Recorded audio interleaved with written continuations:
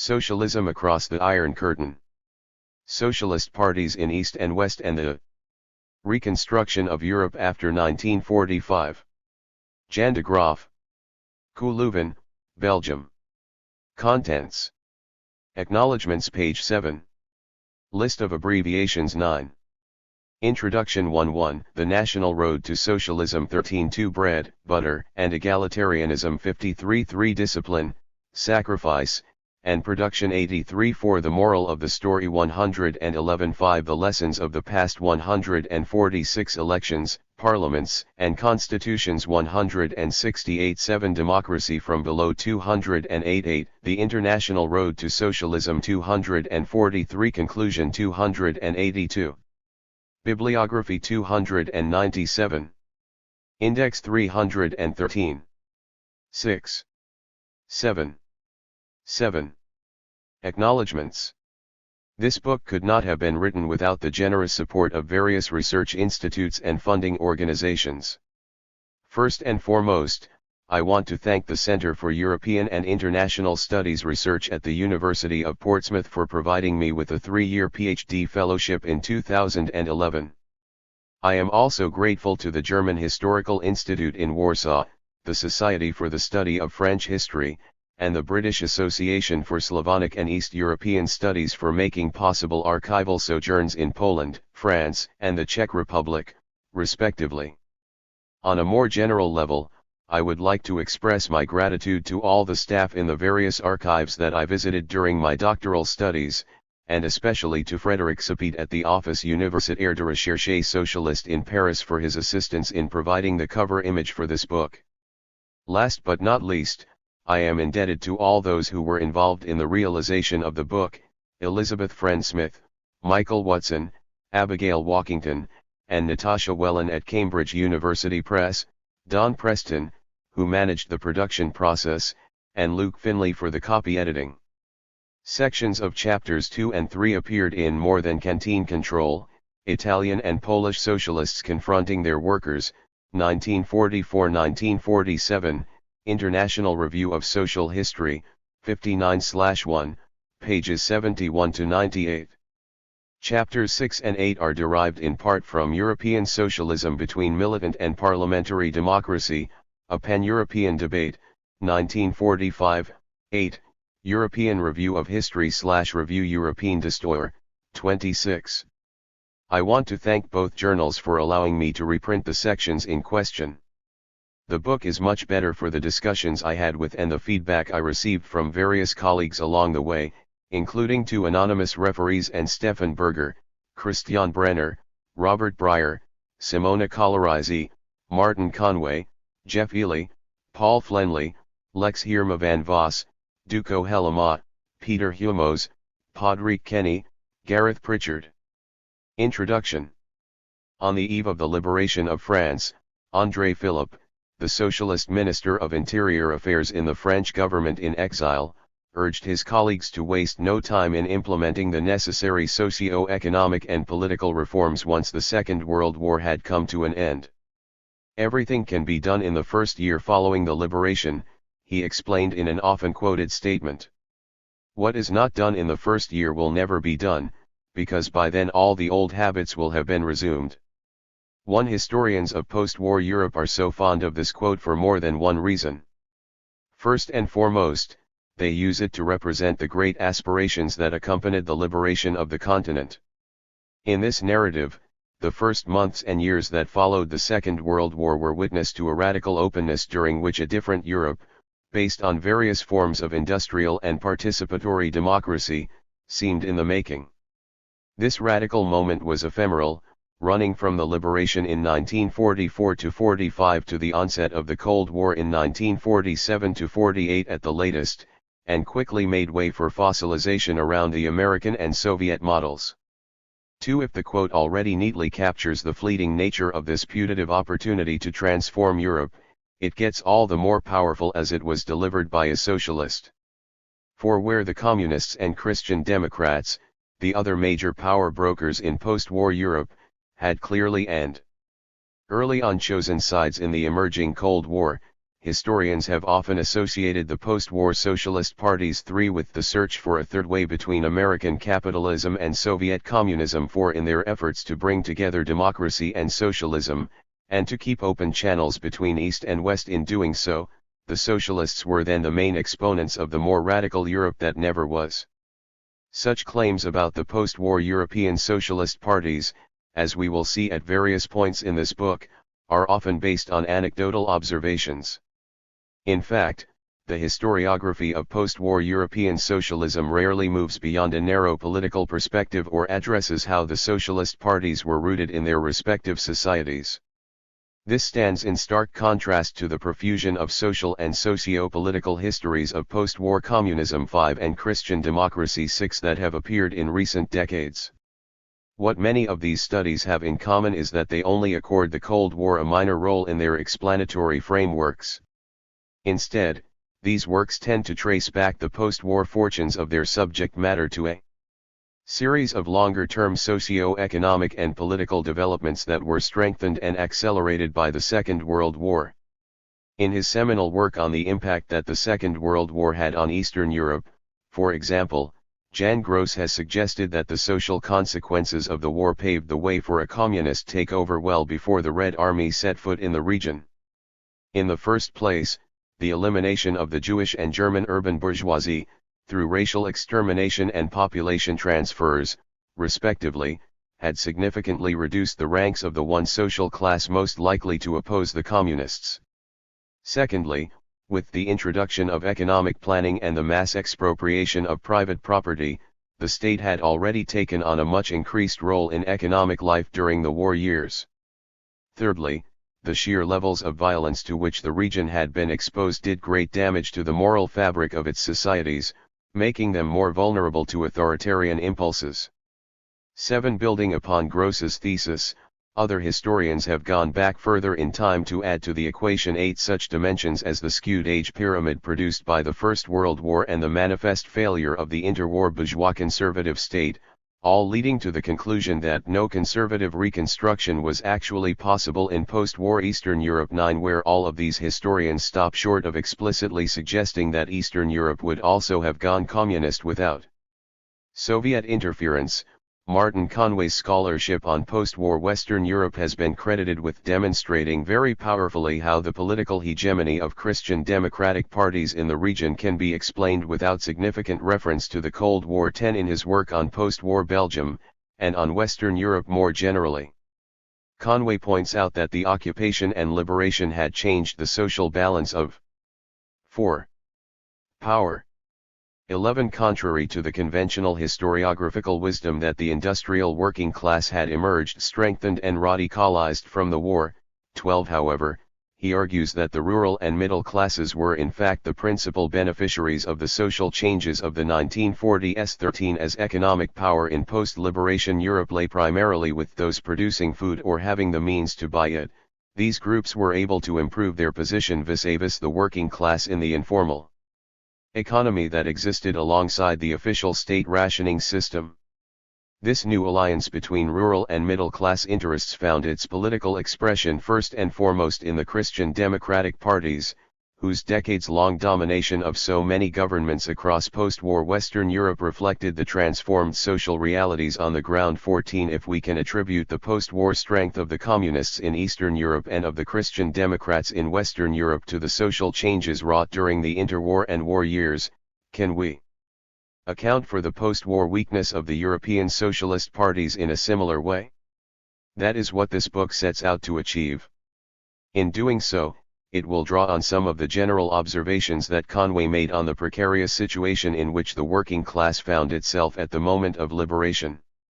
The effects of military conscription, forced labor in the Reich, and the aerial bombing of industrial centers had hit urban working class communities disproportionately hard, he explains, while the wartime demobilization of the labor movement put the working class on the back foot politically in the aftermath of the liberation. 15. To these general points the book will add a set of social, economic, and political consequences of the interwar and war years that specifically confounded the work of the socialist parties in post-war Europe.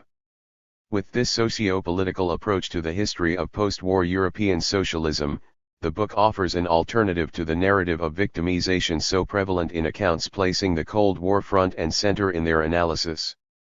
To this end, the book focuses on four socialist parties that repeatedly refused to dance to the tune of the Cold War: the Czechoslovakian Social Democratic Party and the Polish Socialist Party in Eastern Europe, as well as the French Socialist Party and the Italian Socialist Party 16 in Western Europe.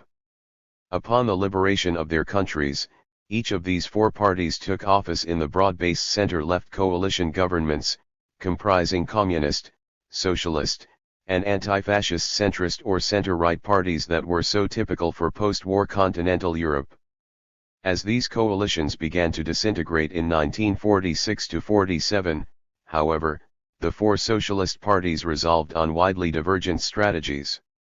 On the one side, the Italian and Polish socialists, sharing the conviction that the left should close ranks to prevent fascists from ever taking power again, stood by the Communist Socialist United Front.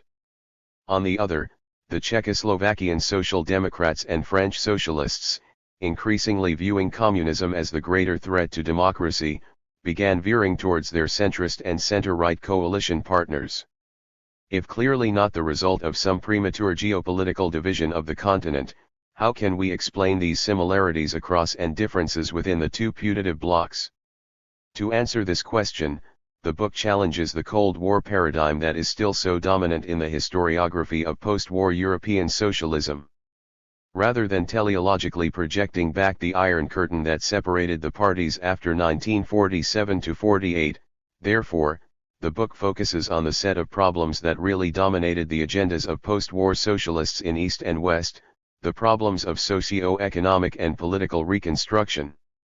The problems of post-war reconstruction, even if we confine these to their socio-economic and political dimensions, of course represent a vast interpretative category that could not possibly be covered in the space of one book. For that reason, the book will deal specifically with those two aspects of post-war reconstruction that were particularly controversial within or among the European socialist parties. In the first place, it explores the tensions that the mammoth material demands of the reconstruction effort generated between socialist elites and grassroots. To that end, it analyzes how the austerity-driven reconstruction programs were received by rank-and-file socialists in four socialist strongholds with long traditions of industrial activism: Lille for France, Lodz for Poland, Milano for Italy, and Plzeň for Czechoslovakia. Secondly, it examines what was certainly the most contentious debate between the post-war European socialist parties, the debate over the shape that newfound democracy should take. By placing this debate in its proper social and historical contexts, it arrives at a fresh understanding of the divergences within and the eventual split of the post-war international socialist movement. In revisiting the histories of the post-war European socialist parties through the prism of post-war reconstruction, the book finds itself in fertile research ground.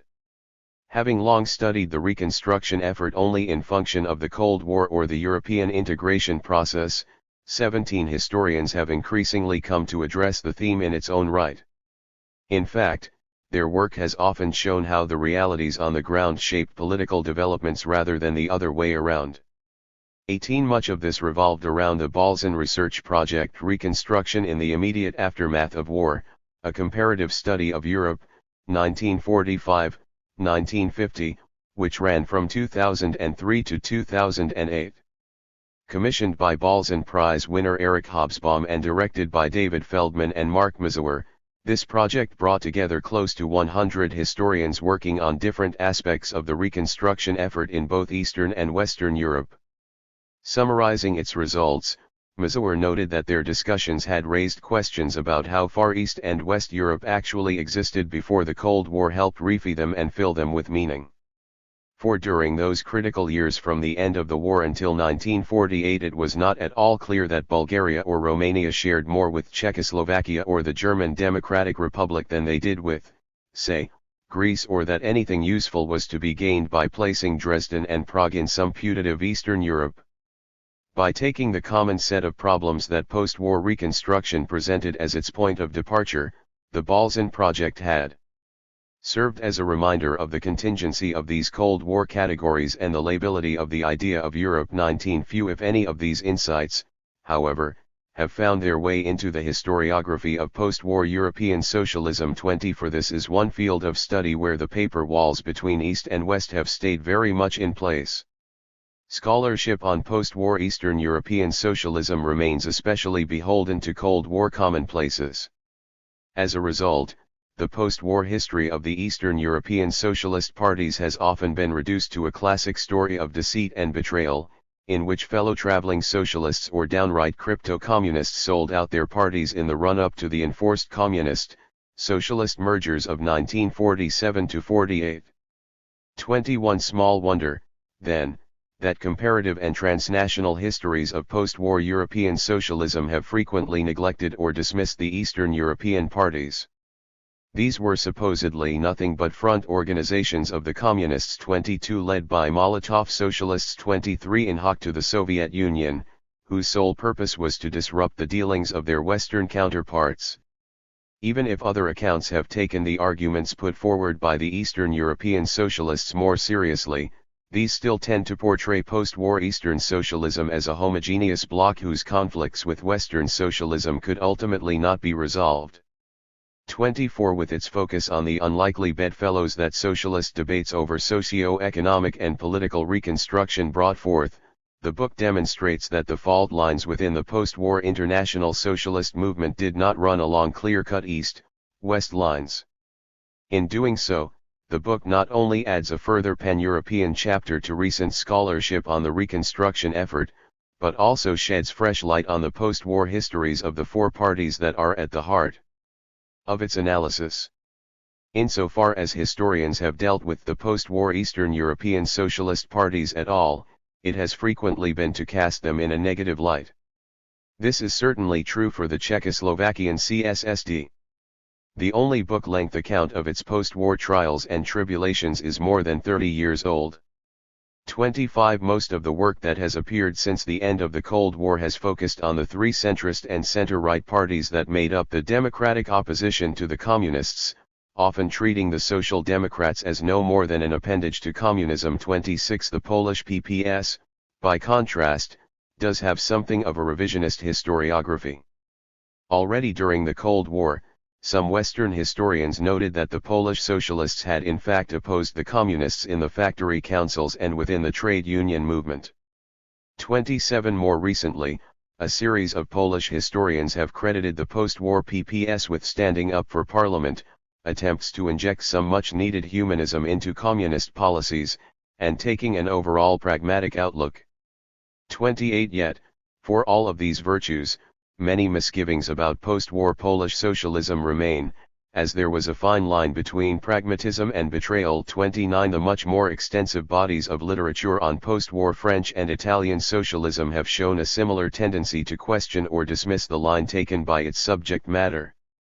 In fact, the historiography of post-war Western European socialism often takes an explicitly social democratic perspective, measuring the continental socialist parties almost exclusively by the extent to which they succeeded in becoming modern catch-all. 9. Parties. Many studies place the experiences of the British Labour Party and/or the Scandinavian Social Democratic parties, the most successful European socialist parties in electoral terms, at the heart of their analysis. At ease with themselves in practicing a reformist politics, these parties had managed to transform themselves into true people's parties and win overall majorities at the polls. Yet the socialist parties on the European continent, unable to muster the resolve to make the same psychological leap, could not emulate these successes. For even if they had de facto embraced reformism too, their continued adherence to a Marxist rhetoric and revolutionary symbolism repelled many voters in the political center. It was only after the continental socialists belatedly took up the teachings of the British or Scandinavian roads to socialism that they could start dominating governments in the 1960s, 1970s, or 1980s. 30 According to historians of Western European socialism, the French and Italian socialists found themselves furthest behind the curve in this regard. For where the Dutch Labour Party started the process of renewal immediately after the liberation and the German Social Democrats followed with their Bad Godesberg program of 1959, it took the self-destruction of the SFIO in the latter part of the 1960s for French socialism to finally come to terms with the electorate. 31 The Italian CUP, for its part, literally found itself in a league of its own in the broader context of European socialism. Stubbornly refusing to renounce their unity pact with the Communists as the Cold War took off, the Italian socialists were ostracized from both national government and the international socialist movement. It took the CUP decades to recover from the blows it received during its two horrible years of 1947 and 1948, and Italy would only have its first socialist prime minister in the 1980s. Thus by and large failing to partake in the golden age of Western European social democracy, the post-war CUP has often been described as an anomaly in the otherwise more harmonious history of anti-communist, governmental, and reformist European socialism. 32 Placing the post-war histories of Czechoslovakian, Polish, French, and Italian socialism in a broader pan-European context, the book offers a revaluation of the politics pursued by the four parties. For those choices that seem so idiosyncratic from an exclusively Eastern or Western perspective begin to make much more sense if we widen our horizons.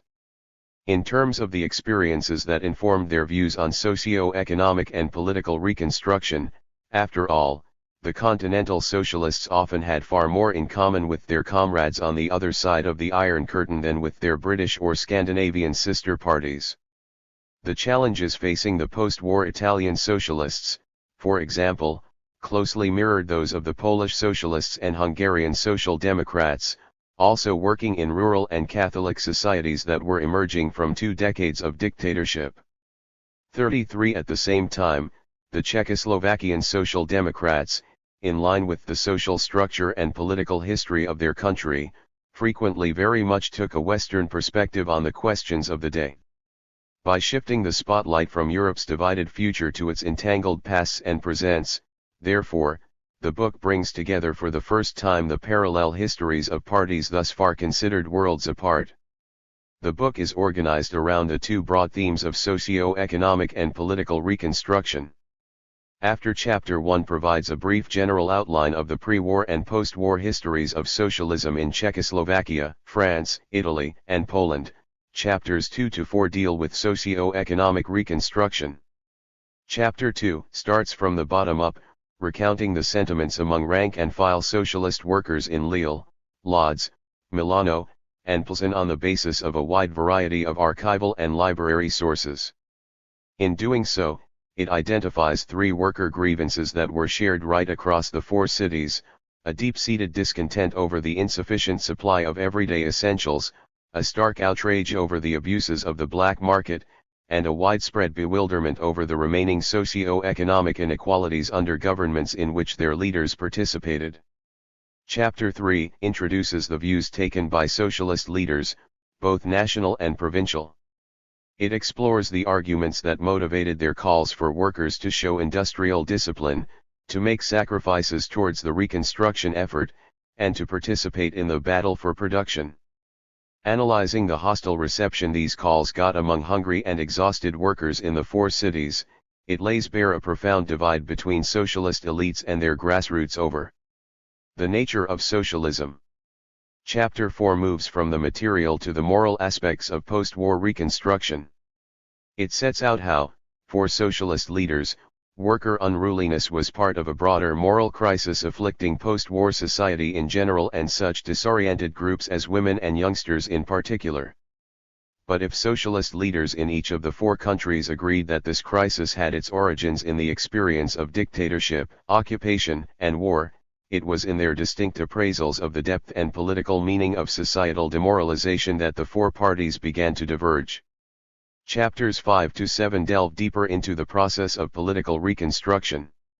Chapter 5 outlines the experiences and perceptions that informed socialist attitudes towards the rebuilding of democracy. It explains how very different sets of historical vicissitudes shaped the 4 parties' views about social and political alliances. These views lay at the root of their widely divergent conceptions of democracy, with the Czechoslovakian Social Democrats and the French Socialists embracing bourgeois democracy and the Italian and Polish Socialists advocating a new popular democracy. Chapter 6 examines socialist perspectives on the three principal institutions of bourgeois democracy: elections, parliaments, and constitutions. In doing so, it exposes a deep rift between the two sets of parties.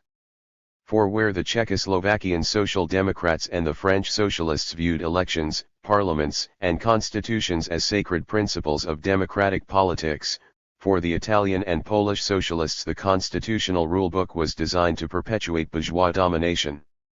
Chapter 7 elaborates on what was, in theory at least, the defining characteristic of popular democracy: direct popular participation in economic and political decision-making. Even though each of the four parties was rhetorically committed to widening grassroots participation in public life, their attitudes towards the participatory bodies that sprang up at the moment of liberation were very different. If the Italian and Polish socialists considered popular participation in such bodies a crucial stepping stone towards democratizing society, the revolutionary factory councils and liberation committees represented nothing more than the law of the jungle for the Czechoslovakian Social Democrats and French Socialists. Chapter 8 assesses the extent to which the divergences and parallels between the four parties were exemplary for post-war European socialism as a whole. To that end, it widens its scope to the debates on socio-economic and political reconstruction within the broader European socialist movement.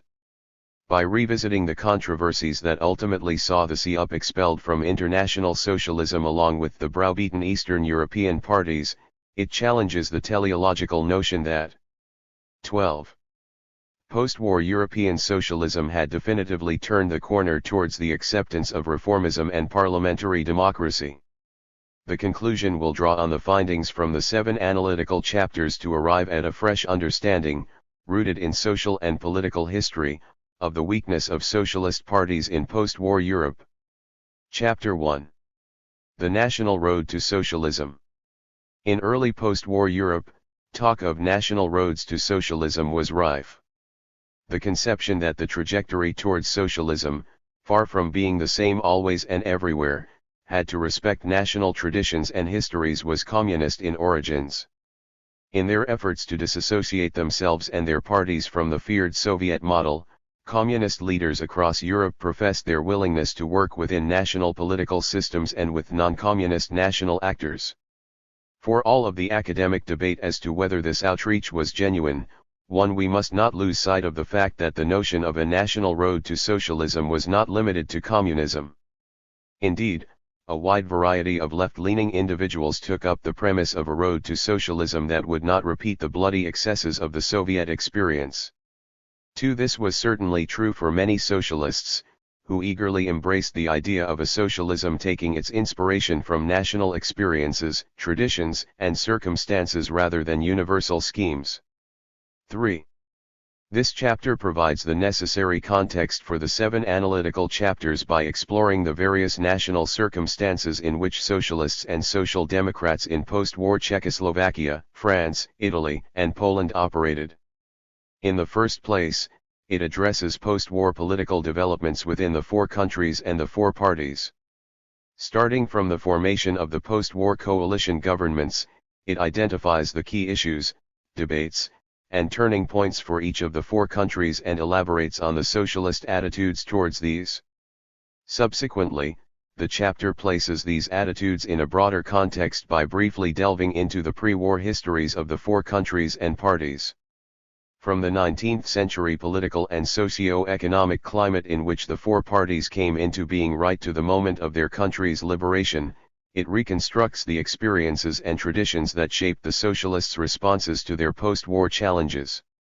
For it is only from the perspective of their pre-war vicissitudes that we can begin to make sense of what drove the 4 parties in opposite directions after the Second World War. The rise and fall of the post-war coalition. The mainstay of the national road to socialism was a broad church governmental coalition, consisting of all anti-fascist parties.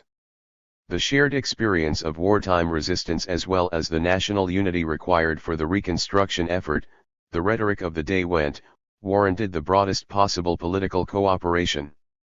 The coalitions that rose to power upon liberation in each of the four countries and by and large remained in place until 1947, accordingly, brought together communists and socialists with a wide variety of centrist, liberal, peasant, and Catholic and Christian democratic parties. Finding compromise among such a diverse group of parties was always going to be a challenge, however, and so it proved. In the face of ever-increasing tensions between the communists on the one side and the center-right on the other, the socialists often found themselves right in the middle holding the balance of power. The provisional governments. With the communists still moderate in their political behavior in the immediate aftermath of the liberation, though, the fault lines were initially rather different. In fact, it was frequently the socialist parties which were on the extreme left of the provisional governments that were installed in the wake of liberation. Especially in the two Western European cases, the socialists consistently found themselves outvoted and isolated in their demands for a more radical economic and/or political settlement. This was very much the case in post-liberation Italy. After the September 1943 armistice between the Anglo-American Allies and the Italian Kingdom, a military government was formed under Mussolini's former chief of staff Pietro Badoglio. The new government, consisting exclusively of erstwhile fascists and accountable to a monarch who had supported fascism all along, quickly ran into conflict with the political military umbrella organization of the Italian resistance, the National Liberation Committee. The six parties represented in the CLN, the Italian Communist Party, the Italian Socialist Party, the Action Party, the Christian Democratic Party, the Democratic Labour Party, and the Italian Liberal Party, initially rejected any cooperation with Badoglio and the king. For all of this changed, however, when communist leader Palmiro Togliatti, upon his return to Italy in April 1944, announced that the PCI would be setting aside its objections to the monarchy for the duration of the war and would seek to join the Badoglio government. This announcement came as a cold shower to the socialists, who, in spite of a unity of action pact with the communists, had not been informed of the pending volte-face beforehand. Yet the CUP grudgingly followed the PCI into government and, for a brief period, it appeared that things were moving in the resistance's direction. Upon the liberation of Rome in June 1944, Badoglio was replaced by Ivano Bonomai, the president of the CLN, as a new government including all of the six CLN parties took office. As it turned out, though, the liberal Bonomai was opposed to any socio-economic radicalism and set about restoring the unreformed and unpurged fascist bureaucratic apparatus. 6. Exasperated by the near-complete lack of administrative purges and the police's heavy-handed crackdown on peasant land occupations in the southern Italian countryside, the CUP provoked a governmental crisis. In late November 1944, the CLN passed a socialist motion of no confidence in the Prime Minister. But Bonomai refused to even meet with the CLN and instead tendered his resignation to the king. Outraged by this snubbing of the resistance, the CUP refused to join any government that would not explicitly recognize the institutional role of the CLN. 7. Once again, however, the Communists left their official partners in the cold and joined the second Bonomai government alongside the three moderate parties. The liberation of northern Italy in the spring of 1945 offered the CUP fresh hopes. In the aftermath of the partisan insurrections in several of the North's large cities, demands for far-reaching socio-economic reforms and a thorough purge returned with a vengeance. This more radical wind from the North made Bonomai's position untenable and, in June, a six-party government of the resistance under former partisan commander Ferruccio Parri came into being. Yet the program that Parri drew up, which included a serious purge and such socialist-influenced economic proposals as wealth redistribution and currency reform, found little favor with the Allies and the Italian liberals. By November, the PLI withdrew from the government. The socialists still tried to save Parri by suggesting that the liberal ministers would be replaced in a new five-party government. But as the DC and the PDL rejected this outright and the PCI remained non-committal, Parri resigned. 10. The demise of Parri spelt the end of the more radical aspirations of the liberation. Under the new six-party government led by Alcide de Gasperi, in which the liberals obtained a stranglehold over economic policy. 11. And which saw the anti-fascist purge result in a disastrous failure. 12. The CUP adopted a strictly defensive stance, placing all its hopes on the elections to the Constituent Assembly, which, after painstaking governmental negotiations, had finally been scheduled for June 1946. The party primarily sought to avoid further political crises. If the interlude between the liberation and the first post-war elections was much shorter in France, it was a similarly frustrating period for the French socialists. In the wake of the August 1944 liberation of Paris, General Charles de Gaulle formed a government of national unanimity. It brought together anti-fascist politicians and parties from right across the political spectrum, with the French Communist Party and the French Socialist Party on the left, the newly founded Popular Republican Movement and the Radical Party in the center, and a series of mostly non-party liberals and moderates on the right. Much like their Italian counterparts, the French socialists were frequently ill at ease with the countless compromises that national unanimity entailed. As early as January 1945, the SFIO leadership observed a malaise within the country and the government, reflected in an insufficient purge, the absence of a governmental program, sluggish nationalizations, disagreements over the financial politics, the continuation of state subsidies for faith schools, and the anti-constitutional practices of de Gaulle 13 during the first months of 1945, though, the socialists lacked both the authority and the allies to press their views on these questions. This was especially true for socio-economic questions. A commitment towards nationalizations was part of the action program of the umbrella organization of the French resistance, the National Council of the Resistance, which had been underwritten by all the main parties and by de Gaulle in March 1944-14. Yet the socialists quickly found a nationalization drive, after the initial wave of punitive expropriations of collaborationist owners in the immediate aftermath of liberation, wanting. The chief culprit, in the SFIO's view, was de Gaulle, who wanted to postpone any further nationalizations until after elections had been held. But in reality, as Augustin Laurent pointed out, the socialists were isolated, as both the PCF and the MRP supported the General 15. The SFIO was likewise on the losing side of the debate on economic planning. The socialists supported Pierre Mendès France, the radical minister of the national economy, in his proposals for a state-directed economy with strong wage and price control. 16. It was the laissez-faire policies advocated by Liberal Finance Minister René Plavin, however, that won the all-important backing of both de Gaulle and the Communists. 17, effectively putting on hold socialist aspirations of indicative planning at least until the October 1945 elections. If the essential dynamics were very much the same in the two Eastern European cases, the major issues facing their socialists were of a different nature. The post-liberation socialists in Czechoslovakia and Poland, like their counterparts in France and Italy, were frequently on the far left of the post-war coalition governments, their demands for nationalizations and land reform going much further than those of the communists. 18. With large-scale industrial and rural expropriations swiftly implemented in their countries, such socio-economic issues were far less contentious for the Czechoslovakian Social Democrats and the Polish Socialists. Their struggle, in the immediate aftermath of liberation, was above all one for legitimacy. The Czechoslovakian Social Democratic Party suffered heavy losses during the war years. 19. The party that took office in the Provisional Czechoslovakian government, alongside the Czechoslovakian Communist Party, the Czech National Socialist Party, the Czech People's Party, and the Slovakian Democratic Party, was in many ways unrecognizable compared with the interwar CSSD. Its incoming chairman and the provisional government's prime minister, Zdeněk Fierlinger, had never even held a position within the party.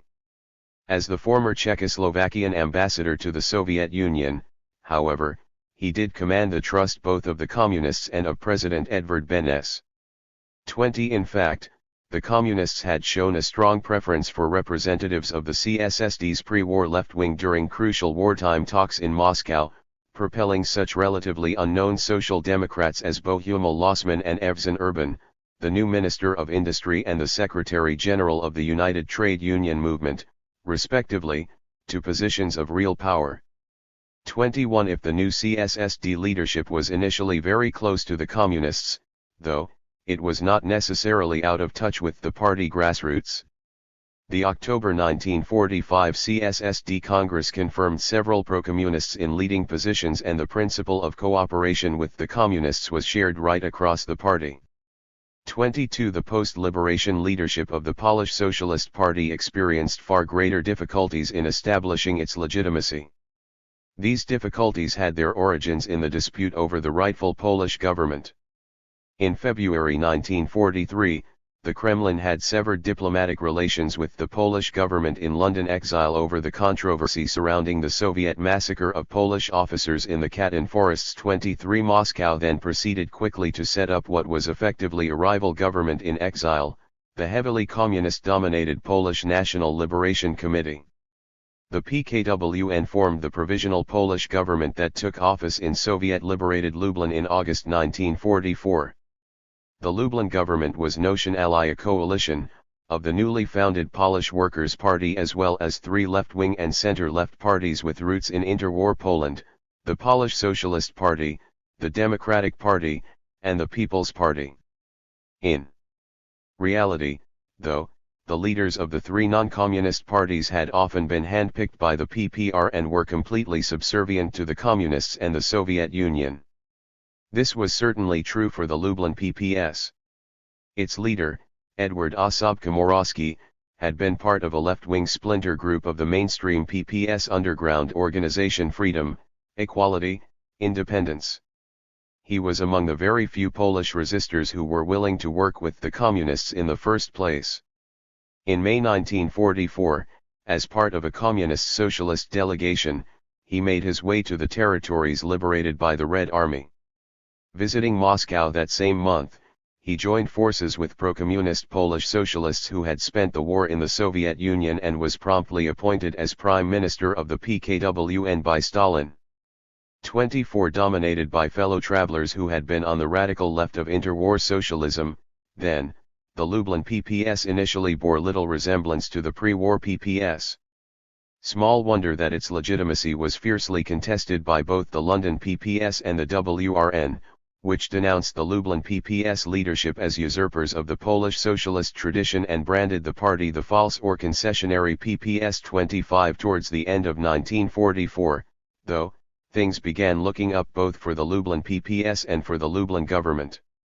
In November, Stanislaw Mikołajczyk, the Prime Minister of the London government, resigned his post in frustration over his fellow ministers' reluctance to compromise with the Lublin government and the Soviet Union. Several London socialists followed in his footsteps and together they entered into negotiations with the Lublin parties.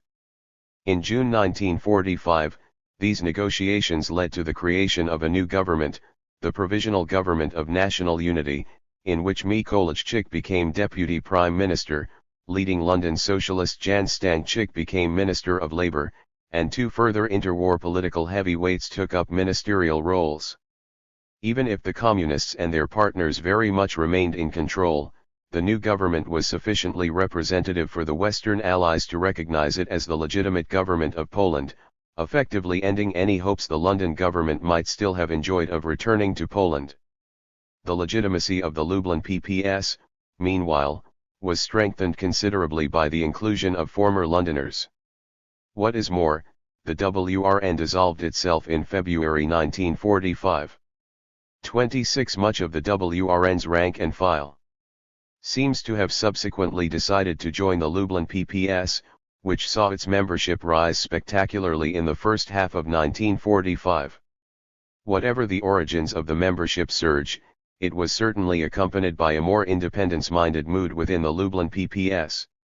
27. This became very clear at the party's July-August 1945 Congress, where the party leadership failed in its attempt to push through a new party program and former WRN member Józef Cyrankiewicz replaced former Muscovite Stefan Matuszewski as the party's Secretary General. 28 Unlike the two other non-communist parties that had been part of the PKWN, then, the Lublin PPS managed to wrest itself from complete dependency upon the communists.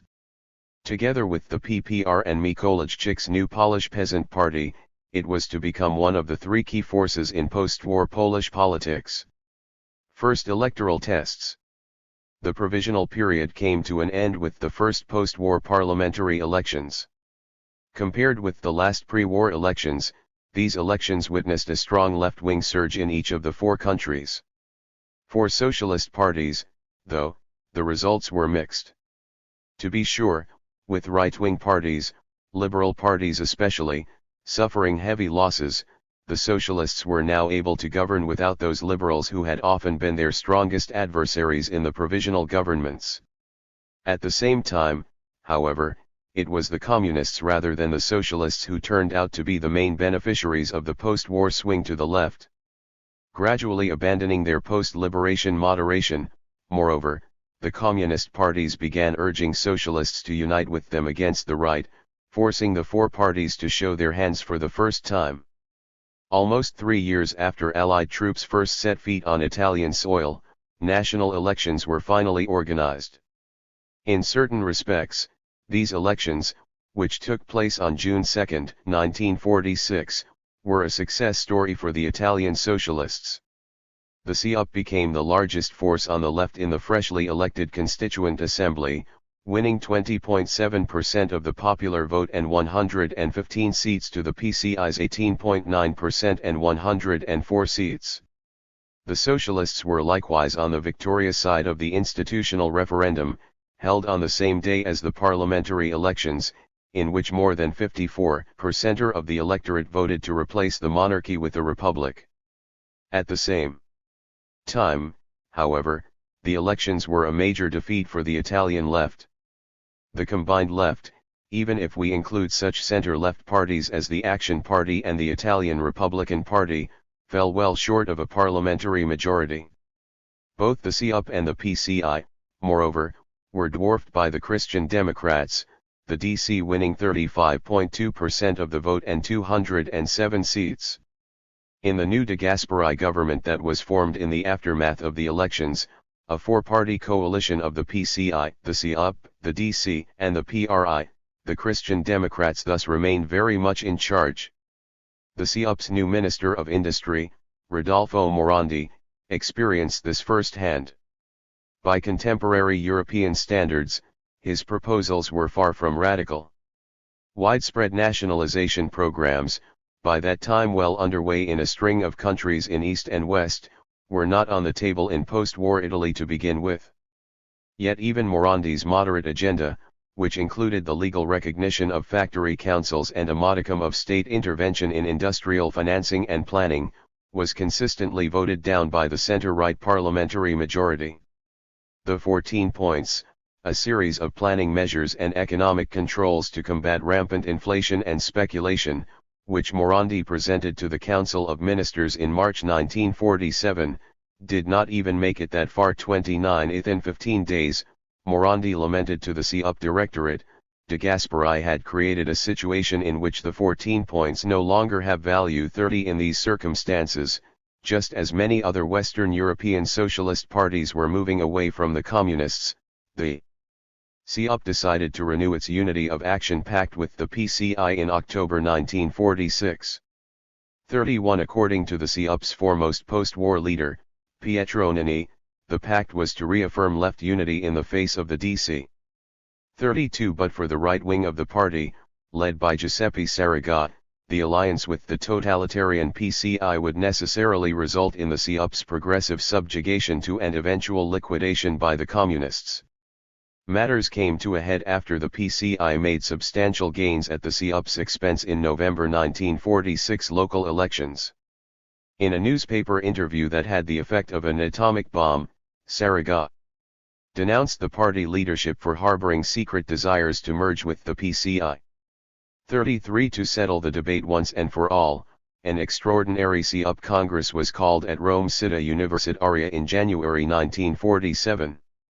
When, at that Congress, the motion put forward by Nani and Lelio Basso, the latter of whom was Saragos's main adversary in the CUP leadership, won the backing of 65% of the delegates. Saragos and his supporters left for the nearby Palazzo Barberini. There, they founded the Italian Socialist Workers' Party, which, over the next couple of months, was to wean from the CUP 52 of its parliamentarians. 34 The first parliamentary elections in post-war France also saw the three large currents of communism, socialism, and Christian democracy take approximately 3/4 of the popular vote. Unlike in Italy, however, there was almost nothing between the three parties in the October 1945 elections to the Constituent Assembly. The PCF emerged as the largest party with 26.1% of the vote. The MRP followed in second place with 25.6%, and the SFIO came third with 24.6%. If the elections returned communists and socialists with an overall majority, nothing much seemed to change initially as the Assembly re-elected General de Gaulle as Prime Minister. Yet de Gaulle quickly became embroiled in a bitter struggle with the parties dominating the Assembly. At stake was the nature of the new constitution. De Gaulle, viewing strong parliaments as arenas of crippling indecision and petty party squabbles, favored a presidential system with large powers for the executive. The three main parties, conversely, by and large wanted to retain the parliamentary system of the pre-war Third French Republic. 35 After the parliamentary groups of the PCF and the SFIO had united to demand a 20% reduction of the military budget, de Gaulle, complaining that the exclusive regime of the parties had reappeared, resigned in January 1946. 36 A new tripartite government of the PCF, the SFIO, and the MRP was then formed by the socialist Félix Gouin. During its 6-month tenure, the new government implemented many of the socialist-supported socio-economic policies that the provisional government had rejected, the gas, 24, and electricity sectors, and most of the insurance sector, were nationalist, while the SFIO's André Philippe set about to realize a state-directed economy as the new Minister of the National Economy and Finance. The three parties could not agree on the new constitution, however. The PCF and the SFIO, mindful of how the upper house had obstructed left-wing governments before the war, were proponents of a unicameral system in which all power lay with the directly elected assembly and the president would take a largely ceremonial role. The MRP, on the other hand, called for the powers of the assembly to be counterbalanced by an indirectly elected upper house and for the president to be given real powers. By virtue of their parliamentary majority, communists and socialists managed to put their version of the constitution before the country in the May 1946 constitutional referendum. But the MRP fought a successful anti-communist campaign for a no vote, leading the constitutional project to be defeated by 10.5 million to 9.4 million votes. 37 In the elections to a fresh constituent assembly that followed in June, the MRP gained, whereas the PCF and the SFIO lost ground. A new tripartite government, led this time by Georges Bidault, was to arrive at a compromise over the constitution. This revised constitutional project, which provided for a weak upper house and a president with some powers, was adopted by 9.0 million to 7.8 million votes in October 1946. 38 On the basis of the new constitution, elections to the National Assembly were held in November. In these elections, the last parliamentary elections for 5 years, the PCF obtained its best ever result, overtaking the MRP and leaving the SFIO well behind. By that time, the SFIO's steady electoral slide had already resulted in the demise of its post-liberation Secretary General, Daniel Meyer. A close ally of the SFIO's pre-war leader Leon Blum, Meyer had sought to broaden the party's appeal by reaching out to Christians and the lower middle classes. 39 But in a party strongly attached to its proletarian character and fiercely anti-clerical in its outlook, such designs met with much suspicion. The lack of electoral success sealed Meyer's fate. At the August 1946 SFIO Congress, Guy Mollet, whose successful pitch for the party leadership revolved around a reaffirmation of the party's traditional revolutionary rhetoric and a renunciation of anything suggesting that the SFIO had become a party of the system, replaced him as Secretary General. If Meyer had warned that a victory for Mollet would amount to a major success for the Communists, the reality was that his election did not essentially change the party's course. 41 Much like Meyer, Mollet was quick to turn down communist overtures for PCF-SFIO unity of action. And when the new party leadership tried to whip its parliamentary group into supporting the PCF candidate for the prime ministry after the November 1946 elections, the fierceness of the reactions was such that the leadership decided to retreat and give its parliamentarians a free vote. 42 In Czechoslovakia, the electoral divide between communists and social democrats was even more pronounced. In the May 1946 parliamentary elections, the KSC came out as the largest party by far with 38.0% of the popular vote, while the CSSD finished last out of the 5 parties that had been part of the provisional government with a mere 12.3%. Abysmal as the CSSD's result may have been, however, the parliamentary elections did see the Social Democrats emerge as kingmakers in Czechoslovakian politics. With its 37 parliamentary deputies, after all, the CSSD was in a position to provide both the Communists and the 3 center-right parties with a majority.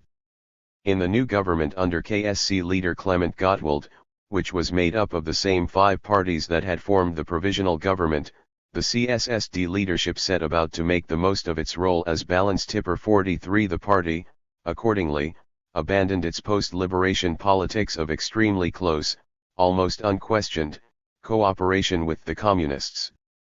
After the elections, this more autonomous line vis-a-vis the KSC won the support of a clear majority in the CSSD leadership.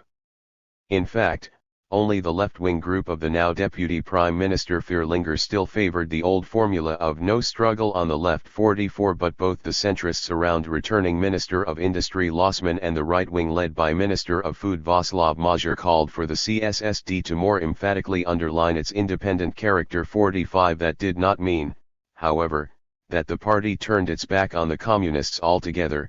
The stronger demarcation between communism and social democracy on the left was to be matched by a commensurate demarcation between the CSSD and the 3 parties to its right and, especially for the centrists, the communists very much remain the preferred partners. 46 Yet, with the possibility of conflicts with the KSC no longer ruled out, the Social Democrats quickly found themselves at loggerheads with the Communists. For the CSSD responded to the increasingly authoritarian conduct of Communist leaders at the head of key governmental departments and the trade union movement. The Social Democrats' complaints about the Communists chiefly revolved around 3 issues. In the first place, they protested against the state of affairs at the Ministry of the Interior, where KSC Minister Václav Nosek was steadily expanding the communist hold over the security forces by centralizing command structures and making overtly political appointments. Secondly, they expressed serious misgivings about the methods used by the Communist Minister of Agriculture Julius Duris, who repeatedly reverted to street and village campaigns to force the KSC's ever more radical proposals on land reform through Parliament. Thirdly, they sharply condemned the communist terror against Social Democrats in factories, which sometimes went as far as attempts to liquidate entire CSSD factory organizations. 47 This more and more heavy-handed demeanor on the part of the Communists had 2 effects upon the CSSD. It increasingly drove the party into the arms of the 3 center-right parties, with which the Social Democrats voted to amend or defeat significant parts of the legislation put forward by Nosek and Duris, and it decisively pitted the Social Democratic grassroots against the Communists. These twin developments strongly affected CSSD attitudes when socio-political polarization reached new heights in the second half of 1947. If political relations in Czechoslovakia only truly came under strain after the elections, Poland had effectively been divided into 2 camps before parliamentary elections were finally held in January 1947. When the Provisional Government of National Unity came into being in mid-1945, the Communists had still indicated that elections would be held as soon as possible, with early 1946 mentioned as likely at the time. Yet, over 1945 and 1946, the PPR and the PPS kept pushing the date for elections forward. For both communists and socialists were acutely aware of their weakness vis-a-vis the Polish Peasant Party. The November 1945 elections in Hungary, a country with a social structure similar to that of Poland, had seen a peasant party that was in many ways the mirror image of the PSL win an absolute majority. In Poland, where elections were likely to turn into a plebiscite on the Soviet Union, 48 prospects for the parties most closely associated with the new order were, if anything, even bleaker. To neutralize the electoral threat from the PSL, communists and socialists first suggested that all parties, rather than presenting separate lists, would run the elections as a common bloc. In February 1946, the PPR and PPS leaderships published a joint proposal for the creation of a bloc of 6, consisting of the 4 Lublin parties as well as the PSL and the small Labour Party. It soon became apparent, however, that the parties could not agree on how parliamentary seats would be distributed after the elections. The original communist-socialist proposal stipulated that the 4 larger parties would each receive an equal number of seats and the 2 smaller parties a lower number. Well aware that this would guarantee the PPR and its vassals in the SL and the SD a parliamentary bloc vote, the PSL demanded instead that, in line with the social makeup of Poland, 3/4 of the seats would be awarded to representatives of the countryside. 49 This was an unacceptable condition for the communists as well as the socialists, though, and the negotiations broke down in mutual recriminations. In March 1946, the communists decided to postpone the elections again.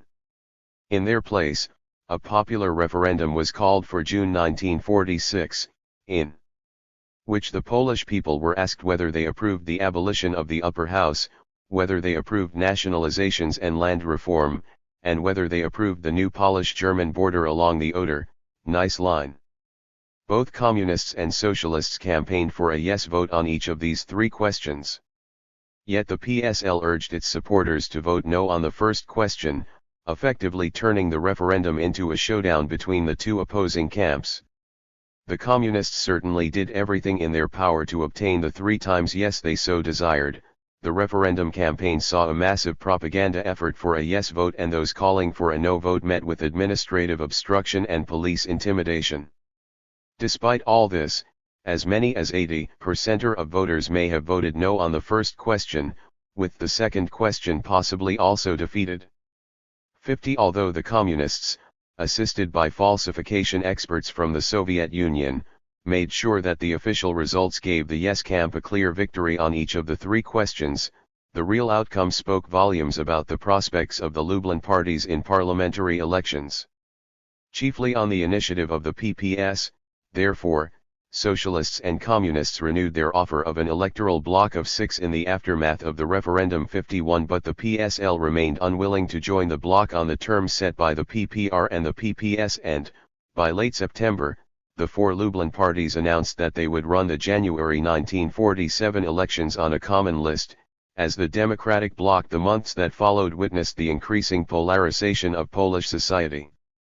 In November, the PPR and the PPS entered into a united front agreement, the text of which committed the 2 parties to an eventual merger.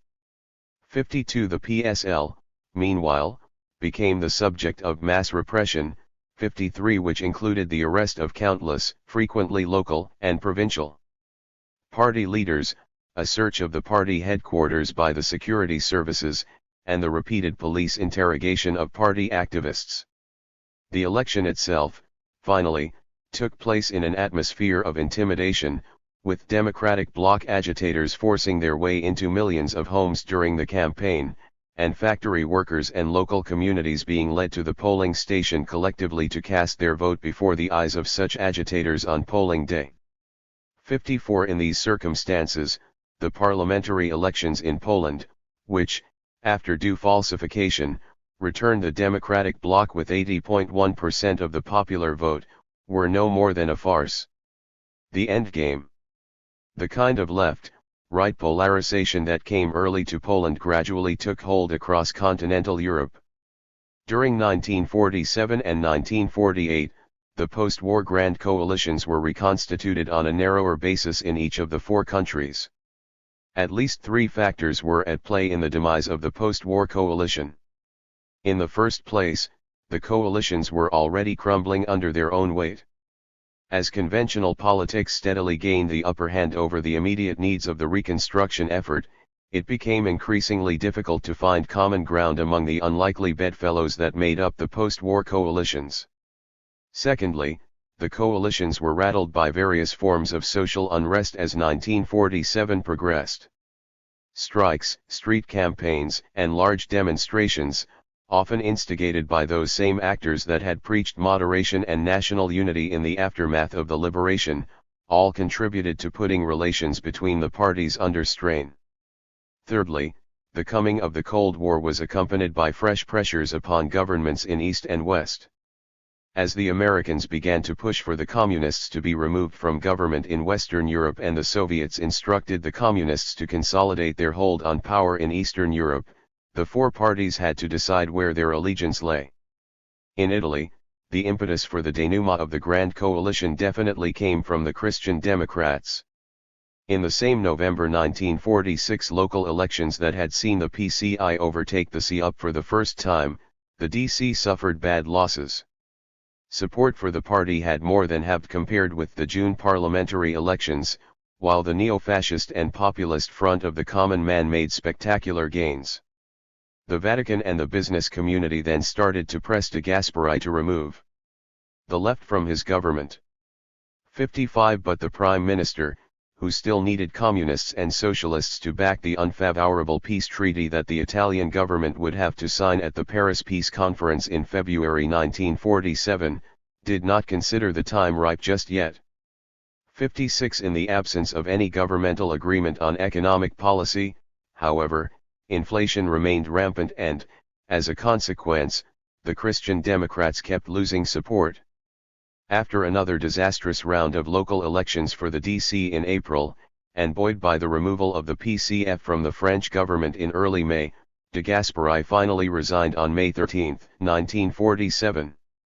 Following a brief interlude during which the liberal Francesco Saverio Nitti failed to obtain a majority for a new government, de Gasperi then set about to form a coalition without the PCI and the CUP. Yet his preferred partners on the center-left, the Republican PRI and Saragosse PSLI, refused to join.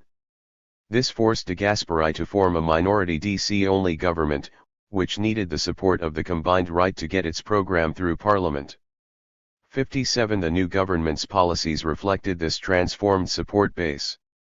Luigi Einaudi, the Liberal Minister of the Budget charged with bringing inflation under control, swiftly implemented an austerity program that, in its reliance on the free market, was in many ways the polar opposite of Morandi's 14-point agenda.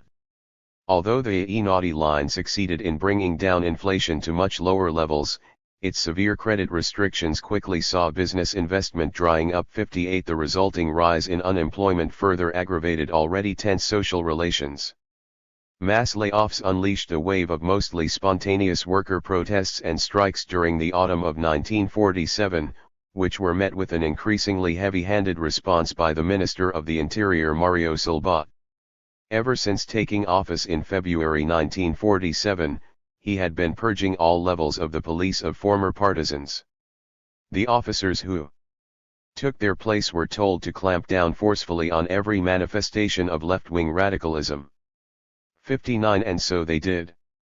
In the context of Silva's endeavors to conquer the streets, which saw the notorious riot police repeatedly opening fire upon industrial or rural agitations, Basso even spoke of a veritable fascist danger. 60 In this climate of mounting socio-political polarization, the CUP drew ever closer to the PCI. It was the Socialists, who, in November 1947, proposed that the two parties would run the April 1948 parliamentary elections on a common list. 61 After successful experiences with common lists in several local elections, both communists and socialists were confident that they would be able to defeat the DC by presenting a united front, and, In December 1947, the Popular Democratic Front was formed. The first months of 1948, however, witnessed a sharp upswing in Christian democratic fortunes.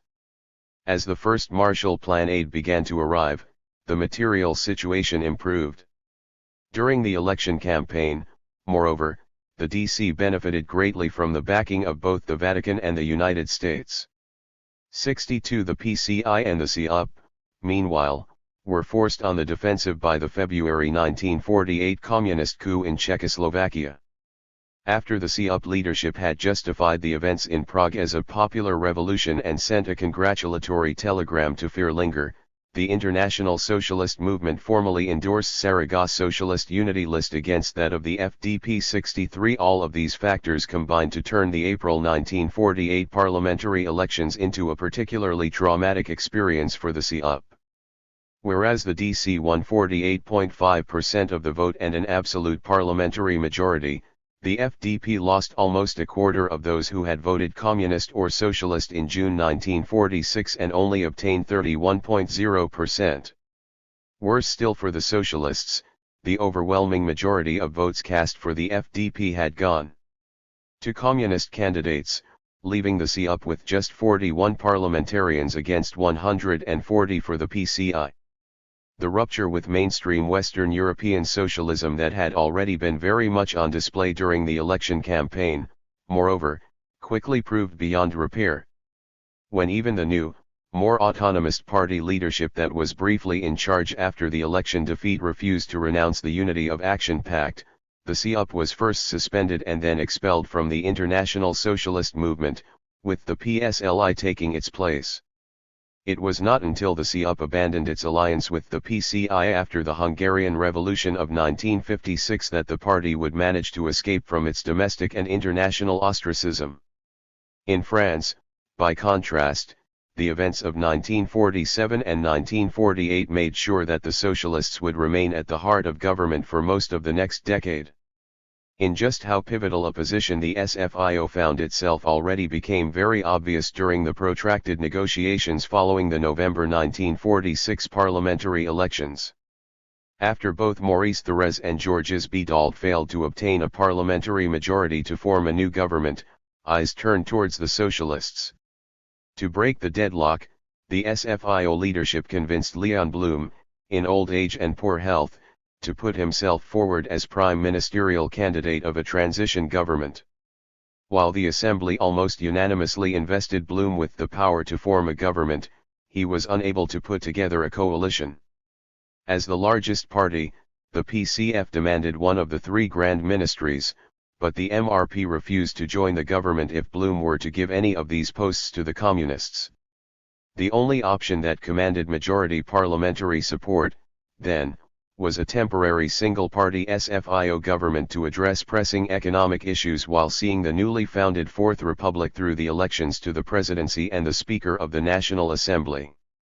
As soon as these offices were filled, Blum resigned. In the new government subsequently formed by the socialist Paul Ramadier, a four-party coalition of the PCF, the SFIO, the MRP, and the Radical Party, the Communists did obtain one of their prized ministries, with François Billoux becoming Minister of Defense. And it was on military questions that the first cracks in the coalition quickly appeared. By March 1947, the PCF made it clear that it could no longer support the colonial war France was waging in Indochina. Ramadier then called a confidence vote, in which the Communist ministers voted for the government and the remainder of the PCF parliamentary party abstained. The coalition survived, but the episode convinced leading socialists that a rupture with the Communists sooner or later would be inevitable. 64 They would not have to wait long. When, in late April, a Trotskyite-inspired strike broke out at the Renault factory in Boulogne-Billancourt, the communist-dominated trade union confederation, after unsuccessfully trying to quell the strike, found itself forced to come out in favor of the strikers' wage demands. Ever since the liberation, the CGT, in an effort to showcase the communists' good faith, had done all in its power to hold back strikes. Yet in a situation of decreasing working-class living standards, by mid-1947 they were at half their 1945 levels. This had come at the price of alienating a growing part of the communist industrial clientele. 65 The Renault strike was the final straw. Faced with the prospect of losing control of the working class, the communists revoked their support of the government's wage restraint policies. Ramadier did not wait long to call a new confidence vote, which he won handsomely, but in which the communist ministers, along with the PCF parliamentary party, voted against their own government. In an extraordinary session of the Council of Ministers on May 4, 1947, the Prime Minister expelled the communist ministers from his government, bringing an end to the tripartite experiment in post-war France. The question of how to proceed divided the SFIO. Among socialist ministers and parliamentarians, there was strong support for moving ahead with a centrist government of the SFIO, the MRP, and the RGR. A majority in the Mollet-led SFIO directorate, however, wanted Ramadier to resign and the SFIO to press for a new single-party socialist government. To resolve the matter, an extraordinary session of the SFIO's National Council was called for May 6. Opening the session, Mollet reiterated the foremost argument that had won him the party leadership, that an exclusive socialist coalition with the MRP and the radicals would estrange the SFIO from its working-class roots. This time around, however, that argument was trumped by the more urgent considerations put forward by Ramadier, Blum, and a series of socialist ministers. With delegates voting by 25-29 to 21-25 for the Ramadier government to remain in office, the National Council heeded their warnings that a socialist exit from the government would see the country descend into chaos, see inflation spinning out of control, and endanger the Republic itself. 66 This perceived danger to the Republic had everything to do with General de Gaulle's return to the political scene. After his January 1946 resignation, de Gaulle had remained silent for almost 6 months, offering no comment on the constitutional project that was defeated in the May referendum. Following the June elections to the Constituent Assembly, however, he presented his outline for a presidential constitution at a mass rally in Bayeux. Over the next year and a half, this type of mass political gathering was to become the trademark Gaullist intervention in public life. 67 The most significant of these came in Strasbourg in April 1947, where de Gaulle announced the founding of his own political movement, the Rally of the French People. This new formation, with the aim of propelling de Gaulle to power on the wings of a new constitution, took France by storm during the first months of its existence.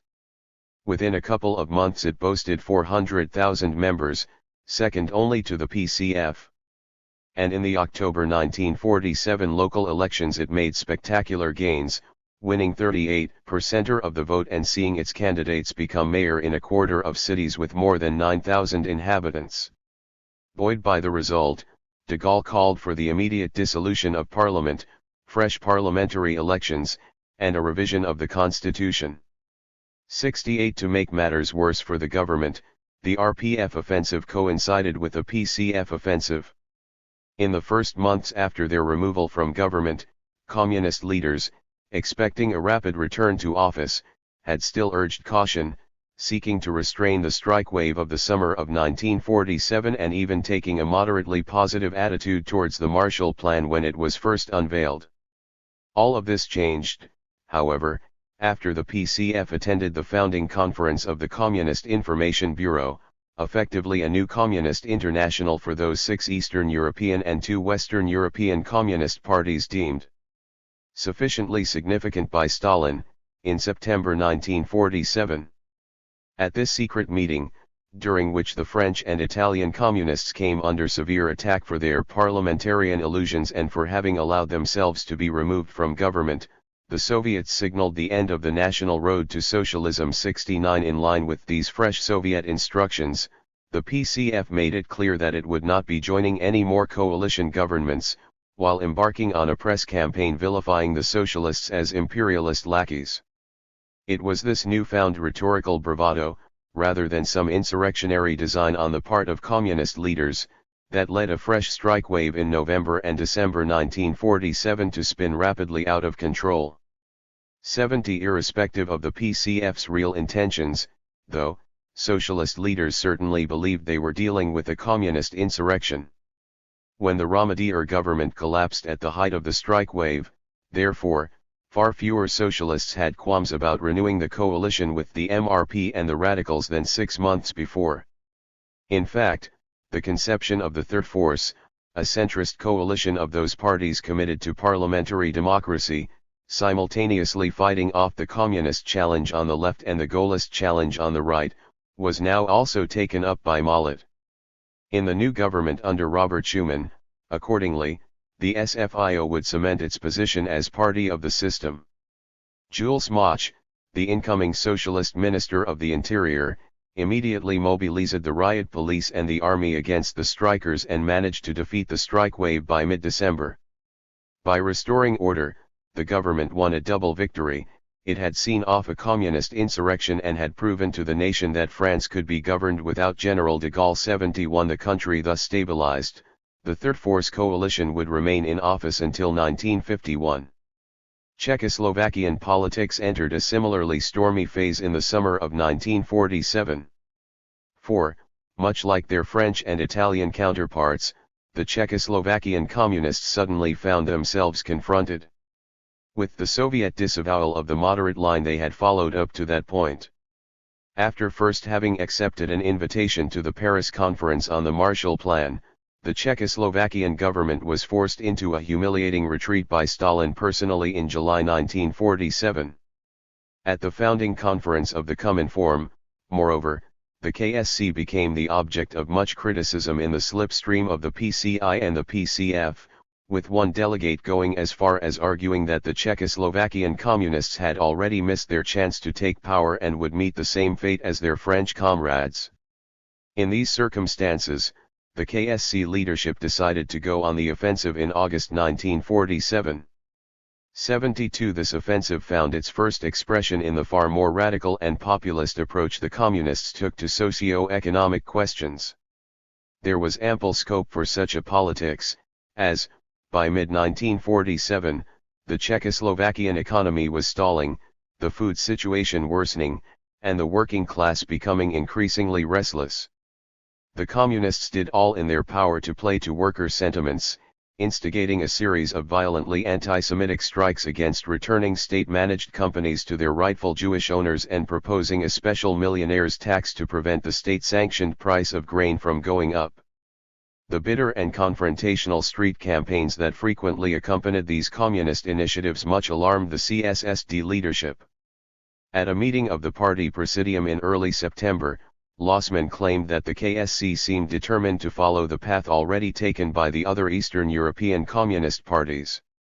CSSD Secretary General Blazej Vilim, for his part, argued that the KSC wanted to create an atmosphere of fear in order to win a majority in the May 1948 parliamentary elections. Once again, only those on the left of the party leadership struck a more conciliatory tone, attributing the recent communist excesses to a feeling of isolation to which the CSSD had itself contributed. 73 Even if most other leaders roundly rejected this reasoning, the CSSD leadership did sanction 3 of its left-wingers to begin talks with the communists. The delegation of 3, consisting of Deputy Prime Minister Fierlinger, Trade Union leader Urban, and Deputy CSSD Chairman František Times, entered into the talks with strict instructions, though. At the very least, the KSC had to speak out for democracy and stop the terror against Social Democrats in factories. Any agreement between the KSC and the CSSD, moreover, had to be extended to the National Socialists of the CSNS. On September 11, the two delegations reached an agreement in principle, which committed the two parties to concerted action in the millionaires' tax controversy, to continued cooperation with all governmental parties, and to a revival of the wartime socialist bloc of the KSC, the CSSD, and the CSNS. Yet, before the CSSD leadership and parliamentary group had signed off on the agreement, the KSC published it. 74 The result was a huge backlash. The CSNS vehemently attacked the Social Democrats for having succumbed to communist pressure for a Marxist bloc. Minister of Food Major, the foremost leader of the CSSD's right wing, tendered his resignation and could only be convinced to stay on by a joint plea by the entire Presidium except for Vierlinger and Deputy Speaker of Parliament Aldrich John. At the local and provincial level, moreover, several CSSD branches began calling for Vierlinger's head. In this atmosphere, the November 1947 CSSD Congress in Brno turned into a showdown between the left-wingers who had by and large been in charge since 1945 and those faithful to the party's pre-war traditions. The center and the right wing of the CSSD now united behind Lossmann's bid to oust Vierlinger as party chairman. What had already become obvious at the pre-Congress meetings of provincial CSSD departments was confirmed at the Congress, as Lossmann defeated Vierlinger by 283 to 182 votes. 75. What was more, as Dennis Healy, attending the Congress as British Labour Party representative, pointed out, the incoming party presidium contains in a large majority supporters of an independent line to the Communists. With the much maligned Urban voted off the party leadership altogether, the only outstanding party leader still supporting Vierlinger was John 76. The new CSSD leadership, however, was at pains to stress that the personal changes would not alter the party's course. 77. During the months that followed Lossmann's election, then, the Social Democrats stuck to the line they had pursued since the parliamentary elections, advocating cooperation with the Communists as a matter of principle, but often siding with the three center-right parties in practice. This line was soon to become untenable, though. After defeats in separate disputes about wages and land reform had already prompted the KSC to convene mass worker and peasant meetings, the Council of Ministers of February 13, 1948 was rattled by another bombshell. The communist-dominated Ministry of the Interior had dismissed 8 borough commanders in the Prague police force for no other apparent reason than that they were not communists. As Interior Minister Nozek was ill, 78 however, the communist ministers refused to even discuss the matter. In response, the ministers of the 4 other parties united to pass a decree instructing the Interior Ministry to reinstate the commanders. When no action had been taken by February 20, the ministers of the 3 center-right parties tendered their resignations to President Benes. Events then started to unfold quickly. The Communists pressured the Social Democrats to join them in a majority left-wing government. But the CSSD refused, calling instead for reconciliation between the 5 parties that had governed Czechoslovakia since the liberation. Yet the KSC was not about to throw away the tactical advantage it had been gifted by the 3 center-right parties and took the governmental crisis to the streets.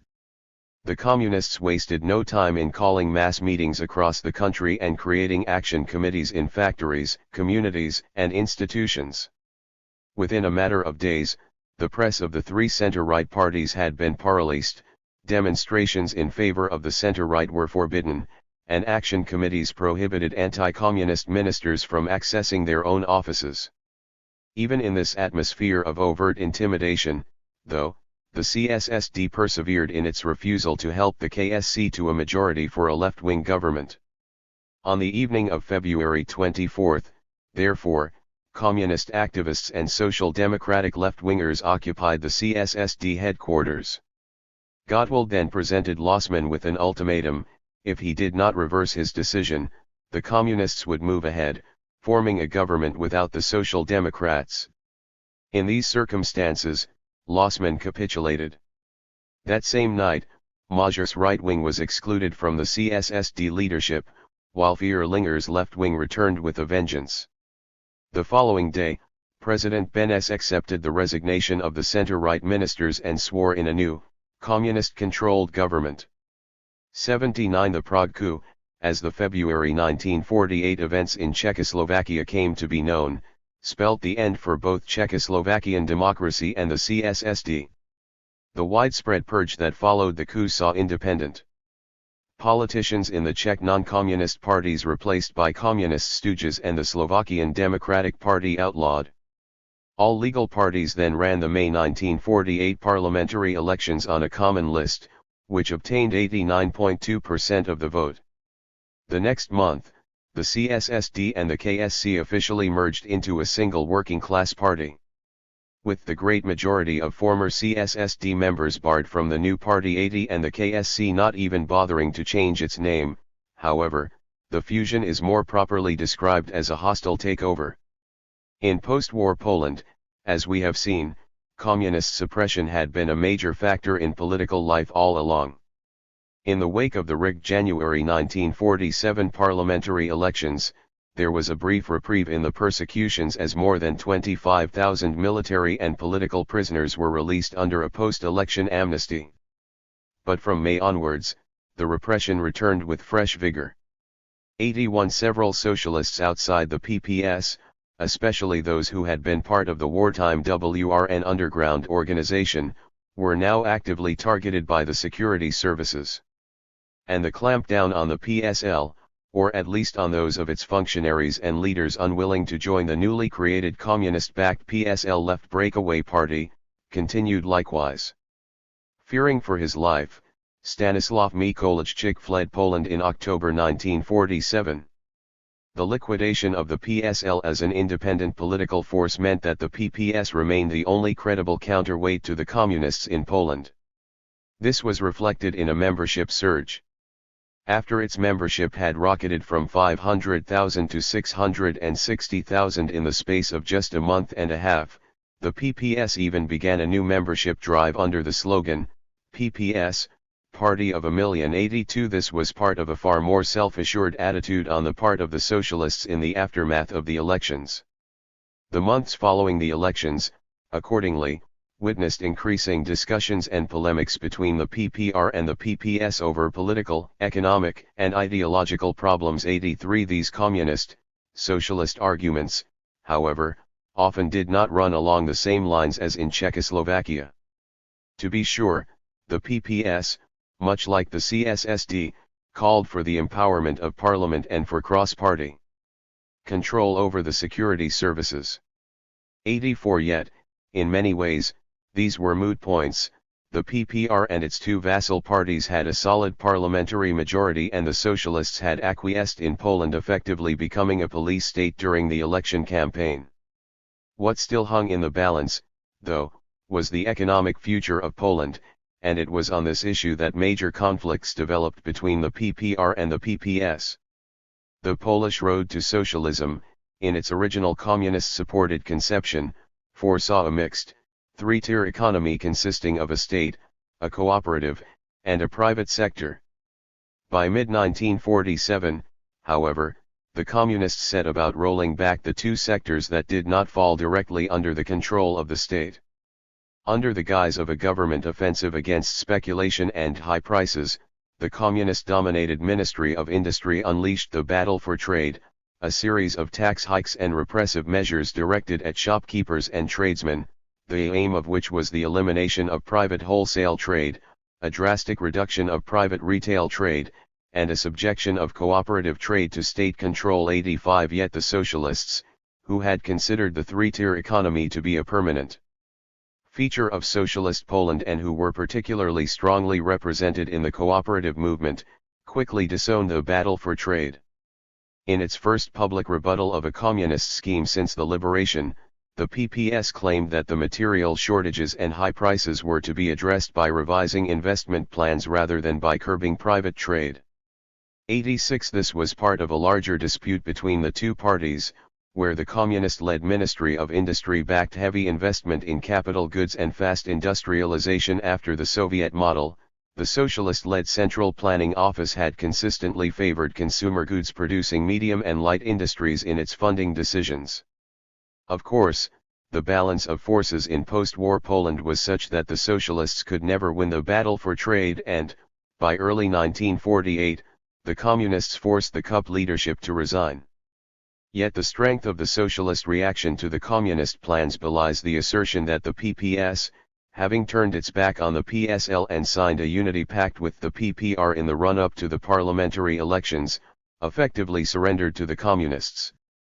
In fact, the PPS was probably at its most autonomous during its December 1947 Congress. In what was widely regarded as a rebuff of communist pressure for a merger, Joseph Cirankiewicz, who had become prime minister and PPS leader after the January 1947 elections, exhorted that the PPS is and will remain indispensable to the Polish nation. In response, the Congress rose to sing the party anthem. 87 socialist leaders were confident that this line had the backing of Stalin, who, in his role as arbitrator between the PPR and the PPS, had repeatedly come out in favor of the socialists. 88. They might well have been right at the time. But in the changed international context after the Prague coup, Stalin demanded complete loyalty in his sphere of influence. Upon his return from a state visit to Moscow in March 1948, Cirankiewicz announced that the time for a communist-socialist merger had come. Even then, socialist resistance to a fusion appears to have been so strong that the unification congresses, originally scheduled for the summer, had to be postponed, and the new Polish United Workers' Party could only be established in December 1948-89. From the 19th century to the Second World War, this discussion of the first post-war years clearly brings to light parallels and differences between the four parties that cannot be explained through the traditional Cold War narrative. From the perspective of their pre-war histories, however, the roots of these similarities and differences become much clearer. To begin with, the four parties came into being in very diverse socio-economic settings. France and the Czech lands, on the one hand, were advanced industrial economies. In the 19th century they had witnessed strong industrial development, rapid urbanization, and a spectacular drop in illiteracy. Italy and Poland, on the other hand, by and large remained backward rural economies. Industrialization only came late and in a very uneven manner. Primitive and semi-feudal farming was still the norm in agriculture, and overall illiteracy hovered around 50%.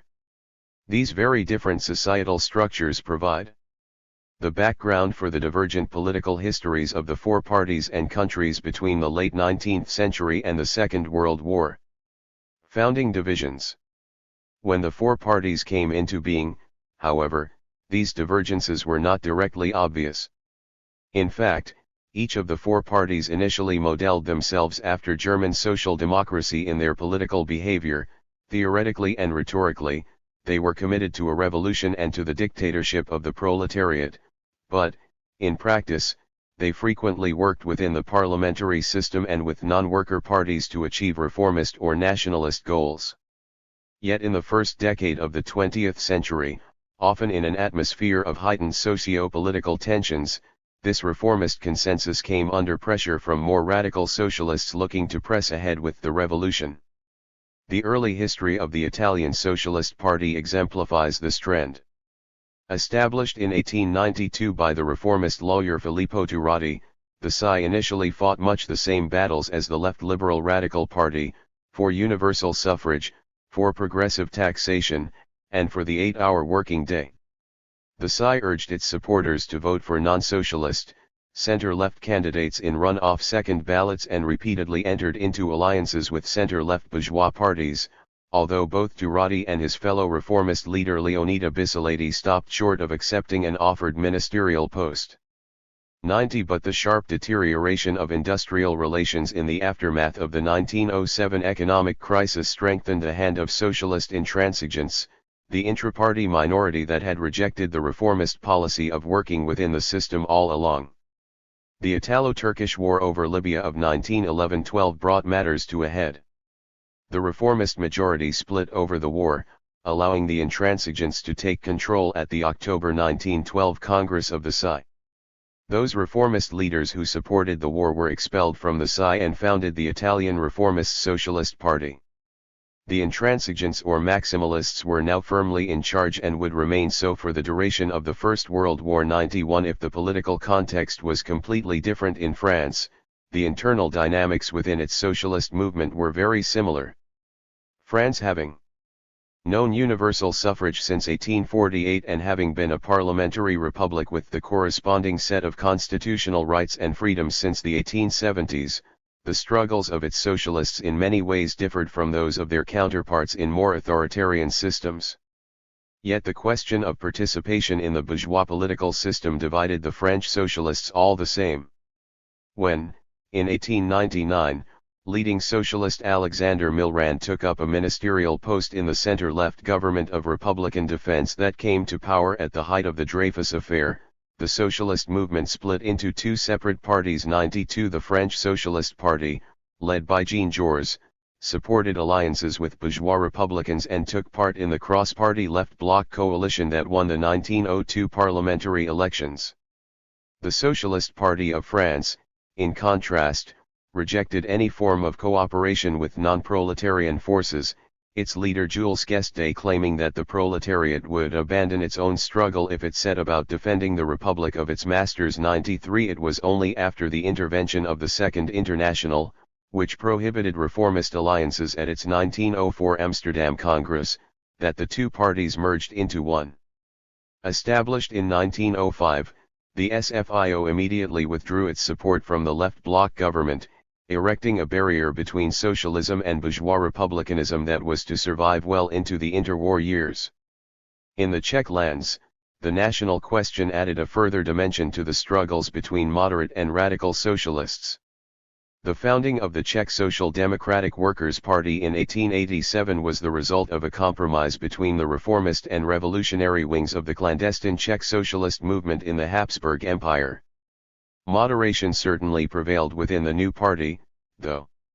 Even if the CSDSD, which was an autonomous organization within the larger setting of the Austrian Social Democratic Workers' Party at the time, did not renounce its ultimate revolutionary aims, its focus was firmly on achieving its objectives through legal means, with demands for universal suffrage once again taking center stage.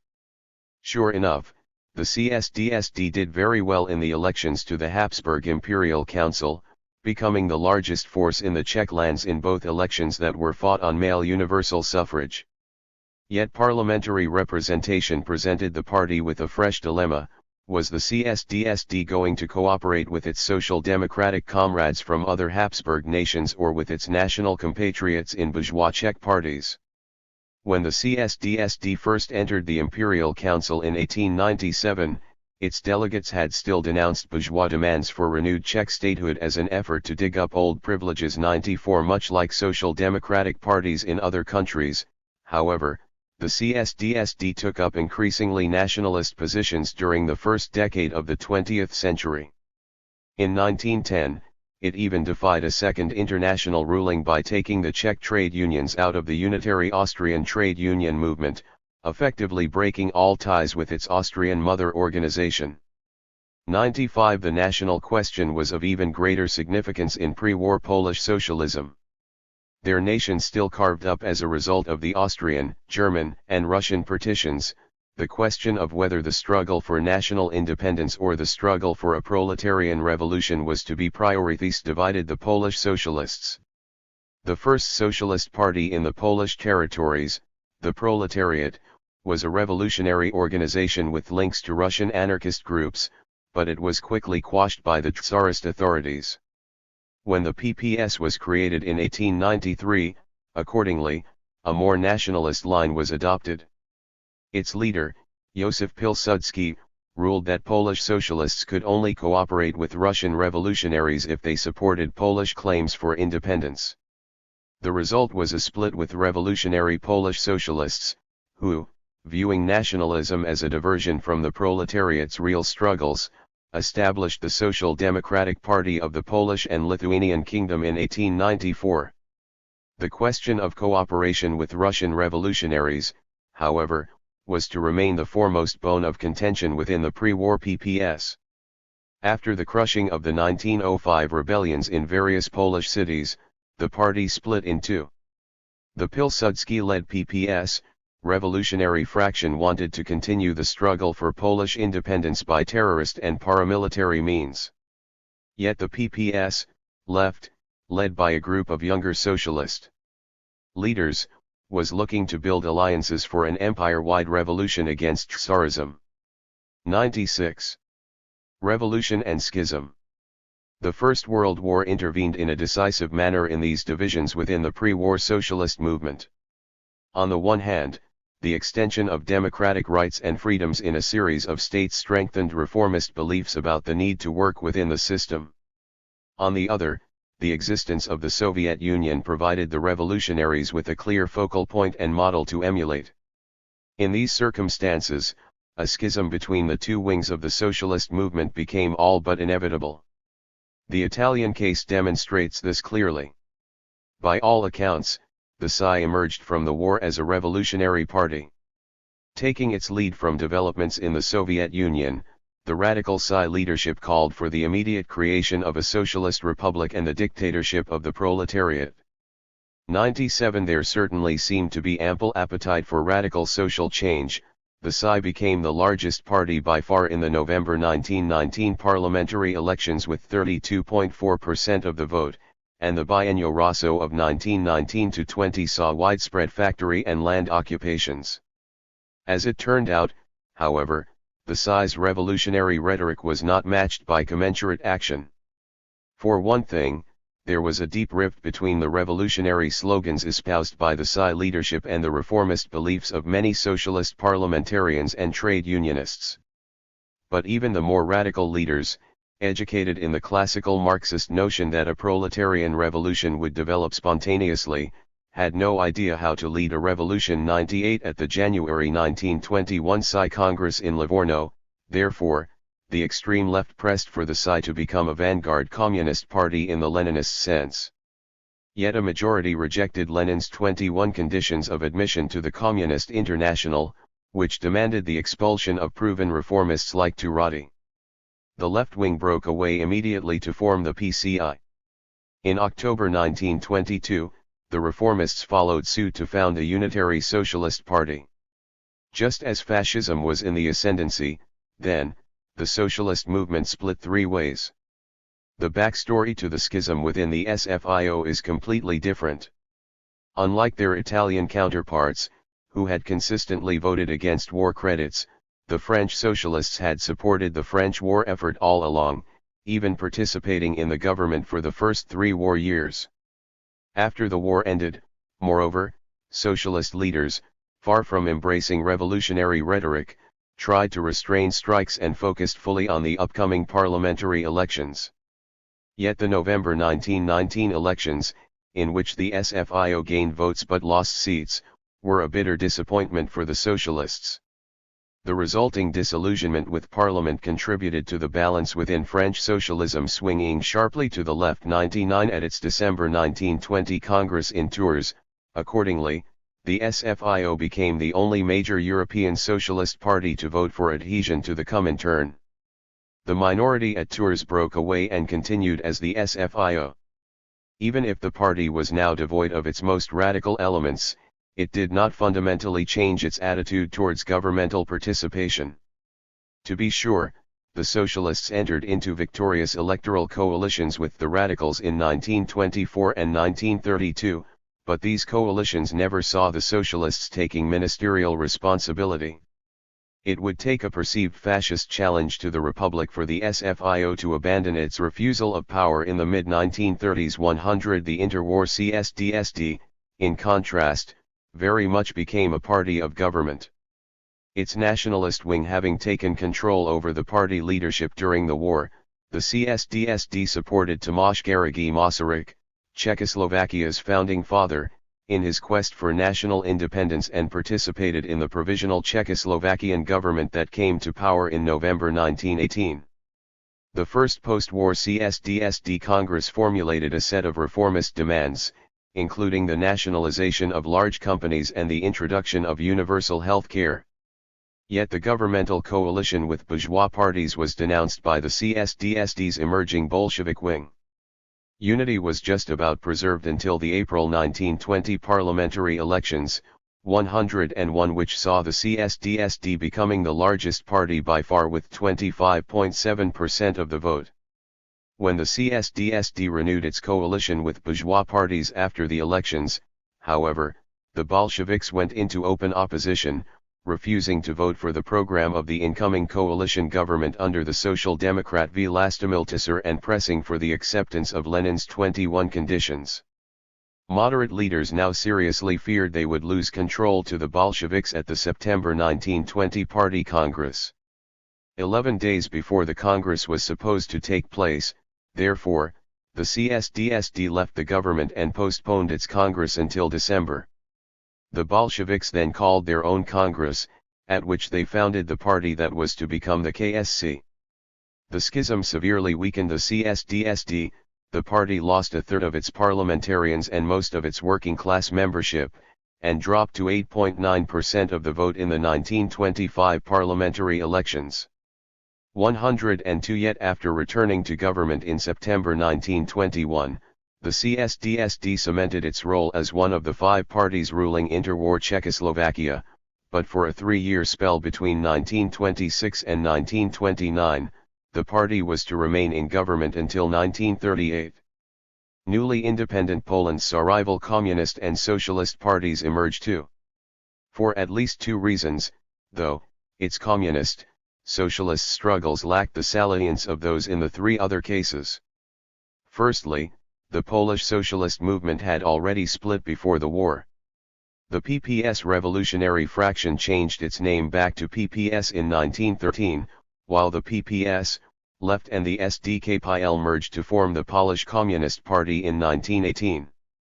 Secondly, the Polish-Soviet War of 1919-21, during which the Polish army under Józef Pilsudski eventually fought off the Red Army, ensured that an overwhelming majority of Poles rejected emphatically the blandishments of Bolshevism for the remainder of the interwar period. 103 Unhampered by a bruising internecine fight, then, the interwar PPS practiced moderation right from the outset. The socialists were fully committed to a democratic and parliamentary road to socialism and presented reformist demands: the nationalization of some industrial and agricultural sectors, universal access to education, and state pensions. 104 Even though Pilsudski cut all ties with the PPS in his effort to present himself as standing above the parties, the socialists initially supported his May 1926 military coup. It was only when Pilsudski subsequently installed a dictatorship that the PPS began to reconsider the reformist politics it had pursued up to that point. Facing fascism. During the interwar years, parliamentary democracy came under right-wing pressure in each of the four countries. This pressure was uneven, whereas Italy and Poland succumbed to fascist or authoritarian dictatorships in the 1920s, parliamentary democracy survived in interwar Czechoslovakia and France. Yet the fascist challenge to democracy prompted all four parties to seek allies on the left. This process received a strong boost when the Comintern adopted its Popular Front strategy in 1934, leading communist parties across the continent to abandon their earlier sectarianism and seek broad-based anti-fascist alliances with socialist and center-left parties. The coalitions formed in the second half of the 1930s, then, foreshadowed the governments that would rise to power after the Second World War. 105 Fascism had its origins in Italy. If the radicalism of the Biennio Rosso had not ushered in a proletarian revolution, it had certainly frightened the Italian middle and upper classes. Among these groups, there was an increasing desire for a return to industrial and rural order. Exactly this was offered by Benito Mussolini's fascist squads, the paramilitary groups, often led by ex-servicemen, that viciously broke strikes, intimidated landless rural laborers, and burnt down local socialist offices. The squad's October 1922 march on Rome propelled Mussolini to power. In the April 1924 parliamentary elections, which saw overt terrorization and massive fraud, his National Fascist Party won a smashing victory. After Giacomo Matteotti, the PSU's leader, spoke out against the electoral abuses, he was murdered, probably at Mussolini's behest.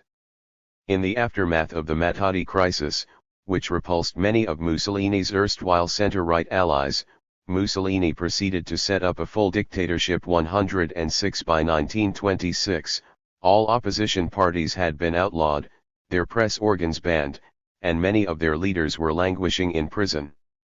Those socialists who managed to escape reconstituted their parties in French exile. convinced that the labor movement's split had much weakened the left vis-a-vis fascism, 107 Psi leader Pietro Nani set about reconciling its warring factions. In July 1930, the Psi and the PSU merged. This was followed in August 1934 by the Unity of Action Pact with the PCI, which was to remain in force until the liberation.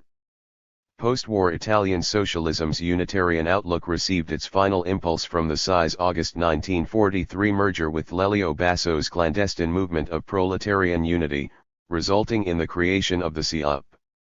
The 1930s likewise saw the French left pull together. The radical SFIO coalition that had won the May 1932 elections proved very unstable. With the two parties advocating opposite policies in the face of the Great Depression, governments fell in rapid succession. Worse, several leading radicals became embroiled in a corruption scandal, sparking a series of increasingly violent demonstrations by extra and anti-parliamentary right-wing leagues. These culminated in the February 1934 crisis, a right-wing riot in Paris that left 15 dead and hundreds wounded. Widely interpreted by the French left as a fascist coup attempt, 108 the crisis prompted its three major parties to join forces. The anti-fascist vigilance committees formed in the wake of the crisis had already brought together communist, socialist, and radical intellectuals. In July 1934, the PCF and SFIO leaderships followed by entering into a Unity of Action Pact. The next year, communists, socialists, and radicals agreed a common electoral program.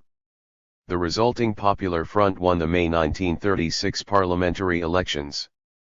Having emerged as the largest party in both votes and seats, the SFIO entered a peacetime government for the first time, its leader Leon Blum becoming prime minister.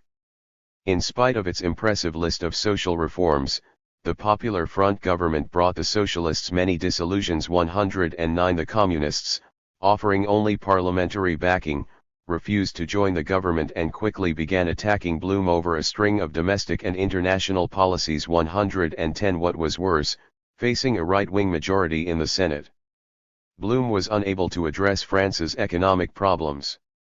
After the upper house had blocked his strongly interventionist investment program, Blum resigned in April 1938. The radicals subsequently formed a new government with right-wing backing, which reversed many of the Popular Front's social reforms. Having long been a dead letter, moreover, the Communist, Socialist Unity of Action Pact came to a definite end upon the announcement of the Nazi-Soviet Pact in August 1939. In the phony war after the subsequent German invasion of Poland, the SFIO played a much diminished role in French politics. The depth of socialist despondency at their defeat and isolation became obvious after the fall of France, when the great majority of SFIO deputies present at the National Assembly's session in Vichy on July 10, 1940 voted in favor of suspending the Third Republic's democratic constitution and according General Philippe Pétain dictatorial powers to produce a new one, thereby contributing to the creation of the collaborationist Vichy France. The threat of fascism did not lead to rapprochement between communists and social democrats in interwar Czechoslovakia. From 1935 onwards, the KSC did make some overtures towards a united or popular front with the CSDSD and the National Socialists of the CSNS. Yet, compared with communist outreaches elsewhere, these overtures were half-hearted at best and dismissed as a ruse by the Social Democrats and National Socialists. In fact, the CSDSD always viewed the CSNS, with which it formed the left wing of the five-party coalition that governed Czechoslovakia for most of the interwar period, as its natural ally in the effort to preserve the democratic character of Czechoslovakia. 111 As the 1930s progressed, Czechoslovakia's democratic character came under pressure from both within and abroad. The Great Depression hit the Sudetenland particularly hard, fueling nationalist resentments among its majority German population. In the 1935 parliamentary elections, the radical nationalist Sudeten German Party, financially backed by Nazi Germany, became the second strongest party in Czechoslovakia. The following years witnessed the SDP and Hitler formulate an ever-increasing set of demands upon the Czechoslovakian government. This campaign culminated in the September 1938 Munich Conference, where British and French governments sought to appease Hitler by effectively signing over the Sudetenland to Germany. The loss of the Sudetenland, followed quickly by further territorial concessions to Hungary and Poland, spelt the end for the First Czechoslovakian Republic. In the short-lived Second Republic, the CSDSD and the left wing of the CSNS merged into the National Labour Party, conceived mainly as a bulwark against the increasingly authoritarian tendencies of the appeasing right-wing government that had taken office after Munich. But it was to no avail.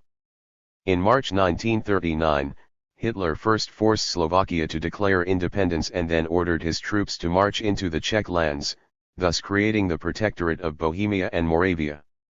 In interwar Poland, parliamentary democracy had collapsed long before the Nazis imposed their will upon the country. Presenting itself as a national revival against a dysfunctional and corrupt parliamentary system, Pilsudski's 1926 coup was part of a broader European backlash against parliamentarism. 112 The PPS initially welcomed the coup, expecting that its erstwhile leader would enact radical socio-economic reforms. But Pilsudski had no such intentions. In fact, his Sanakgia regime quickly won the backing of landowners and industrialists by ruling out any further land reform and clamping down forcefully on strikes. In the face of the government's rightward thrust and its increasingly repressive nature, the PPS joined forces with peasant and Christian democratic parties to form the Centrolo Parliamentary Opposition Group in 1929.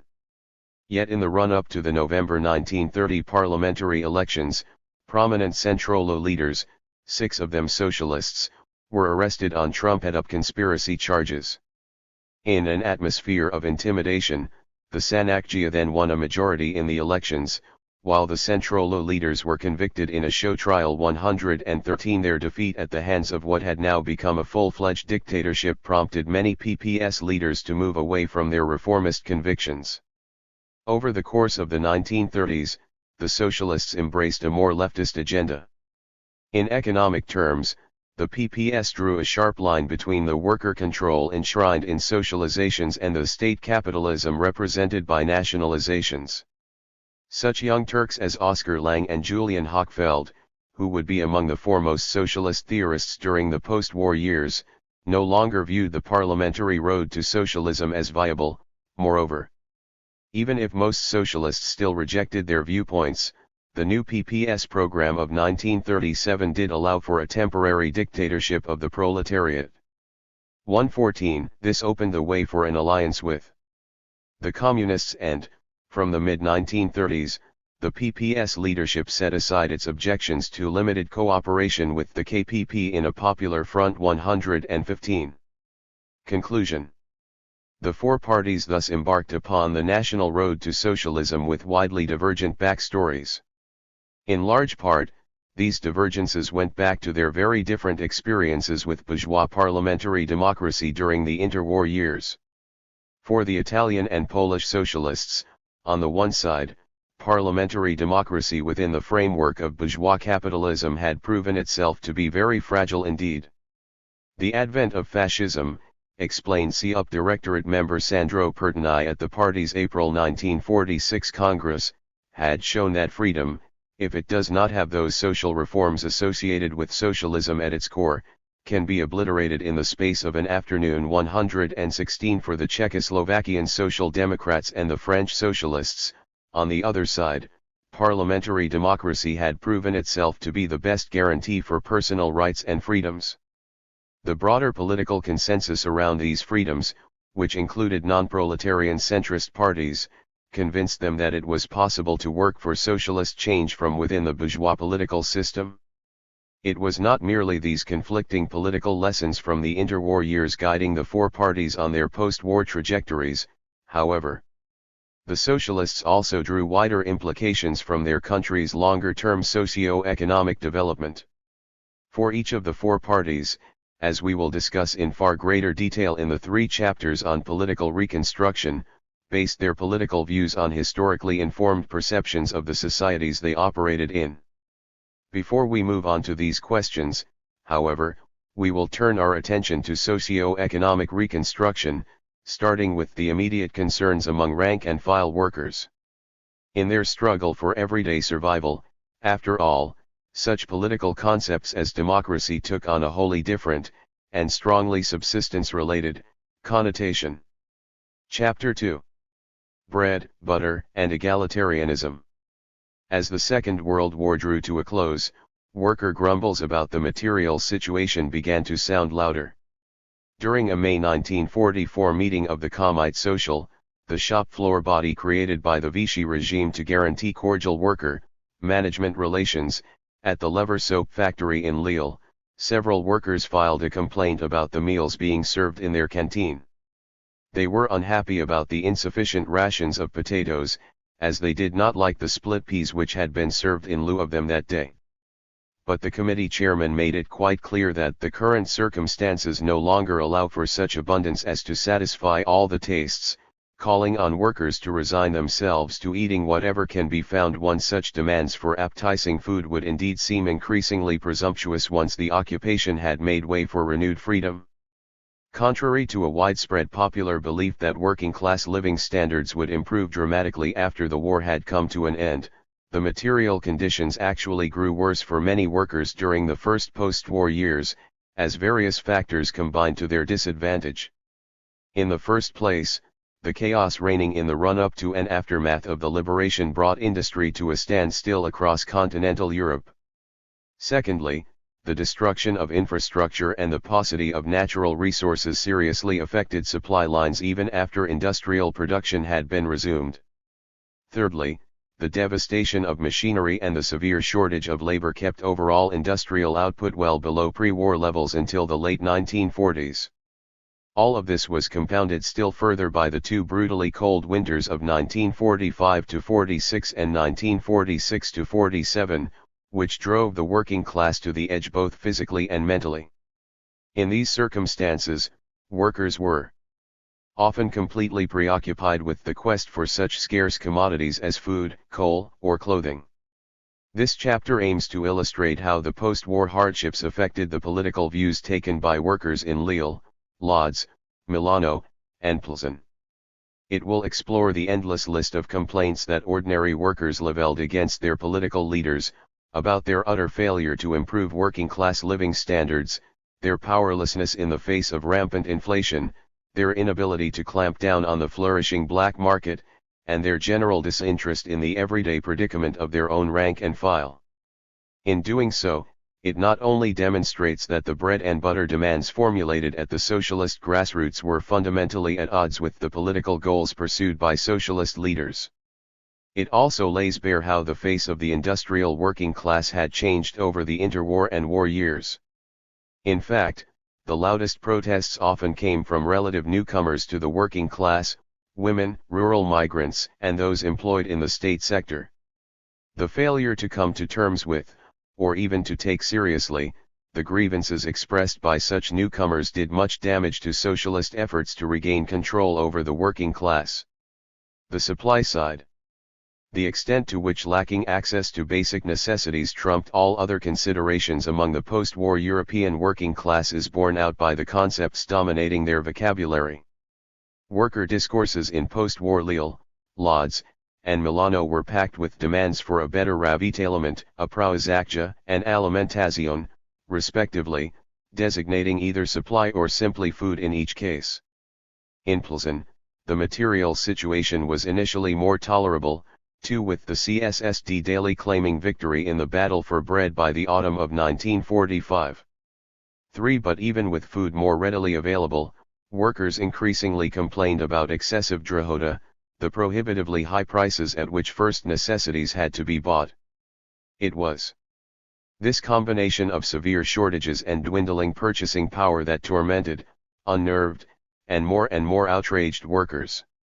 For despite socialist leaders' promises to the contrary, things were not getting better for their rank and file as the first post-war years went by.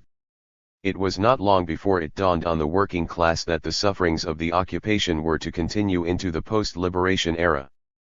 If food and fuel were already hard to come by during the final months of the war, they were in even shorter supply after the fighting had ended.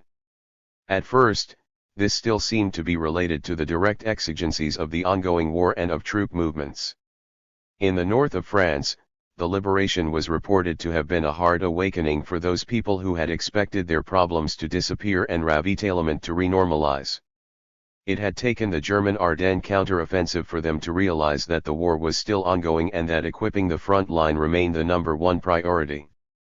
For in Plzeň, meanwhile, there was widespread worker concern and discontent about the American army moving food out of the city to supply their forces. 5. But as direct hostilities receded further into the background, it became clear that these difficulties were not of a momentary nature. By July 1945, Milanese workers were taking to the streets in a hunger march, carrying signs with such slogans as reduction of the cost of living, bread and work, our children are hungry, price control, we want an immediate devaluation, protect our interests against those starving the people, and struggle with the black market. Patience with those in power was already running thin, the local See-Up press reported, as all things human have a limit. 6. But it quickly emerged that the new rulers were unable to deliver upon even the most basic demands of the working class. In the Lodz region alone, there had been 20 strikes protesting the terrible state of Preußische by August 1945. 7. At a meeting of socialist workers in the city's public transport shops that month, one worker lamented that the reigning chaos demonstrated the government was not up to its task. After all, winter was approaching fast and still the working class had not been supplied with coal. Demanding compensatory payments to fill up the holes in his household budget, another worker illustrated his predicament graphically. Where his newborn should be a source of parental joy, he argued, it was quickly developing into a tragedy. As his entire income was swallowed up by buying baby food on the free market, what should he and the rest of his family live on? 8. Similarly, local socialists in Roubaix were soon to voice their discontent about their own party's Minister for Provisions in the first de Gaulle government, Paul Ramadier. 9. So meager were the rations handed out by his ministry that he was rapidly nicknamed Ramadan or Ramadiyat across the region. 10. This pattern of rank and file workers reproaching their leaders for failing to provide for their everyday necessities would repeat itself over and over again during the months and years to follow. The common charge was that political and trade union leaders were so immersed in high politics and macroeconomic management now that they were finally in power that they had lost sight of the real problems besetting the very people they were representing. And these problems were real enough. Not only did the insufficient supply of food, coal, and clothing cause starvation and freezing, but the prices of those few goods that were available were spiraling dangerously out of control. In these circumstances, workers were often at a loss as to why their wages were held back or even dropping. In fact, working-class living standards had been falling right from liberation. In each of the 4 cities, workers complained bitterly that wages and prices were completely out of balance and getting worse. In Lille, a popular saying went that whereas salaries take the staircase, prices take the elevator. 11. As the cost of living had risen by 35% and wages only by 25%. 12. In Plzeň, there was strong criticism of the Supreme Pricing Authority, which calculated the prices for a whole range of everyday necessities. Based upon its estimates, the government had increased wages in December 1945, but reality had quickly caught up. With incessant price rises wiping out the entire increase within a matter of months, workers in the metal sector faulted the body both for setting its projections too low and for failing to include the prices of water, electricity, and gas in its calculations. 13. Whereas the combination of relentless price increases and static wages caused serious anxieties among the Milanese working class as well. 14. The situation was arguably worst in Lodz. There were repeated testimonies of wages either coming down or being paid belatedly in the face of unbridled price hikes. 15. In that situation, even vital necessities were often beyond the reach of workers, with coal and foodstuffs all but impossible to acquire on an average salary. 16. Small wonder, then, that workers were demanding something far-reaching to change the state of affairs. According to the Internal Commission at Milano's tram manufacturing and repairing Doggio, the continuous hikes in the cost of living had made the food situation so precarious that workers were no longer able to work productively. In these circumstances, a 10% salary increase would not do any more. The trade unions should instead aim for a 40% raise. 17 such generous pay packages were, however, not forthcoming. Quite the contrary, in their efforts to break the vicious cycle of wage and price rises, governments in each of the four countries increasingly relied on wage restraint. There was much resentment over unfulfilled promises regarding pay increases and bonuses among such diverse groups as miners in Pilsen, 18 tire makers in Milano, 19 and functionaries in Lodz. 20. But the issue was most thorny in France, where salaries were blocked for a prolonged period in 1946 while the cost of living kept going up. At a regional meeting of the SFIO in Cambrai, emotions over the government's price and incomes policy ran high. Where the delegate from Lille Santé's commune was still polite, describing the control of wages and not prices as a mistake and calling for an attack on profit margins instead, his colleague from Parenques condemned the party for not living up to socialism while branding the salary policy criminal. The representative from Tourcoing summed up the general mood, demanding that not the franc but the purchasing power of workers be defended. 21 In all four countries, the newly unified trade union movement had been charged with the task of defending working-class interests in questions of living standards and wages. But as workers in the four cities were soon to find out, trade union leaders towed the government line rather than vice versa. Although the Central Council of Trade Unions tried its best, an editorial in the Pilsen CSSD press argued, "We would be lying if we were to say that its interventions with the president, the government, and the political parties have made much of a difference." 22 In the north of France, at the same time, a growing number of workers were refusing to pay their monthly membership dues to the CGT. It is clear, one of them lamented, that the directives of the CGT leadership make it impossible for us to have a go at some of our demands.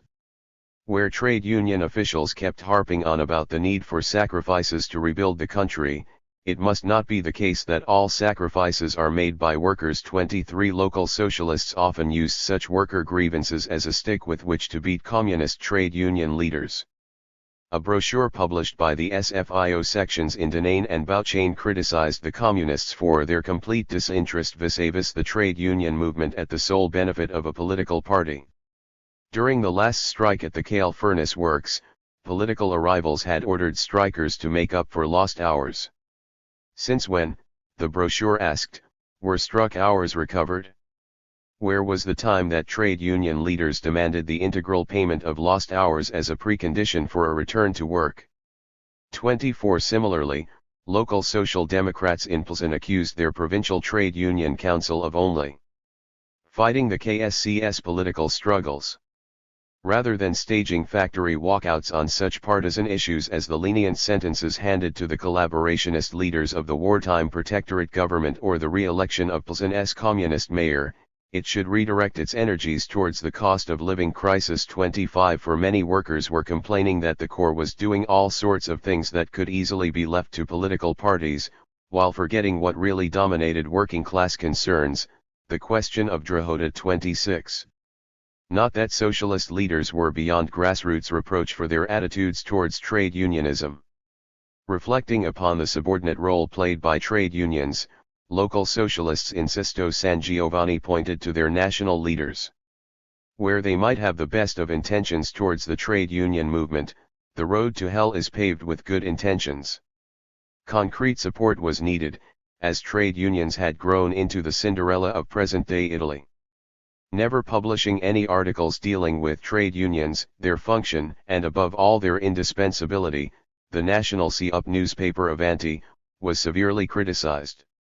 After all, workers would happily forsake all treatises on political processes to finally read something that related to their vital problems. Was it impossible to clear out half a column for that? 27 Far from empowering the trade unions, however, socialist leaders increasingly employed them as transmission belts for government policy. 28 Workers were quick to identify their unions with the authorities and worse. Claiming that everyone who spoke out against the fact that the collective agreements had only been to the benefit of the industrialists was censured, one Milanese socialist argued that it had been exactly these types of injustices that had created worker discontent with and distrust towards the fascist unions. 29. The negotiating positions taken by trade union bodies were also a major source of dissatisfaction among Lodz socialists. Complaints focused on such diverse issues as the unfairness of collective agreements for the most needy workers, 30. On union inability to reach collective agreements in the first place, 31. And on union support for a prolongation of the working day. 32. By mid-1946, socialist workers in Lodz's textile industry were wondering where the trade unions were, asking who was fighting their corner, and petitioning trade unionists to show some interest in their lives. 33. Less than a year later, their counterparts in the city center concluded that trade unions were powerless in questions of pay drops. 34. Feeling abandoned by its traditional organizations, the working class increasingly took matters into its own hands. Agitations, strikes, and theft were the order of the day in industry, as workers were desperate to improve their standard of living.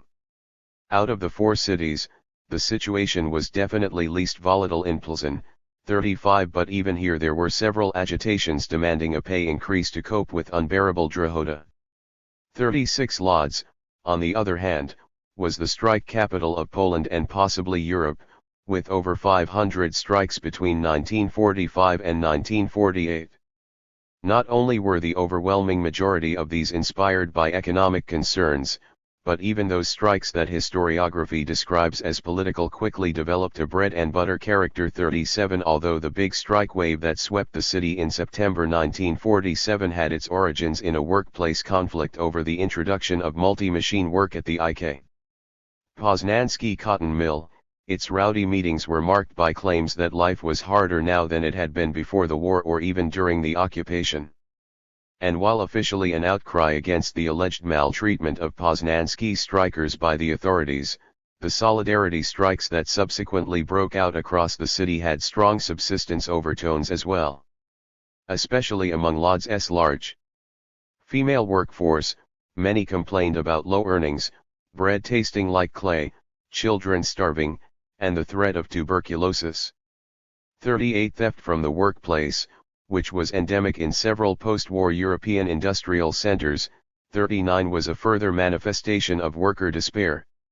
A worker at Milano's tractor-producing Motomeccanica called upon the government to no longer hand orders to firms laying off workers. As in the current situation of mass unemployment, even honest people become black marketers, thieves, etc. to feed themselves and their families. 40. Similarly, one socialist employed in the Lodz public transport system remarked that the theft of coal by railway workers was a sign of their bitterness. The worker, he argued, demanded that something was done for him, for the sad reality was that the worker was treated like a beggar by his own comrades in leading positions. 41. Grassroots socialists in the north of France likewise berated their leaders for simply not comprehending the ordeal the working class went through. When, at the first post-war Congress of the SFIO's Northern Federation, its leader and SFIO executive member Augustin Laurent identified the constitutional question as the most urgent problem of the day, denounced the strike movement as motiveless, and admonished socialist workers to play a more positive role in the run-up to the next elections, a local delegate swiftly rebuked him. While he agreed with Laurent on the importance of drawing up a new constitution, there were other problems to which SFIO ought to devote its attention. Above all, this concerned the problem of ravitaillement, which formed the central concern for the bulk of the electorate and to the amelioration of which the party should immediately commit itself. 42. If the disregard socialist leaders seemed to show for the woes tormenting their rank and file initially met with such constructive criticism, the mood at the grassroots rapidly soured.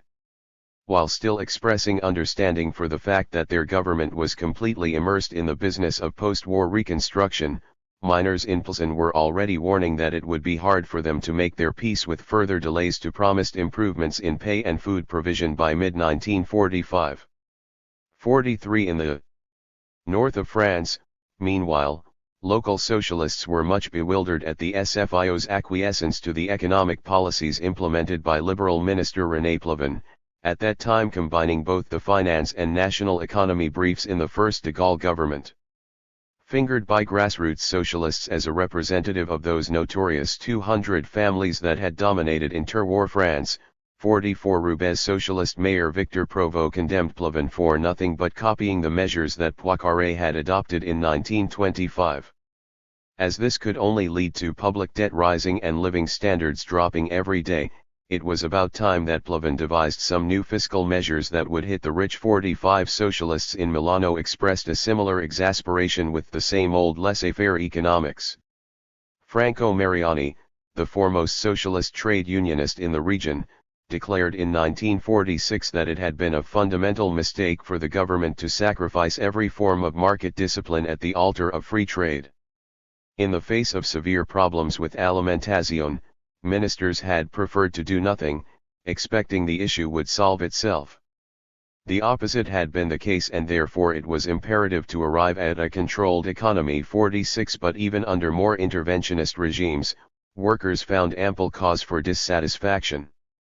When the SFIO's André Philippe took over the finance and national economy brief in the Guin government, his efforts to clean up the nation's finances by exerting tight control over prices and wages created considerable turmoil in socialist ranks. If socialist workers were already disgruntled about the government-warranted price hikes of tobacco and coal, 47 matters came to a head over the 25% wage increase suddenly demanded by the CGT in the run-up to the June 1946 parliamentary elections. While it was brushed aside by socialist leaders as no more than a communist election stunt, rank-and-file party members saw more merit in the proposal. At a meeting of the local SFIO section in Cambrai, grassroots socialists castigated the party leadership for its passivity and procrastination in questions of prices and wages. 48. Had the socialist press organs really considered it appropriate to interview workers and almost have them say that a 25% raise would be unwelcome? 49. This form of patronizing was all the harder to accept from parties and governments claiming to rule in the name of the working class. The last thing workers needed, an editorial in the Plzeň Social Democratic press read, was prestige or flattery, that they are spoken about as if they have power and dominate the situation. What the working class did require was an improvement in their living standards, cheap clothing and shoes for their children, new homes and furniture for their youngsters, all those things they put off buying for 6 years. The clothing reserves had reached rock bottom. We need to return to the living standards of the last years of the First Republic as soon as possible. 50. As the longed-for amelioration in the supply situation failed to materialize, grassroots socialists invoked the memory of the interwar years, for better or worse, with increasing frequency. Addressing the social ills of post-war Poland, one Lodz socialist compared current times to the period when the country was ruled by the Sanacchia dictatorship. 51. The Sesto San Giovanni CUP expressed similar sentiments in an open letter to the National CUP leadership in August 1946. After giving an exposition of all the causes underlying the miserable living conditions of the working class, it concluded, "The worker is patient and has been waiting for a year and a half for someone or something to change the state of affairs. Nothing. Like before, worse than before. We cannot continue like this." In devoting all their energies to the peace negotiations, which were going to be decided by the imperialist powers anyway, political leaders had ignored the harsh realities of our internal situation, the truth about the conditions of the working masses. They should take an interest in the concerns of the working class and remember that there was a certain limit where people stop reasoning, close their eyes, and vent the anger that has been brewing in their hearts. 52. The dark side. More than anything, this grassroots resentment concerned their leaders' seeming diffidence in the face of the sinister forces seeking to profit from working-class misery. With so many shortages, the widespread opportunities to make a quick gain often proved irresistible for those people with access to scarce goods and services. The black market was not just about peasants selling off their surpluses at outrageous prices, it was a vast system encompassing entire businesses or sectors, frequently in connivance with either the authorities or the workforce, committing massive frauds. Nor was speculation the only wrongdoing that caught the workers' eye.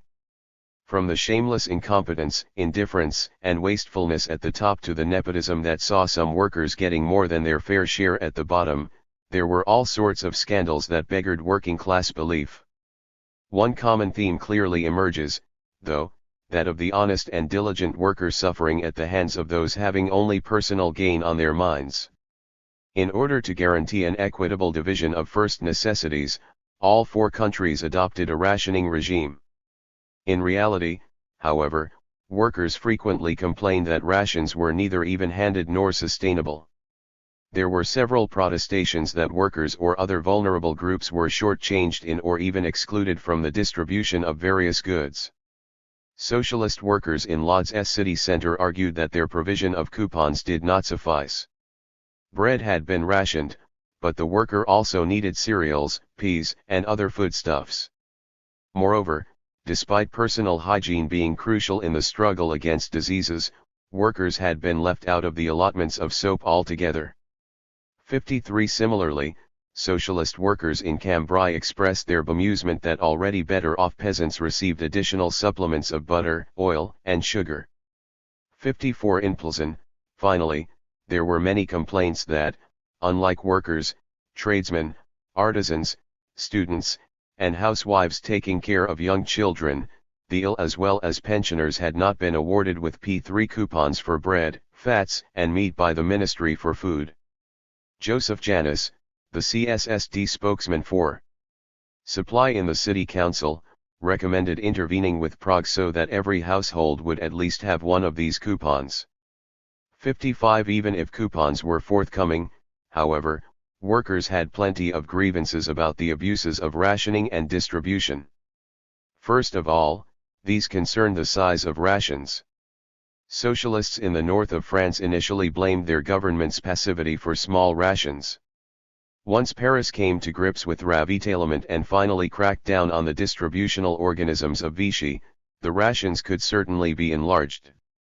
56 But such improvements were often a long time in coming. By the summer of 1947, socialist city guards in Lodz were still arguing that their coal rations were insufficient. Winter was approaching again and nobody cares whether guards have something to keep them warm after they return from service. 57 Secondly, what little supplies workers received in return for their coupons were often of questionable and decreasing quality. The combination of severe ingredient shortages and substantial profit margins on everyday essentials led to the widespread diluting of foodstuffs. Among Milanese workers, there was intense unease about the dropping nutritional value of bread. While workers understood that the paucity of flour made a return to higher sifting levels impossible, they demanded that the new 80% level would be observed. This was part of a more general indignation over the dilution of several vital necessities, especially the sugars indispensable for babies.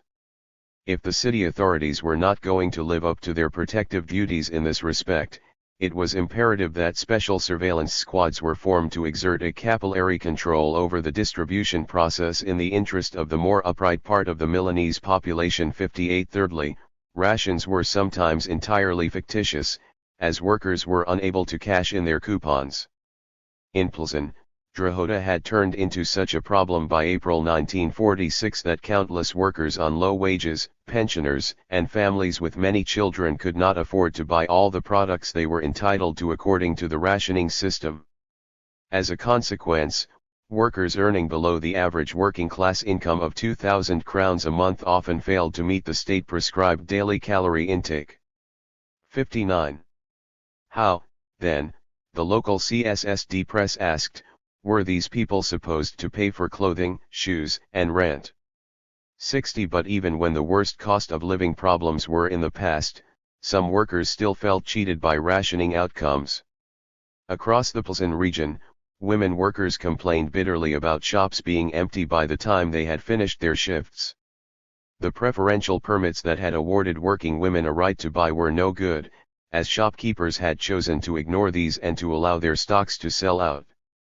Instead, Women trade union representatives called for no new satin coupons to be handed out until all women had spent theirs, and for those queuing up in front of stores to be subjected to controls.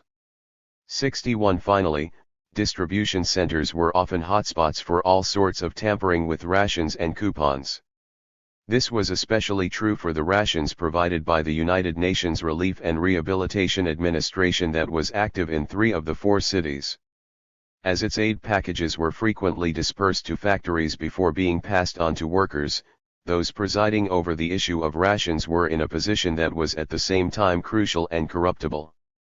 In Plzeň, there were CSSD misgivings about several factory council members, whom they accused of deliberately withholding UNRWA allotments in their personal interest. 62. If the Plzeň Social Democrats wanted the factory council out of the UNRWA distribution process, the Lodz Socialists wanted it in. Its cross-party nature, socialist textile workers argued, was the only guarantee that the raffles of UNRWA allocations would not be won exclusively by PPR members. 63. Such charges of party political favoritism were likewise leveled at local communists in the north of France. In communes under communist direction, the allegation went, coupons designated for blue-collar workers had been granted to white-collar workers and even to young girls. 64. This is indicative of the considerable power wielded by those able to get their hands on products at some point in the distribution chain. Grassroots activists in each of the 4 cities much resented the countless middlemen taking a cut between the production and consumption of goods for driving up prices. During a meeting with Edward Ossop-Komorowski, a delegation of the Lodz provincial PPS pressed their prime minister on the question of trade controls and returned with assurances that abuses and speculation would be halted. 65. Similarly, workers in Milano demanded that the illegal trafficking of goods, artificial price hikes, and the smoke screen around products would come to an end. 66. Socialists in the north of France, for their part, identified the disappearance of the intermediaries between producers and consumers as a prerequisite for the 25% price drop championed by their national leaders. 67. But the adverse effects of distribution go-betweens were undoubtedly most keenly felt in Czechoslovakia. Petitioning Euro to intervene with the government against all parasites in our economic life, Plzeň railway workers claimed their living standards had been hit twice by these distribution mooches. Not only did their cut add further to the already excessive costs of living, but their lavish spending on luxury items also pushed up inflation still higher. 68. In a similar vein, Ladislav Sigler, the foremost CSSD trade unionist in the region, protested against the absurdity of fruit needlessly going bad during its prolonged storage at collection points. If swift action was not taken, he concluded, Plzeň might well follow in the footsteps of Slovakia, where the added value of official distribution intermediaries had got so out of control that beef and eggs were cheaper on the black market than at state-licensed shops. 69. Workers certainly never felt they were getting a bargain when having recourse to the black market. As much as they resented having to deal with the vampires operating on this shady scene. 70. However, it was often the only way to add sufficiently to that being provided via official channels for their families to get by. The authorities' inability to root out the countless abuses of the black market, then, caused more widespread disillusionment among workers than shortages, prices, and wages ever did. For unlike the force majeure of war and reconstruction associated with the problems on the supply side, there was no excuse for failing to protect the working class against those growing rich at their expense. At a base level, worker grievances about the black market constituted a backlash against peasant ascendancy across post-war Europe. Their direct access to food not only shielded peasants from the hunger so often suffered by the urban working class, but also gave them a powerful economic tool if they managed to keep their produce out of the official distribution channels. Indeed, the most common accusation workers brought against peasants was that of subverting or withholding food earmarked for the city, with a view to selling it at a much inflated price on the black market. Whereas factory workers in Sesto San Giovanni held peasants responsible for their starvation, 71 local socialists in Lodz noted how peasants exploited the moment by not sending to the city those first necessities for which the worker was languishing. 72 Accordingly, there were many calls for more thorough controls over the rural economy.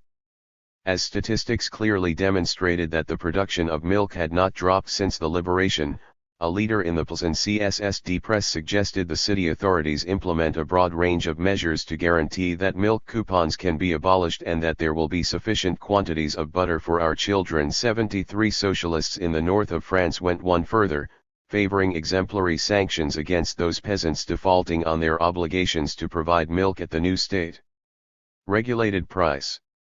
74 It was, however, not just such immediate subsistence concerns that underlay working-class hostility towards the peasantry.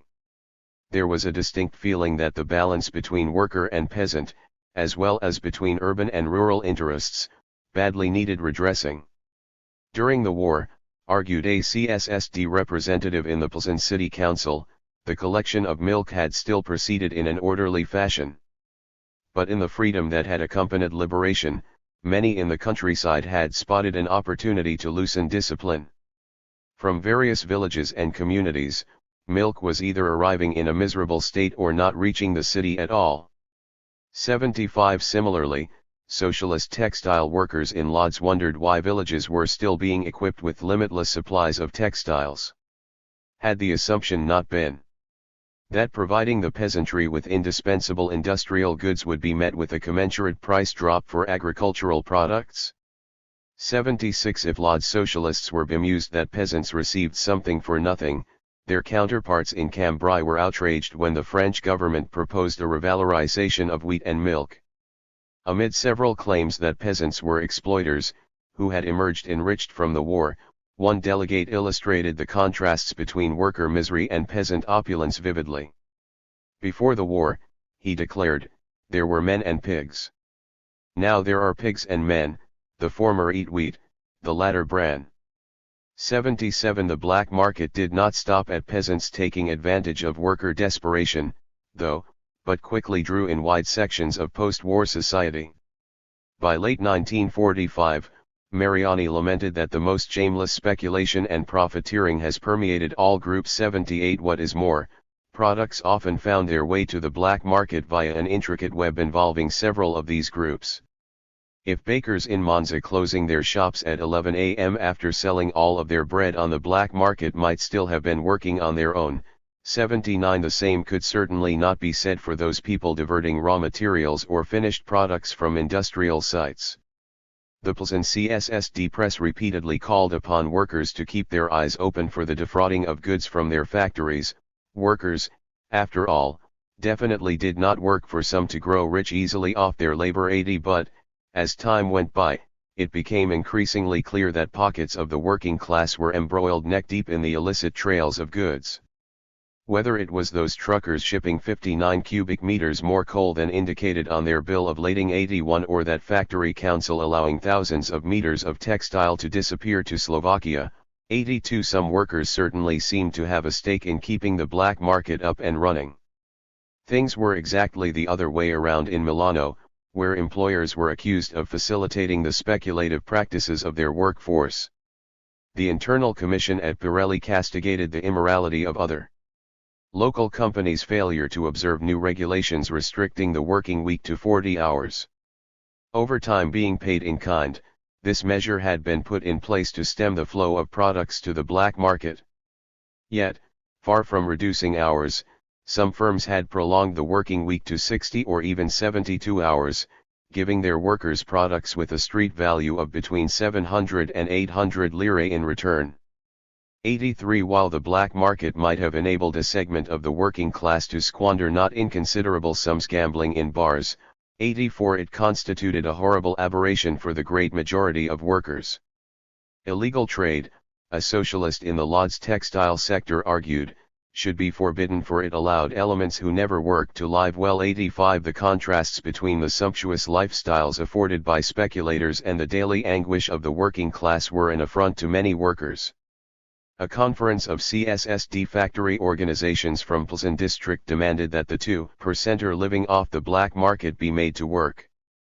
Filling bars and spending dizzying amounts, after all, their behavior provokes others, i.e. those who strive for fulfillment of the government's 2-year plan. 86 More and more, This toxic combination of black market extortion and speculator extravagance drove workers to extremes. Calling for a firm basta to the wild and greedy speculation that is running rampant and could lead us to wholly unintended actions, a resolution adopted by socialist trade unionists at Milanese train manufacturer TIBB already seemed to hint at retributive action. 87 What rank-and-file activists really wanted, however, was for their leaders to finally bring the full force of the law to bear upon the black market. Observers noted a strong upswing in satisfaction among socialists in the north of France after François Tanguy-Prigent, the SFIO's new Minister for Agriculture, launched a campaign wishing death on the bloodsuckers of the black market. But even with slogans like that, there was a distinct feeling that the party faithful wanted to go further still than their representatives in terms of the reforms to enact. 88. In fact, grassroots socialists frequently berated their national leaders for failing to follow through on their hawkish rhetoric regarding the black market. Despite official government propaganda being full of militaristic hyperbole of battles with high prices, speculators, and the like, socialists in Lodz found that the Commission to Combat Abuse and Economic Sabotage, created in the context of the battle for trade, left much to be desired. 89 To add insult to injury, workers were unpleasantly surprised by that same government raising train fares right in the middle of the campaign. 90 Milanese socialists were likewise left disillusioned by anti-speculative measures that had looked promising on paper. When our party had sensed the overriding need to squeeze prices, to sort out the flow of raw materials, and to take action against the black market in its economic program, the local C up in Sesto San Giovanni wrote, workers had enjoyed a moment of confident satisfaction. But once they realized that the proposals did not have an adequate application in practice, workers had shaken their heads revealingly. 91 Local socialists often attributed the ineffectiveness of such initiatives to the leniency that the authorities showed profiteers. According to Robert Coutant, who played a key role in the rebuilding of local SFIO sections in the north of France, many of the continuing ravitaillement problems were due to the fact that there had been no thorough crackdown on the distributive organisms of the Vichy regime, notorious for their involvement in the black market during the war. Examples should have been set at the moment of liberation, he told a meeting of socialists in Pekin Court, by handing its high functionaries criminal rather than administrative penalties. 92 Whilst Milanese workers demanded a more drastic approach to the black market as well, 93 The outrage over caught black marketeers getting away with a slap on the wrist was definitely greatest in Pilsen. Reports in the CSSD press repeatedly decried the sentences pronounced by the provincial authorities as a joke, receiving a 1,000 crown fine for making a 12,000 crown profit on the black market would only make the profiteer crave further frauds. 94 The hunt for speculators, moreover, seemed to be systematically obstructed from above. Local Social Democrats were baffled as to why the police action to detect speculators and put them to work was going to be stopped, why arrested speculators were not named and shamed, and how factory managers sanctioned for fraud could be rehired. 95 When another factory manager got an already small fine halved, fingers pointed towards the KSC. How many people, in Prague was he cooperating with? 96 Increasingly, then, workers were left with the impression of a ruling class primarily concerned with closing ranks on itself. This was borne out by the various scandals revealing those in responsible positions simply not to care about the plight of the working class. There were instances of shocking negligence, the burning of great quantities of wheat and shoes in Limoges, while a part of the French population cannot feed and clothe itself properly. 97 There were cases of deliberate market manipulation, industrialists in Milano stockpiling their goods pending further inflation. 98 And employers' organizations calling on those few businesses that had lowered prices to re-raise them in Czechoslovakia. 99 And there was blatant cronyism, despite the housing situation being tragic in Lodz. 100 Occupancy controls on the homes of industrial directors were being blocked by the PPR. 101 All things considered, those with money as only motherland definitely seemed to be running the show yet again. 102 Or, as workers at Skoda put it, we know very well that within certain groups in our country, thanks to the unscrupulous price hikes, a new capitalist class is growing. 103. The other side. To halt this development, the post-war working class demanded a leveling of the playing field first and foremost. There had been a widespread expectation that income inequalities would decrease or wither away under democracy, a concept workers frequently associated with economic equality at least as much as with political freedom. Where elections might have propelled the left into political power with relative ease, however, making good the economic imbalances between rich and poor proved a much harder task. Increasingly restless about the static or even widening gap between the haves and have-nots of post-war society, rank-and-file activists began questioning their leaders. How could those enriched by war be let off lightly, while the working class was bearing the brunt of post-war reconstruction? Why were the better off able to profit from government social schemes, whereas workers on the state's payroll got a terrible deal? But working-class egalitarianism went far beyond a mere resentment of business fat cats. For even within the working class, there were all sorts of jealousies. Whether it was workers in other factories, sectors, or regions bringing home more, the grass always seemed to be greener on the other side. Right from the liberation, local socialists made it quite clear where the funds for reconstruction ought to be found. The SFIO's deputy federal secretary for Pas-de-Calais, for example, told socialists in Avion that the 280 billion deficit in the government's budget should be made up for by the confiscation of the great fortunes amassed during the war.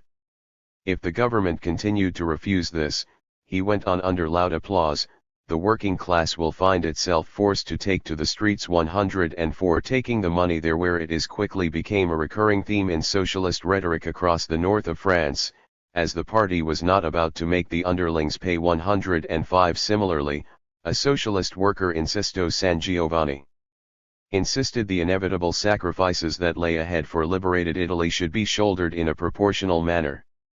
The working class would contribute its sweat to the reconstruction effort, but he who had amassed 10 million should give at least half of that to the state. 106. In both countries, however, calls for a requisition of profits were largely in vain.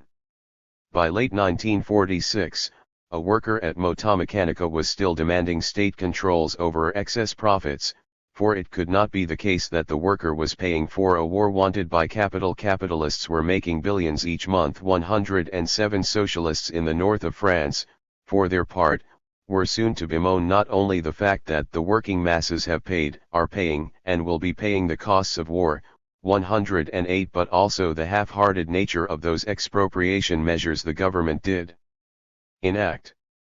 They widely denounced the nationalization of the mines as a caricature, falling well short of what workers had expected. 109. Allowed to keep receiving their dividends and to stay on as finance directors, former owners certainly appeared to be hanging on to their share of the spoils. 110. Where confiscations and nationalizations at once cut deeper and took a broader scope in post-war Eastern Europe, relations between workers and management were hardly transformed overnight.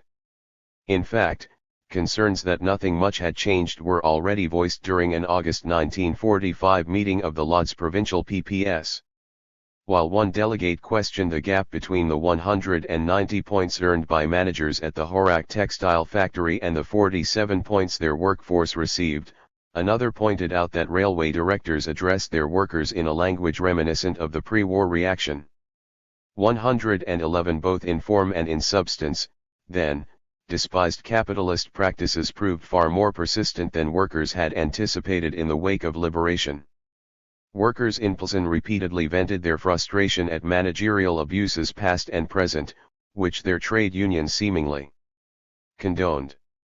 While workers at the Willy Geyer garment factory disputed Corps' acquiescence in the return of an asocial pre-war owner to management, 112. Their counterparts at Skoda called upon Euro and the government to go after those without a conscience who had made millions off the labor of their employees since 1945. 113. Even party leaders acknowledged that such unrepentant self-indulgence on the part of those in charge of now nationalist industry had bred much bad blood.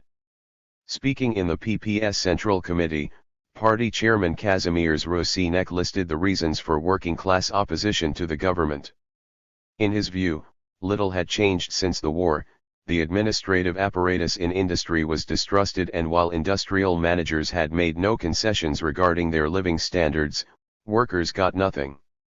114 in each of the 4 cities, therefore, rank-and-file activists demanded the divide separating rich and poor be narrowed one way or another.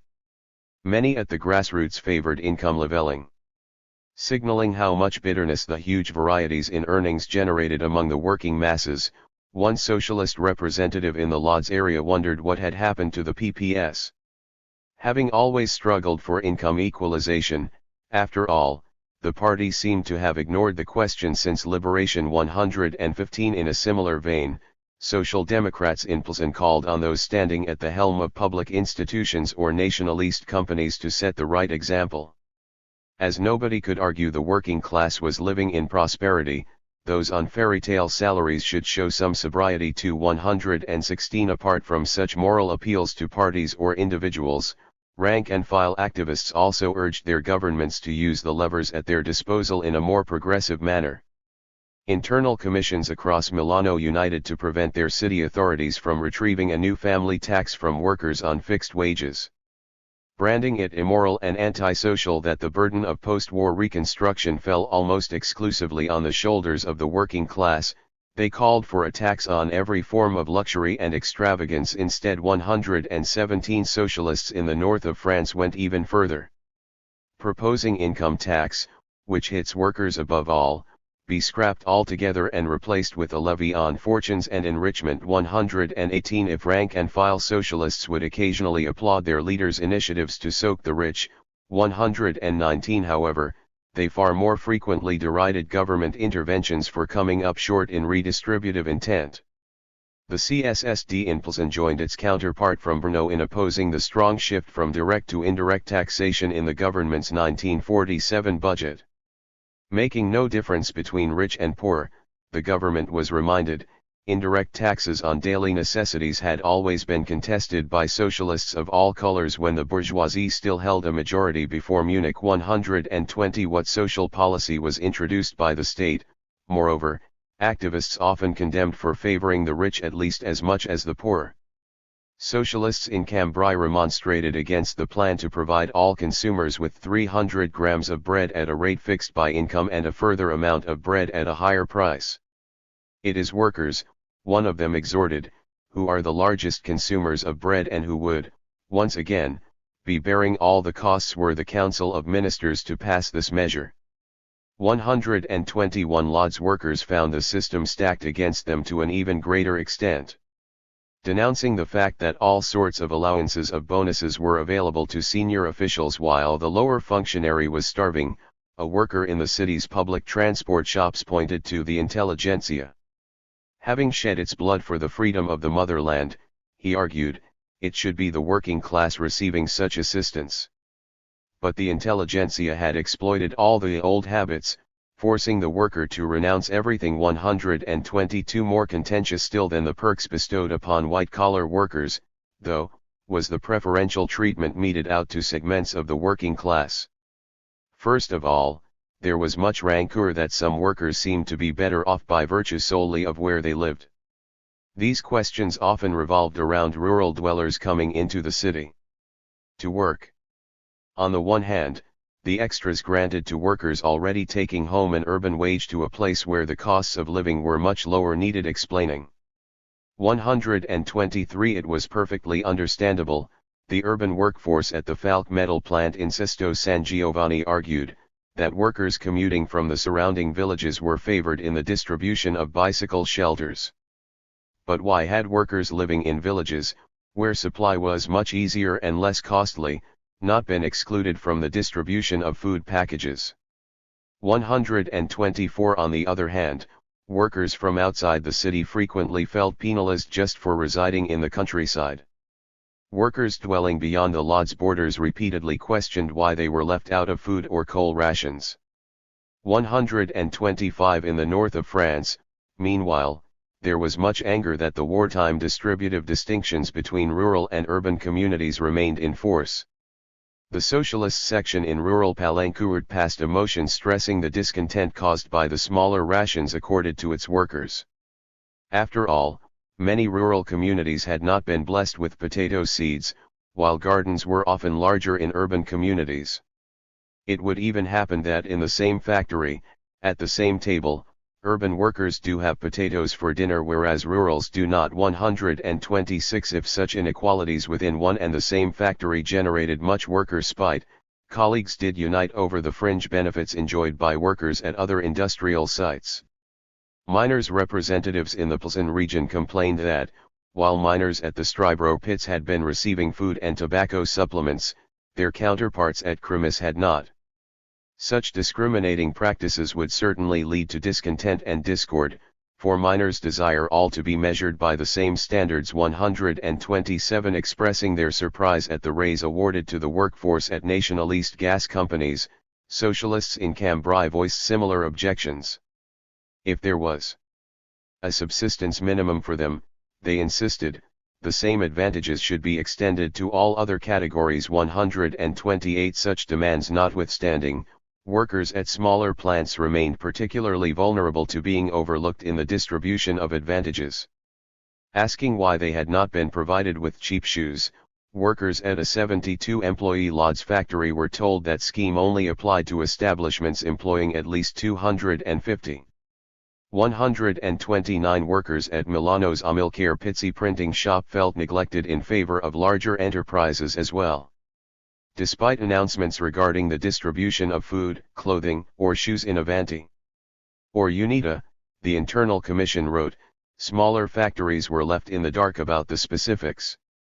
It urged the trade union authorities to also inform companies without a canteen of pending handouts, in order not to disillusion those who, plagued by need, believe in finding help end up with a fistful of flies. 130 The single worst off group in each of the four cities, however, did not work in industry, nationalist or otherwise. It was the blue-collar workers employed by the state, such as railway workers, road builders, or postmen, who got the worst deal by far. Public sector workers often pointed out how bad their pay and conditions were in comparison with those of their counterparts in factories. In a memorandum to the CSSD and the CSL, manual laborers for Pilsen province demanded their wages and contributions be leveled with those of industrial workers. It was beyond belief, after all, that the physically exhausting work of constructing and maintaining highways was valued disproportionately lower than far lighter work in warm factory halls. 131 Socialist city workers in Lodz likewise raised the question of unequal pay for the same work in different institutions. After one worker lamented that the family allowances received by city workers were up to 5 times lower than elsewhere, another condemned the practice of handing out different types of coupons to different workers for creating two categories of citizens. 132 So dire was the material situation of public sector workers that even their opposite numbers in industry wanted something to be done. Calling attention to the absolute remunerative inferiority of state employees, especially railroad and postal workers, socialists at TIBB insisted the entire working class should show solidarity with public sector workers in their negotiations with the Italian government. 133 Public sector workers certainly needed all the support they could get, for they often felt utterly deserted by their political and union leaders. State employees in the Milano area warned that the inconceivable abandonment of and the congenial disinterest in their cause on the part of regional trade union leaders was about to drive them into open struggle with the trade union authorities. 134 Governments, too, were frequently accused of taking their own people for granted. There were reports of a serious discontent among socialist public sector workers in the north of France, who claimed that their spirit of discipline had been abused to make them bear heavy sacrifices. 135 Pilsen Social Democrats likewise underlined public employees' dedication to the Republic at liberation. Witnessing the pomp of official cars, banquets, and foreign travel relished by the mushrooming civil service, however, they increasingly came to view the official reasons for holding back their wages as mere excuses and evasions. 136 These disparities between the happy few at the top of the state apparatus and the needy many at its bottom, also deplored in the north of France, 137 caused much bewilderment, given that they were coming from governments boasting their democratic and egalitarian character.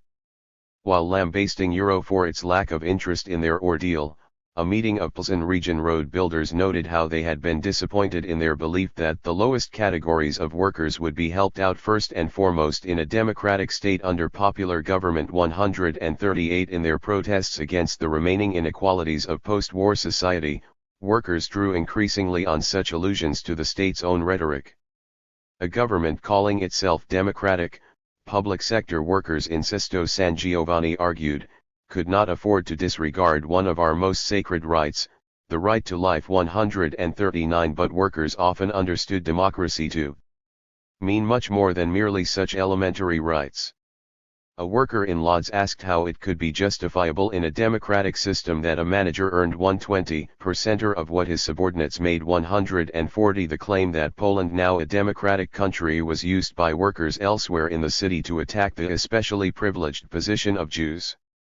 Everyone being equal in a democracy, there could be no superior citizens, who, by virtue of the special grants meted out by the Jewish community and their strong representation in trade and industrial management, were able to drive limousines and dine in the best restaurants. 141 Such manifestations of luxury were particularly poignant in the popular democracies of Czechoslovakia and Poland, as they flew directly in the face of government slogans. In view of the official state propaganda that there was no longer a bourgeoisie in People's Poland, one socialist worker wondered who it was driving around in limousines at Piotrkowska and buying all the luxurious products that a worker can only dream of. 142 Further west, however, workers faulted governments for not delivering upon their egalitarian premises all the same. Calling for an end to the injustice of rural and urban communities, socialists in the north of France reminded their leaders that, amongst the three words that symbolize the Republic, there is equality. 143 For many rank-and-file activists, then, the post-war state had failed on its own terms. To be sure, the left was in power, but many of the expectations of what that would entail, raised and cultivated during the interwar and war years, had been disappointed. As early as August 1945, one worker commented to the Milanese trade union authorities that the hopes of the liberation, including the leveling of the most evident income inequalities and the provision of state employees with a wage sufficient to avoid starvation, had not been realized. Seeing prices multiply relative to wages every day, moreover, it was an affront to the working class to witness countless people still living in luxury.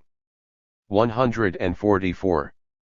If these remarks, accompanied as they were by an appeal to the government to do more, might yet be read as constructive criticism, there was more resignation in a retrospective commentary carried by the Plzeň CSSD Press in October 1946. When we wrote incendiary articles and rebelled against the economic order during the economic crisis, it reminisced, we imagined a time would come when the small man was to receive a proper and fair wage for his work. Talking to workers today, the commentary went on, an altogether different reality revealed itself. We have shortages, we live badly. We understand that we emerge from a horrible war and that everything cannot be changed overnight. We do not begrudge anyone, and we have suffered the necessary sacrifices, but we regret that these sacrifices have not been distributed evenly over everyone. 145. Conclusion. We have seen in this chapter that conditions and concerns on the ground in the four cities were roughly similar. To be sure, the material situation in post-war Plzeň was initially slightly better, meaning that worker protests there lacked the sense of utter desperation they often exhibited in Lille, Lodz, and Milano. But these were differences in degree rather than kind and, after the supply situation in Czechoslovakia took a turn for the worse in 1946, grassroots discourses in the four cities became almost indistinguishable in their denunciations of the shortages or unaffordability of everyday necessities, of the shameless profiteering by so many with access to food, and of the remaining inequalities in post-war society. On a broader level, this chapter has offered further evidence of how the war had weakened the social position of the working class. After a war of attrition fought predominantly in cities, hungry workers often found themselves at the mercy of peasants or various middlemen and speculators. The liberation had thus certainly not ushered in the longed-for improvements in the everyday lives of the working class. As speculators were able to continue their sinister work unimpeded and the state lost any semblance of control over the rural economy, workers quickly grew disillusioned with the course steered by their leaders in national government. What was worse, the massive economic disparities that had outlived the war left the working class, which had expected so much more of democracy, with a sense of deep injustice. In these circumstances, the political arguments put forward by party leaders met with an increasingly hostile reception among ordinary workers. This became very clear during the extremely stormy shop floor meetings that communists and socialists organized in the run-up to the October 1945 Factory Council elections in Lodz. A strong turmoil erupts when a female worker takes to the stage and begins to shout that her children are hungry, noted a report of one of these meetings. Then a more general cry develops. We are fed up with political talk, we want to eat. 146. It was of course no coincidence that women played such a prominent role in post-war industrial protest. Charged with procuring and preparing food, women experienced firsthand that the politics of food were politics in the first post-war months. 147. Yet, as women were quick to find out, socialist leaders had precious little to offer on this front. In fact, many of the newcomers to the industrial working class felt that their interests were being overlooked. Whether it was the rural commuters who had entered factories in large numbers during the war or the manual laborers in the expanding public sector, newcomers of all stripes complained that they found themselves at a disadvantage vis-a-vis the traditional working class. Far from reaching out to these groups, however, socialist elites often took an actively hostile attitude towards the newcomers and their demands. For their message, as we will see in the following chapter, was still tailored almost exclusively to the aristocracy of labor of skilled workers in the large industrial complexes. Chapter 3. Discipline, Sacrifice, and Production. Upon a February 1946 visit to Plzeň, CSSD Minister of Industry Bohumil Losman championed the new social order that was under construction in post-war Czechoslovakia. He argued that the state was moving ahead both socially and economically, the hunger still suffered by many across large parts of the country after liberation having been overcome and exports picking up. To be sure, there were complaints about prices and wages. Nobody was perfect and the government might have made mistakes, but its monetary reforms had secured the purchasing power of the currency, the crown, and averted the dreadful inflation running rampant in other countries. However terrible it might have been to slash departmental budgets by 35 billion crowns, it had been the only way to prevent the nation from becoming a beggar. The nationalization of banking and industry, moreover, had laid the groundwork for a flourishing economy. Now all that was needed was work, work, and more work. In a nutshell, this sums up how socialist leaders countered the grievances among their rank and file. Sure enough, times were hard and were going to remain so for the foreseeable future. But the austerity packages introduced by each of the four governments had been absolutely necessary to stave off the looming disasters of mounting debt and spiraling inflation. What made these rounds of cuts different from the ones implemented to such catastrophic effect before the war, furthermore, was that they were based upon a sustainable economic model. The short-term sacrifices demanded of the working class, then, would come to the rescue not of capitalists, but of the reconstruction effort, the nation, and ultimately workers themselves. In order for these sacrifices to be worth their while, however, it was imperative that workers should not engage in self-defeating agitations against the very institutions that were fighting their corner. Rather than constantly finding fault with their unions, parties, and governments, they were to abide by the labor movement's discipline and produce to the full extent of their abilities. This chapter endeavors to reveal just how strong this productivist ethos was within post-war European socialism's leading circles.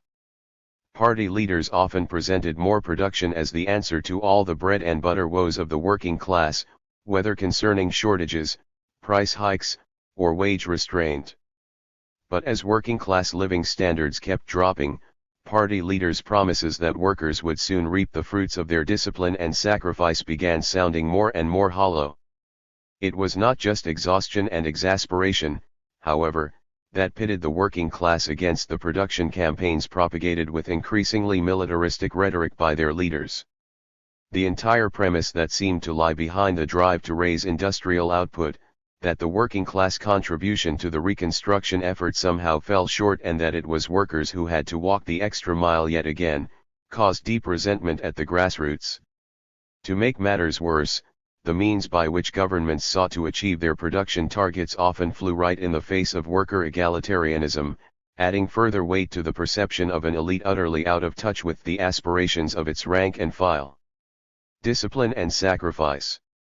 Historians have often suggested that the post-war European socialist parties were considerably softer on manifestations of worker discontent than their communist counterparts. They tend to contrast the extremely harsh view that communist leaders took of the unrest at their grassroots, denouncing strikes as a weapon of the trusts to and scolding workers for absenteeism, theft, and their unwillingness to work with the supposedly more sympathetic attitudes socialist parties assume towards the plight of their rank and file for yet, like so many of the academic claims about the post-war socialist parties and the working class, such assertions tend to be based more on anecdotal evidence than grassroots research. A more systematic analysis of grassroots, elite relations within the four parties under review in this book reveals how socialist leaders frequently found themselves at loggerheads with their rank and file too. To be sure, socialist leaders often showed a remarkable deal of understanding towards manifestations of worker despair. A worker who has to spend double his income to survive, PPS Trade Union Secretary John Motyka declared, will arrive at the conclusion that he has to steal. We put him on that road of demoralization. Far be it from party leaders, therefore, to take too harsh a view of the disenchantment among their rank and file.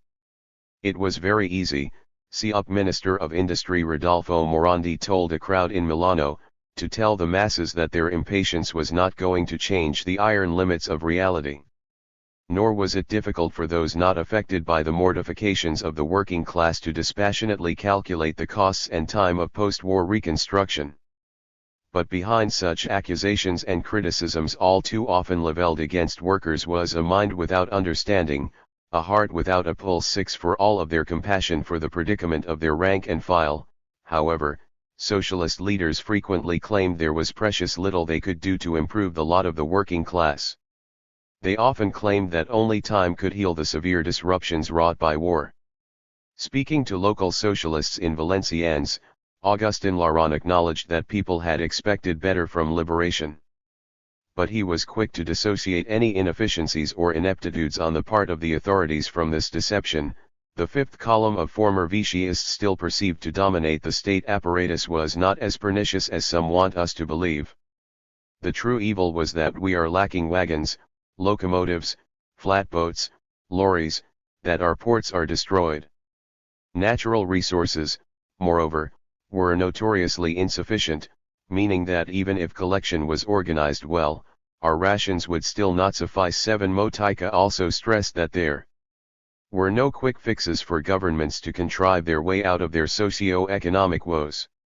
While readily conceding that much of working-class opposition was the result of the government's economic plan to return production to profitability in a very short period, he immediately underlined that even the most wise, the most thought-through plan could not come to terms with the resistance of popular nerves. 8. The common response to such worker nervousness was that party leaders could not work miracles. Socialist leaders warned workers not to listen to those suggesting the new governments were at fault for the absence of material improvements. The local CUP weekly in Sesto San Giovanni drew socialists' attention to the fact that many of the people bemoaning how much worse things were now than under fascism had been collaborating with the Germans during the war. 9 politicians promising the earth were likewise to be distrusted. Contrary to what some politicians were pretending, socialists in the north of France were told, everything could not be ameliorated by the wave of a magic wand. Instead, the measures taken without fear of unpopularity by André Philippe represented the only way out of the very critical situation in which the country found itself. 10 More and more, however, socialist leaders felt workers themselves needed a reality check. Working class demands, local and national party leaders lamented with increasing frequency, showed no appreciation whatsoever of the daunting task facing those at the helm of the reconstruction effort.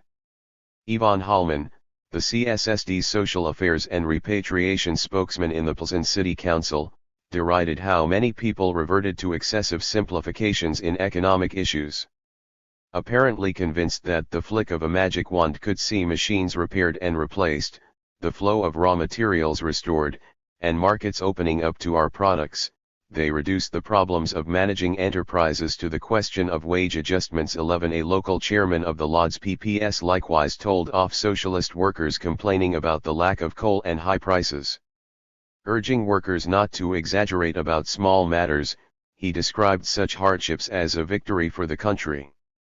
In any case, the new government could hardly be blamed for working-class sorrows, as it had only been in office for a short period and had inherited a country in ruins. 12. The Milanese trade union authorities also invoked the immense ruins we face to dispel worker illusions that everything was possible. It would be absurd, a declaration underwritten by Communist, Socialist, and Christian Democratic Union representatives insisted, for those who had for years cheered on fascism's criminal war politics to now think that trade union bodies could perform the miracle of multiplying bread. If labor representatives were going to ask employers to contribute more towards the economic recovery and to show more humanity towards the misery of the masses, it continued, we also have to be able to say no to workers when we think that is necessary. 13 It was definitely in questions of wages that socialist leaders turned down their workers most often. Even if party leaders agreed that some groups were hit disproportionately hard in the post-war state social settlement, they were still reticent to countenance wage increases for fears of a domino effect. This was very much the case for the demands put forward by the more bereaved public sector workers. Although he admitted that some, if not all, railway workers were worse off than others in the state's employment, Jules Moch cautioned against giving in to their biddings. Should the government award railway workers a raise, after all, we will be bombarded with demands of the same order by mine, gas, and electricity workers, and after that the private sector. 14 In a similar vein, CSSD Chairman Zdeněk Fierlinger expressed his delight that the Czechoslovakian government had been able to close ranks against fresh wage demands made by public sector workers. If these had become the subject of a new party fight, he argued, there would have been a real danger of restlessness among factory workers feeling they were entitled to a pay rise as well. That would mean a further increase of all economic indices, a considerable hindrance for our export, and we would have been in a chaotic situation. 15 Pietro Nani also sketched a descent into chaos when he discussed the terrible problem of salaries in the CUP Central Committee. Under the threat of a general strike, he informed his fellow party leaders. The government was negotiating a wage increase for state workers. An agreement binding the government to spending an extra 36 billion lire on those in its employment seemed within reach, but Nani remained far from convinced. Not only did he fear that this was no more than a makeshift solution to be eaten up by price hikes within a matter of weeks, but he also worried about the wider repercussions. What if private sector workers were encouraged to go on strike too? That could set off a chain reaction, in which we lose control over money and risk moving towards an inflation of the German type. 16 Socialist leaders constantly raised the specter of inflation to defend their socio-economic records. An SFIO propaganda brochure, published at the time of the salary blockade, described inflation as a mortal danger for the country. The document went on to list the calculation-defying price situation in early 1920s Germany, where bread had been sold for 95 billion Reichsmark one day, only for its price to rise still further to 120 billion the next. The sole groups that stood to gain in such a situation were merchants and traders who retain goods, industrialists who possess equipment and raw materials, and speculators who have gold. For workers and small rentiers, on the other hand, inflation signified the disappearance, pure and simple, into total misery. 17 Much more than low wages or living standards, then, party leaders cited inflation as the true enemy of the working class. The CUP leadership repeatedly associated inflationary economics with right-wing politics. During the cross-party negotiations on the composition of the second de Gasperi government, the Socialist delegation made it quite clear that it was opposed to the reinstatement of the definitely inflationist liberal Epicarmo Corbino as Treasury Minister 18, but Labour representatives were in the firing line for acquiescing to inflation-boosting measures all the same. Ludovico di Aragona, for example, soon to be named the CUP's Minister of Labour and Social Security in the same government, questioned the general 10% raise agreed by industrialists and trade unions for interfering with the deflationary politics of the government. 19. Such across-the-board pay increases, especially those mechanically connected to the price level, were almost universally counseled against by socialist leaders. A mechanical wage rise would not see working-class well-being improving, socialist workers in Lodz were told, for it would be accompanied by just as automatic a price hike. And for the misfortunes inflation caused the worker, one only had to look at the development of working-class wages and living standards after the First World War. That did not stop workers from demanding that their salaries be linked to the prices of daily necessities, though. Speaking in the SFIO executive, Under-Secretary of State for the National Economy Albert Gazier identified the need to detoxify those comrades who are not making our task easier. The party should not commit itself to the sliding scale of wages and prices, he continued, for wage increases were the number one reason for the inflation that had hit France since the Liberation 21. By the same token, CSSD leaders credited their rejection of a premature price-matching wage raise with seeing off the threat of inflation in post-war Czechoslovakia. If the government had heeded calls to link wages to prices in the immediate aftermath of liberation, Lossman explained to a CSSD provincial congress in Olomouc, inflation would certainly have followed suit. But because the government had chosen to swim against the tide and settle the monetary question first, wages could now be brought into line with prices. 22. Safeguarding the value of the national currency by balancing the books was indeed part and parcel of socialist leaders' efforts to keep inflation down. For if spiraling prices on the domestic level were bad already, worse still was the progressive incapacitation of the procurement of vital raw materials, machinery, and consumer goods from abroad on account of a weak exchange rate. SFIO leaders were particularly adamant that achieving budget equilibrium and stabilizing the currency provided the only way out of the woes of the working class.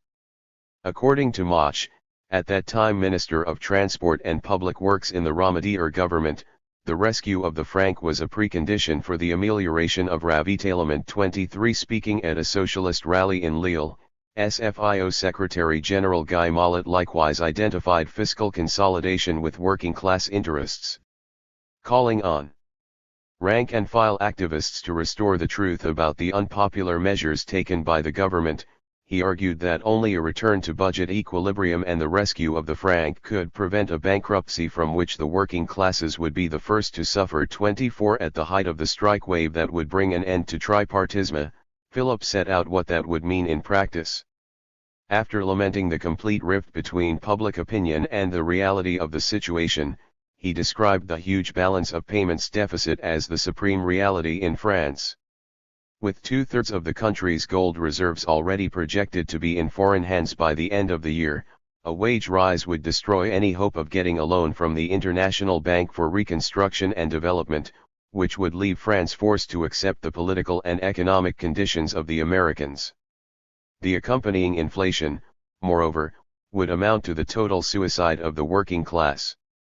For while the situation may have been tragic in France, it was catastrophic, where they have let things go in inflation-ridden Hungary and Italy. We have to prevent our comrades, Philip concluded, from embarking upon that dangerous road. 25. That Italy was heading for a catastrophe was something that Morandi fully acknowledged. Addressing the CUP Directorate in March 1947, he painted an extremely grim picture of the country's economic outlook. There were neither hopes nor illusions about the possibilities of curbing the costs of living, of reducing unemployment, of improving the conditions of workers. But giving in to the sweeping pay rises demanded by workers offered no solution, as these would spark severe inflation for which workers would end up also paying the price.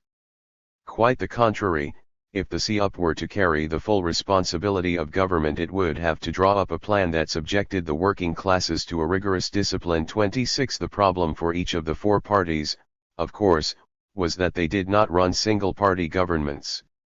And as the hardships of post-war life certainly did not meet working-class expectations of socialism, socialist leaders felt a distinct need to reassure workers that their coalitions were still on course to a brighter tomorrow. "We need to give the worker some perspectives," Motyka declared, "by talking about those achievements that are in the nearest future." 27. Lelio Basso, at that time Deputy CUP Secretary, was more elaborate. The masses, he argued, wanted to know for what and for whom they were working and suffering. If there was going to be yet another winter of misery, of cold, and of hunger, it should be made plain to the working class what would follow after that. It is for a general directive that the country is waiting. It is a political motto that could cause the psychological shock required for the masses to overcome the deadlock of the situation. 28. The changed political context was one such incentive for the working class to endure hardships. That it would not be possible for workers to enjoy a full bowl at home and that their sitting rooms were going to be cold, a CSSD leader of the Plzeň Corps wrote, represented a test of their mental maturity. It would be very harmful for our democracy, which was now built upon healthy foundations, if the working class failed to appreciate that such renunciations still lay ahead and disturbed the normal functioning of companies for trivial reasons. 29. While asking their rank and file for patience in socio-economic questions, CUP leaders in Sesto San Giovanni likewise alluded to newfound democracy. Being both the inheritors and the insolvency practitioners of the bankrupt fascists, after all, the popular parties could not perform miracles. A single miracle could and should be hoped for, the election of the Constituent Assembly, from which alone working people can expect the resolution of their most urgent problems. 30. More frequently, however, socialist leaders justified the sacrifices they demanded of the working class with reference to the transformed socio-economic relations. The state having assumed a far greater role in economic life, they often claimed, the proceeds of worker sufferings would henceforth fall to the working class itself.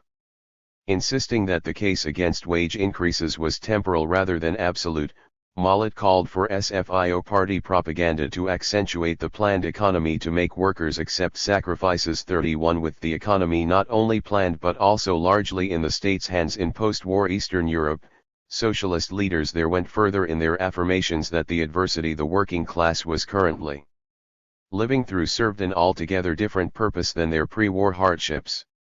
Speaking at the first post-war PPS Congress, Under-Secretary for Labor and Social Security Eugenia Pragiarova declared that the knowledge that he is working for himself and not for someone else's private gain certainly constituted a moral boost for the worker. 32. Lossman likewise insisted that both the function and the moral purpose of work had changed fundamentally from the liberal capitalist period.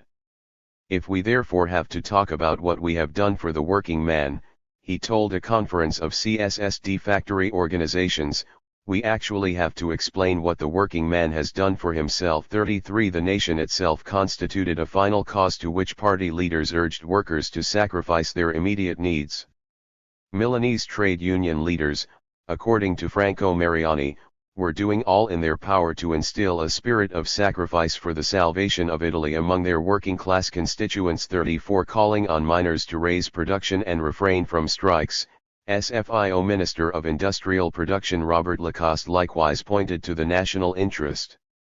The lack of coal represented a veritable national danger, he argued, meaning miners' diligence was crucial for France to live. 35. As we have seen, though, such appeals to workers were largely unsuccessful, as agitations and wildcat strikes continued to hit industrial centers.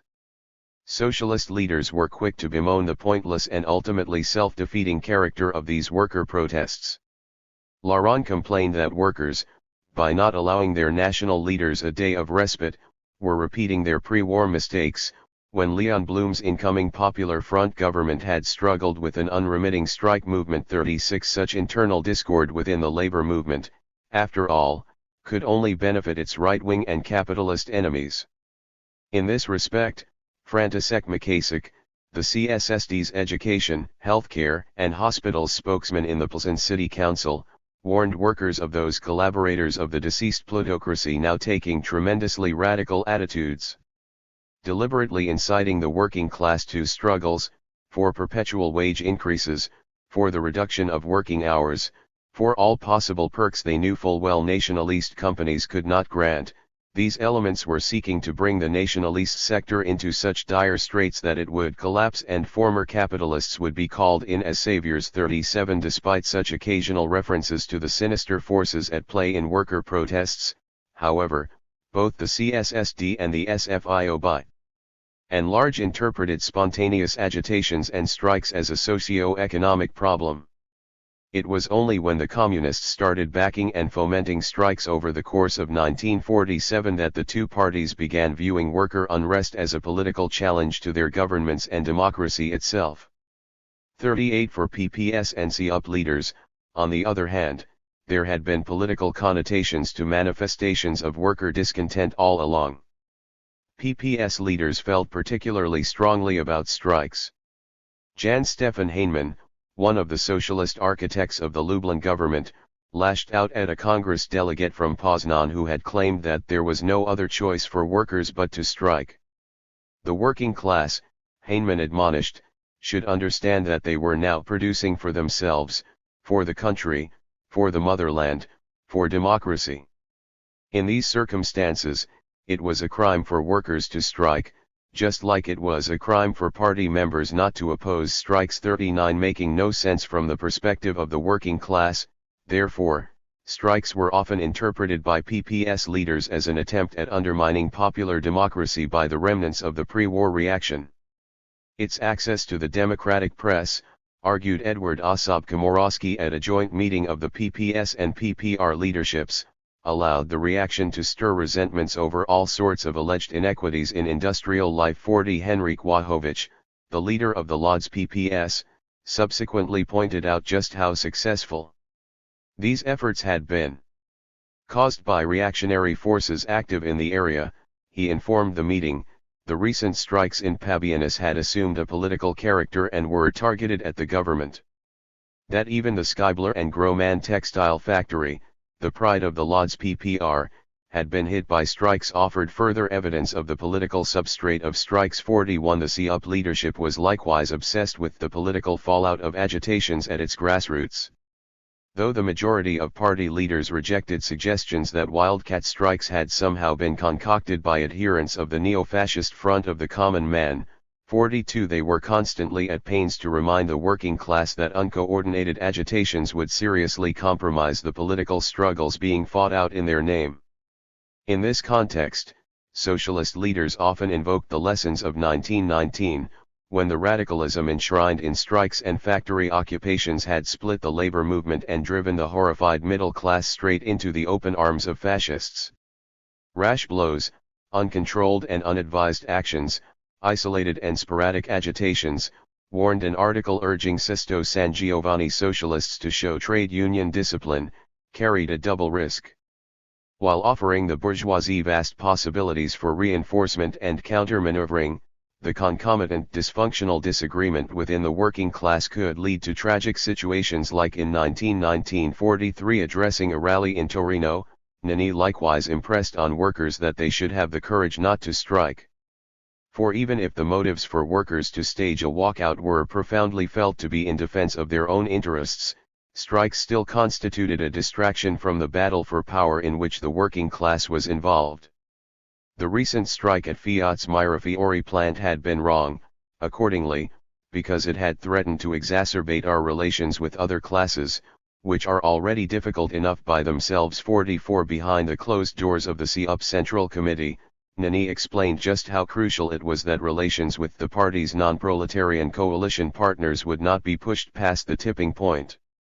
If we go and talk to workers at Fiat in the capacity of men of government and tell them that they must not abuse strikes, that they have to wait for certain situations, because that constitutes the only way to preserve for their parties the possibility to arrive at the Constituent Assembly and give the country a democratic solution, he insisted, we are listened to today.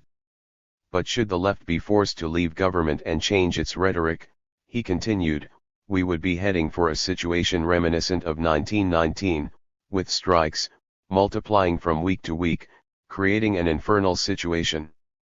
That was a prospect to despair of, he concluded, to be accepted only once every other solution has been ruled out. 45 So overwhelming was its fear of losing control over the situation yet again that the CUP leadership remained extremely wary of strikes and agitations even after the party had been removed from government. As the political temperature rose during the autumn of 1947, several leaders began sounding alarm over grassroots agitations to discredit the labor movement. Basso lamented that there were communists and socialists who behave like there will be a revolution within 15 days. In reality, they had allowed themselves to be maneuvered by Solba onto a terrain that he prefers.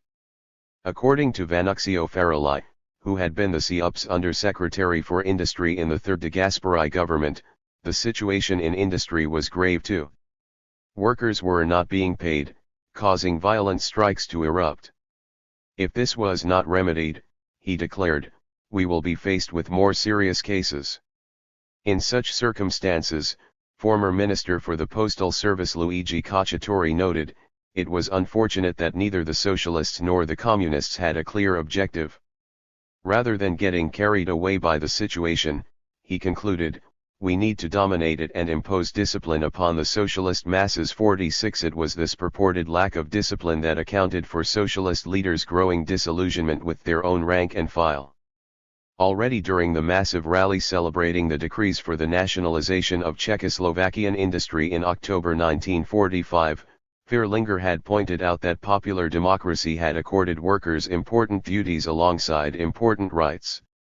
Among those duties were the need to maintain working discipline everywhere and the improvement of working morale. 47 As the months and years went by, however, party leaders increasingly found working class discipline and morale to be on the wane rather than on the rise.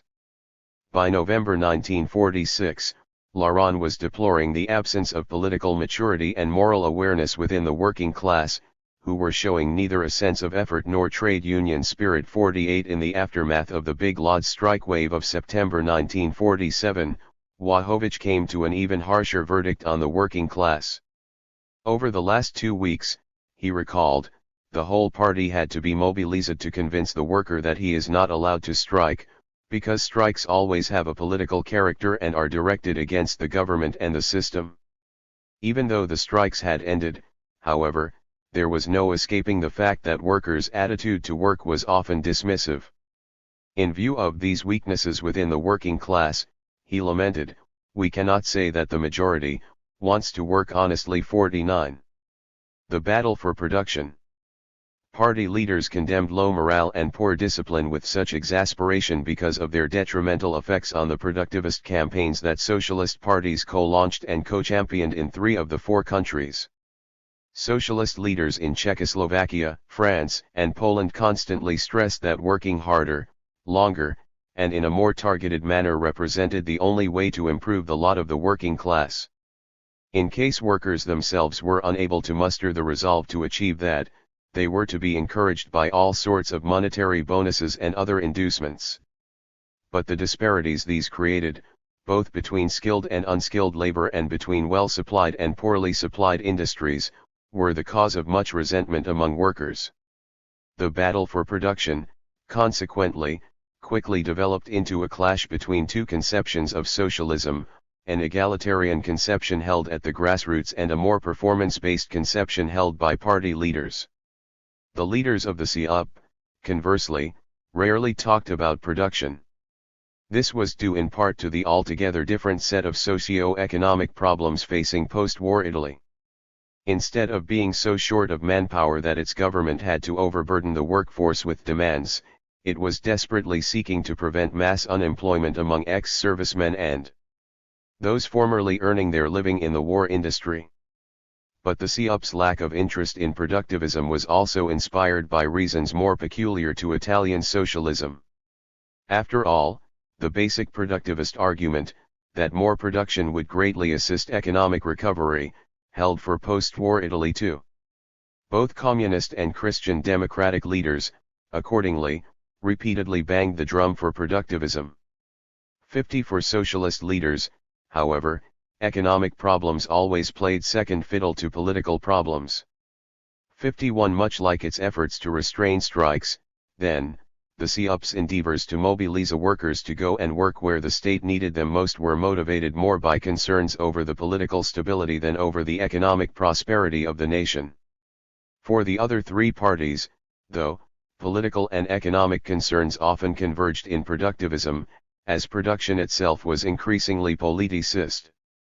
The PLS and CSSD, as well as the other parties forming the local coalition, called upon its supporters to herald the launch of the two-year plan by sacrificing a free Sunday to come and assist in the harvest of potatoes and sugar beets in October 1946.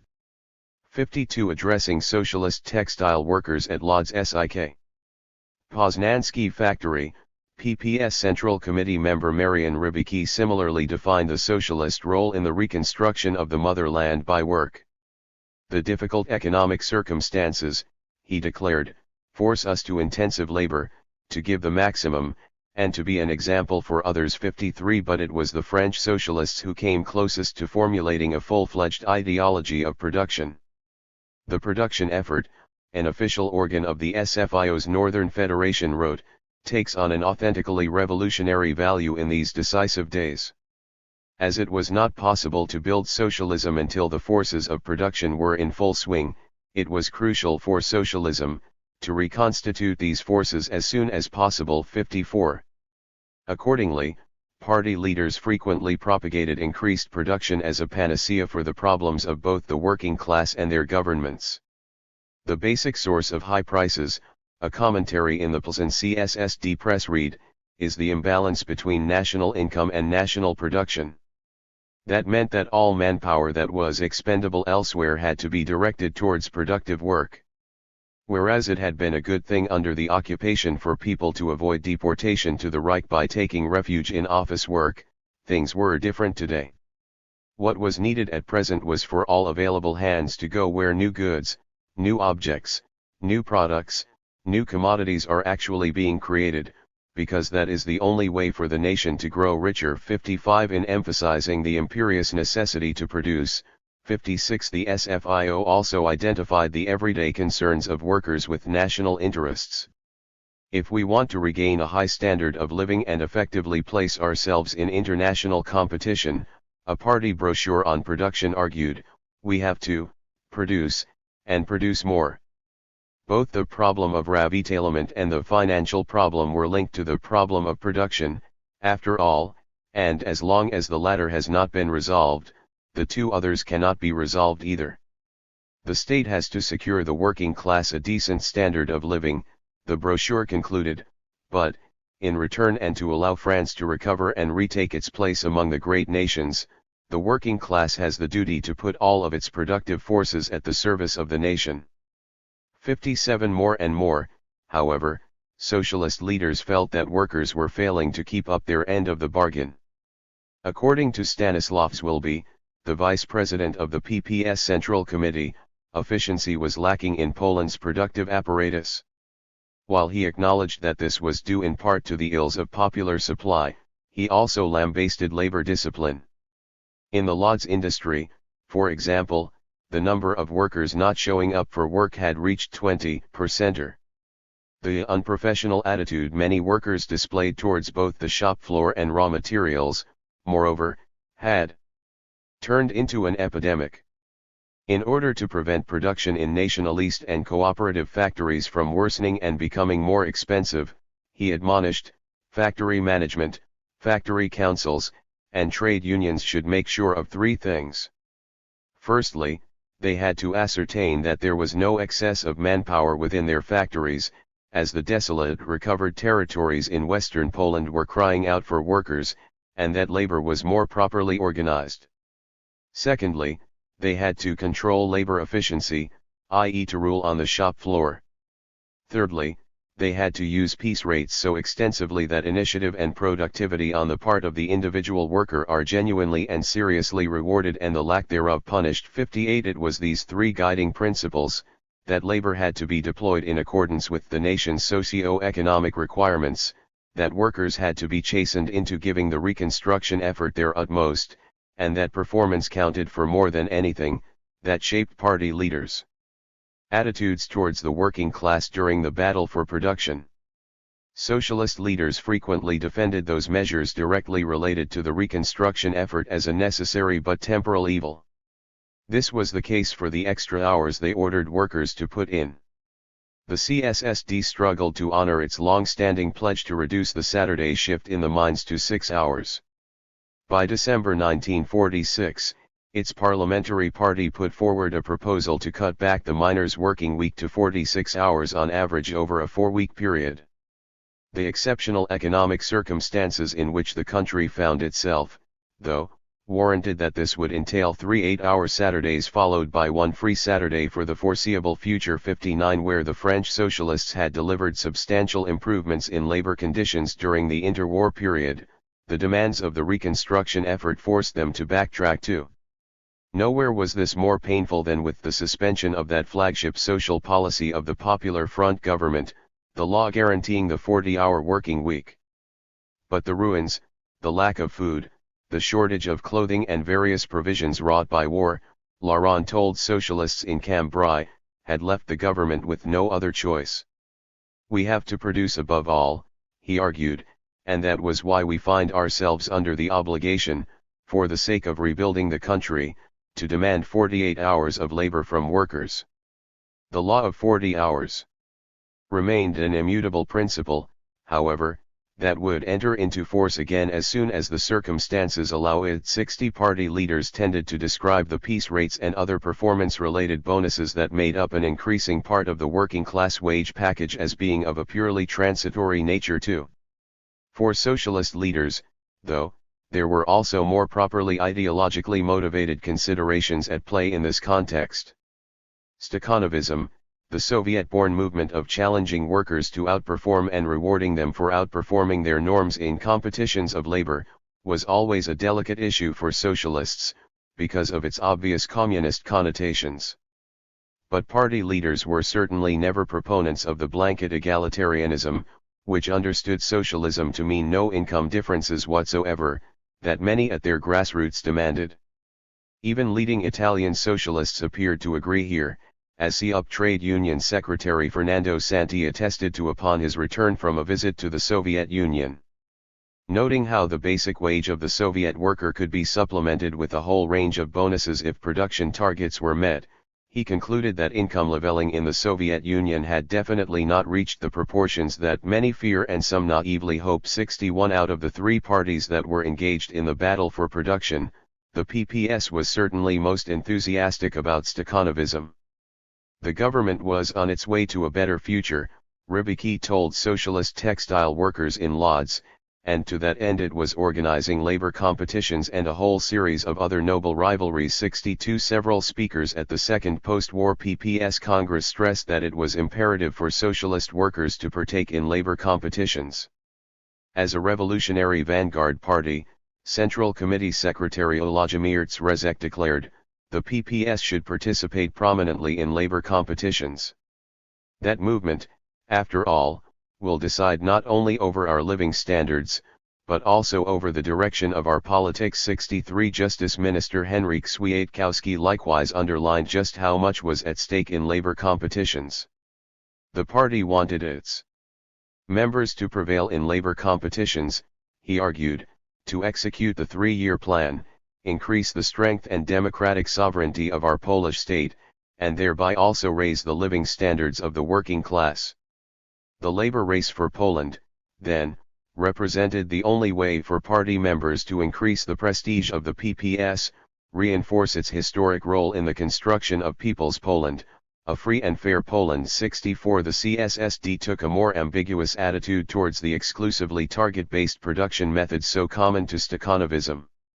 Evaluating the first 5 months of the 2-year plan at a conference of CSSD managers of nationalist companies, Lossman deplored the fact that targets were too often being fulfilled at the expense of the standard and marketability of the produce. It makes no sense, he declared, to stockpile one's warehouses with goods having no idea whether and where these will be sold, or to strive to execute the plan in terms of quantity and at the same time compromising quality. Yet Lossman quickly qualified the statement for those industrial sectors vital to the reconstruction effort.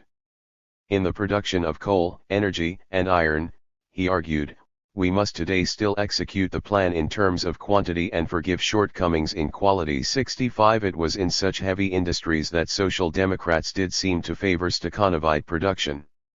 Ladislav Sigler reveled in the amazing performance of individual miners in Ostrava, who had managed to fill up to 24 wagons of coal a shift. 66 An article in the Plzeň CSSD press sang the praises of Stakhanovism more explicitly.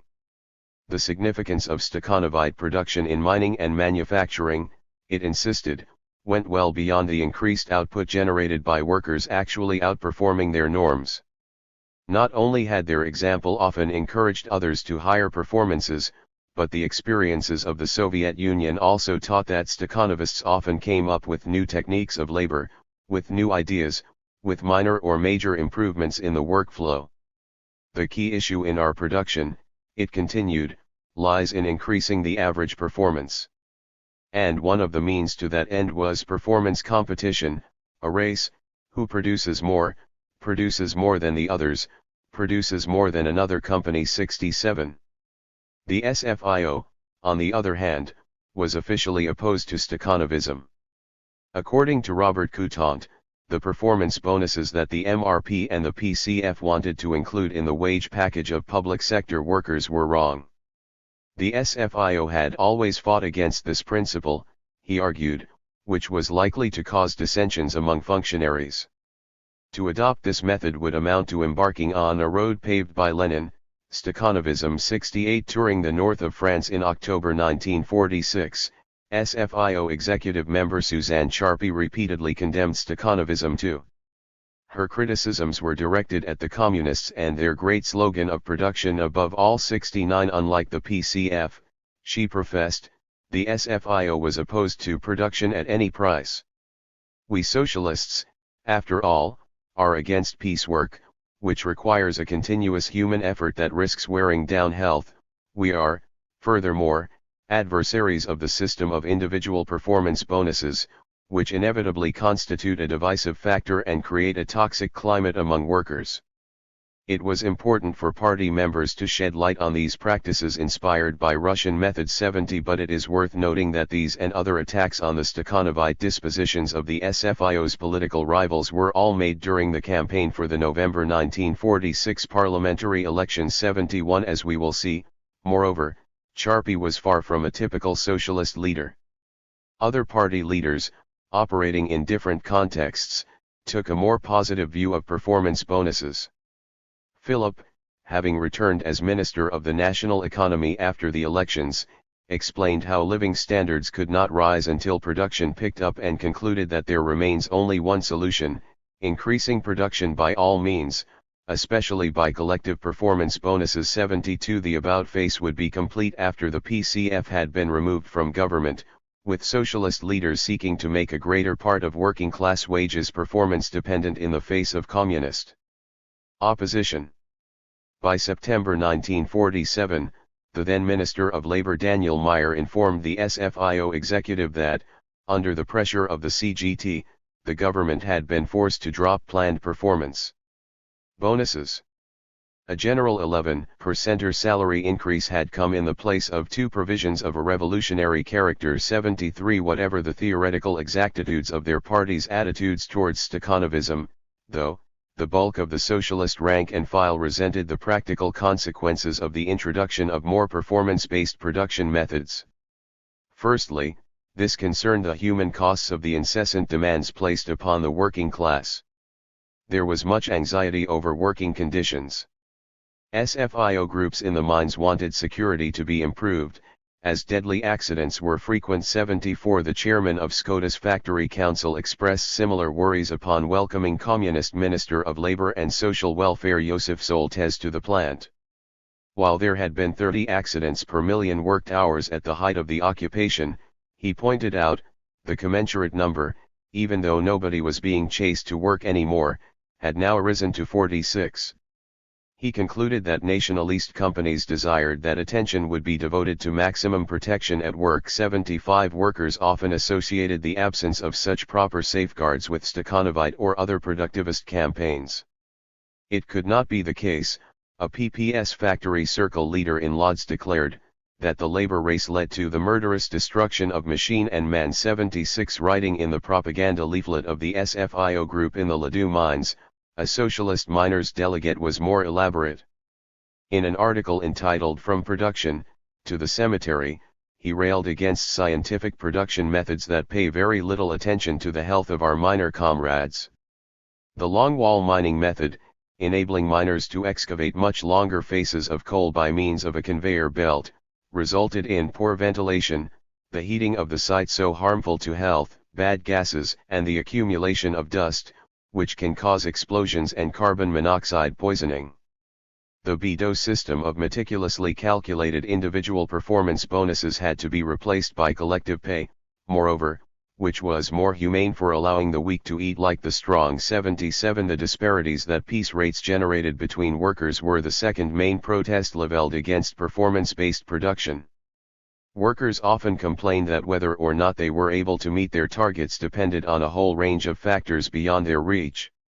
The workforce in Pilsen area sugar refineries turned down Euro's offer of wage supplements to be paid upon outperformance, arguing that there was no question of outperformance in their sector because of the shortage of materials. 78 This was also the terrible objection to the collective performance bonuses frequently championed by the SFIO leadership, as Mach readily acknowledged. As production increases were linked to the supply of raw materials, he noted, it was not possible to favor one industrial sector without that being to the detriment of another. 79 Still more grievous, though, were discrepancies in the equipment and supply among colleagues. There was particular anger over the preferential treatment of the first Stakhanovists in Lodz. 80 textile workers in the city's Ruda Pabianica district went on strike when factory management started sequestering power from their spinning machines in order to facilitate 2 Stakhanovite volunteers who had accepted multi-machine work. These measures, the district PPS wrote, had come at the wrong moment completely, as the inadequate electricity supply already had 70% of spinners sitting idly by. Nevertheless, the arriving trade union officials threw their full weight behind factory management. 81 The state prioritizing performance over working class well-being and living standards at least as much as the capitalist, then, workers rapidly lost the will to make sacrifices towards the new economic order. Though condemning strikes and strikers, Mollet called upon his fellow party leaders to take heed of the profound dissatisfaction in worker communities, where misery, difficulties, and a sentiment of injustice reigned. Worse still was that workers have the impression that the directed economy requires all efforts on their part without the government having the possibility to demand the same efforts of other segments of the population. 82 An editorial in the Pilsen CSSD press likewise voiced misgivings over what had developed in the place of the capitalist production anarchy. We have to be watchful, it admonished, that the system that caused unemployment and the waste of forces and values could not return under the pretext that other experiments have not worked, that it is the only possible production system. Thus far, after all, the worker profits little from the invocation of his power. 83 In such circumstances, workers would find it harder and harder to summon the productivist enthusiasm demanded by their party leaders. A report on the maltreatment of electric welders at the railways in Pilsen flagged this up. Having seen promised improvements in labor conditions come to nothing and their hourly wage supplements cut, they had complained to their factory council. But not only did the factory council give them no explanation whatsoever and hint at even further supplement reductions, a welder who pointed out that no one would be willing to undertake heavy labor against such conditions was thrown out of the meeting and fired within a matter of days. Electric welders, the report insisted, are fully aware of their duties and their desired performance, and want to work for the reconstruction of the Republic, sometimes even harder than lies within their power. In order for them to fulfill their duties, however, welders were entitled both to a just salary and to being treated like colleagues. If we ask workers to increase performance, after all, it was a necessary precondition that they were at peace and satisfied at work. 84 In very similar terms, at the first post-war PPS Congress, a delegate from Lodz expressed his disgust at claims that workers did not want to work. As a workers' party, he argued, we know our workers, we know that they are patriotic, that the Polish worker does everything to raise labor productivity, gives the state his all. Yet the other side of the medal was that nationalist factories were very frequently still being led by those pre-war owners who did not understand the new reality. How is it possible to demand enthusiasm of the worker, he wondered, if the attitude the manager takes towards the worker has not changed one jot? More than that, those in charge of the state sector locally also seem to have retained their friends in high places. One Mr. Guerra, the delegate lamented, had been removed from high office by the local authorities for embezzlement, only for him to return 2 days later with an even greater mandate from the ministry. 85 The constant allegations of wanting labor morale also left rank-and-file workers feeling frustrated. The persistent talk of the lack of labor morale should stop, a resolution adopted by the Assembly of the West Bohemian CSSD avowed, as it had been established, that the vast majority of workers work diligently and completely dependably. The shortcomings in certain industrial sectors, hence, had not been caused by aversion upon the part of the working class, but rather by the unwillingness to remove those ailments that burden performance. 86 Among those ailments were such technical problems as the excess of people involved in non-productive work and the deficient organization of economic life. 87 But crucially also the state's failure to stand up for workers. The fact that some roads remained untraveled in the struggle to lower prices, Sigler pointed out to the Czechoslovakian National Assembly, does not create an atmosphere conducive to a rise in labor morale. People found it incomprehensible, for example, that the government appeared unable to crack down on the black market. There would be much more enthusiasm and dedication towards work, he declared, if the government clamped down relentlessly on all those hampering the economic construction of our republic. 88 Coutant likewise affirmed that the state had to come through for the working class first and foremost, rather than the other way around. Miners are often criticized for the lack of coal, he told socialists in the north of France, but we do not take into account that they are malnourished. The efforts demanded of the working class, he maintained, should be matched by a struggle against the financial and economic oligarchies thus far insufficient. 89 For many at the grassroots, then, the battle for production only served to highlight everything that was unfair about the post-war state, while governments constantly squeezed workers to do more for less in deteriorating conditions, they seemingly left the better off in peace. What was worse, their national leaders gave the impression of not being bothered by inequality. The disagreement over Euro and the Czechoslovakian government's unanimous decision to pay out a flat Christmas bonus to all workers in the public, nationalist, and private sectors illustrated the rupture between local and national perspectives. While the government indicated it considered income leveling undesirable, 90 Sigler, on behalf of the Peasant Corps, faulted the decision for ignore the weakest in society. 91 Such income differences within the working class were indeed often the hardest to swallow. The wage increases meted out to workers in some companies, admonished Joseph Janus to the Pilsen City Council, risked repeating the wage terms of the occupation. These had generated different categories of workers, with some being supplemented and others marginalized. There had been, he remembered, a willful promotion of dissension. 92 Yet party leaders proved quite prepared to put labor movement harmony on the line to reward workers willing or able to be mobilized for the reconstruction effort.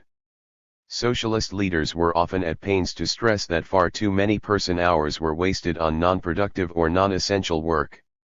Whereas Ossop Komorowski called for the debureaucratization of the Polish state apparatus by directing superfluous public servants to productive work, 93 Mach bemoaned the difficulties in relocating French workers from dormant industries to more active industries. 94 But the shortage of productive and skilled labor was definitely greatest in Czechoslovakia, and the lengths to which its political and economic elites went to address this shortage certainly bred most bad blood among the working class too. Firstly, This concerned the outrageous remunerations for those contributing their scarce skills to the reconstruction effort. The Pilsen CSSD press ran an angry article about the not isolated case of bricklayers. Already earning 2,000 crowns per week, the same as the average worker brought home each month, bricklayers had often been lured away from Pilsen with promises they could get double that amount in the deserted regions on the Hungarian border. No longer welcome at their former firms when such promises fell through, however, they did not take another, lower-paid job. Instead, they form the so-called reserve of scarce crafts and wait until they find a mecenas, who provides them with a royal wage. The article called upon the Office for Labor Protection to take a look not only at the black wage thus earned by bricklayers, but also at the employers able to pay such wages. 95. If the authorities were sent for in this instance, though, they were the driving force behind some of the other grievances over the preferential treatment given to those lending themselves to the government's productivist campaigns. This was the case for the brigades, made up of workers from various sectors, that were sent to the mines to assist in the production of coal. Miners complained bitterly that they required permanent rather than temporal reinforcement and that brigadiers' labor morale left much to be desired. What seemed to frustrate miners most, though, was that brigadiers had immediately gained access to their generous and hard-fought social security system. More than anything, this left them with the impression that brigadiers did not come to help, but to devour their bread. 96. If the Czechoslovakian programs to circulate labor still presupposed voluntarism, the Italian socialists allowed their workers no such luxury. Mariani, for example, was adamant that all bricklayers, carpenters, navvies, peasants owning land were obliged to leave plants to go and work there where manpower is in demand. All those having the possibility to survive otherwise, moreover, had to vacate factory jobs or lose every state subsidy. Mariani's main concern, however, was not so much to raise output as to offset the worst effects of looming mass unemployment. With the specter of joblessness rearing its ugly head now that the post-liberation ban on dismissals was drawing to an end, he noted, it was imperative to make all those workers absorbed by the war industry in exceptional times return to their original crafts. 97. The jobs opening up as a result would go some way towards not only shielding the established workforce from redundancy but also reintegrating those proletarians who had left industry altogether during the war. It was this latter group, consisting of ex-servicemen, former resistors, and returning prisoners of war, that CUP leaders feared most. Mindful as always of the lessons of the interwar years, Nani agonized over what lay ahead for those several millions of partisans and veterans experiencing so many difficulties accommodating to post-war life.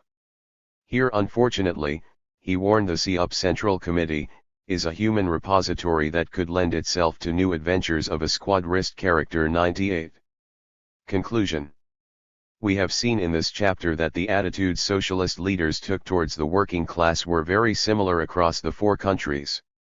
To be sure, the CUP did not glorify production in the same manner that the CSSD, the SFIO, and the PPS did, but this had more to do with the specific Italian socio-economic situation and the political preoccupations of its leaders than with any greater receptiveness towards the concerns among its rank and file.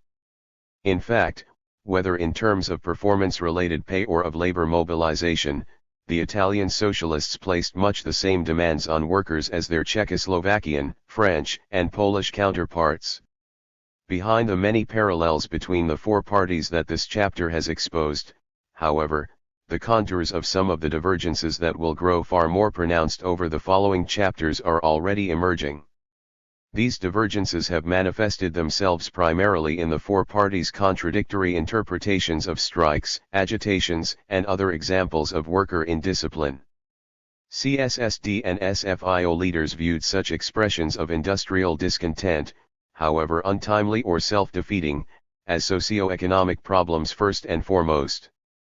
The PPS and CUP leaderships, on the other hand, tended to explain uncontrolled worker ferments as a direct political challenge to newfound democracy. None of this, though, supports the claim that the post-war European socialist parties were in any way soft on the working class. Much like their communist counterparts, socialist leaders in each of the four countries took a very dismissive attitude towards the grievances at their grassroots, castigating workers for failing to understand what was in their own interest, for their shocking indifference towards the reconstruction effort, and for being very unruly. A more fruitful way of looking at grassroots, elite relations in the four cities would be to focus on the two questions that divided socialist leaders from ordinary workers. The first concerns the disconnect between socialist elites and the newcomers in industrial life. For many of the criticisms that socialist leaders leveled against workers were actually coded attacks on these newcomers, on the inflationary demands formulated by public sector workers, on the predominantly female workforce on strike in Lodz, or on the peasants with land who were holding down factory jobs in Milano.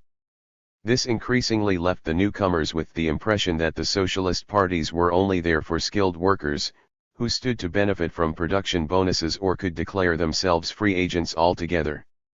The second concerns the mismatch between local and national perspectives. After national government had all but disintegrated during the final years of the war, many workers had come to identify with their local communities first and foremost. As we have seen, however, National Socialist leaders had no time for grievances framed around the local community. In the run-up to the first post-war PPS Congress, Ossip Komorowski warned local socialist representatives that their small problems should not blind them to the bigger picture. Especially among those new to the party, he argued, many did not appreciate the current situation, think that the most important problems are the small problems of the local area. That was not what the party Congress was supposed to be about. The point is that we consider the general problem that besets us, the problem of reconstruction. 99. In his leader's address to the first post-war Congress of the PPS, Edward Ossip Komorowski discussed what the abomination of fascism had left behind in post-war Poland.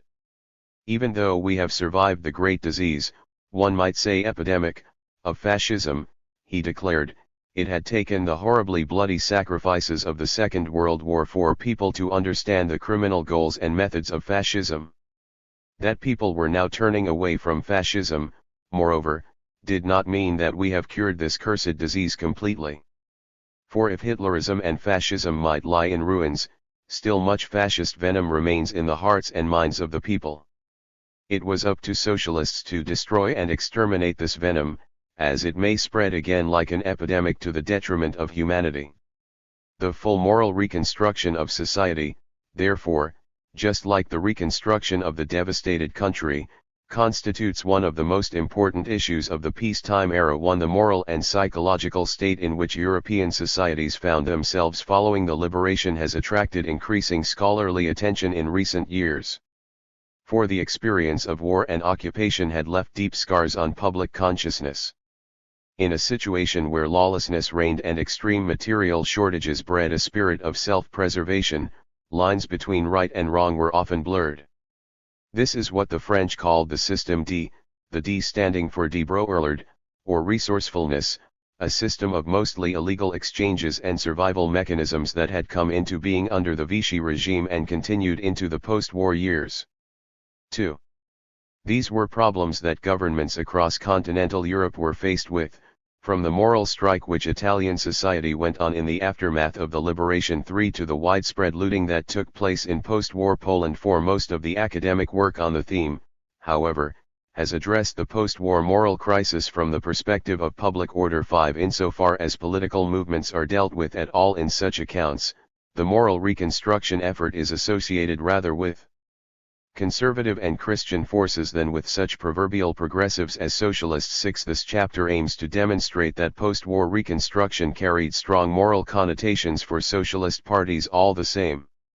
According to socialist leaders in each of the four countries, the war had generated a profound moral crisis. This crisis came in many shapes and forms. In the first place, it had motivated many people to throw in their lot with fascists. Secondly, it had disoriented those social constituencies, women and youngsters in particular, with little or no experience of democratic politics. Thirdly, it had destroyed any form of solidarity among a working class preoccupied with day-to-day survival. For all of their essentially similar laments about moral decay, the four parties actually understood fundamentally different things by moral reconstruction. For the Italian and Polish socialists, moral reconstruction carried acute political significance. In their view, only a ruthless purge of all those associated with fascism and a thorough moral re-education of society would do to prevent their countries from succumbing to fascism once again. If the Czechoslovakian Social Democrats and French socialists were far more relaxed about the overall political morality of their populations, they were certainly not about the unsavory social and economic habits that the occupation had left within their societies. The chief purpose of moral reconstruction, from their perspective, was for socialists to regain control over the working class and roll back communist influence in public life in doing so. At the crossroads of socio-economic and political reconstruction, the question of moral reconstruction thus begins to reveal what really divided the four parties. The reckoning. For socialist leaders, the point of departure for the moral reconstruction effort was the purge of those people they held responsible for the lapse of morals in the first place. Among the parties represented within the post-war coalition governments, the socialists were frequently the most strenuous advocates of a full-fledged purge of all those associated with interwar fascism and/or the occupational regimes. This purge had to take place on three levels. First of all, it was to affect the socialist movement itself, with the past behavior of party members or those seeking to join having to be beyond any conceivable reproach. Secondly, it was to bring to justice both fascist and collaborationist leaders and their underlings who had thus far managed to escape punishment. Thirdly, it was to usher in a sweeping clean-up of the state apparatus, where all those who had sustained the authoritarian, fascist, or occupational regimes had to be removed. While the four parties departed from a similar set of principles, though, differences between them quickly emerged, as the purge did not always proceed according to plan. These differences were due in part to the fact that the shake-up at the top of public life was at the same time more severe and more widespread in post-war Eastern Europe. Many of the region's foremost collaborators decided not to await the arrival of the Red Army and to leave for the West in the final days of the war. Millions more ethnic Germans or Hungarians, whose ancestors had often lived in this part of Europe for centuries, were caught up in the forced population movements out of Czechoslovakia and Poland. And a significant number of those with nowhere to go fell prey to the wild retribution that the new rulers did so little to stop during the first weeks and months of freedom. 7 On the face of it, therefore, the purge was swift as well as comprehensive in post-liberation Czechoslovakia and Poland. The same could certainly not be said of retributive action in France and Italy. It did not take long for socialists in both countries to start expressing their perplexity at the sluggish pace and narrow scope of the purge. Little more than 2 months after the liberation of Milano, a letter to the local socialist press wondered which are the obscure forces that hinder the purge and justice. Some of the prime culprits, instigators, and agents of fascism, after all, had been able to escape scrutiny and save their face solely by virtue of having disowned Mussolini after the Allied landings of 1943. 8 The redemption of those who only turned their back on fascism at the 11th hour likewise caused profound commotion within the post-war SFIO. To repeated applause, SFIO executive member Louis Nogueres railed against those bastards who have voted for the Vichy government presently call themselves resistors at a party meeting in Avignon. The appointment as Minister of State in the first de Gaulle government of Jules Jean Néné, the radical who had been the Speaker of Parliament during the early stages of the occupation, attracted his particular condemnation. He criticized de Gaulle for claiming that all that counted was what people thought today, not what they had thought on July 10, 1940, when a parliamentary majority had granted Philippe Pétain full powers. I will never tolerate them, Nogueres concluded, because they have committed treason and should be removed from French political life. That was a point on which we cannot compromise. 9 This intransigence about eliminating all those tainted by fascism from political office was one question on which socialist leaders and their rank and file did see eye to eye. The problem of the purge, Daniel Meyer explained to the first post-war Congress of the SFIO, is a problem that distresses us all. Socialist leaders, therefore, had warned the government that there was a barrier between the government and the people of this country, and that barrier has been there for too long. It concerns this entire Vichy administration, which still remains in its place within certain ministerial departments. 10 Having refused to join the second Bonomi government, the Italian socialists went further in their denunciations of the purge. Bonomi himself, already compromised by fascism, Lelio Basso pointed out, was hardly the man most suitable for making a clean break with the fascist past. Worse, the reactionary clique of de Courtin and Messe had made abundantly clear its intentions not to take a single step towards democracy, not to take seriously the purge, to still tolerate fascism in many of its aspects. This tolerance had not only allowed many former fascist leaders to continue to live undisturbed, but had also resulted in the very slow and negligible renewal of the diplomatic corps and the maintenance of a large part of the bureaucratic police apparatus of fascism. 11 That the purge had to stretch well beyond the fascist elites and affect all foot soldiers who had placed themselves at their service was a principle that all four parties could agree on in theory. Yet they quickly parted company when it came to the practical implementation of this principle. For the PPS and the CUP, on the one hand, only a thorough cleansing of political life and the state apparatus would suffice, even if that meant violating due constitutional process in the short term. The CSSD and the SFIO, on the other hand, increasingly came to view the purge itself as the problem, abused as it was by the communists to fight personal and political vendettas. This divergence between the two sets of parties already manifested itself in the attitudes they took towards their own organizations. To be sure, socialist leaders in each of the four countries were adamant that there was no way back for members who had in any way collaborated with fascists.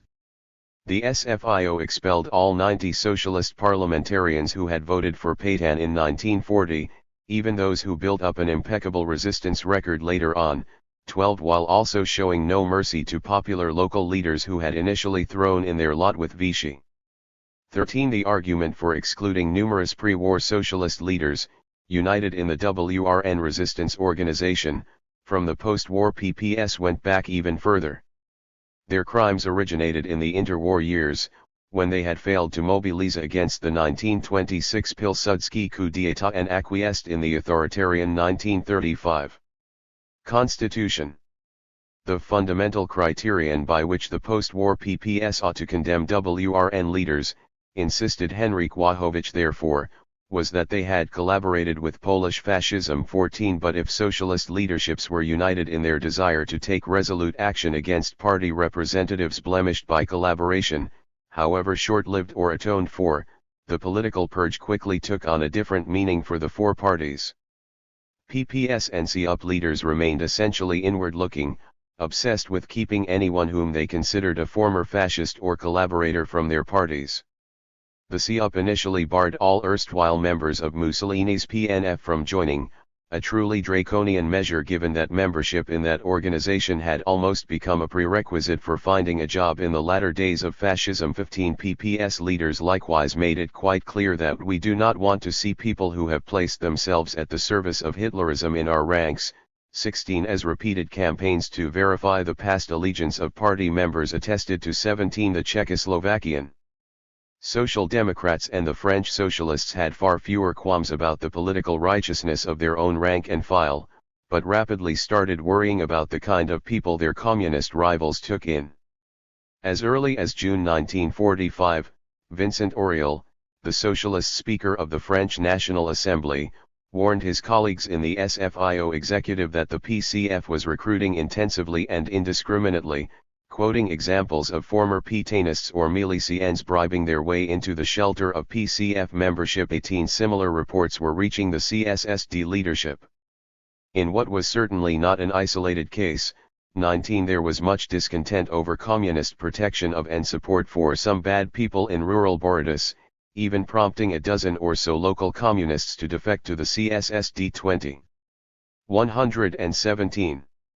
Nowhere were such bad people more prominent, as far as the CSSD and the SFIO were concerned, than in the communist-controlled security forces doing the dirty work of purging. The French socialists were particularly apprehensive of the so-called patriotic militias, armed resistance bodies that had outlived the war, attracted many belated resistors, and carried out searches, arrests, and even executions. 21 At the first post-war SFIO Congress, several speakers complained bitterly about the patriotic militias. Having seen their ranks swell exponentially through the post-liberation entry of fifth columnists, of former members of the fascist French Popular Party, and of erstwhile Gestapo informants, the militias had in many places grown into no more than a bunch of gangsters. What was more, the communist command of these gangs often rendered them an instrument in the hands of a political party. 22 In unison with their non-communist coalition partners, therefore, the socialists insisted that the militias be disbanded and give way to a regular police force under state control. Even if the security services were firmly under state control in post-war Czechoslovakia, the CSSD found itself facing the same problems in many ways. For under the iron rule of Communist Interior Minister Václav Nosek, the police force was slowly but surely being purged of all non-communist officers and increasingly being employed to fight the political battles of the KSC. Much like the French socialists, the Czechoslovakian Social Democrats were thus quick to grow wary of those communist-led forces, containing all sorts of unreliable people, that were in charge of the purge. Defending his record at the November 1947 CSSD Congress, Zdeněk Fierlinger conceded that the National Security Corps, the umbrella organization under which both the regular police and the infamous political police operated, had initially been made up of a motley crew of employees of the pre-war and protectorate security services, former partisans and ex-servicemen, as well as a variety of adventurers. Yet his protestations that the SNB had now been cleansed of those unwanted elements who had frequently entered it with the help of their party cards seemed to have fallen on deaf ears. 23 For the CSSD annual report for 1947, published after the party Congress had ousted Fierlinger as Secretary General, concluded that the complaints that keep piling up about the excessive political manipulation and the abuse of the security apparatus were unfortunately justified. 24 If the Czechoslovakian Social Democrats and French Socialists felt that public security left much to be desired, their countries were still islands of peace compared with the utter lawlessness that reigned supreme in post-liberation Italy and Poland. The historiography of both countries tends to describe the period between roughly 1943 and 1947 as a civil war, during which communist-led forces took on various nationalist and/or rightist groupings in bloody struggles fought primarily outside the main urban centers. 25 In these civil wars, the allegiance of the PPSNC lay squarely with the communist camp. In fact, for the Italian and Polish socialists, the threat to public security emanated first and foremost from the right. The CUP often identified this threat with the state security forces. Already in July 1944, Pietro Nani had expressed his concerns at reactionary efforts to place the police and the army at the service of the monarchy and the right. And even when the Italian left was at the height of its power under the Parry government, Nani had to acknowledge that it remained very difficult to completely eliminate certain forces that have survived the fascist disaster, the army, policemen, etc. 26 Once the left started to lose ground over the following years, these fears seemed to be confirmed. As former partisans were systematically driven out of the state security services after Mario Silva had taken over as Interior Minister in February 1947, the Italian socialists increasingly came to see the police as an arm of the DC, especially in the rural south. In the run-up to the April 1948 elections, Sandro Pertini complained that the police had done nothing when a popular front rally in Brindisi had been drowned out by a loudspeaker that was spouting insults from the local DC headquarters. Apparently, he noted, the police only intervenes to protect the rallies of government parties. Worse, there was a pattern of police intimidation in the Puglia region, of which Pertini had gathered direct knowledge during his stay in Brindisi. Following up in an absolutely disproportionate manner on arrest warrants that were issued all the way back in October and November 1947, he recounted, hundreds and hundreds of policemen had been forcing doors with the butt of their rifles without having so much as a search warrant. The city of Gravina, one of the left strongholds in the south, found itself in a state of siege.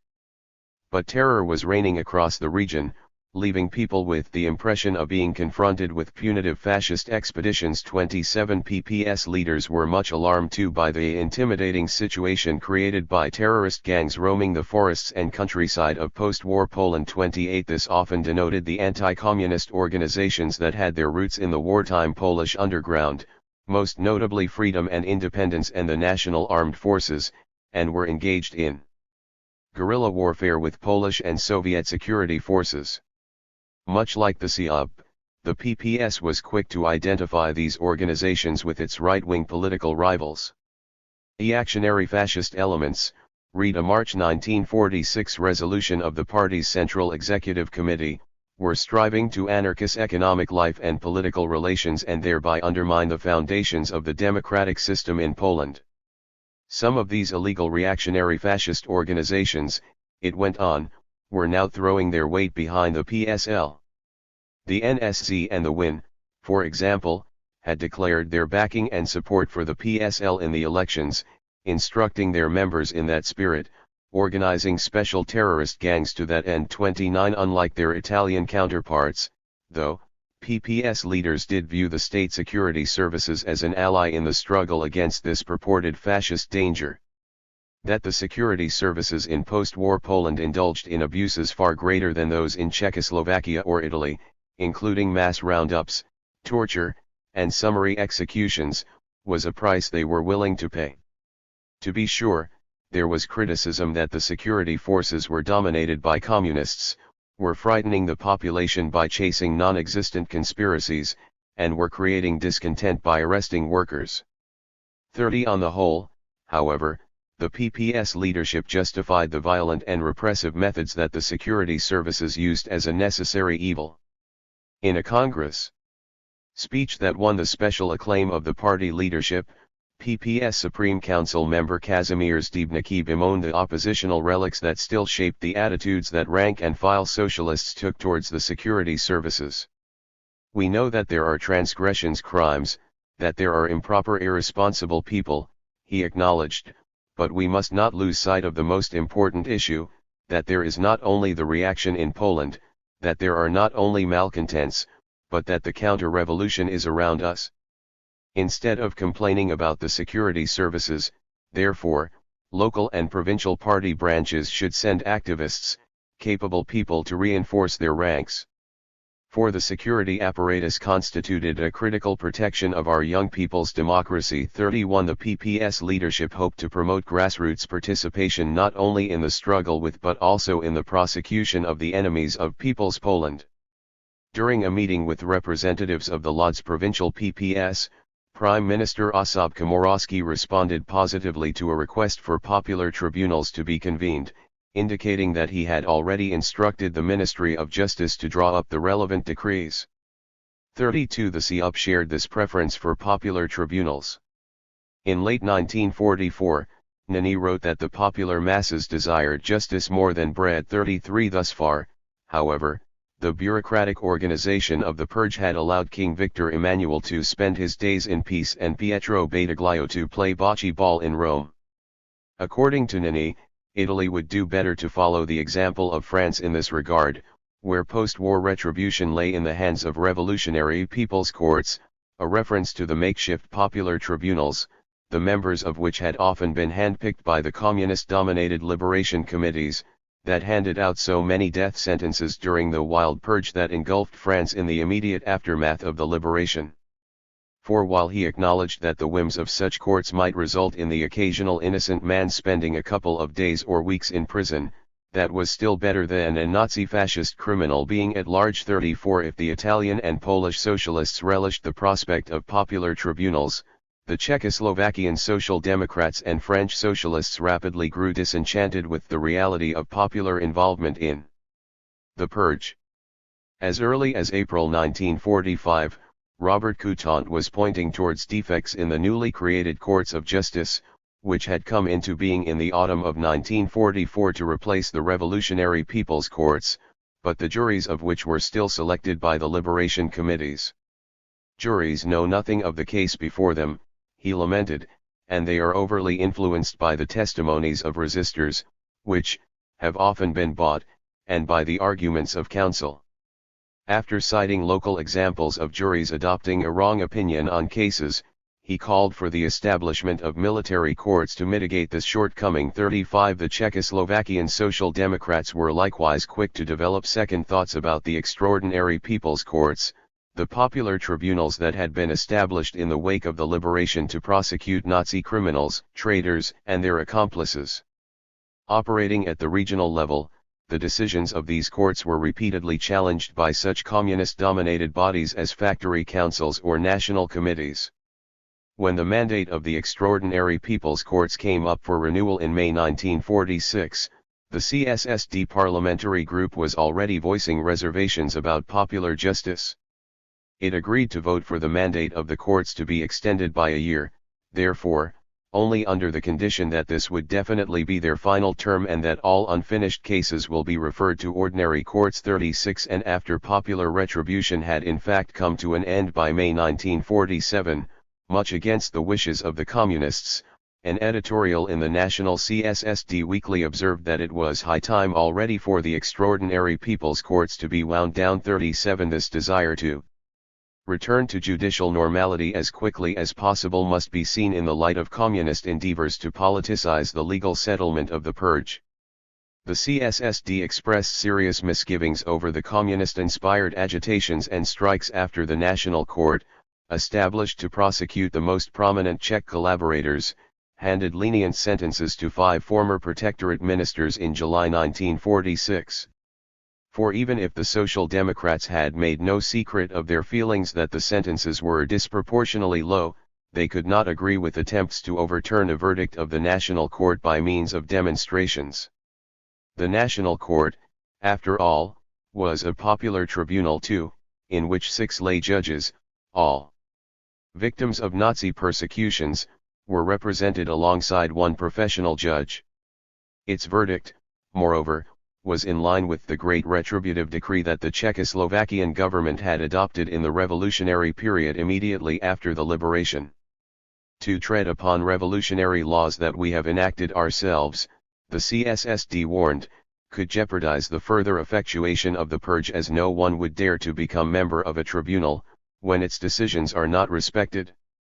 38 In remarkably similar terms, the French Socialists denounced the PCF's response when the Communists failed to get their way in the trial of several Vichy admirals that took place over the summer of 1946. Cases against the ministers and high functionaries of the Vichy regime were tried by the High Court of Justice, the juries of which were selected from parliamentarians. After the charges against one of the admirals were dropped on account of his poor health, however, Communist deputies began boycotting jury selection in protest. As the law that had instituted the High Court of Justice stipulated that all of its juries were to reflect the parliamentary balance of power in a proportional manner, this rendered jury selection impossible altogether, leaving its socialist president, Louis Nogueres, with no choice but to release all defendants under the Universal Declaration of Human Rights. At the August 1946 SFIO Congress, Nogueres hit back at the anti-socialist press campaign that the PCF unleashed over this affair. The party and me, he argued, consider it wrong not to respect a law one has voted for. What was to become of the regime in France and of democracy, after all, when a party does not respect a law it has accepted? The truth was that the communist attitude was purely fascist. For it is fascist to refuse to respect a law, to refuse to apply the law, and to want to impose another. 39 This point goes right to the heart of the distinction between the two sets of parties when it came to the purge. For the Czechoslovakian Social Democrats and the French Socialists, on the one side, the reality of the purge quickly blurred the lines between fascism and communism. Both in the people they attracted and in the attitudes they adopted, the two ideologies increasingly came to represent two sides of the same coin in the opinion of the CSSD and the SFIO. Yet, if the war had brought fascism to its knees, the two parties considered the threat posed by the anti-constitutional excesses that the communists were committing on a daily basis very real. For the Italian and Polish socialists, on the other side, the purge was part of a much broader and ongoing struggle against fascism. In this struggle, they regarded the Communists, with their armed forces and their revolutionary fervor, as an indispensable partner. To be sure, the PPS and the CUP granted that the Communists often overstepped constitutional boundaries during the purge, but in the civil wars that were raging in their countries the constitution was out of the window anyway. The point was rather to broaden and democratize the anti-fascist struggle by animating as many ordinary people as possible to participate in it. Reorienting the disoriented.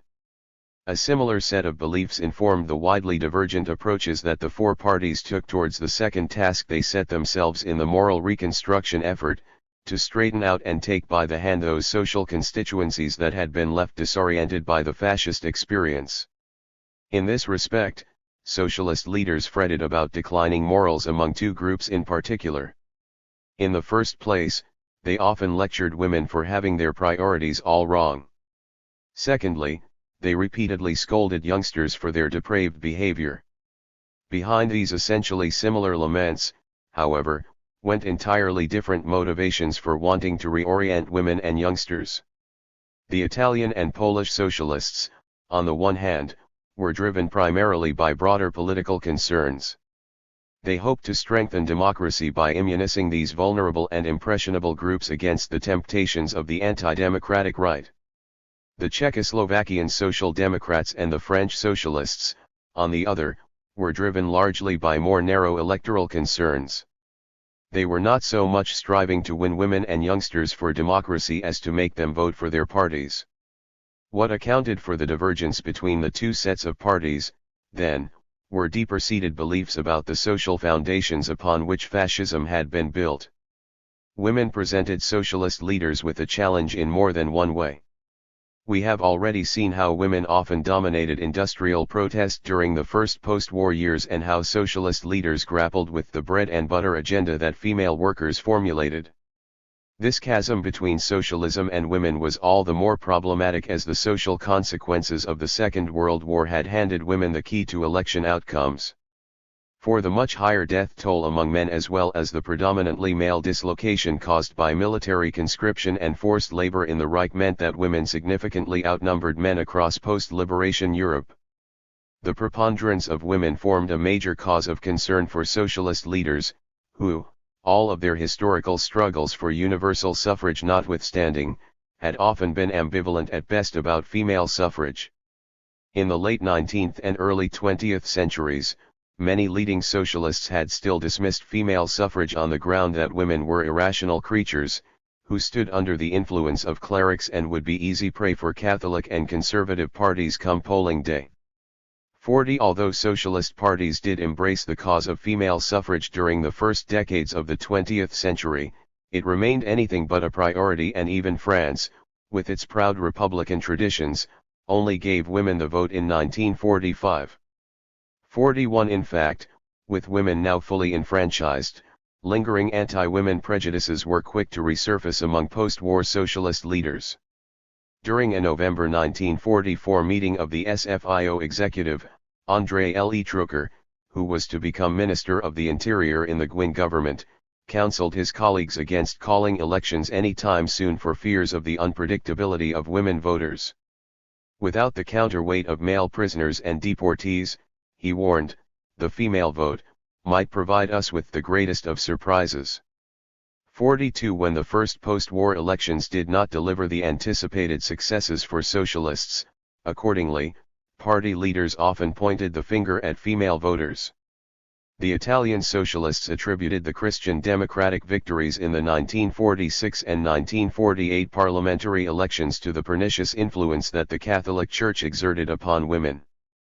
43 Worse, the national daily of the SFIO, Le Populaire, repeatedly showed a barely disguised contempt for female voters. 44 After the French socialists had suffered yet another disappointing result in the November 1946 parliamentary elections, for example, an editorial in the newspaper lamented that elections today hardly seem to interest anyone, especially women who, mostly, do not know what it is all about. 45 For socialist leaders, the female voter thus often represented the epitome of the misguided constituent, whose single-minded obsession with bread and butter issues had blinded her to the bigger political picture. In explaining the defeat of the Yes camp in the May 1946 constitutional referendum, for instance, Meyer drew a sharp line between male and female no voters. For whereas many men in rural areas had voted no because they believed the political falsehoods that the no camp had been spreading about the Constitution, he told an SFIO meeting in Cambrai, women who had rejected the Constitution did so frequently because they were dissatisfied about Ravitalement 46. The PPS leadership likewise observed that not all arguments that convince men strike a chord with the female psyche, listing education, care for mothers and children, social welfare, and labor protection for women among the issues which interest them above all. 47 Yet socialist leaders had precious little to offer on such socio-economic questions as long as government funds had to be diverted primarily towards the reconstruction effort. Much like local and provincial leaders had done when confronted directly with the bread and butter grievances of workers, therefore, National Party leaders pointed women to the political achievements that supposedly made up for low living standards. In a mission statement that is very revealing about the way party leaderships thought about the kind of demands that women often put forward, the CSSD undertook to politicize women. For if the woman has to decide over the fate of the state with her ballot paper, she must be politically conscious, deprived of all pettiness, then will she choose for democracy and for the path of socialist progress. 48 If each of the four parties set out to politicize women, though, their aims and methods in doing so were very different. For the Czechoslovakian Social Democrats and French Socialists, it was all about broadening the appeal of their own parties. They were after the female vote first and foremost, and tailored their efforts to that end. After both of its election defeats in 1946, the SFIO leadership committed to stepping up its efforts to attract female voters by including more women on its electoral lists and reorganizing socialist women's groups. 49 Such electoral concerns also took center stage in the women's politics pursued by the CSSD. Whereas the activity report that the party leadership put before its November 1947 Congress much lauded the Social Democratic women's movement for its endeavors to make sure that female party members were to be found in all associations, corporations, companies, offices, it was quick to question the contribution that these endeavors had made to the overall fortunes of the CSSD. For not only did it note that the results of this well-organized extra-party work are yet to be translated into party work, it also warned that such endeavors can never come at the expense of party work. 50 The objective of such party work among women was to portray socialism as the unrivaled champion of the female cause. In doing so, the Czechoslovakian Social Democrats and French Socialists often dwelled on the successes that their parties had achieved during their interwar heyday. Speaking to local party members in Escoudain, Rachel Lempereur, the leader of the socialist women in the north of France, argued that women should vote for the SFIO because of its proven track record on social affairs. It is thanks to the action of socialism that workers have gained certain ameliorations, she declared, quoting the law of 40 hours, collective bargaining, and paid holidays as examples. 51 In the same vein, the post-war CSSD made much of its interwar struggles to make the Czechoslovakian civil code more female-friendly, which had resulted in the right of divorce being granted in 1919. The next step was for women to become economically independent by enrolling in the labor force. 52 For that reason, the Social Democrats promised that women would be guaranteed the possibility of finding a job in new legislation. 53 For the Italian and Polish socialists, the socialist outreach to women was to serve altogether different than purely electoral purposes. In fact, the CUP leadership denounced as little socialist the dismissive attitudes that too many male comrades took towards the participation of women in the political struggle. All too often, it noted, the female contribution to that struggle is viewed only in function of the ballot paper. 54 The prime aim for socialists, conversely, was to free women from political isolation by encouraging their direct involvement in grassroots participatory bodies. According to Basso, for example, socialist factory cells constituted a school of politics and socialism for those women who did not dare to join their local C-up section for fear of the priest's reprisal. 55 Far from instructing the rank-and-file activists in charge of this educative effort to harp on about the party's achievements, however, he urged them to take a non-sectarian approach. For like we cannot expect to immediately make an illiterate appreciate Divine Comedy, it could not be expected that hitherto apolitical women would immediately convert to socialism. 56 The PPS also noted how work among women encountered a series of obstacles, both technical and those stemming from the centuries of women's exclusion from political and social life. Alongside the more traditional objectives of organizing women within the party and addressing their most urgent social needs, therefore, the PPS Women's Council also set itself the goal of ensuring the most active participation of women in the build-up of a socialist system. This involved not only the political and organizational education of women by means of discussion clubs, but also the promotion through women of the education of the youth in a socialist spirit. 57 The post-war morality of youngsters caused socialist leaders still more profound misgivings than that of women. For if the fascist and occupational regimes had merely prolonged the political disorientation of women, they had actively targeted the youth for indoctrination. At the local level, socialist activists and leaders frequently sounded the alarm over how the experience of dictatorship, war, and occupation had corrupted the young. Fascism has polluted the conscience of youngsters, a socialist from Sesto San Giovanni wrote to the local C-Up Weekly, by diverting the minds of young people from the path of good sense and of humility.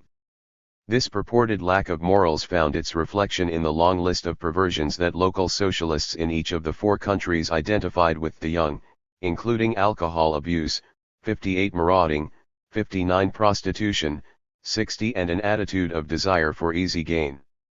61 For that reason, party leaders should look after our youth, as one Lodz socialist put it, which is demoralized after the war. 62 If socialists in each of the 4 countries agreed that the war had brought on a serious moral crisis among youngsters, they were very much at variance over the depth of the political imprint that fascism had made on young minds. For the Czechoslovakian Social Democrats and French Socialists, the ultimate democratic dependability of the youth was never really in question. To be sure, the SFIO leadership bewailed its losses among the young in the November 1946 parliamentary elections, but was quick to accept responsibility for these.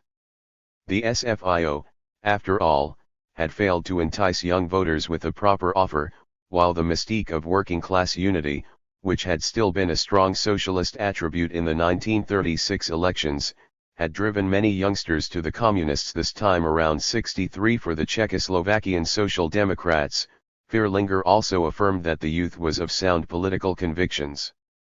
The occupier, he explained, has tried to subvert the spiritual foundations at the roots, to eradicate from Czech culture and history everything that binds us to the national tradition, to poison our youth with fascist venom, and to make of it a characteristic minion of the regime. But this plan to Nazify the Czech youth, he insisted, had failed. For our youth has proven by its actions, both by partaking in large numbers in the anti-German Prague uprising of May 1945 and by making up a significant part of the labor brigades that were deployed during the battle for production, that it has retained its healthy core. 64. All of their laments about moral degeneration among youngsters notwithstanding, therefore, the Czechoslovakian Social Democrats and French Socialists very much believed that their democracies could build upon the young. The point was, then, to win over the youth to socialism in general and to their parties more specifically. In both countries, this involved strong competition with the communists, who dominated much of youth politics through such transmission belt organizations as the Czechoslovakian Youth Union and the Union of the Republican Youth of France. According to the Czechoslovakian Social Democrats, the CSM had stood in the way of attempts to redress the weak position among young voters from which the Social Democrats had suffered in the parliamentary elections of May 1946-65. In fact, the CSSD's Youth Commission complained that the guidelines of the CSM, declaring a whole range of activities to be the special realm of that organization, constituted an impediment to the creation of a proper social democratic youth movement and petitioned the CSSD Congress to address this question. 66. Not bound by membership in any cross-party youth organization, the SFIO had more latitude to pursue its own agenda among youngsters. As so often, its propaganda to this end took a distinctly anti-communist shape. The official youth organization of the SFIO, the Young Socialists, lent itself perfectly to this task. For the JS was led by radical activists of frequently Trotskyite inspiration, who took a very negative view of the moderation that the communists had practiced in the wake of the liberation. To be sure, when a speaker of the JS addressed a pre-election rally in Phoenix, he attacked both the MRP youth organizations for serving the politics of the clergy and the essentially communist UJRF for placing the designs of a party ahead of the interests of the youth. Yet it was only on the communist betrayal of the youth that he elaborated. Education should be free of cost until the age of 18, he explained, and should include a period of professional apprenticeship. The communists, however, were opposed to apprenticeships because they wanted to throw youngsters into the battle for production as quickly as possible without caring for their health and their faculties. For that reason, he concluded, reasonable people agree with the socialists in condemning Stakhanovism 67. For the Italian and Polish socialists, on the other hand, the moral crisis afflicting youngsters was but a symptom of their political unsteadiness.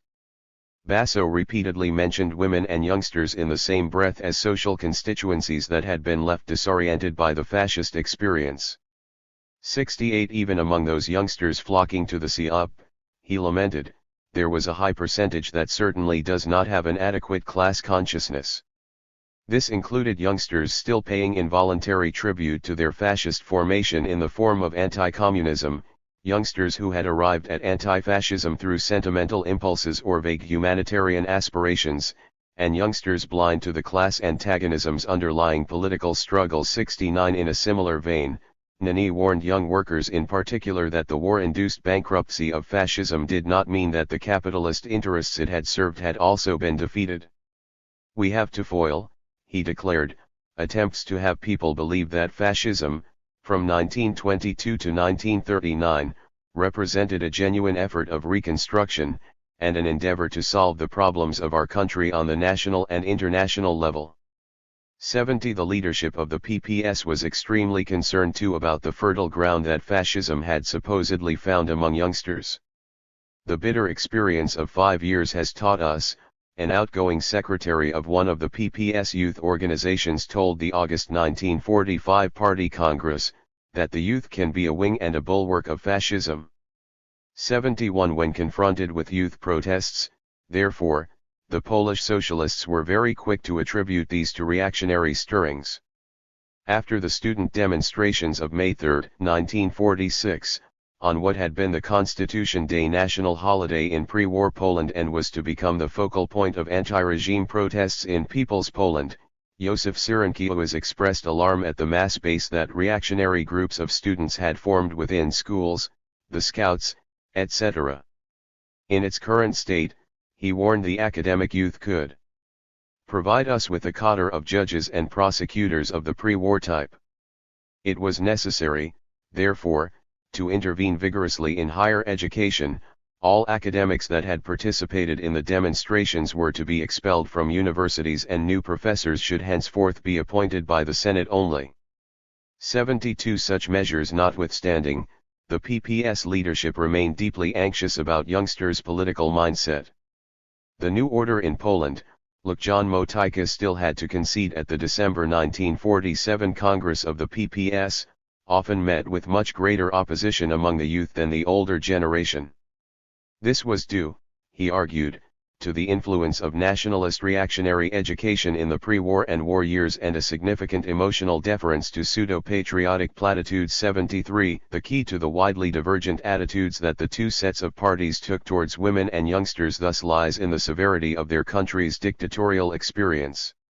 For the Italian and Polish socialists, on the one side, the moral and political re-education of women and youngsters, who had never or hardly known anything but dictatorship, was going to be a drawn-out process.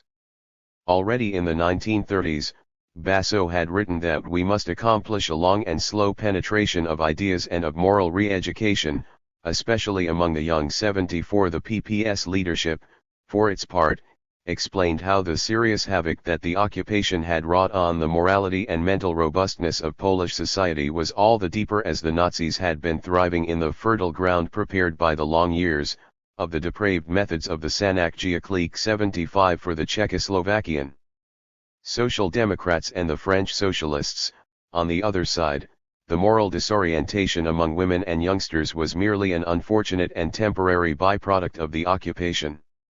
There was no reason, therefore, to start from scratch in re-educating these groups. Whereas the SFIO insisted that the Third Republic has accomplished admirable work as regards schools.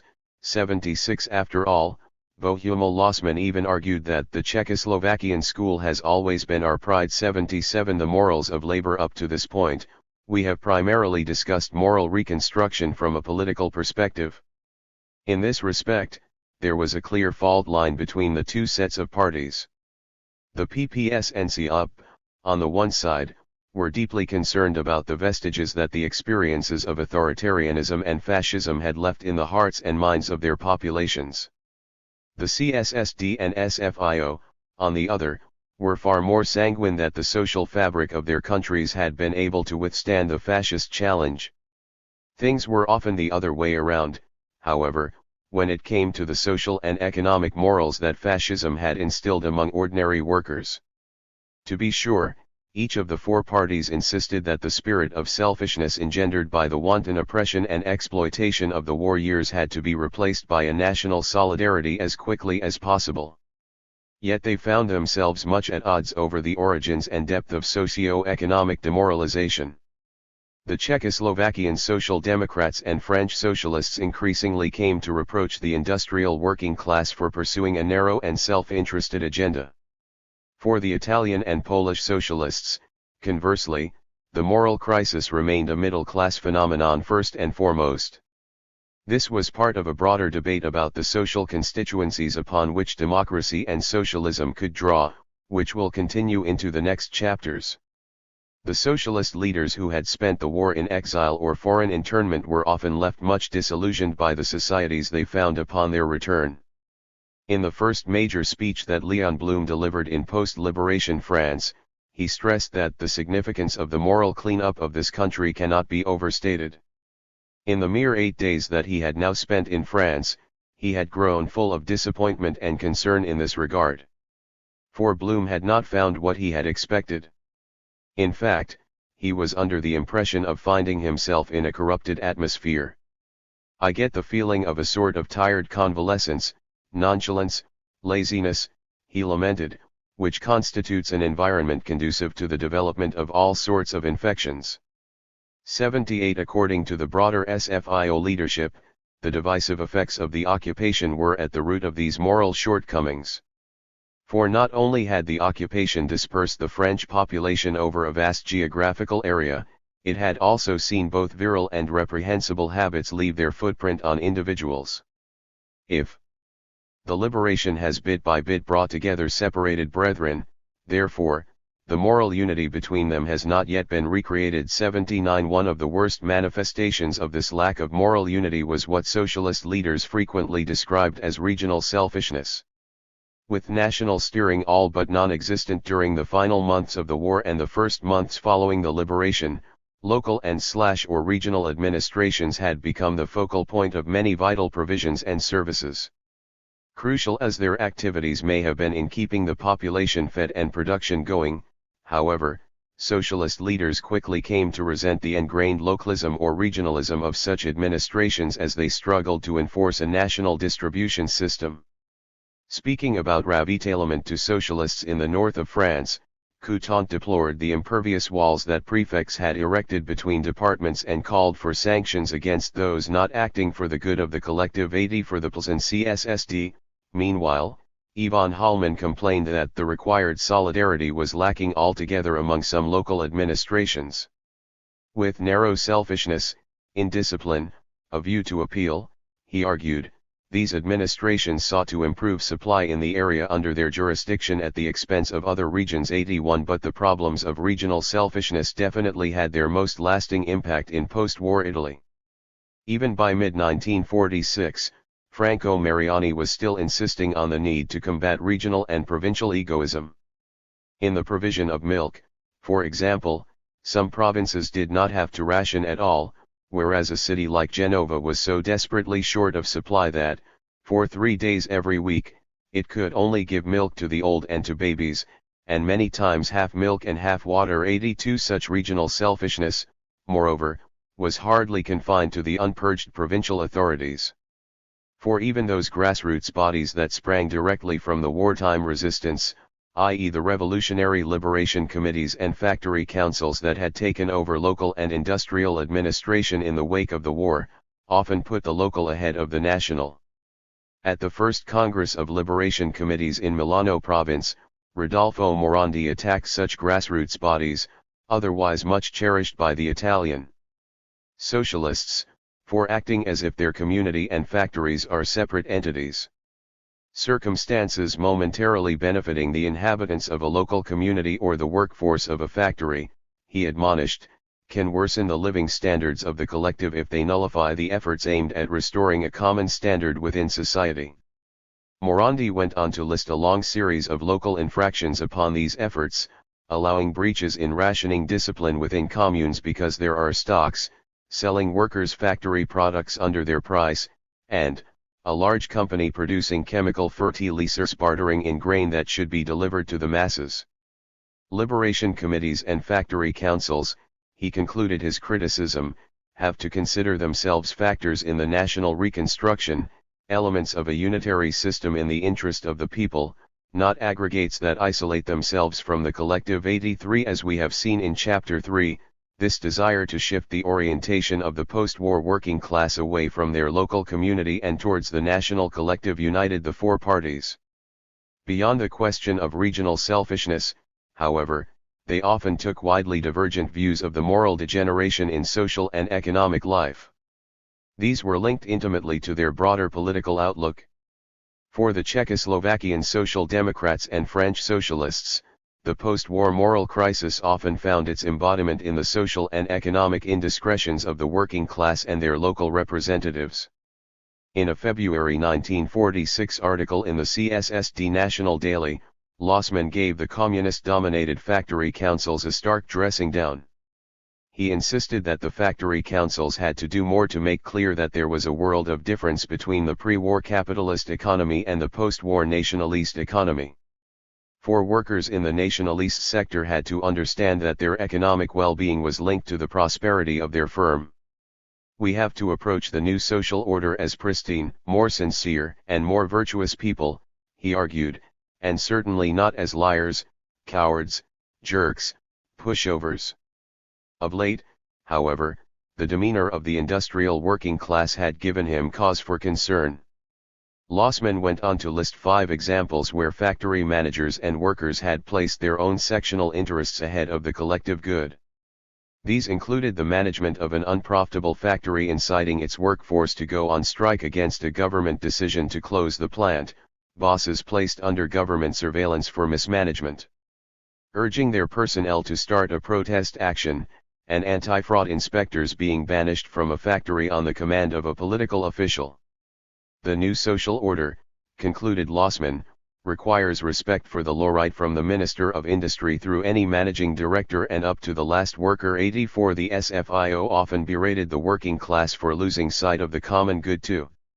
What its leaders described as corporatism, small groups of workers seeking sectional gain at the expense of the collective, became an increasing problem as the communist-dominated trade unions abandoned their erstwhile moderation over the course of 1947. Here too, employers often seemed willing to make common cause with worker corporatism, especially if it might serve their longer-term interests.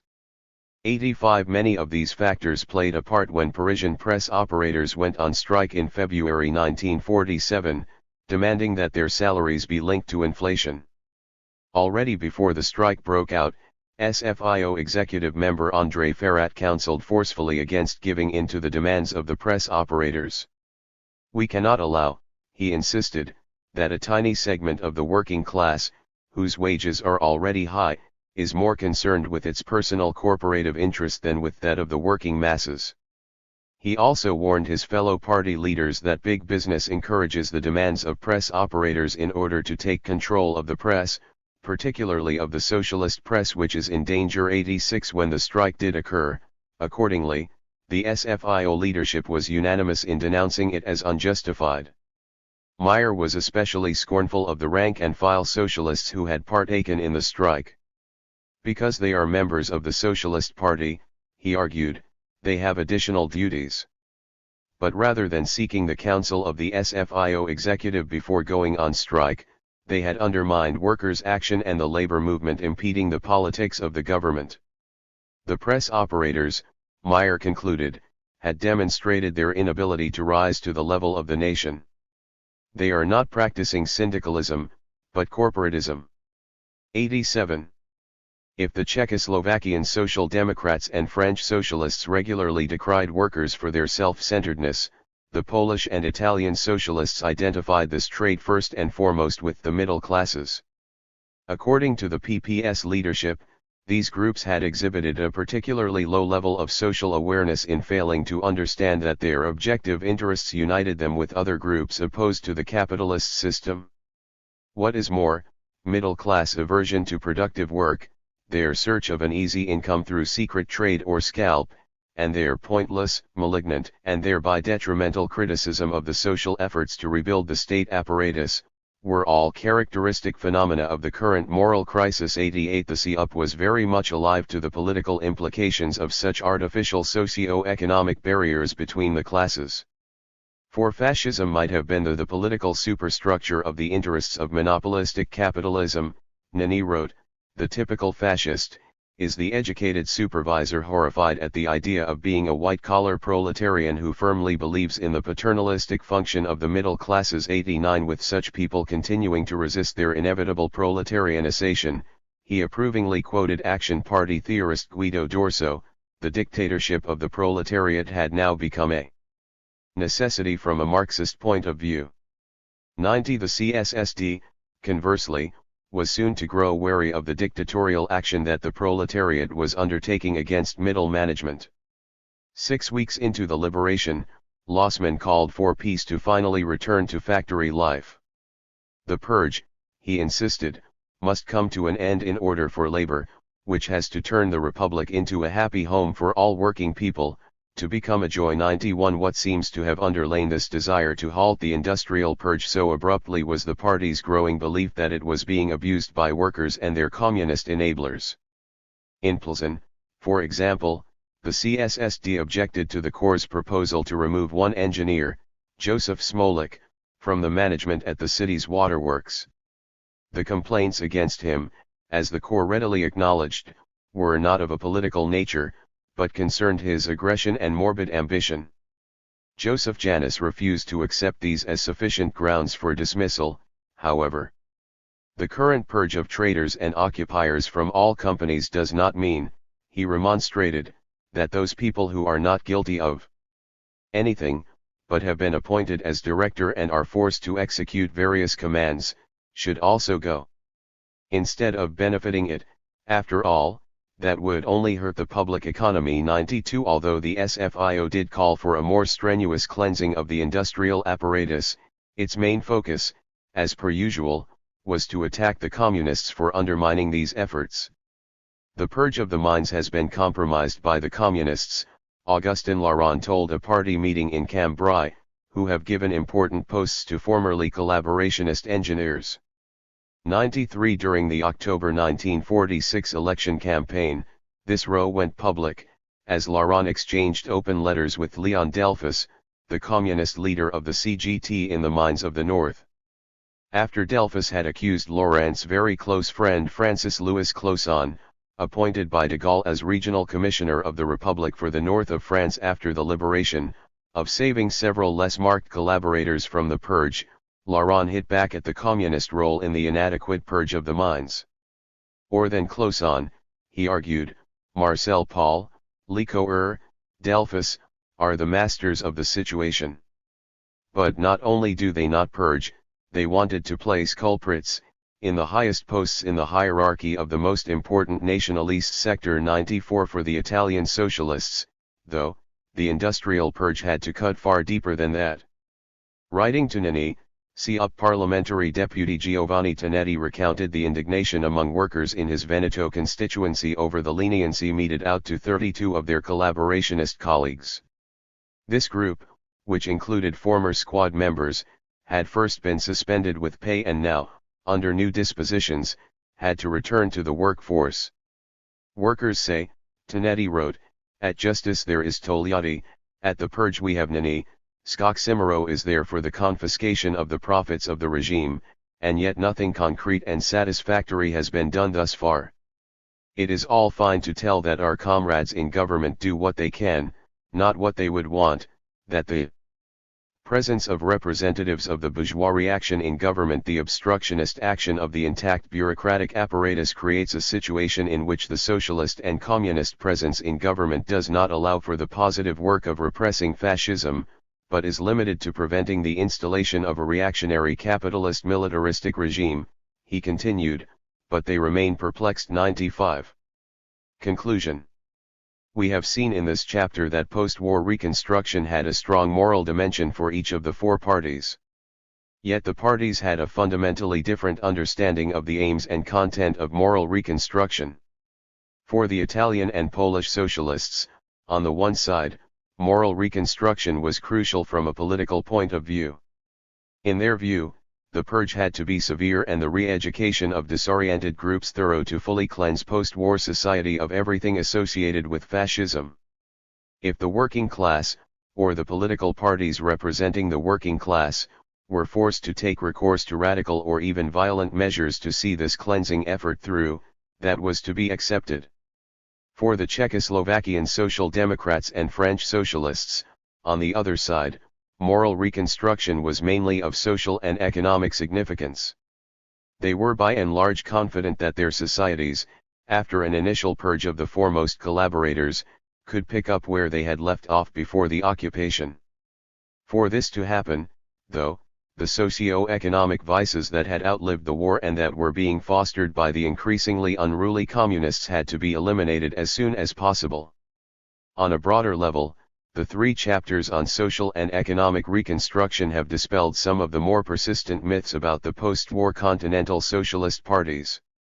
There is still a tendency in much work to take a romantic view of the continental socialists, who, programmatically and rhetorically at least, were much to the left of the communists during the crucial period between 1944 and 1947. Softer on the working class yet sterner on the purge, the socialist parties were then more in tune with the radical spirit supposedly engulfing Europe in the aftermath of the Second World War. The last three chapters have clearly demonstrated that such claims are based in large part on anecdotal evidence and come undone under closer scrutiny. As we have seen, after all, there was often a deep gulf between socialist elites and their grassroots in the very approach to the reconstruction effort, national versus local, performance-based versus egalitarian, and high politics versus everyday concerns. Far from being uniquely in step with the popular masses, moreover, the socialist parties managed to alienate many of the newcomers to industrial and political life. It was the lack of support among these groups that accounts for much of the socialist weakness in post-war continental Europe. If the four parties experienced similar difficulties in coming to terms with post-war society in general and the post-war working class more specifically, the contours of their very different remedies have already become clear. For the Italian and Polish socialists, on the one side, the impetus for industrial, moral, and ultimately democratic renewal had to come from the bottom up. In their view, the key to the regeneration of society, after decades of dictatorship had ushered in widespread apathy, lay in more direct popular participation in political struggles. To that end, the two parties set out to draw as many ordinary workers and rank-and-file party members as possible into participatory structures at the local level. The Czechoslovakian Social Democrats and French Socialists, on the other side, conceived of social and economic reconstruction as a top-down process. Their prime aim was to ensure a rapid return to industrial and political normality. Ordinary workers had to know their place and their duties, and it had to be made clear to voters that socialism had their best interests at heart. To achieve this, the two parties became increasingly convinced that they had to confront head-on the poisonous influence that the communists were exerting at the factory and local level.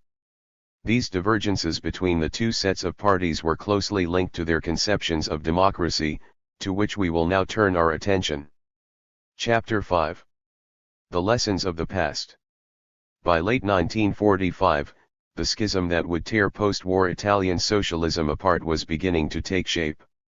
Having been accused by some of the party's future secessionists of subordinating the CUP to the PCI, Pietro Nenni rejected their claims that Italy would be the only country in Europe where there is no great socialist party. It was all fine for Giuseppe Saragat to argue that the socialists led the government in Belgium. He told the CUP executive, UT, that was also the case before the war, and they have regained a position that is in certain respects analogous to that. In fact, across the continent we are witnessing a resumption of situations that already existed before. In Norway, the socialists were in power and have returned. In Sweden, they were in power and have remained. It could not be held against the CUP, he argued, that the situation is more favorable in other countries. For the Italian socialists, after all, the sole frame of reference remained 1919-20, when we were the only party of the working class, when the impetus of the entire working class was behind us, and when, despite all that, we not only failed to resolve certain problems, but even failed to frame them. One such historically informed perceptions of national vicissitudes were more than once a decisive factor in socialist attitudes towards political reconstruction. The past had taught the four parties a plethora of political lessons: what form democracy should take, which social constituencies could be relied upon, and which political parties to work with. Yet these lessons varied considerably from country to country and from party to party.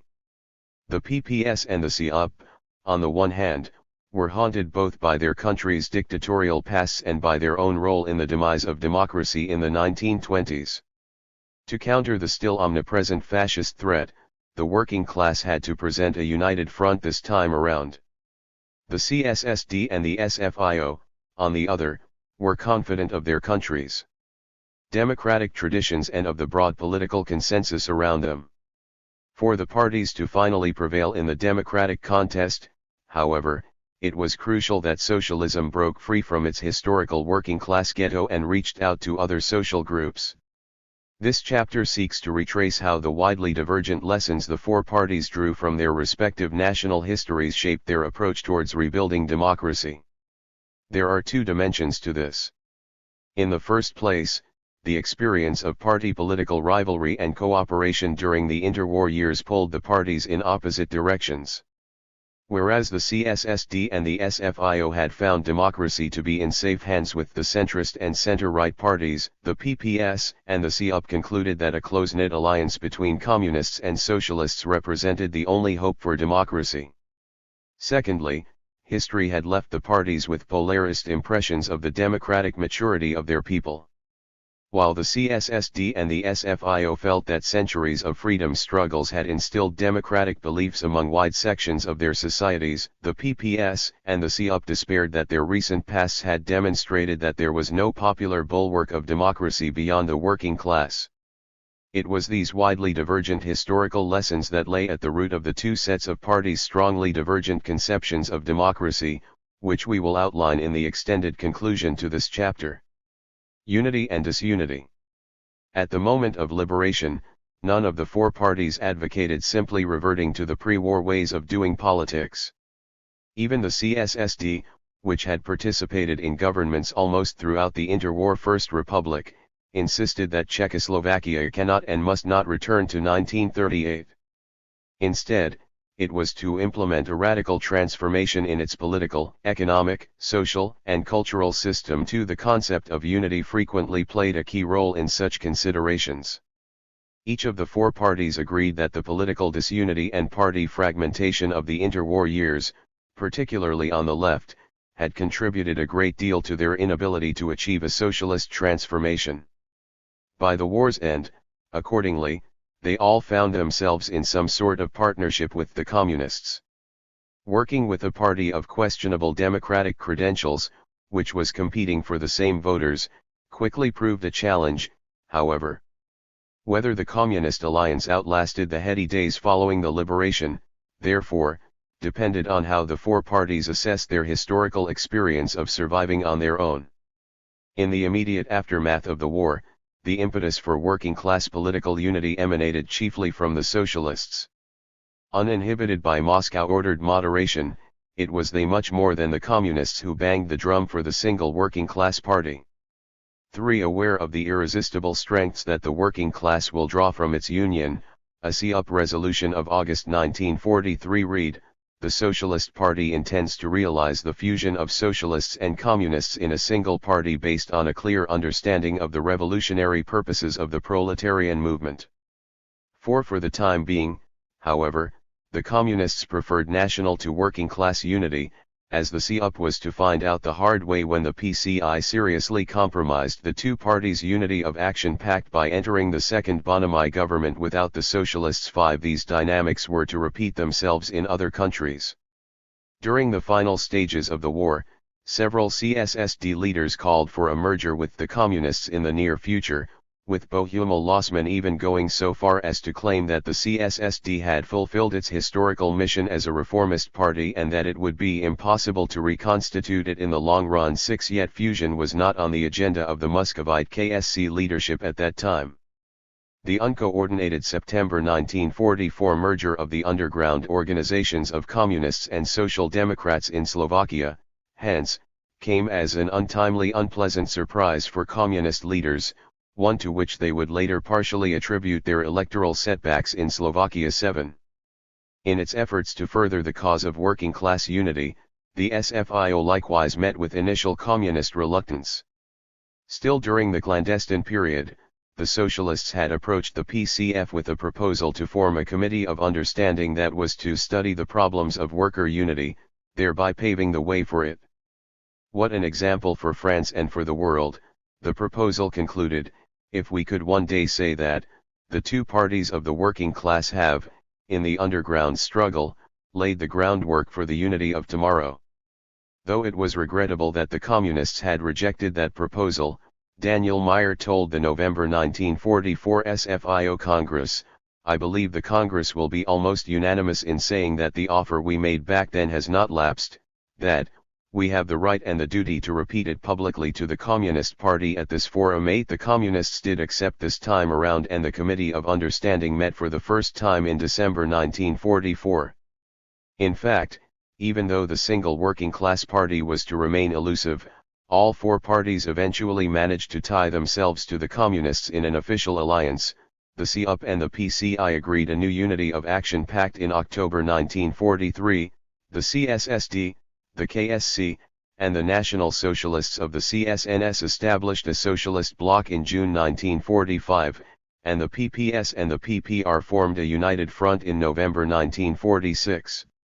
The practical experience of cooperating with the communists both in such partnerships and in national government, however, would quickly dampen the four parties' enthusiasm for a speedy unification of the two wings of the labor movement.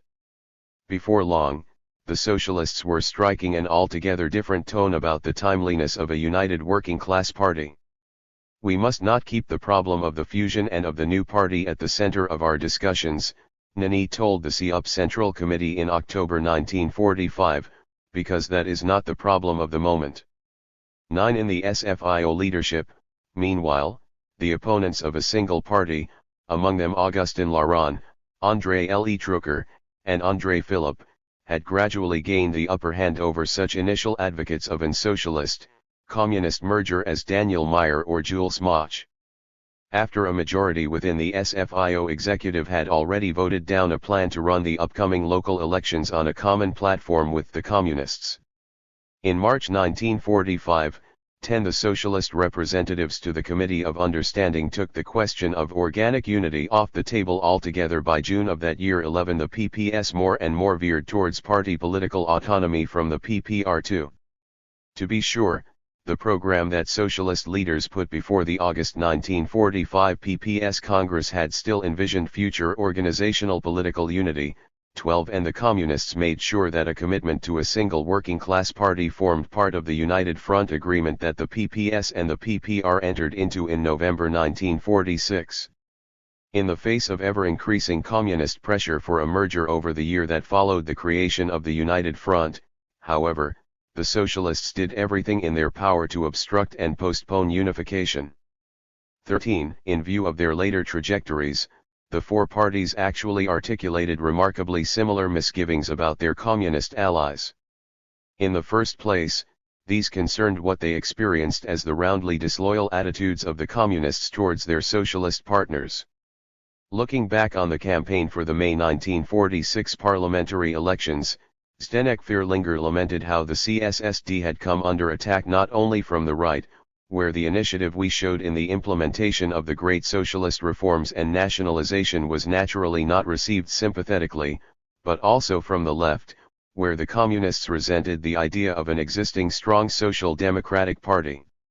In Slovakia, for example, the communists had accused the Social Democrats of splitting the socialist forces after the resurrection of the Slovakian wing of the CSSD in January 1946. As the elections neared, Fierlinger declared, such conflicts within the workers' ranks had only grown deeper. 14 The French socialists were likewise incensed by communist tactics vis-à-vis their party. After a series of PCF press attacks upon the SFIO, tensions between the two parties reached boiling point by the turn of 1945. For many within the SFIO executive, the time for an ultimatum had come: if the communists were to continue their attacks, the socialists would walk out of the Committee of Understanding. Philip summed up the general mood, arguing that the socialists had to either peace or war with the communists, for we seem to be victims of an inferiority complex by continuously acting in accordance with the attitude of others. 15 It is indicative of how exasperated even the erstwhile supporters of socialist-communist unity were that Meyer largely echoed Philip's sentiments during the following reunion of the Committee of Understanding. He told the communists that the meeting would be decisive: either we maintain the Committee of Understanding and develop fraternal relations, or we suppress it and choose war. But the ambiguity has to stop. 16 Albeit in far more veiled terms, PPS leaders also admonished their PPR counterparts not to turn socialist, communist cooperation into a one-way street. When one speaks of unity, seeks to impose supremacy, Socialist Minister of Labor and Social Security Jan Stanchik told a joint PPS-PPR plenum, unity can collapse. 17 And even the Italian socialists, in many ways blessed with the most moderate communist party in post-war Europe, 18 complained about communist animosity. Palmiro Togliatti's recent equation of the CUP with those struggling against the PCI, Nani told a post-election gathering of the two-party leaderships in June 1946, has had a negative backlash within socialist circles. The Unity of Action Pact, he continued, had to be adapted to the present situation, stripped of ideological content, and brought to the level of concrete action. 19 Such ideological concerns were the second main reason for socialist parties to abandon their initial fusionism. All of the communists' affirmations that they were now committed to a multi-party system and a national road to socialism notwithstanding, lingering apprehensions over their democratic sincerity and their international allegiances were quick to resurface among the socialists. In Eastern Europe, as we have seen, such apprehensions had their basis in everyday practice. But even in Western Europe, where the communists did by and large play by the democratic rulebook during the first post-war years, socialist leaders had all sorts of misgivings. When the French communists published their outline for a single working-class party in June 1945, the so-called Charter of Unity, Vincent Auriol was quick to identify worrisome trends. At face value, he told the SFIO executive, the communist text might appear acceptable, but that was not the same after an intensive study. Stalin and Lenin, after all, are presented as the heirs of Marx. The dictatorship of the proletariat is not surrounded by guarantees, there is no clarification regarding democratic centralism. In the final analysis, he declared, the communists have not changed and their tactics are the same in all countries, in Belgium, in Italy, and in Yugoslavia where Tito has suppressed the party's 20, though not going as far as that. Nani certainly questioned whether the communists had really changed. During a June 1945 meeting of the DC and CUP leaderships, he assured his interlocutors that tactical rather than ideological motivations had been decisive in the Socialists' decision to enter into the Unity of Action Pact. "We are no longer the only party of the working class," he explained, "and have by our side a communist party which has worked harder and which benefits from the prestige of Stalin and of the popular sympathies for the Soviet Union." With regard to ideology, the CUP could only hope, have the communists definitively moved away from the totalitarian ideology or not? Is the dissolution of the Comintern real? The answers to those questions had not yet been given. 21 If each of the four parties quickly backtracked on the idea of a single working class party, however, the question of their broader relations with the communists remained wide open. And here, for all of their essentially similar experiences with and reservations about the communists, the socialists were to move in opposite directions. Whereas the CSSD and the SFIO concluded that there was no basis for continuing their formal partnership with the communists, the PPS and the CUP both renewed their unity pacts with the communists in October 1946. Much more than their post-war relations with the communists, it seems to have been the four parties' conflicting appraisals of whether history offered socialism any alternative to the communist alliance that determined this outcome. For the Italian and Polish socialists, on the one hand, the foremost lesson of the past was that disunity among the left would only benefit the authoritarian right. In their view, the socialist, communist splits of the early 1920s, placing the two parties on a war footing for the best part of the following 15 years, had paved the way for the reaction, for dictatorship, and ultimately for fascism. The infighting between communists and socialists after their 1921 schism, read the political report that the CUP Directorate presented to the party's April 1946 Congress, was not the least cause of the advent of fascism. On a broader level, moreover, the experience of the last quarter of a century serves to demonstrate how, when communists and socialists struggle between themselves, is never in the interest of the proletariat, of the popular and middle classes, of democracy, but in the exclusive interest of the reaction, in its worst forms, fascism, Nazism, Phalangism. 22 PPS leaders similarly attributed their country's descent into right-wing dictatorship to the interwar divisions on the left. During a December 1946 international conference of Central and Eastern European socialist parties, Kazimierz Rosinek reproached the Austrian delegate for claiming that the unity of the proletariat had practically been realized within the Socialist Party in his country. Before the last war, he exhorted, the Polish socialists were of the same opinion and, unable to find common ground with the communists as a consequence, had left the initiative to the parties of the right. The result was the Pilsudski dictatorship. 23 At the root of these fatal divisions, both parties agreed, lay the extreme positions that had characterized working-class politics for most of the interwar period. According to Rosinek, two recipes for taking power had existed, and both were wrong.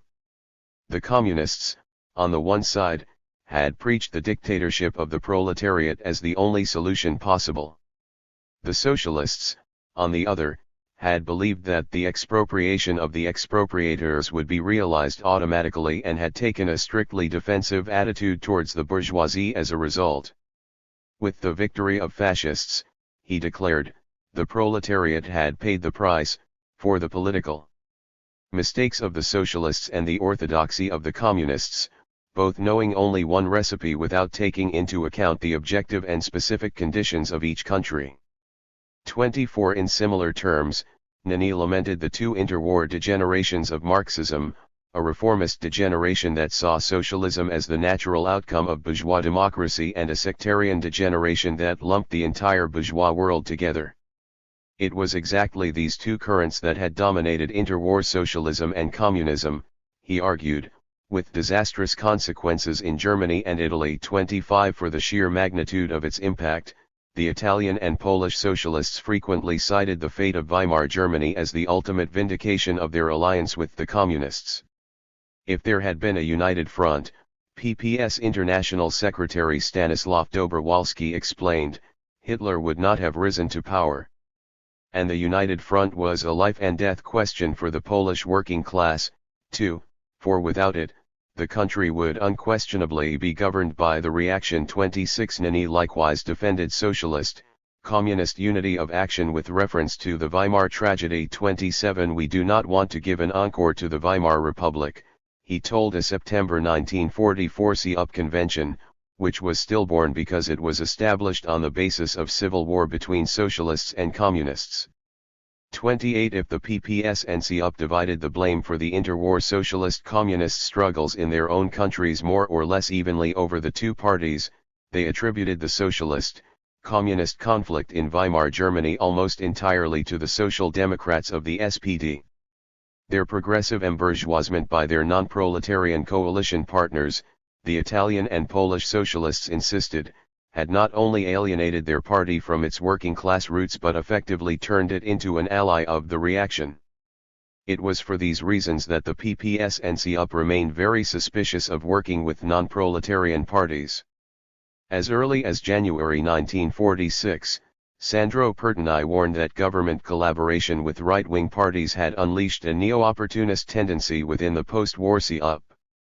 He was adamant that socialist leaders, although in coalition with bourgeois parties, should never forget the purpose of the working class.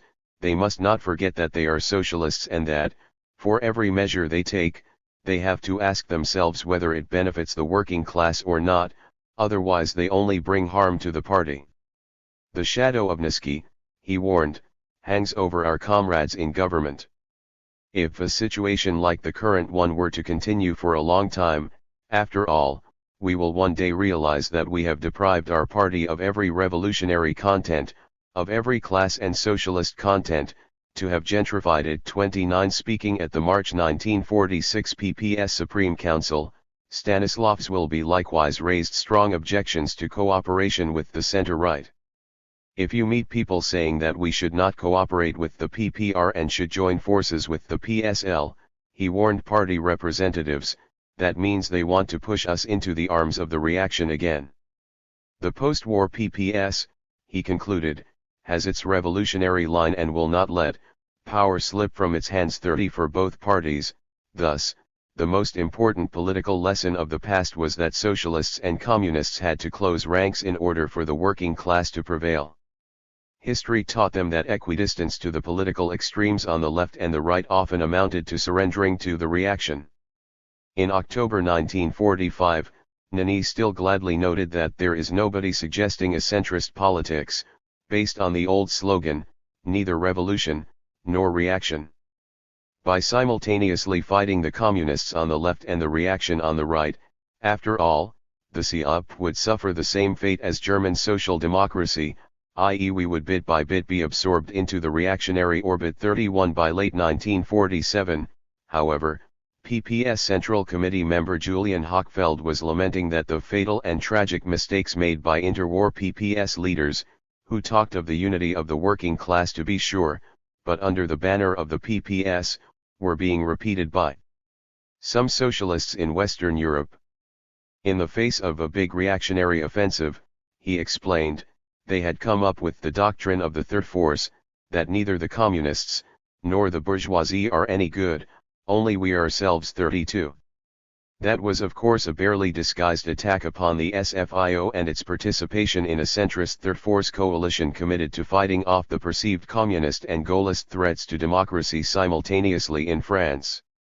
Indeed, after the party had acquiesced in the removal of the PCF from the French government in May 1947, the post-war SFIO increasingly came to replace the interwar SPD in the rhetoric of the PPS and the SEOP. Socialist leaders in Poland pointed out that the subsequent developments in France, above all the insurrectionary strikes of the autumn of 1947, proved that their policy of collaboration with the communists is not only hypothetically but categorically the right one. 33 In reference chiefly to the situation in France, accordingly, Józef Cyrankiewicz told the December 1947 PPS Congress that the Polish socialists were wiser than the West European socialists by a whole historical period. 34.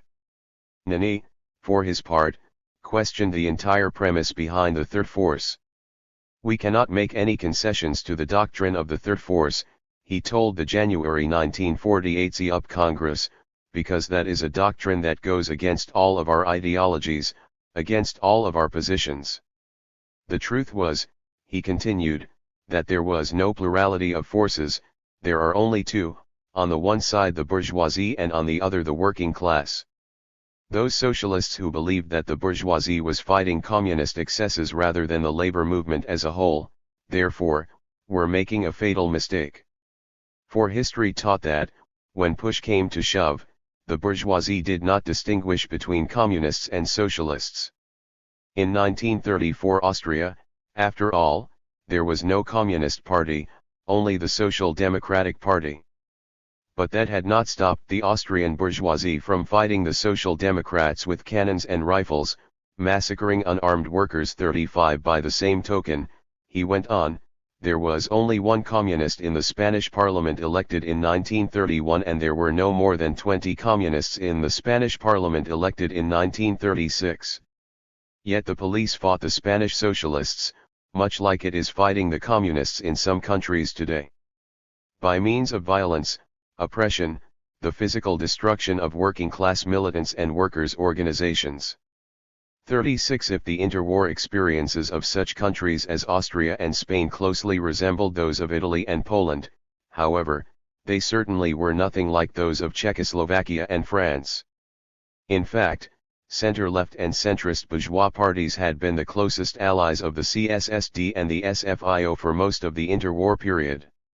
It was these more positive experiences with centrist alliances and with democratic politics in general that account for the two parties' increasingly centrist orientation when democracy found itself under mounting pressure during the post-war years. Not that the Czechoslovakian Social Democrats and French Socialists were overflowing with affection for their centrist coalition partners. In the first place, they accused the bourgeois and Catholic parties of being disloyal to and using all sorts of dirty tricks against socialism, especially at election time. The CSSD leadership charged the CSNS with targeting Goebbels-like propaganda at social democracy during the campaign for the May 1946 parliamentary elections. 37 Its spurious flyers, claiming that a merger of communists and social democrats would follow after the elections, had deliberately created an atmosphere of uncertainty around social democracy. 38 SFIO leaders, for their part, often complained bitterly about the MRP, the charges including its vicious attacks upon the SFIO. 39 as well as its desertion and betrayal of the Yes camp in the May 1946 constitutional referendum. 40 In ideological and socio-economic terms, moreover, the gap between socialism and the centrist parties seemed to have widened rather than narrowed. The CSSD noted how the CSNS, under the influence of bloc building in international politics, had taken up the role of mouthpiece of the right in Czechoslovakia. 41 Insofar as the CSNS was the sewer to which all of the reaction converged, as Lossman put it, these tactics had been a success.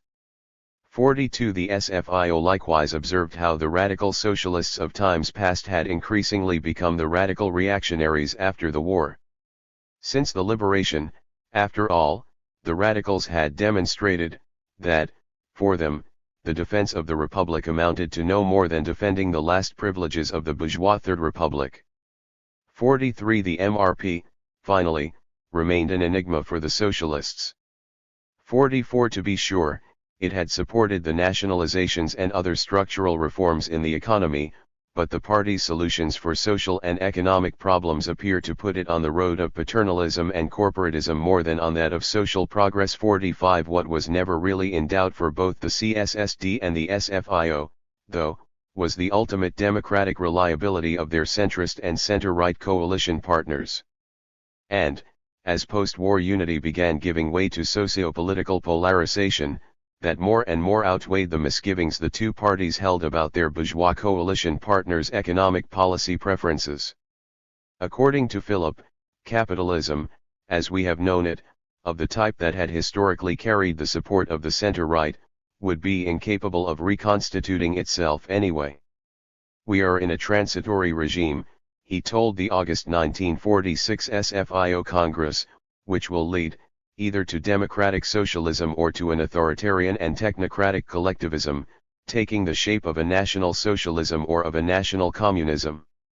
It followed that the principal enemy at the present moment is no longer only capitalism as we have known it, totalitarianism, in every form that it manifests itself, and authoritarianism. 46 For the CSSD, Deputy Secretary General Vojtěch Urban was increasingly playing up the democratic over the economic attributes of socialism as well.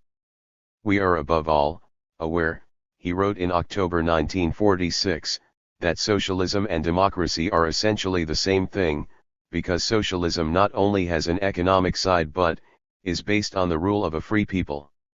Yet, the Social Democrats also knew very well, he continued, that socialism was, and is to this day, sometimes understood as a mechanic collectivism, which does not respect the individual and therefore means subjugation and dictatorship. 47 In the face of these dictatorial collectivisms, it was imperative that the political center pulled together against the formation of extremist left-wing or right-wing blocs.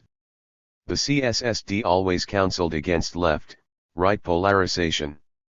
After the May 1946 parliamentary elections in Czechoslovakia, Lossman was quick to dispel press reports that a Marxist camp, consisting of the KSC and the CSSD, now held a two-seat majority over a non-Marxist camp, encompassing all other parties.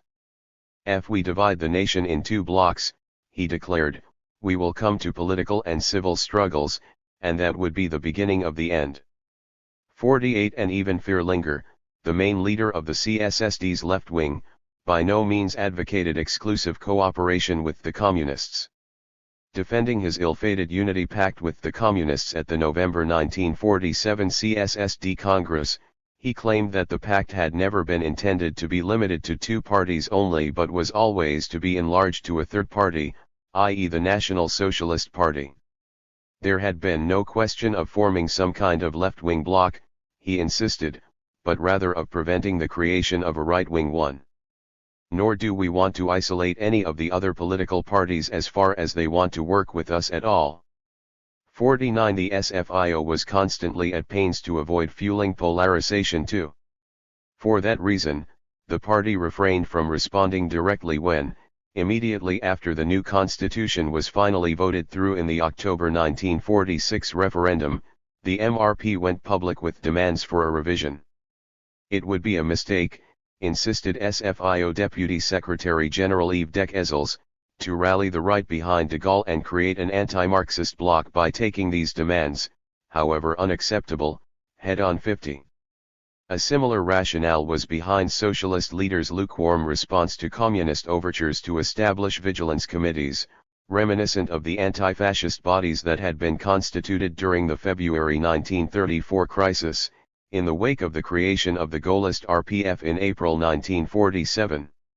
For fear of providing de Gaulle with an easy target in the form of a socialist-communist bloc, the SFIO instead opted to unite all Republican energies and, to invite the Communist Party, the Radical Party, and the MRP to make contact with it. 51 By that stage, however, some party leaders were already pointing out that it would be a challenge or even paradoxical to defend the Republic and struggle against dictatorship side by side with the Communists. 52 And come the time of the August 1947 SFIO Congress, Paul Ramadier was no longer mentioning the PCF among the parties involved in the work of Republican defense.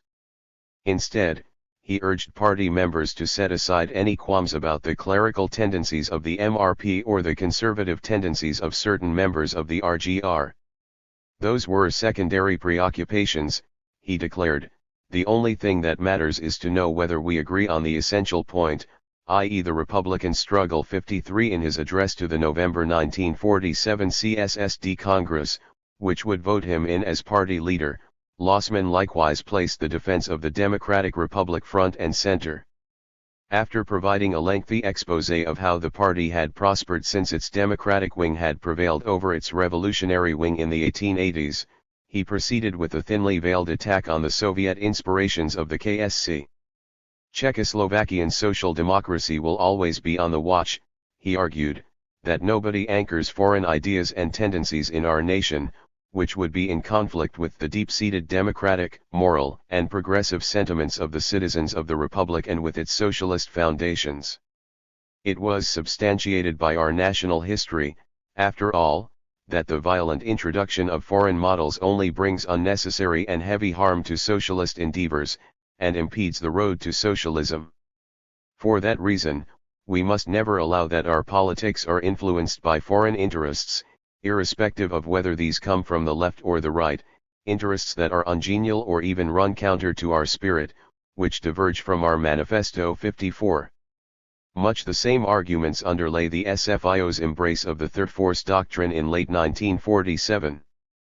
In a propaganda brochure making the case for this new type of coalition, the party claimed that the authoritarian designs espoused on the leftmost and rightmost extremes of the political spectrum contravened a national democratic spirit.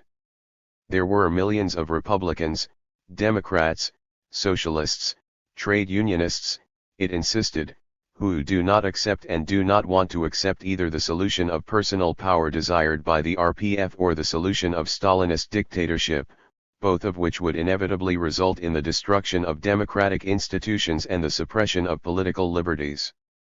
The brochure cited the German, Italian, and, crucially, Soviet experiences as proof that dictatorship cannot provide the slightest solution for the problems posed by the evolution of modern society in its fundamental relations with the economical, the political, and the exigencies of freedom and democracy. The necessity of a third force sprang fatally from that observation. It was a historical necessity for our country and for the world, at risk of sinking into chaos. 55. Internal soul-searching. The four parties traced national democratic traditions not only to their historical experiences with party alliances, however. At least as important as the party political lessons of the past were the lessons history had taught them about their respective societies. These two lessons were interconnected in many ways, as the socialists historically informed perceptions of democratic and anti-democratic social constituencies fed into their party political decisions. The fact, then, that the industrial working class represented the only truly democratic constituency for the PPS and the CUP was one further reason for close cooperation with the communists. Yet their strong proletarian orientation left little room for genuine outreach to other social groups. The CSSD and the SFIO, by contrast, were far more confident of the sound democratic beliefs of the middle-class voters who had historically backed centrist and center-right parties. In order to win these groups over to their parties, though, it was imperative that socialism lose its sharp proletarian edges. In fact, for each of the four parties, the first post-war years represented a period of soul-searching about their identity as proletarian organizations. In the post-war context, after all, that identity was doubly problematic. In the first place, the socialists were acutely aware that the industrial proletariat formed a minority of the electorate in each of the four countries and was going to remain so for the foreseeable future. After the Yes camp's defeat in the May 1946 constitutional referendum, Meyer had to conclude that even the combined political forces of the working class represented less than one-half of the country. Especially in times of economic reconstruction and redirection, he declared, it is impossible to govern without the consent or the benevolent neutrality of those broad segments of the population that are called middle classes, but who make up the social majority of the nation in France. 56. According to CSSD Secretary General Blaise Villem, this message had too frequently been lost upon interwar social democracy. We have to, frankly acknowledge, he told the October 1945 CSSD Congress, that, in most European countries, socialist parties had overestimated the strength of the industrial proletariat and underestimated the significance of other strata of the nation. The development of the political situation in the First Republic presented an example of this. The failure of the left to become a decisive factor in interwar Czechoslovakia, after all, had been due not to only of the fragmentation of our socialist movement but also to the resilience of a series of right-wing parties leaning on farmers and the middle classes. 57. Secondly, a significant part of this working-class minority had abandoned socialism in favor of communism.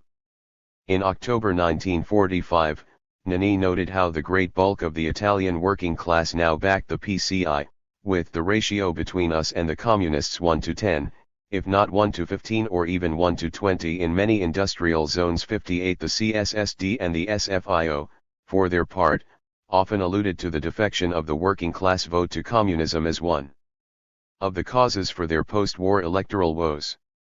59. And although it is difficult, in the absence of free and unfettered elections at both national and factory level, to measure the exact balance of power between communists and socialists among the working class, the PPR had certainly grown from a tiny sect into a mass working class party. 60. Socialist leaders identified various reasons for their setbacks and the communists' gains among the working class. Addressing the CUP Central Committee in January 1946, Nani listed a series of factors, including the prominent role the communists had played in the anti-fascist resistance, the prestige the Soviet Union had acquired by its military victories, and the Rome or Moscow scare campaigns of the Mussolini regime, which had created an apparently clear-cut choice between fascism and communism.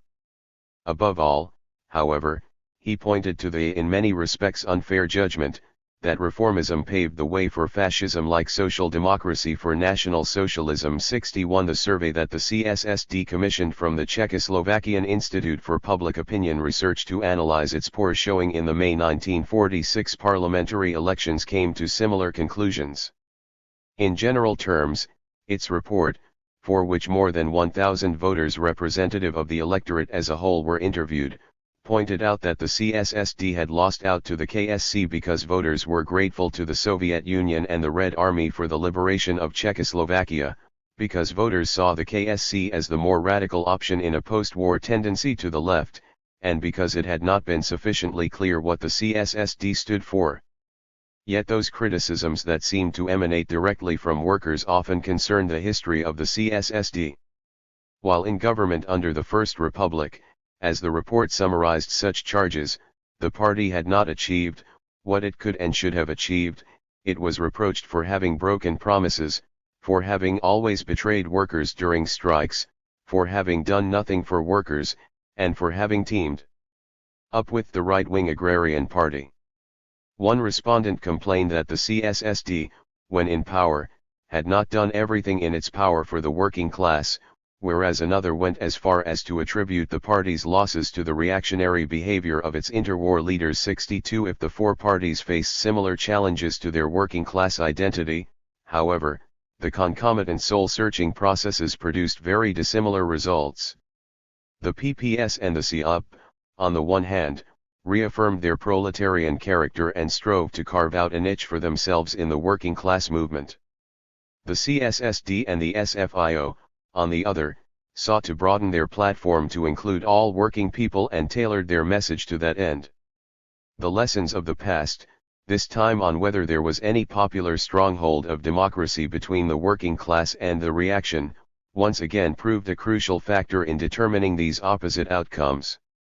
For the PPS and the CUP, these lessons were very clear: there were no bourgeois Democrats in their countries. 63. For all of its lofty rhetoric about rights and freedoms, the two parties insisted, the interwar years had shown the bourgeoisie more preoccupied with its own selfish interests than with the future of the nation or democracy. Pointing out how there had been no luxury citizens among those defending his hometown of Gdynia against the Germans in 1939, Rusinek was adamant that the Polish bourgeoisie had always in history valued its own life more highly than freedom and the life of the nation. 64. Lelio Basso was more elaborate. Its profit margins having been destroyed by the consequences of the First World War, he explained, the interwar bourgeoisie was no longer able to offer the working class the reformist and paternalistic concessions it had used to blunt the revolutionary desire of the masses before 1914. The only way for the bourgeoisie to restore its shaky economic predominance, then, was to forcibly squeeze salaries and recover the costs of war from the working class. In order to halt the accompanying process of class awakening among the proletariat, conservative forces, capitalist classes, reactionaries, monarchists have instigated and supported the fascist reaction in Italy, Germany, Spain, Hungary, etc. It followed that a new bourgeois restoration in Europe would only mean new dictatorships, new fascisms, new wars. 65 In the alleged absence of bourgeois democrats, the PPS and the CUP regarded the industrial proletariat as the sole group on which a democratic state could be built. To be sure, the two parties were well aware that the working class found itself in a numerical minority vis-a-vis other social groups, and they certainly talked a lot about the need for alliances between the proletariat and other underprivileged constituencies. Yet any overtures towards such groups always sprang from a doctrinaire position. Socialist leaders in both countries often spoke with contempt about the utter political backwardness of peasants, who failed to see that their objective interests lay with socialism, a topic to which we will return in far greater detail in the next chapter.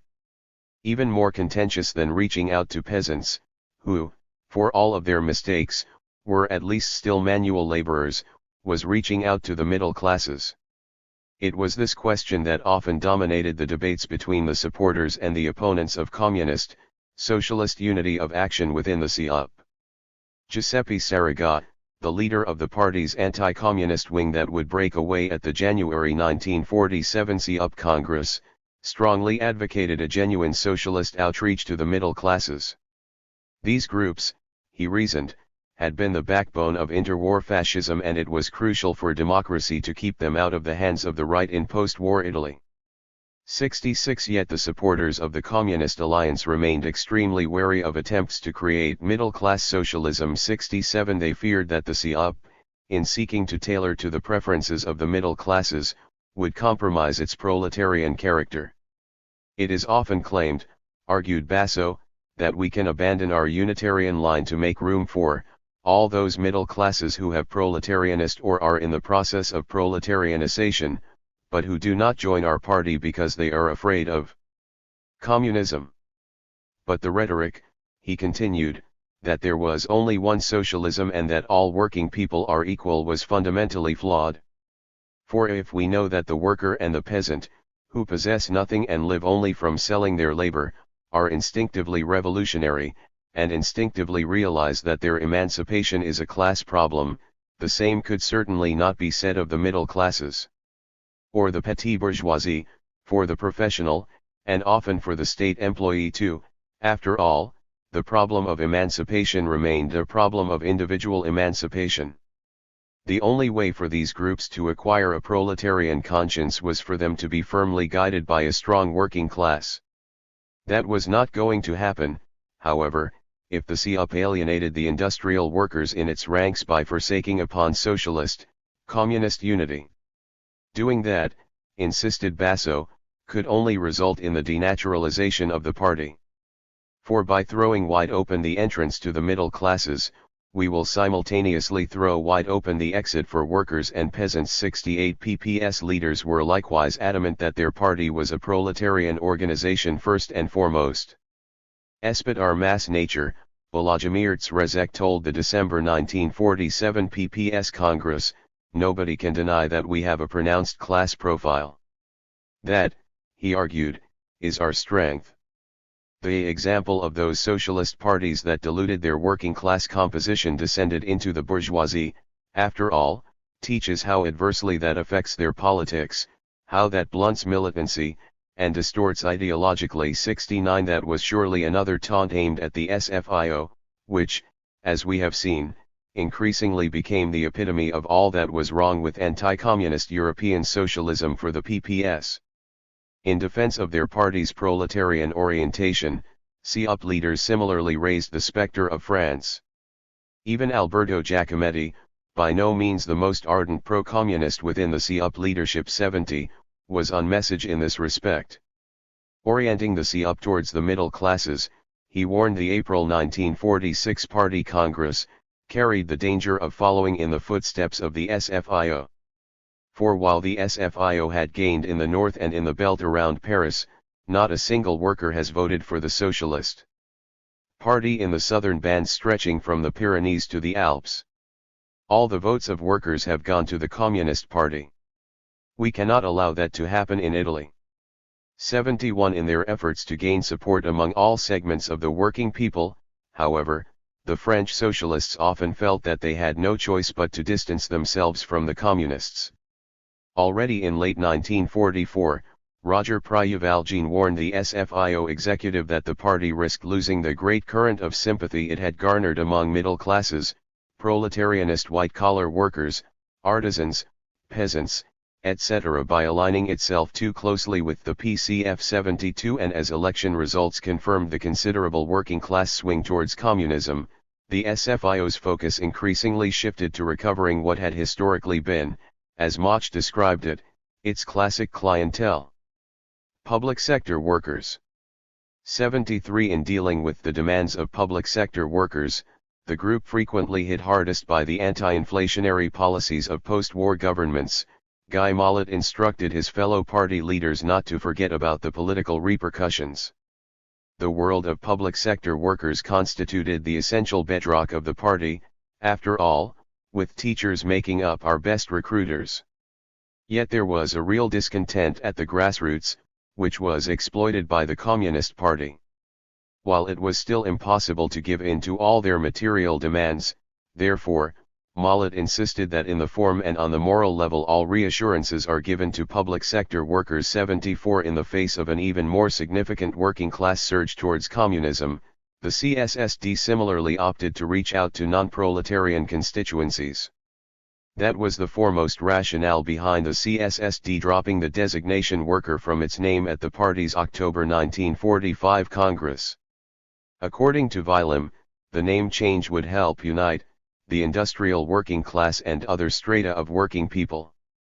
For the party had shown too little interest in other strata of the nation before the war, he claimed, especially in peasants, who were ultimately left with no choice but to join the agrarian party, thereby strengthening the power of the reactionary Landowning clique within that party. 75. Evzen Urban, the CSSD's Secretary General of Euro, likewise declared that the new party wanted not to restrict itself to the working class only but to become a party of the working people of city and countryside, of salaried workers, and of the self-employed.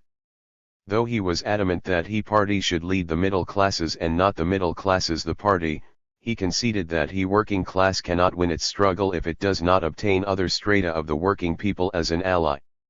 The CSSD, accordingly, had to clarify to the working class that the victory of socialism urgently requires the winning over of the middle classes, which we must not repel with an insular politics of class containment. 76. This far greater willingness, by comparison with the Italian and Polish socialists, to reach out to non-proletarian social constituencies had its roots in a fundamentally different understanding of national history and national traditions on the part of the CSSD and the SFIO. The past had taught the two parties that the great majority of their populations, including the middle classes, were committed to freedom and democracy. For SFIO leaders, this went right from the wartime resistance all the way back to the French Revolution. The struggle for national liberation and democratic liberation, declared SFIO executive member and later Interior Minister Edouard Depreux at the party's first post-war Congress, demonstrated that France has remained the country of 1789 and 1792, the country that has taught the world the use of freedom and democracy and, with that sense of the universal that characterizes the genius of our people, has proclaimed the Declaration of the Rights of Man and of the Citizen, that imperishable charter of politically emancipated mankind. 77. CSSD leaders traced back the democratic traditions of Czechoslovakia even further than that. In what must be seen as another warning to the communists, Lossman elaborated on a 19th-century nationalist narrative concerning the alleged natural democraticality of the Czechs. 78. To point out that dictatorship was inimical to the national spirit. Our nation may be small, he told the November 1947 CSSD Congress, it has always stood out in its spiritual fortitude, the strength of its convictions. Our endeavors were always thoroughly humane, our ideas always progressive and this I want to stress, socialist. Remember the Hussites? Remember the democratic theories of state that guided us in the Middle Ages found their personification in our great King George of Podebrady. Remember the teachings of Comenius and the exploits of Havlicek and Masaryk. This was how the whole world knew Czechoslovakia, insisted Lossman, and how it would remain known for eternity. For the country, he continued, had never as a whole nor in any significant part succumbed to reactionary frenzies or anti-democratic temptations.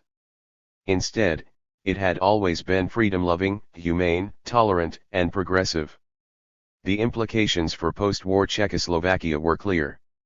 It was self-evident, Lossman claimed, that it never was possible, that it is not possible, and that it never will be possible in our nation to cultivate a politics foreign to these national feelings and beliefs, to our innate worldview. Every attempt to introduce violent and dictatorial methods, therefore, would have to fail. Our nation cannot simply be enslaved, because freedom and democracy are in its blood and are its whole life. 79 If a predilection towards freedom and democracy was shared across the classes, however, socialist beliefs certainly were not. And for all of their rhetoric about guiding the middle classes towards socialism, the CSSD and the SFIO more frequently found themselves reassuring non-proletarian constituencies regarding their intentions.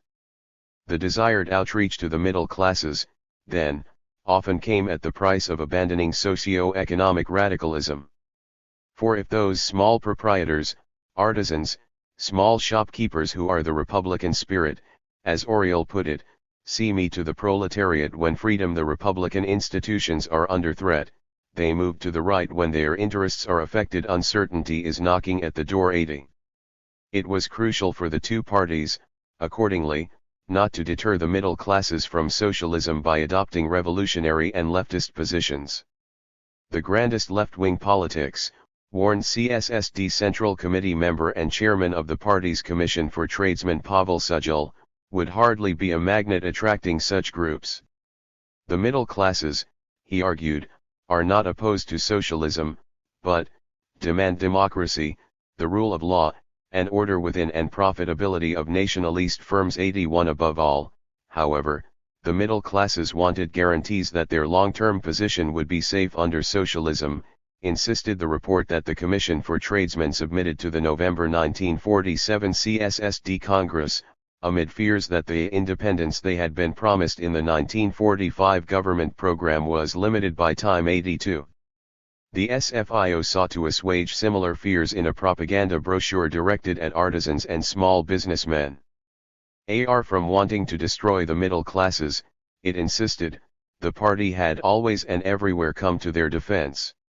Jean Jaurès had written, after all, that socialism is not opposed to small business. It does not concern itself with the proletarians of a single class, because, if that were the case, it would simply be replacing a tyranny with a tyranny, an oppression with an oppression.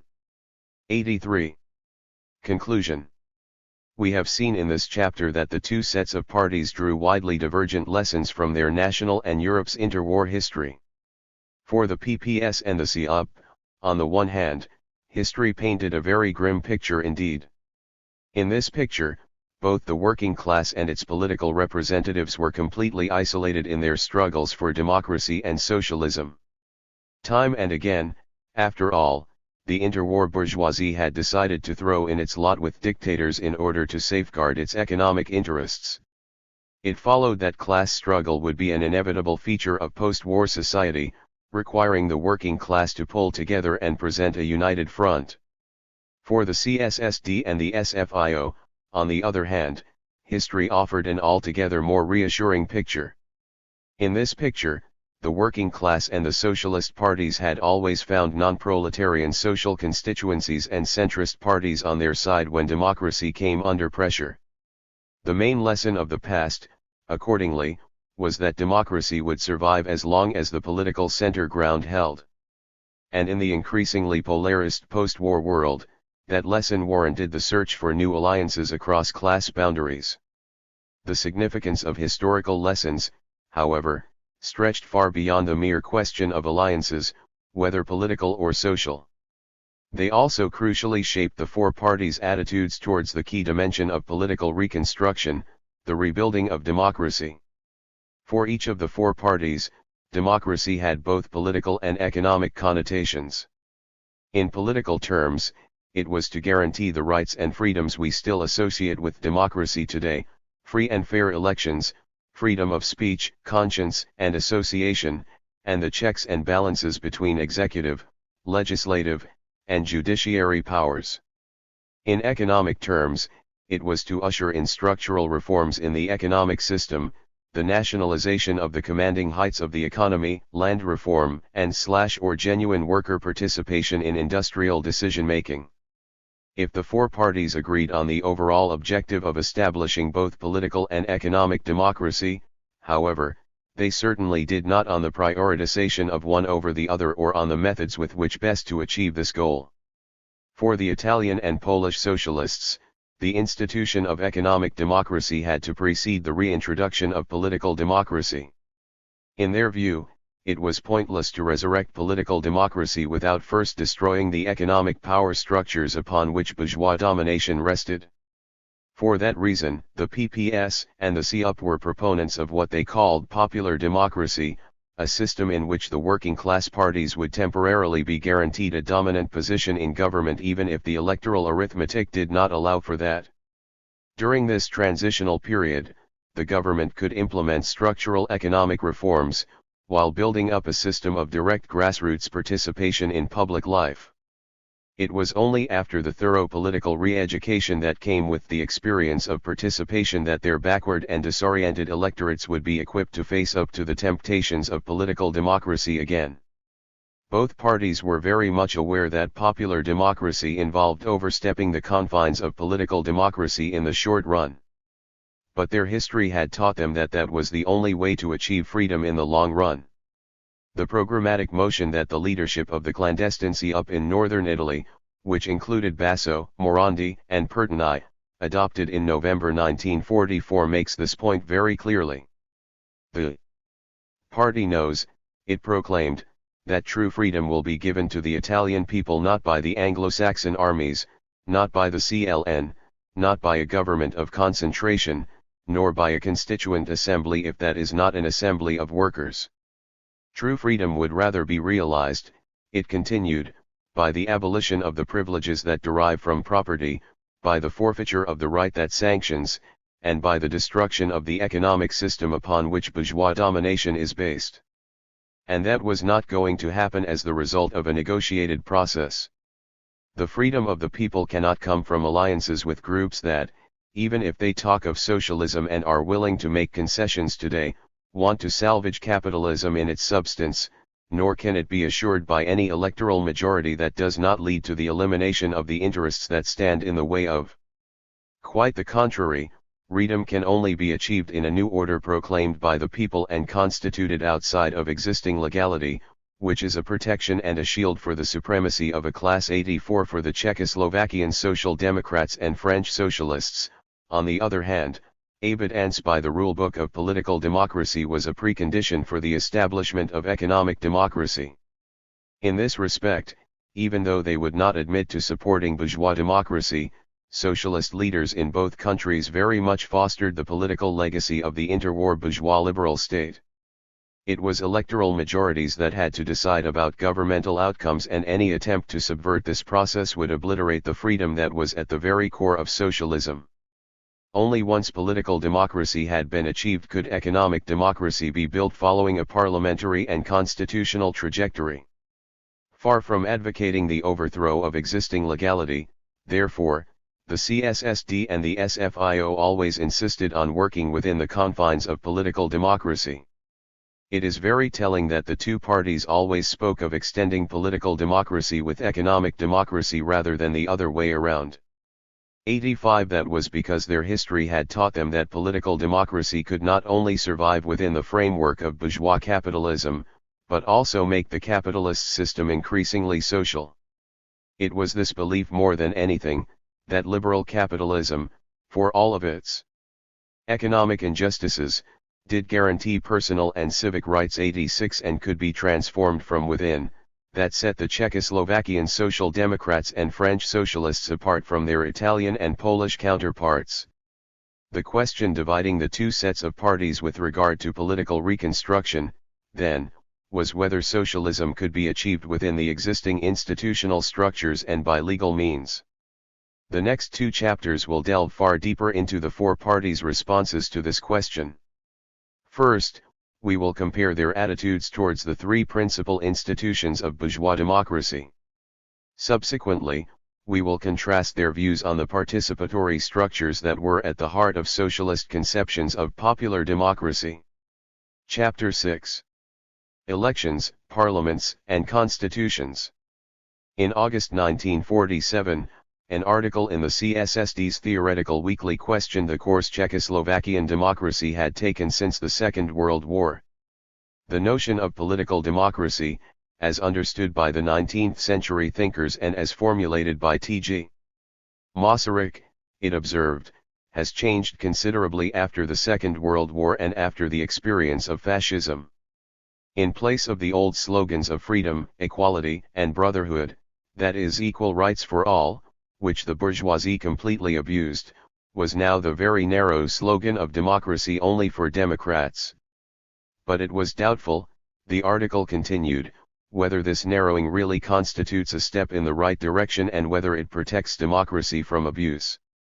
The meaning of words, after all, ultimately depends on who expresses them and, after the experiences with Hitler, who pretended to be the only genuine socialist and democrat, we know that it is more important, which power gives words their actual significance. The new slogan of democracy only for Democrats, therefore, not only failed to provide any guarantee for democracy, but also carried within it a danger. For one powerful group could easily declare that it alone represents true democracy and that it alone is entitled to democratic freedoms, whereas all others have only the democratic obligation to keep their mouths shut. Historians typically portray the first post-war years as the period during which European socialism unreservedly came to embrace representative democracy as much more than the political form adopted by the bourgeoisie within the capitalist state too, for if the economic and social instability of the interwar years had still left important sections of social democracy with strong and lingering doubts about the parliamentary road to socialism, the subsequent years of oppression and persecution under a swastika-dominated Europe drove the socialist movement towards the acceptance of pluralist democracy after 1945. In these circumstances, virtually all socialists insisted political democracy was an end in itself. The concept included both respect for individual civil rights and adherence to a system of political decision-making founded on free, universal suffrage. Most social democrats favored parliamentary democracy as a constitutional system. For yet, as the above story already hints at, the experience of dictatorship also drove some socialists in the opposite direction. Far from embracing the parliamentary road to socialism, these socialists argued that bourgeois democracy had failed their countries and would, if reconstituted, only usher in new dictatorships. For that reason, they advocated a radical, albeit temporary, curtailing of the franchise, the party landscape, and/or the rights and freedoms of their political rivals more generally. These anti-representative sentiments among post-war European socialists, however, have hardly received any scholarly attention. This is unfortunate, as the question of whether socialists should adhere to the democratic rulebook of bourgeois society divided the four parties under review in this book more than any other question. This chapter aims to demonstrate this by comparing the two sets of parties' attitudes towards the three key institutions of bourgeois democracy. In the first place, it will analyze their views on elections. Whereas the CSSD and the SFIO treated election results as infallible reflections of the popular will, the PPS and the CUP were often dismissive of their meaning after decades of dictatorship. Secondly, it will delve into their perspectives upon parliamentary activity. If the CSSD and the SFIO saw Parliament as the chief bulwark of democracy, the PPS and the CUP mostly regarded parliamentarism as an outdated and overly legalistic form of doing politics. Thirdly, it will address their approaches towards constitutions and above all constitutionalism. While the CSSD and the SFIO were adamant that the rule of law was to be upheld at all times, the PPS and the CUP were more willing to countenance the proletarian parties using dictatorial methods in the struggle for political power. Elections. In the wake of liberation, each of the four parties relished the prospect of elections. With the last parliamentary elections dating back a decade in Czechoslovakia and France and as far as a generation in Italy and Poland, socialist leaders considered a popular verdict on the state of parties to be long overdue. What is more, they fully expected elections to go their way. The 1930s depression having discredited capitalism and the disastrous consequences of the appeasement of, or the collaboration with, fascism having tainted many on the interwar bourgeois right, party leaders were confident that an electoral breakthrough towards socialism could finally be achieved. Pietro Nani was exuding such confidence when he told the September 1944 National Convention of the CUP that we have faith in the Constituent Assembly, for we know that we have the great bulk of the people behind us. 5 Much like their Italian and other Western European counterparts, the French socialists came out of the war considering a transition to socialism a dialectical near certainty. 6 The resolution adopted by the November 1945 Supreme Council of the PPS, for its part, emphasized that the upcoming parliamentary elections were to be not only a reflection of the real social political balance of power in the country, but also a working people's trial of Polish fascism. That the entire pre-war ruling class was subsumed under this banner became apparent from the long list of charges the resolution leveled against Polish fascism, which included depriving Parliament of the right to control the Sanacgia government, the dissolution of trade unions, and the alliance of the reaction and Hitler in 1934, that is, the 10-year non-aggression pact that the Pilsudski government and Nazi Germany had entered into in January 1934. As a result of elections, the resolution concluded, the working class would finally be able to realize its fundamental program. 7 Yet this supreme confidence in the outcome of free and unfettered elections would quickly dissipate. Within the PPS and the CUP, the elation initially surrounding the prospect of a popular vote made way for gloom even before the first ballot had been cast. Already at the first post-war Congress of the PPS, Wincenty Stawiński, the socialist member of parliament for Pabianice, counseled against calling elections anytime soon. Finding itself in power in 1918, he reminisced, the party had also called elections and lost. To entrust the Polish people with a ballot again would amount to the burial of the achievements of the provisional government. We first have to educate Polish society. 8 Albeit in slightly less dramatic terms, Lelio Basso also warned against viewing the upcoming parliamentary elections as a cure for all of Italy's political ills. We would be making a very serious mistake and exposing the country to dangerous delusions, he wrote in August 1945, if we attribute miraculous virtues to the Constituent Assembly, if we think, following an old parliamentary mentality, that electoral rallies can resolve a crisis so profound as the one tormenting us, can give a democratic conscience to a people that never had one. 9 What seems to have underlain this pessimism regarding electoral outcomes among Italian and Polish socialists was a deep-seated belief that their societies were ill-prepared for the temptations of democratic politics. While almost impervious to democratic and socialist arguments, party leaders in both countries lamented, large swathes of their electorates were easily swayed by reactionary and populist solutions. This was especially true for the two countries' large peasant majorities.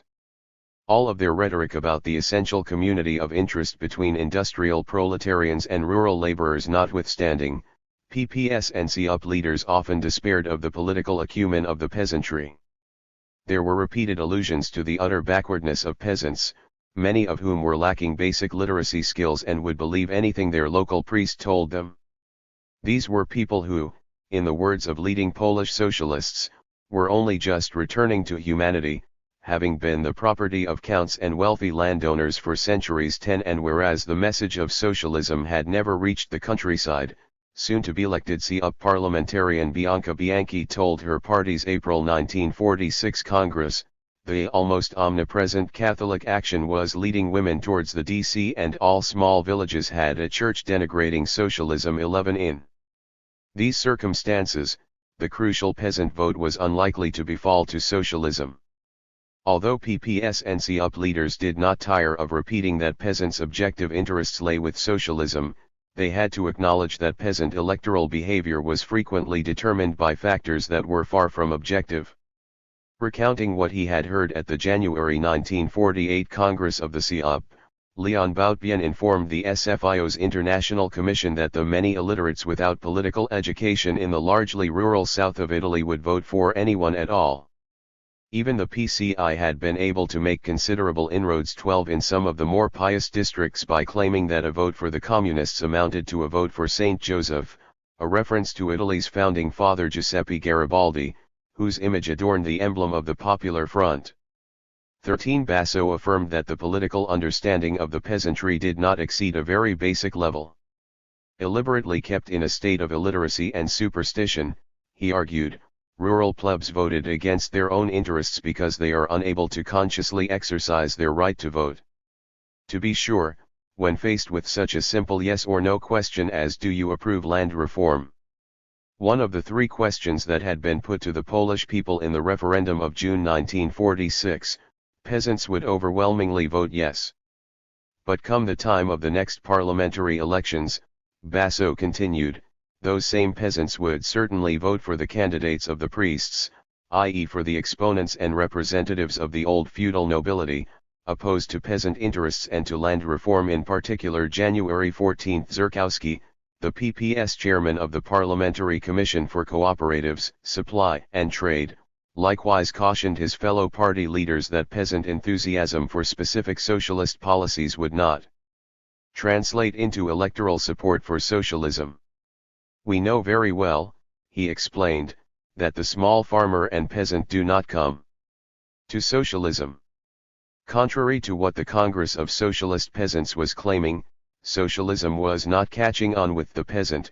He is taken in by the cooperative movement, by the League of Peasant Self-Help, but not by socialist ideology. 15 Just how much of a mountain the parties had to climb in electoral terms was borne out further by election news seeping through from abroad.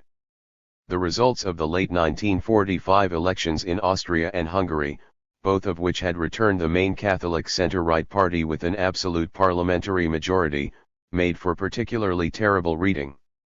When, in late November 1945, the PPS Central Committee discussed the trajectory towards parliamentary elections in post-war Poland, several party leaders reflected on the lessons to be learned from these experiences. Józef Cyrankiewicz insisted that the Polish parliamentary elections would be prepared politically and organizationally, so that the PSL will not follow in the footsteps of the smallholders in Hungary, i.e. the Independent Smallholders Party, which had secured 57% of the vote in the Hungarian elections. Henryk Wachowicz agreed that the PPS found itself in a difficult situation. If the PSL does not join us in a common bloc, he explained, it will receive very many votes. The Austrian elections, after all, were an example of the demagogical grasp of the reaction. 16 According to the Italian and Polish socialists, that grasp reached well beyond ignorant and illiterate peasants. PPS Central Committee member Stanislaw Skowronski argued that the potential strength of the reaction in Poland was exceptional, its mesmerism attracting such diverse groups as the petty bourgeoisie, Philistines, the clergy, teachers. 17 By October 1945, Nani had likewise identified a broadening appeal of reactionary politics in post-war Italy. Examining the causes of the noteworthy intensification of reactionary activity since the CUP's September 1944 National Convention, when he had still predicted a straightforward victory for the left in democratic elections, he highlighted three phenomena. In the first place, all political, social, and economic forces that were afraid of the tidal wave emanating from below were rallying around the monarchy. Secondly, the purge had driven a segment of the population to conservative or even reactionary positions. But the most serious phenomenon was the popular misery creating vast groups of malcontents, who we cannot forever ask to make sacrifices, to tighten their belts, etc. 18 As such misery hit the working class first and foremost, PPS and CUP leaders were increasingly fixated on reactionary stirrings in their traditional industrial heartlands. Franco Mariani warned of political speculators preying upon legitimate worker grievances to plunge Italy into chaos before democracy could take root. The same reactionary and parasitical classes that have subsidized and sustained fascism, he explained, were now hoping to profit from unemployment and misery by creating street tumults and insurrections, which would, in turn, be quashed by exactly those allies upon which these reactionary currents have pinned their hopes to destroy the nascent democratic structure of our country. 19. What was worse, there were indications that dissatisfied workers were turning their back on the left altogether. The many votes for non-party candidates in factory council elections, Wachowicz told the PPS Central Committee in November 1945, bears testimony to the fact that even the most conscious class, the working class, takes a hostile attitude towards us. 20. And, as the parliamentary elections drew closer, that became an increasing cause for concern. By May 1946, Cirankiewicz was stressing the need to draw up an economic plan for the working class. For if positive changes have not been effected by the time of the elections, he warned, a surprising situation might transpire at the last minute, which we must avoid with respect to the PSL. That would deprive us of our driving force in the electoral struggle, the working class. 21. By contrast with the PPS and the CUP, the euphoria surrounding electoral outcomes lasted rather longer within the CSSD and the SFIO. Right up to the first parliamentary elections in France and Czechoslovakia, party leaders and activists in both countries had been expecting to come out on top in the democratic contest.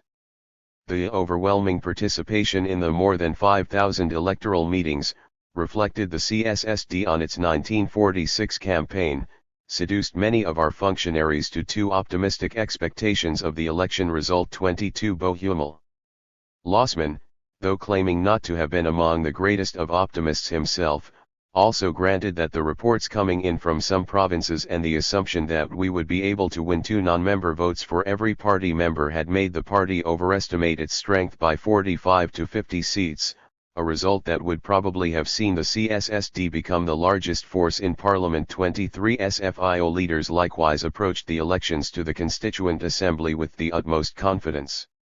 Opening his party's August 1945 Congress, Gérard Jacquet, who had been the Deputy Secretary General of the clandestine SFIO, professed that times have never been more favorable to socialism. Governments presided over by our friends, after all, were being installed around the world, and our labor comrades have just secured a great success. In France, too, all eyes are turning towards us. With offers for collaboration coming in from all walks of life, Jacquet concluded, the SFIO had at no moment in its history been as powerful as it is today. 24. The actual election results, then, were a harsh awakening for the SFIO and the CSSD. Relegated into 3rd and 5th place in Parliament, respectively, behind both the Communists and the main centre-right and / Christian Democratic parties, illusions of a Labour-like electoral breakthrough were rapidly dashed. Unlike their Italian and Polish counterparts, however, the French Socialists and the Czechoslovakian Social Democrats did not attribute their electoral woes to an underdeveloped and uneducated society. In fact, party leaders in both countries identified the ample appeal of democracy and socialism among their electorates. According to the CSSD, the election results were proof that the interwar reactionary parties, which had been outlawed for their collaboration with the protectorate authorities, no longer enjoyed significant support in Czechoslovakian society. The fact, after all, that only a negligible number of voters had made use of their right to cast a blank ballot, an option introduced to allow people to register their protest at the disappearance of the party of their choice, constituted evidence that the new order was backed by the overwhelming majority of erstwhile followers of these parties. 25. Guy Mollet also noted a sea change in popular attitudes in post-war France. In the aftermath of the liberation, he declared, there had been an immense call for socialism, reflected in a desire for change, a revolutionary drive. It was a tragedy that the SFIO has been unable to respond to that call. 26 The CSSD and the SFIO identified three causes for their failure to capitalize upon this favorable zeitgeist. In the first place, there were the countless organizational and propagandistic shortcomings which Mollett dubbed internal causes for defeat at the polls. 27 After their party came a disappointing third in the October 1945 parliamentary elections, SFIO leaders listed a raft of problems in these areas. Marius Moutet, Minister of Overseas France in both the Popular Front and various post-war governments, explained how the disparities in the organizational preparedness of the parties had made themselves felt in his Drôme department.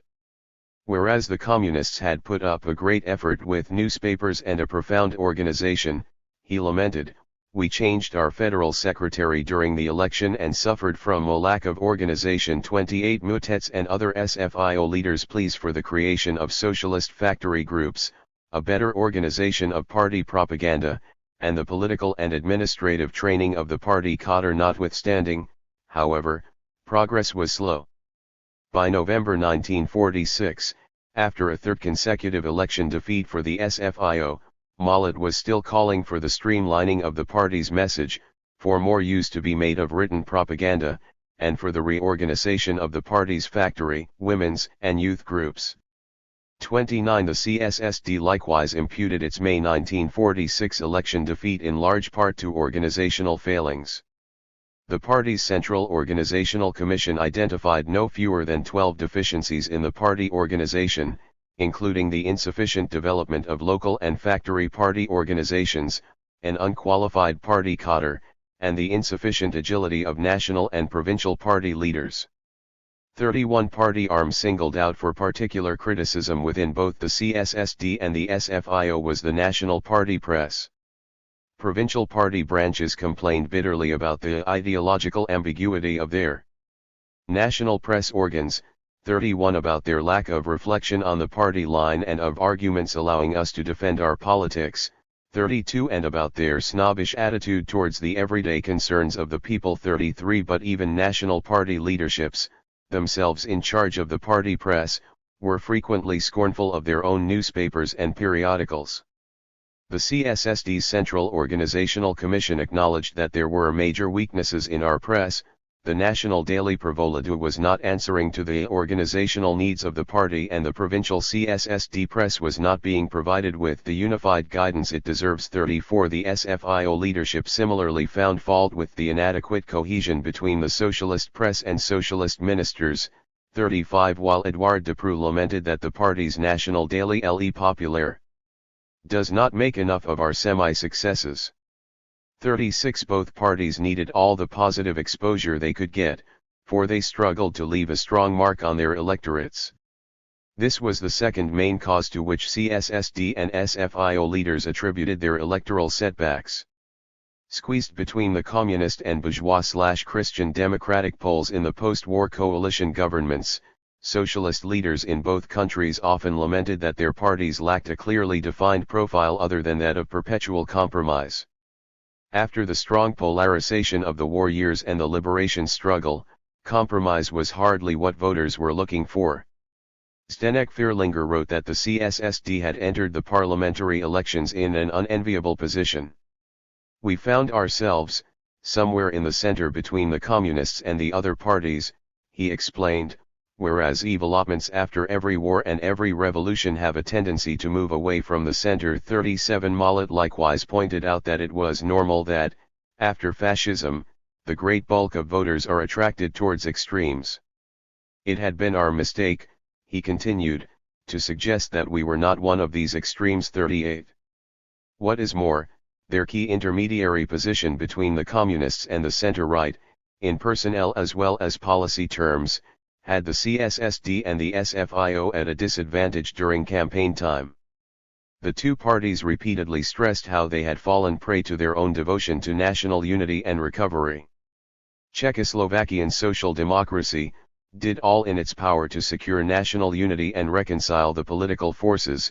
Read the resolution that the CSSD Central Executive Committee passed after the party's dismal showing in the May 1946 parliamentary elections, but this had come at the price of the greatest party political sacrifices. 39 As the party delivering the Prime Minister, after all, the CSSD had been forced to practice the due restraint that had certainly not been observed by the other parties during the election campaign. 40 SFIO leaders similarly claimed that their overly loyal 41 attitude and their excess of honesty 42 had cost them dearly in elections. Without regard for its electoral interests, insisted a manifest the SFIO executive published in May 1946, the party has served national interests first by demanding a massive reduction of the military budget, subsequently by delegating its people to the heaviest governmental posts, and finally by telling the country the truth about our economic and financial problems and putting forward rigorous, but necessary, solutions towards these. 43 It was in the severe popular discontent about the terrible socio-economic situation that the CSSD and the SFIO found a third major cause for their unpopularity with the electorate. If this was one electoral concern they shared with the PPS and the COP, the four parties heartily disagreed about who was the main beneficiary of the bread and butter outrage among their voters. Rather than the reactionaries pointed to by the Italian and Polish socialists, it was the communists who stood to gain most from a continued squeeze on living standards according to the Czechoslovakian Social Democrats and the French Socialists. Even though communist leaders were co-signatories to and vociferous supporters of the austerity packages adopted by their governments, they seemed to be able to deflect the blame for the concomitant popular misery onto their socialist coalition partners. Viewed as parties of government through and through, the CSSD and SFIO complained that they were being punished for the hard choices their governments had been forced to make. 44 The communists, on the other hand, had managed to portray themselves as the great outsiders. They represented, in the words of SFIO Deputy Secretary General Jacques-Ars Lepac, the dissatisfied 45. This, the CSSD and SFIO claimed, had everything to do with the communist tendency to play on popular grievances with demagogical campaigns. Time and again, the two parties accused their communist coalition partners of making false claims or completely unfeasible demands, often in direct contradiction to government policies they had supported before, to appeal to a particular electoral constituency. This was the case with the millionaires' tax controversy, which rattled Czechoslovakian politics in the autumn of 1947 and constituted the catalyst for the defeat of Vierlinger's pro-communist wing at the November 1947 Congress of the CSSD. The controversy revolved around the way in which peasants, who had been hit by a severe drought in the summer, were to be compensated for their losses. On the same day that Václav Mazur, the CSSD's Minister of Food, proposed to raise state-sanctioned grain prices, the communists blindsided their coalition partners by putting forward an extraordinary levy on millionaires instead. After all other coalition parties voted this down as unworkable, the communists went on the offensive, branding the ministers who had voted against the levy defenders of millionaires in their press and exploiting their domination of the trade union movement to organize workers' meetings demanding that the levy be adopted. Far from bullying the party into submission, however, these attacks only made the CSSD more combative. If the communists wanted a dirty campaign, the party leadership concluded, they can have it. 46 The French socialists described their experiences with the communists in very much the same terms. When the PCF, after its November 1946 election victory, published an outline for a governmental program, the SFIO leadership concluded that the communists were far more interested in scoring political points than in solving France's problems. During a meeting of the SFIO executive, several socialist leaders derided the communist program for being demagogical, for containing flagrant contradictions, and for lacking any means of realization. The PCF, argued Orest Kapoksy, continues to view the French people as a bunch of mujiks, after the backward serfs in pre-revolutionary Russia. 47 Ministerial solidarity, moreover, seemed a concept foreign to the PCF. After his first 6 months as Minister of the National Economy, André Philippe dubbed his dealings with the communists cruel. "It is very difficult to govern with the communists," he told the SFIO's August 1946 Congress, because they do not bring the minimum of intellectual honesty to the table. In governmental negotiations, after all, they take positions geared exclusively towards the next elections, put forward demagogical propositions with the sole purpose of making their colleagues reject them. For these and other reasons, 48 Philip concluded, the SFIO should have the courage to state that we no longer want permanent unity of action with the Communists. 49 The four parties, then, attributed their electoral woes to widely divergent causes. The Italian and Polish socialists, on the one hand, felt they were destined to lose out in democratic elections. Having hardly known democracy and still imbued with decades of unchallenged right-wing propaganda, they argued, their impressionable electorates were always more likely to vote for reactionary candidates backed by church and clergy than for socialists as yet unable to deliver upon socialism in material terms. The Czechoslovakian Social Democrats and French socialists, on the other hand, primarily blamed themselves for their poor showings in elections. Victory had been within reach, they insisted, but their parties had not been equal to their organizational task, had failed to communicate their programs in an effective manner, and had allowed themselves to be outmaneuvered by their rivals. These contrasting renditions of their difficulties at the polls were reflected in the four parties' approaches to elections. The PPS and the CUP, believing that divisive campaigning would only disorient their electorates, opted for the broadest possible party political unity. At first, their efforts to achieve such unity extended even to the center-right. In the face of the forces and interests hoping to nip democracy in the bud, Nani wrote in July 1944, the most comprehensive national unity is required. For that reason, both socialists and communists had endeavored to draw the DC into the United Proletarian Front 50, but these efforts were to no avail. By October, Nani was warning that the distrust the parties of the center, this time mentioning the Social Liberal Democratic Labour Party alongside the DC, were showing communists and socialists was bringing a civil war closer. 51 For the PPS, Jan Stanchik was even more alarmist. If we cannot put together a bloc of 6, he admonished, we risk a revolution.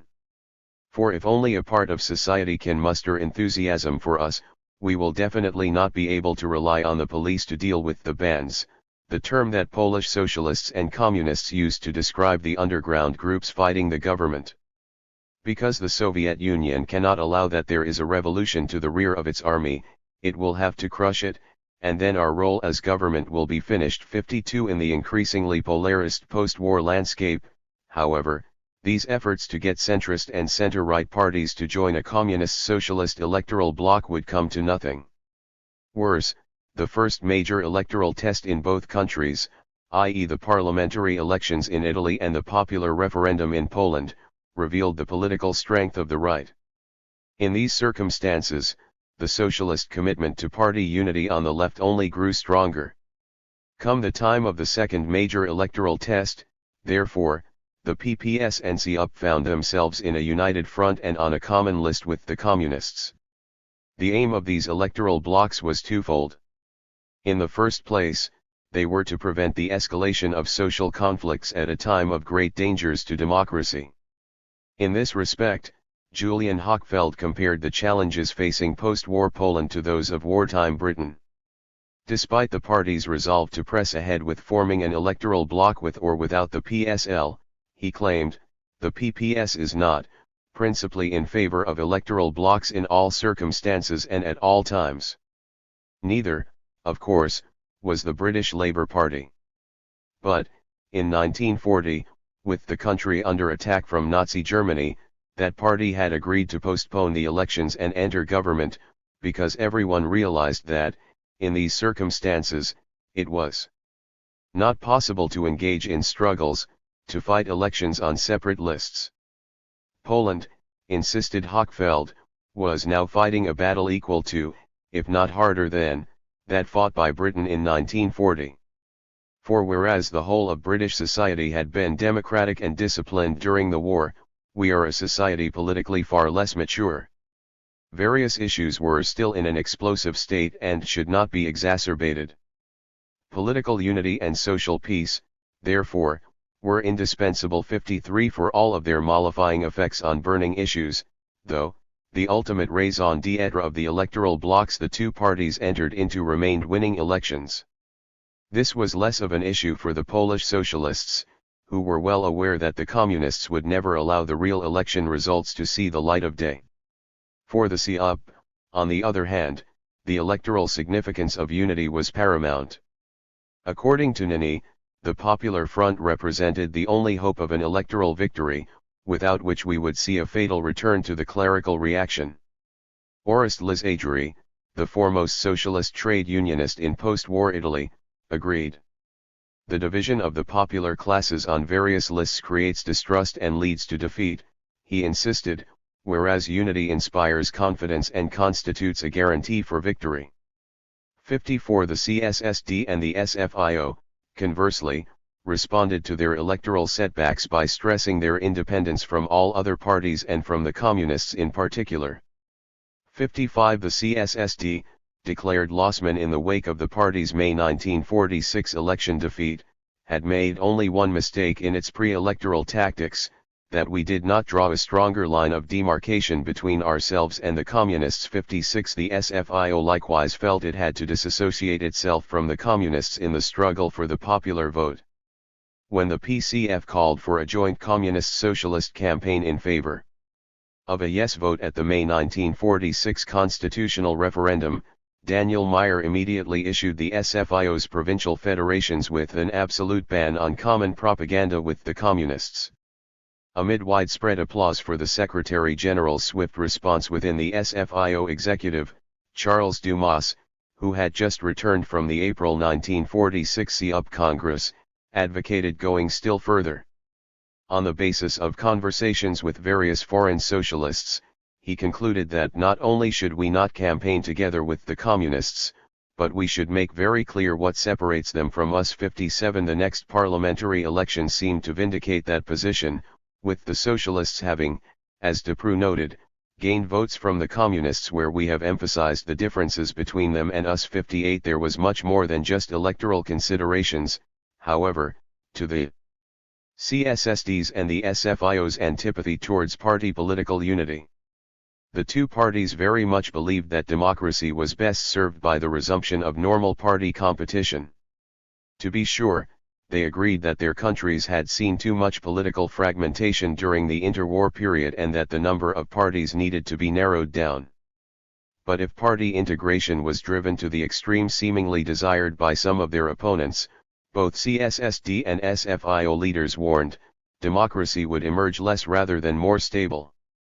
This was how Vierlinger defended the decision to shelve the idea of one great socialist party, comprising the pre-war communist, social democratic, and national socialist parties, that CSSD leaders had so enthusiastically advocated in the immediate aftermath of liberation. This idea, he recounted, had been strong in the days of national humiliation and in the concentration camps, where Czech feared the return of the pre-war chaos and of the political disunity in which fascism and Nazism grew strong. In the end, however, the arguments for a broader, four-party political spectrum, with a communist and a social democratic party to the left and a Catholic and a nationalist party to the center-right, won the day in the Czech lands. Just how justified this solution was, insisted Vierlinger, became clear by comparison with the subsequent developments in Slovakia, where a political simplification to two parties had been tried, a reference to the fact that, until early 1946, legal political activity in Slovakia was confined to the Slovakian Communist Party and the center-right Nationalist and Catholic Slovakian Democratic Party. In view of the negative experiences with that system, he continued, we also had to introduce the four-party system in Slovakia. But as a result of the fact that the two new parties, among them our own, are still too weak, political life in Slovakia is still prone to superfluously heavy shocks. The system of four political parties, then, has clearly proved itself to be the better system. It remains our duty to keep it. 59 The French socialists were equally quick to question the unitary design so popular during the first post-war years. As we have seen, they had serious reservations about communist overtures towards working-class unity. But their misgivings concerned the brand of national unity championed by General de Gaulle at least as much. The Socialists took particular issue with de Gaulle's contemptuous attitude towards political parties while he was still Prime Minister. A true democracy, read a letter the SFIO executive sent to de Gaulle to complain about his refusal to meet with delegations of political parties, cannot live without normal and regular party competition. No doubt, it continued, political parties should be transformed, their number reduced, their methods of propaganda overhauled, and the tone of their polemics modified, and the SFIO had set the example for that effort of transformation and adaptation. But a state without political parties, and we use the plural, a single party is a sign of dictatorship just as much as the absence of parties, is no longer a democratic state. 60. Parliaments. The four parties' contrasting perspectives on the merits of democratic elections were reflected in their attitudes towards the upshot of such elections, the parliamentary balance of power. The Italian and Polish socialists, on the one hand, believing that the electoral odds were stacked heavily against their parties, viewed parliaments mostly as vehicles for bourgeois interests. The legalistic and formulaic methods of parliamentary democracy, they claimed, would never give way to socialism in backward societies like theirs. For the Czechoslovakian Social Democrats and the French Socialists, on the other hand, who held their electorates in far higher esteem, parliamentary relations were always the point of departure. If socialism was going to live up to its democratic credentials, they insisted, the impetus for it should come from elected representatives. At the root of these widely divergent attitudes towards parliamentary democracy lay opposite attitudes towards parliamentary elections and their results. The PPS and the CUP, after their initial post-war euphoria wore off, considered parliamentary elections a nuisance at best, a dangerous, possibly fatal experiment at worst. As early as September 1945, just months after their government had signed up to organizing free and unfettered elections in Poland, Stanczyk warned socialist and communist leaders against showing too much dedication to the form. Hitler too, he argued, has risen to power by democratic means and had the great majority of the nation behind him. 61. If not going that far, Basso was similarly scornful of parliamentary outcomes. While it was crucial for the working class to exercise power commensurate with its real political strength, he insisted, political, mind you, does not necessarily equate, indeed almost never equates, to parliamentary. 62. For the CSSD and the SFIO, conversely, parliamentary outcomes very much represented the real balance of political forces. As sacred expressions of the will of the people, the two parties insisted, election results were to be respected by those in power.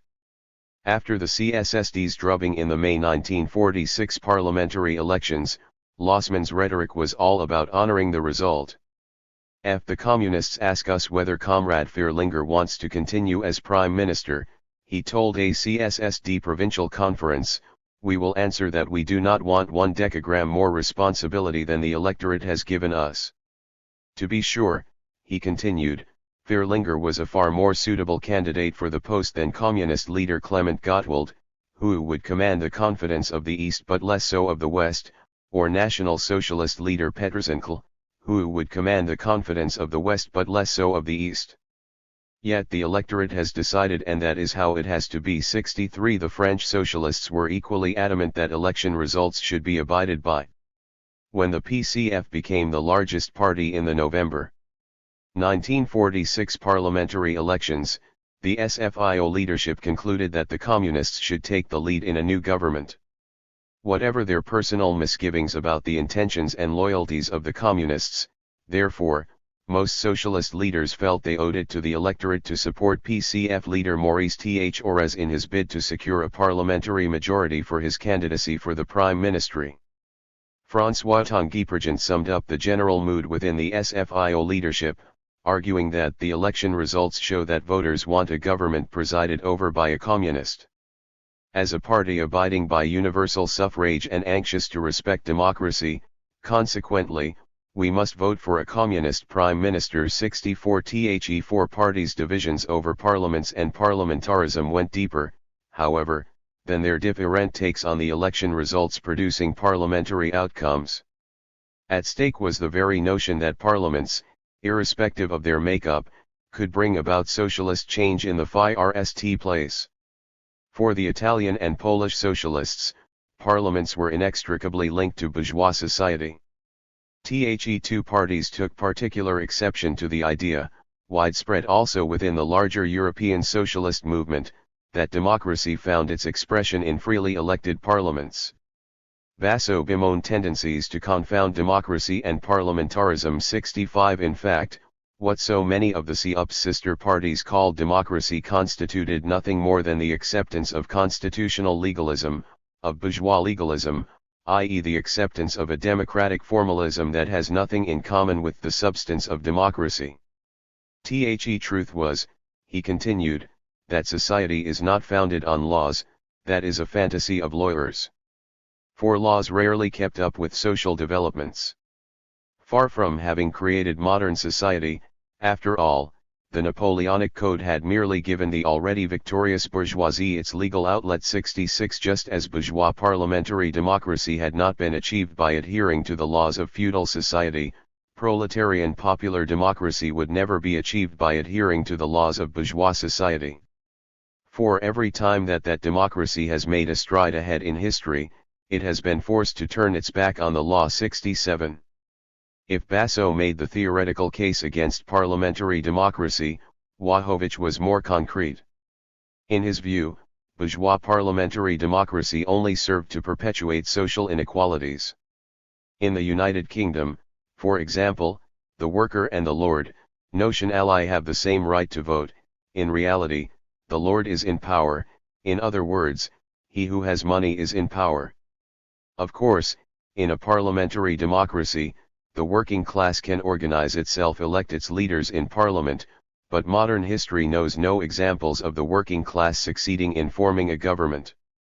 The Danish and Swedish Social Democrats who had been in government before and during the war, after all, only gave their name, failing to implement any reforms bringing their countries closer to a democratic system. In fact, Wojciech went on, democracy must fade away in a revolutionary period. For when entering into class struggle, there is no longer question of democracy, only of class victories. 68 Not all PPS and CUP leaders shared these principal objections against parliamentary democracy. In fact, there were many within both party leaderships arguing that a parliamentary road to socialism, while not an option in their countries, was perfectly viable in places like Great Britain and Scandinavia. Such leaders insisted there was no one precept for arriving at socialism, it was the social fabric and national history of a given country that determined which path to socialism it should take. It was pointless to ask, argued Nani, whether socialism would be achieved by the methods of Lenin or Beveridge. For reformist or revolutionary trajectories to socialism were results not causes. A certain type of society produces a certain type of struggle. 69 Welcoming the foreign delegates to the December 1947 Congress of the PPS, Stanisław Wilby expressed similar sentiments. After emphasizing that Poland's economic program was a socialist program, he expressed the hope that the dealings of our Congress, the visit to our country, will convince you that the PPS has chosen a proper socialist path, corresponding to the conditions of our country and the needs of our working class. 70 In this respect, Italian and Polish socialists frequently distinguished between two roads to socialism, one where socialism could be the end result of reforms enacted by parliaments and one where the economic basis of socialism had to be laid by extra-parliamentary means. Basso contrasted the feasibility of parliamentary trajectories towards socialism in various regions. In the Scandinavian countries, he explained, a democratic tradition has taken root, the proletariat has long since achieved a relatively high standard of living, and, through this economic elevation, has acquired political maturity. In these circumstances, parliamentary democracy was doubtless still the most effective method of socialist action. The Eastern European countries, conversely, were almost all underdeveloped industrially, with a numerically scarce and profoundly immature middle class, and with a vast mass of ignorant and often illiterate peasants.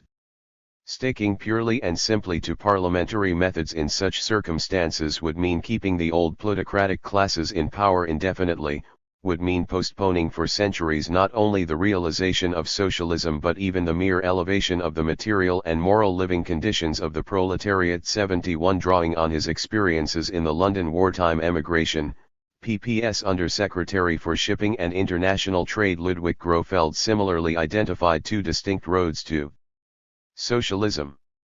Especially during the war, he recalled, very reformist, very right-wing convictions prevailed among socialists in the West, who refused to recognize that the road the Soviet Union had taken since the October Revolution was irrevocable.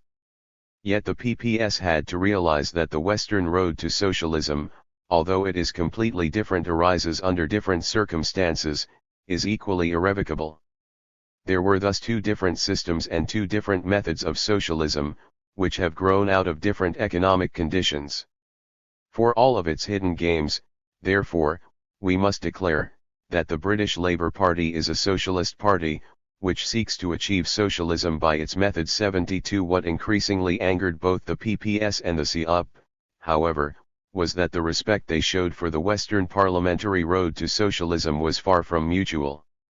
During the May 1946 International Socialist Conference in the English resort of Clacton-on-Sea, Cironkiewicz set out to underline the difference between our methods of struggle and those used in the West. Yet the reception was mostly hostile. Arsenal attacks had appeared even in the left-wing Tribune, whereas the tone of the accounts of some sister parties bore witness to feelings of superiority. 73 On the second day of his party's April 1946 Congress, CUP parliamentarian and Central Committee member Lucio Mario Lozado likewise remonstrated against the notion that there were no other pathways to socialism than the road of the ballot paper. To be sure, he conceded, the Italian socialists were currently committed to the maintenance of democratic legality. But that did not mean, as a foreign representative had claimed the previous day, that the function of a socialist party is as it is, that it stopped at the defense of parliamentary democracy.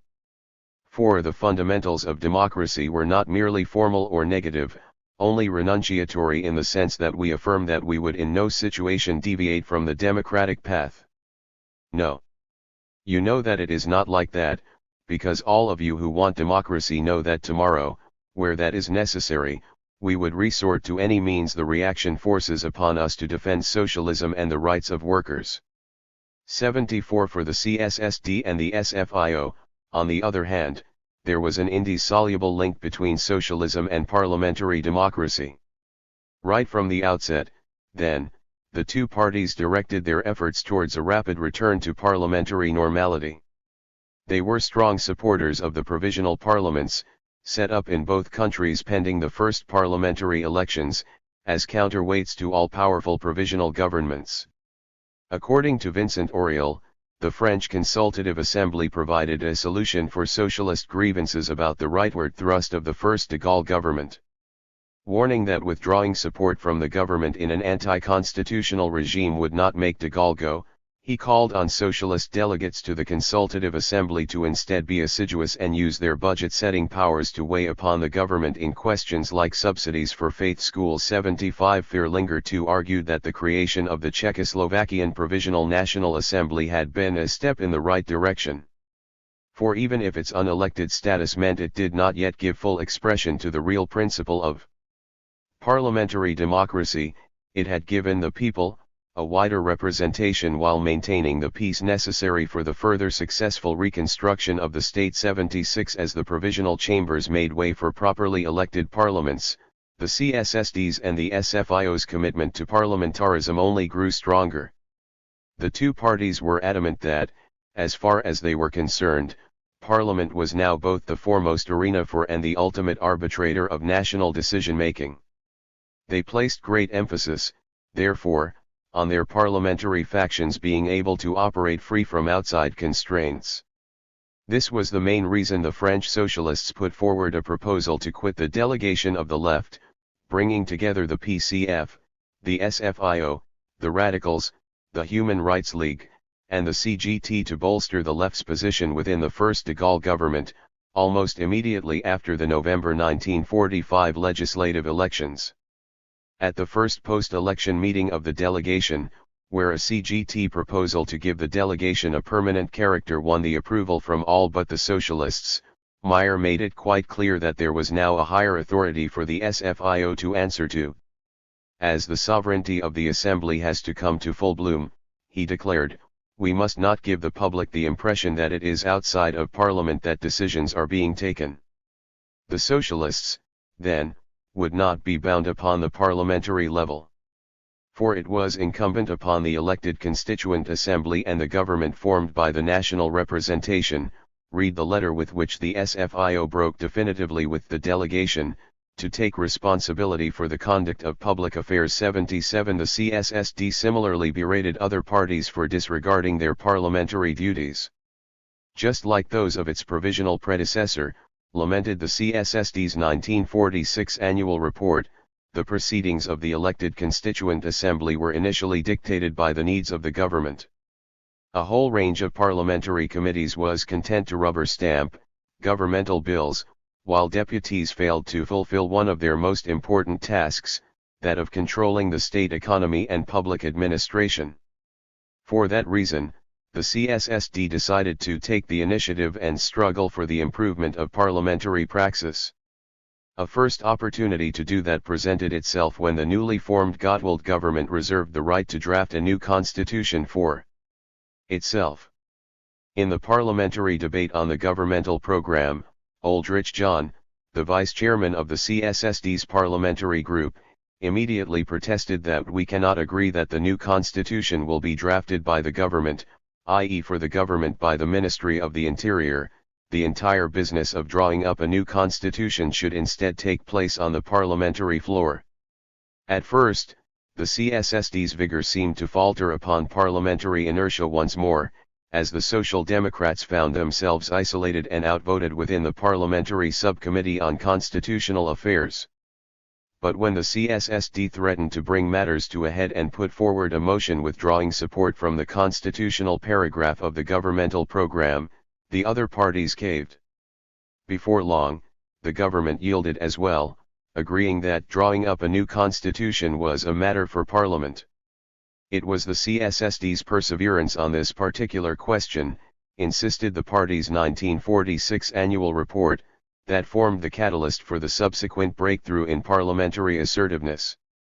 For if we can affirm today that we were able to eliminate most of our Parliament's shortcomings, it now has its own rules of procedure, economic and audit commissions, energetically summons ministers to provide an account of their activities, and has passed a series of private members' bills. The credit for that should go to our parliamentary group 78. Much as the CSSD and the SFIO prided themselves on having bolstered Parliament's standing, however, that standing was quick to come under renewed pressure. In the face of the socio-political polarization that accompanied the drifting apart of the post-war coalitions, after all, the two parties' rivals increasingly took contentious issues to the streets. In France, such extra-parliamentary pressure initially emanated chiefly from the movement around General de Gaulle. The bombshells repeatedly dropped by de Gaulle, often in the form of large public rallies, sparked fierce debate within the SFIO executive. There were leaders on the left of the party, most notably Léon Boutbien, who pleaded for the extra-parliamentary challenge posed by de Gaulle to be met head-on and for the left to start organizing counter-rallies. The large majority of the SFIO leadership, however, wanted the party to steer clear of street politics. It would be a mistake, Philip told Boutbien after the launch of the RPF, to combat de Gaulle on the terrain chosen by him. 79 Roger Prievaljean went further. He warned that it was dangerous for socialists to claim, as Boutbien had done, that we should operate on the level of the nation rather than on that of the government. For exactly those types of arguments had been used before the war by the counter-revolutionary opponents of the Republic, who distinguished between le pays real and le pays legal, that is, the notion at the heart of the ideology of the far-right Action Française movement that the democratic institutions of the Third Republic had somehow been imposed on the real France.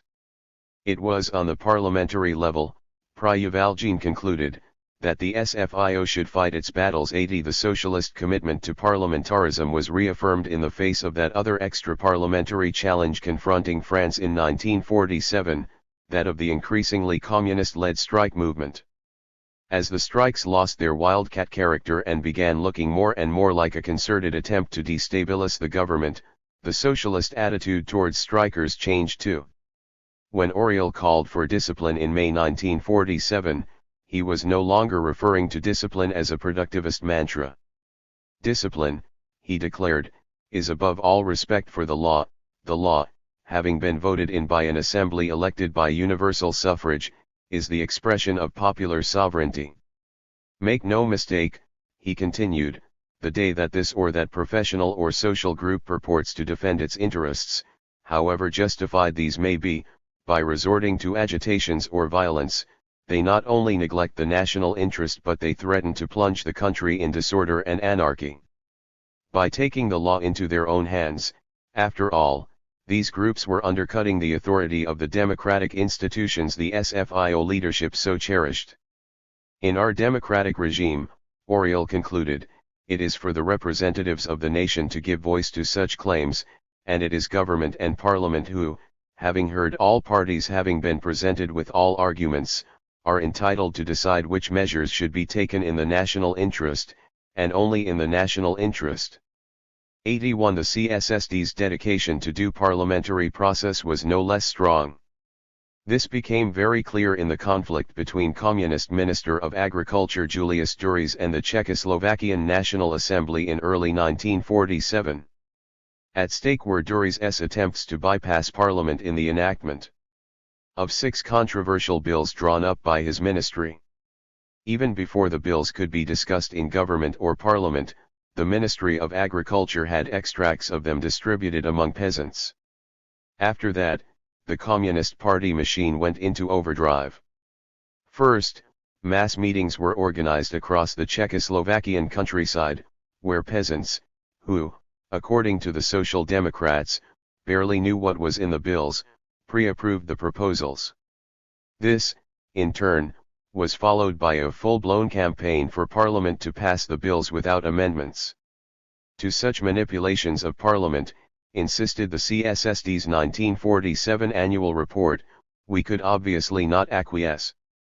Even though the Social Democrats by and large took a favorable view of Duris's bills, therefore, they sided with the center-right to pass a parliamentary resolution condemning the conduct of the minister. 82 For both the CSSD and the SFIO, then, the defense of parliamentarism was very much a matter of principle. The only way for socialism to retain its democratic character, insisted the two parties, was to adhere to the legal and procedural rules of parliamentary democracy. With the national and international menace to parliamentary democracy growing as 1947 progressed, therefore, the maintenance of parliamentary authority increasingly became a life-or-death issue for both parties.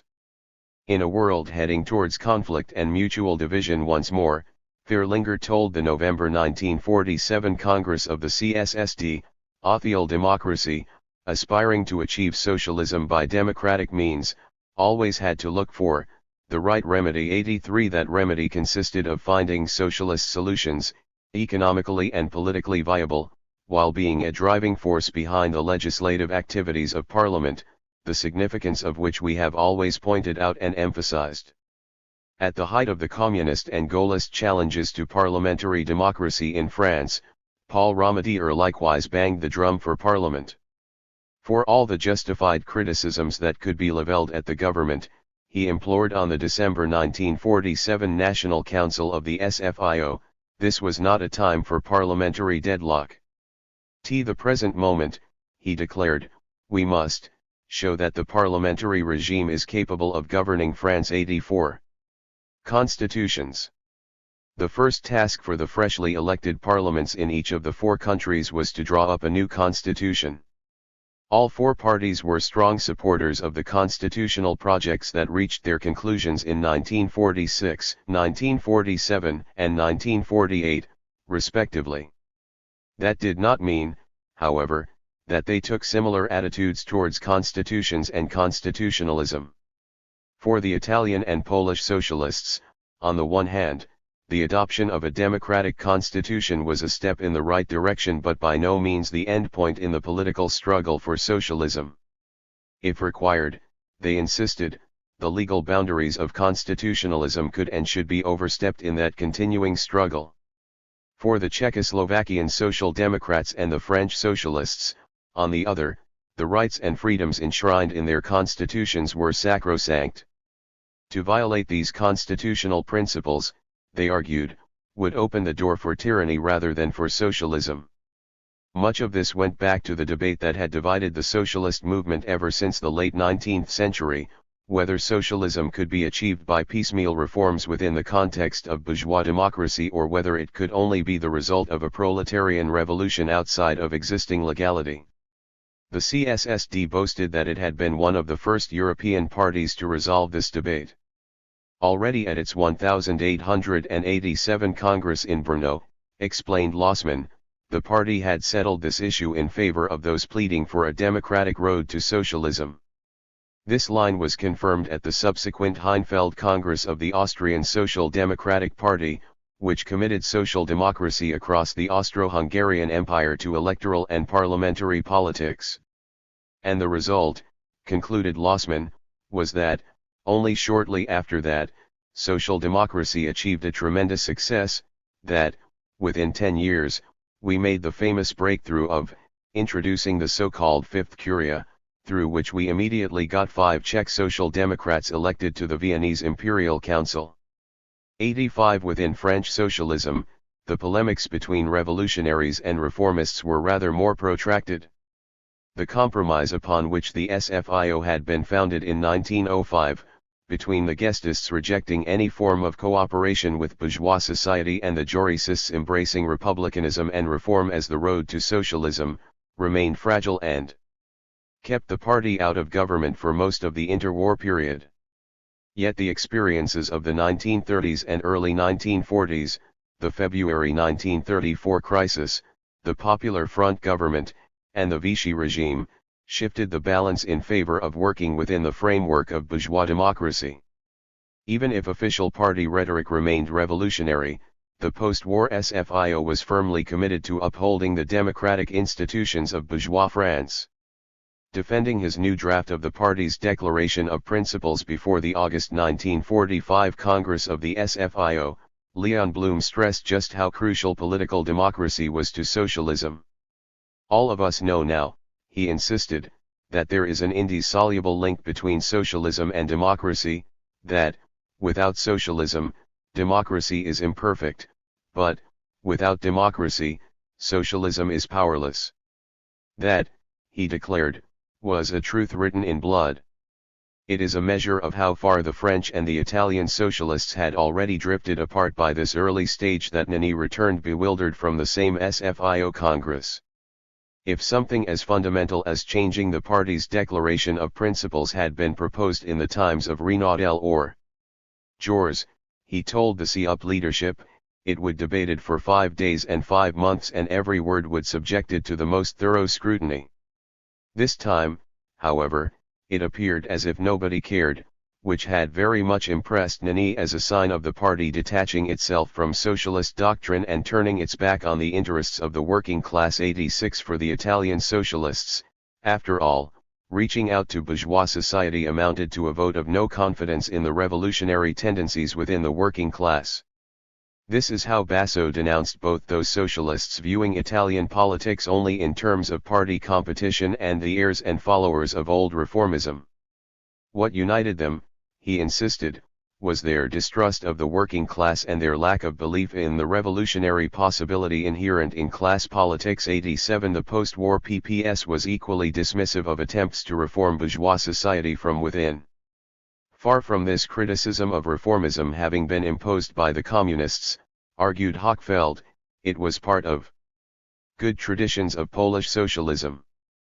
For, already before the war, such leftist party leaders as Cyrankiewicz, Oskar Lang, and Bolesław Drobner had raised much the same concerns about reformism as we express today, About Blum and his tactics. About Bevin and his tactics. 88 Those leftists pleading for a more revolutionary politics do indeed seem to have been in the ascendancy within the PPS well before the communists cemented their dominant position in the aftermath of the Second World War. As the Sanakjian regime grew more repressive in the 1930s, after all, the PPS leadership had increasingly taken its lead from the revolutionary socialism espoused by leading Austro-Marxist Otto Bauer. 89 Bauer's claim that the proletariat could, in the face of a reactionary threat, justifiably resort to a temporal dictatorship struck a particular chord and was co-opted in the 1937 Radom program of the PPS. 90 It was this issue, the use of dictatorial methods in the struggle for socialism, that sparked some of the fiercest debates within the post-war international socialist movement and ultimately saw the CUP ostracized from mainstream Western European social democracy along with the browbeaten Eastern European parties. For the Italian and Polish socialists, a proletarian dictatorship, while not an end in itself, could constitute a political necessity in countries like theirs. The PPS was definitely the more extreme case in this respect, as it overtly defended the repressive and violent methods the Lublin government used against political opponents. In an open letter to the Labour Party, a response to a Tribune article castigating the pro-communist leadership of the Socialist Party for, among many other things, making a farce of the promise of free and democratic elections. 91, Hochfeld insisted that Poland and the United Kingdom were facing altogether different political challenges. If the Tories had won the 1945 general election, he argued, Labour would have only had to wait for 5 years to get another shot at power. Not so for us, it continued. We are certain that, if we were to lose power, we would have to retake it not from conservatives, but from fascists, and not at the ballot box, but in an armed struggle. 92 That meant, at least in the short term, that communists and socialists had to be guaranteed a commanding position in government irrespective of their true electoral strength. The Polish socialists were well aware that this involved reverting to methods, including the falsification of election results, political persecutions, and an excessive reliance on the use of force, that, as the party leadership put it somewhat euphemistically, are not entirely compatible with elements of our traditions. 93 Yet these same democratic traditions, suggested the party program that was put before the August 1945 Congress of the PPS, had let down Polish socialism in the past. At the current historical moment, it proclaimed, the Polish Socialist Party should concentrate its efforts in the first place on the problem of holding on to government. That meant that the misguided principles of democracy held by those socialists wanting to show far-reaching tolerance to political opponents were to be revised. For the fascist centers that had existed in pre-war Poland were not about to resign themselves to the new order and would not shy away from deception, sabotage, and assassinations. 94 In these circumstances, insisted Chairman of the Program Commission Felix Mantel, the PPS cannot forsake the use of force, which at the present moment could prove crucial for the victory of socialism. 95 More recent scholarship has suggested, however, that the Polish socialists were never truly at ease with the blatant violations of constitutionalism on the part of the communists and the security services. These accounts stress socialist efforts, especially after the January 1947 elections, to restore civil liberties and the rule of law through the so-called Little Constitution, adopted in February 1947 as a temporary replacement for the fascist 1935 Sanakjian Constitution. A full new constitution was only enacted in 1952-96. While such accounts are certainly helpful in debunking the old myth that the Lublin PPS consisted exclusively of communist stooges, they seem to overstate the extent of socialist humanism.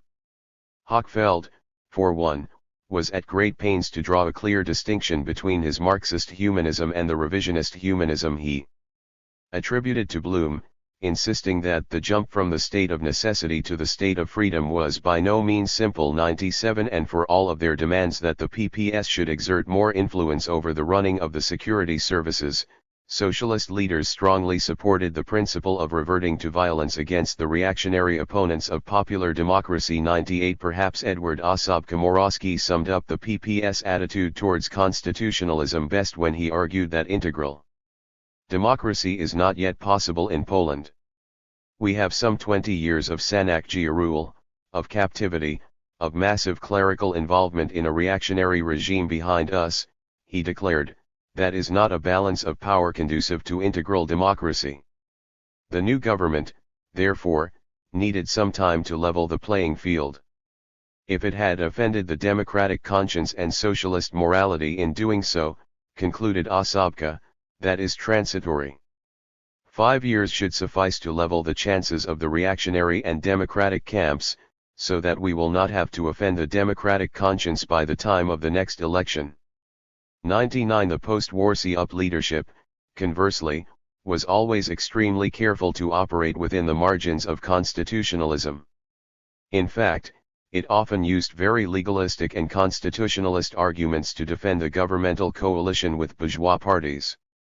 Nani drew on such arguments to respond to his critics on the self-proclaimed left of the CUP, i.e. those socialists who, yearning for their party to take a much more combative stance on such issues as the disempowerment of the liberation committees, were urging an exit from the government.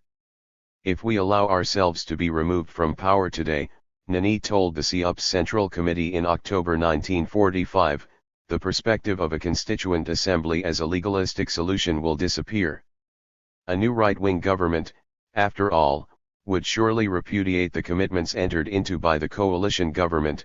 Discussions about the date and the content of a constituent assembly would be kicked into the long grass, and we would be heading towards a plebiscite that would be formulated in such a way as to deliver a predetermined answer.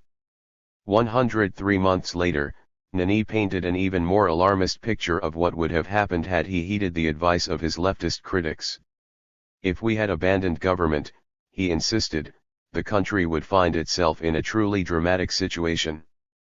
For in southern Italy, the communist and socialist workers' movement would already have been outlawed, we would already have seen exiles arriving here, and we would have been mourning the victims of a civil war, which, with the Allies in the country, we would have lost before it even began. 101 In this respect, there were repeated allusions to the Greek scenario, where the left had walked out of a government of national unity in 1944, only to find itself facing not only the domestic right, but also the Western Allies in an unwinnable civil war. Time and again, CUP leaders reminded their party that the Greek scenario was one to avoid at any price. Should the CUP embark on the same adventures as the Greek left, admonished Nani, we would sacrifice the lives of our best comrades and, worse still, the possibility of making democracy succeed. 102 Such views were echoed even by those who had been active within the revolutionary liberation committees. Nino Gaeta, who had formerly been the socialist vice-chairman of the Napoli Liberation Committee, warned the April 1946 CUP Congress that breaking national unity would leave Italy in an even more terrible position than Greece. For while Greece had at least been an allied country during the war, Italy was bound by the conditions of its armistice with those same allies. By practicing a different politics than that of national unity and adopting sectarian and factitious positions, therefore, we would ruin Italy forever. 103 When the DC finally undid the national unity government in May 1947, such fears only intensified. Speaking at one of the first meetings of the CUP Directorate after the Communists and Socialists had been removed from government, Nani agonized over the prospect of opposition. The state apparatus is right-wing, he declared. Thus far, the left had been able to frustrate this apparatus by our presence in government. But in what kind of situation will we find ourselves after a couple of months of opposition? 104 With left-right polarization mounting across the continent over the months that followed and neighboring France increasingly finding itself in an insurrectionary state, the situation did indeed seem to deteriorate steadily.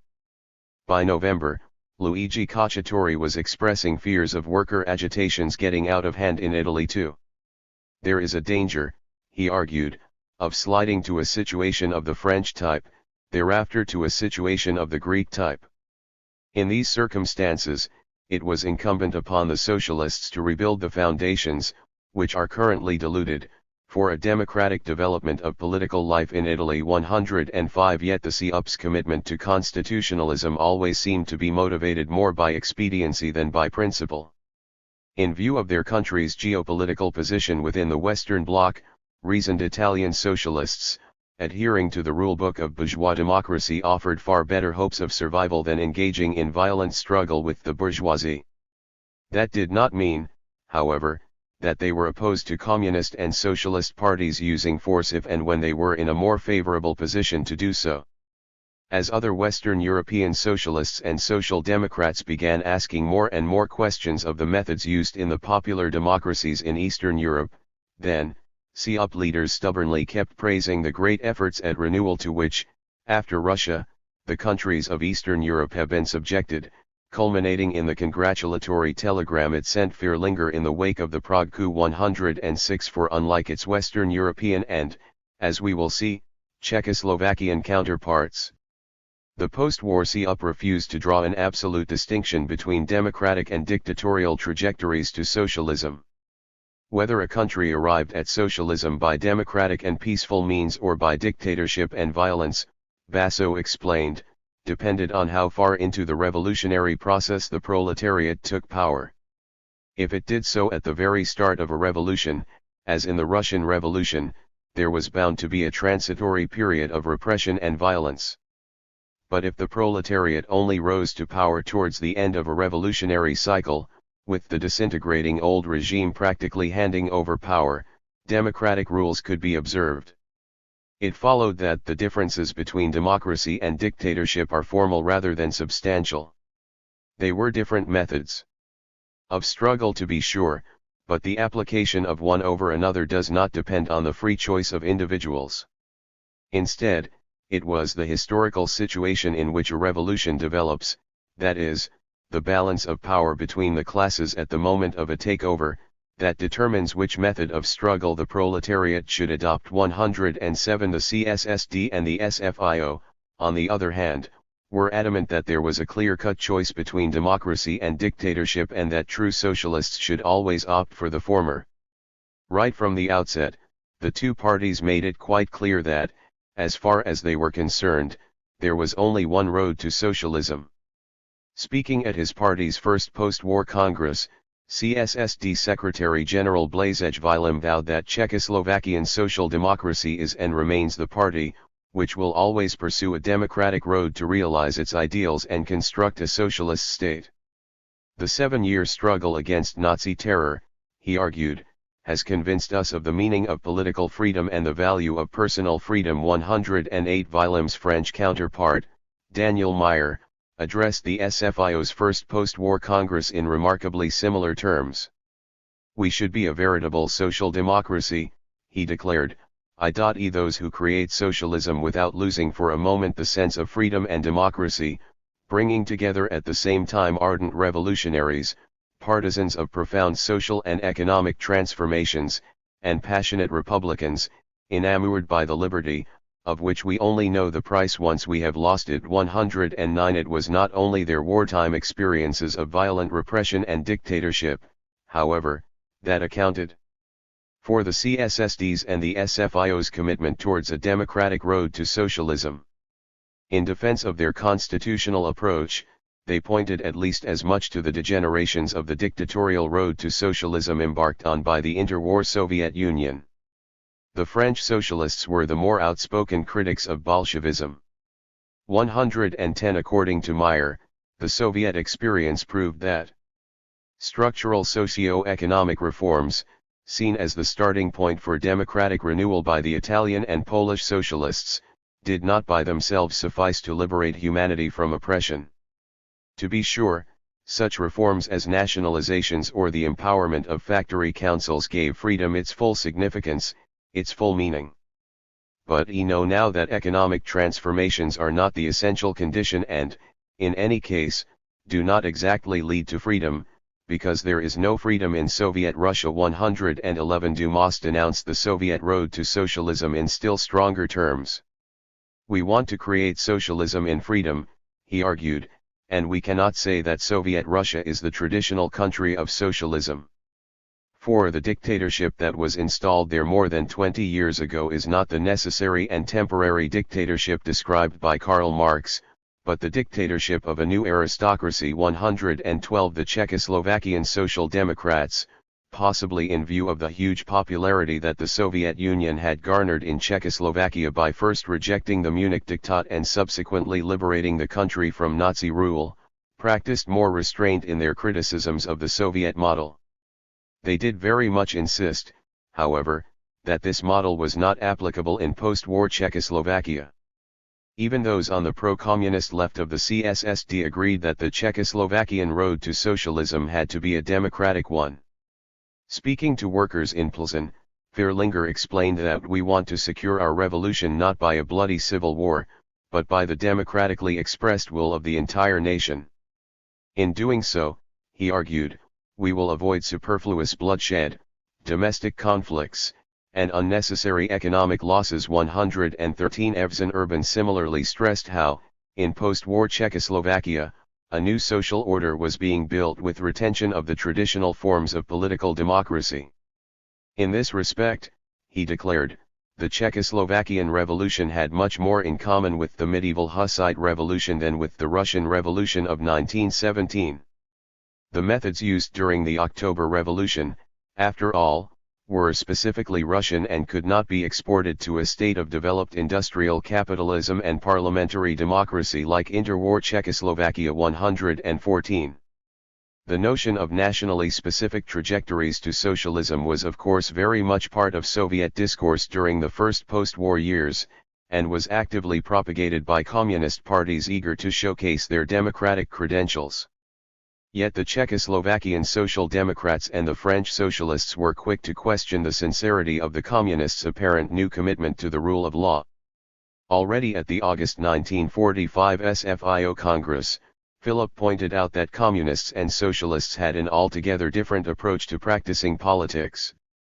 For the Communists, he explained, the conquest of power justified the use of any tactical means, regardless of their moral value or their intellectual contradictions.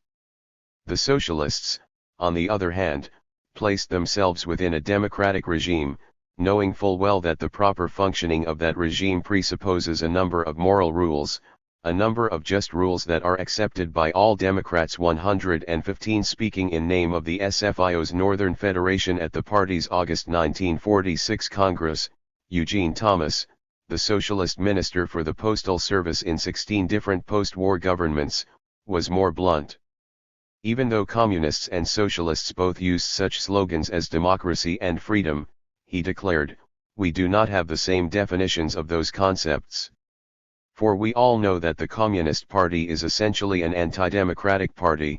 We also know very well that, if the Communists were to rise to power in our country, that would mean the end of freedom, would mean concentration camps, exile, death for us. 116 Such assessments of communist intentions were inspired in no small part by reports about the situation in Eastern Europe.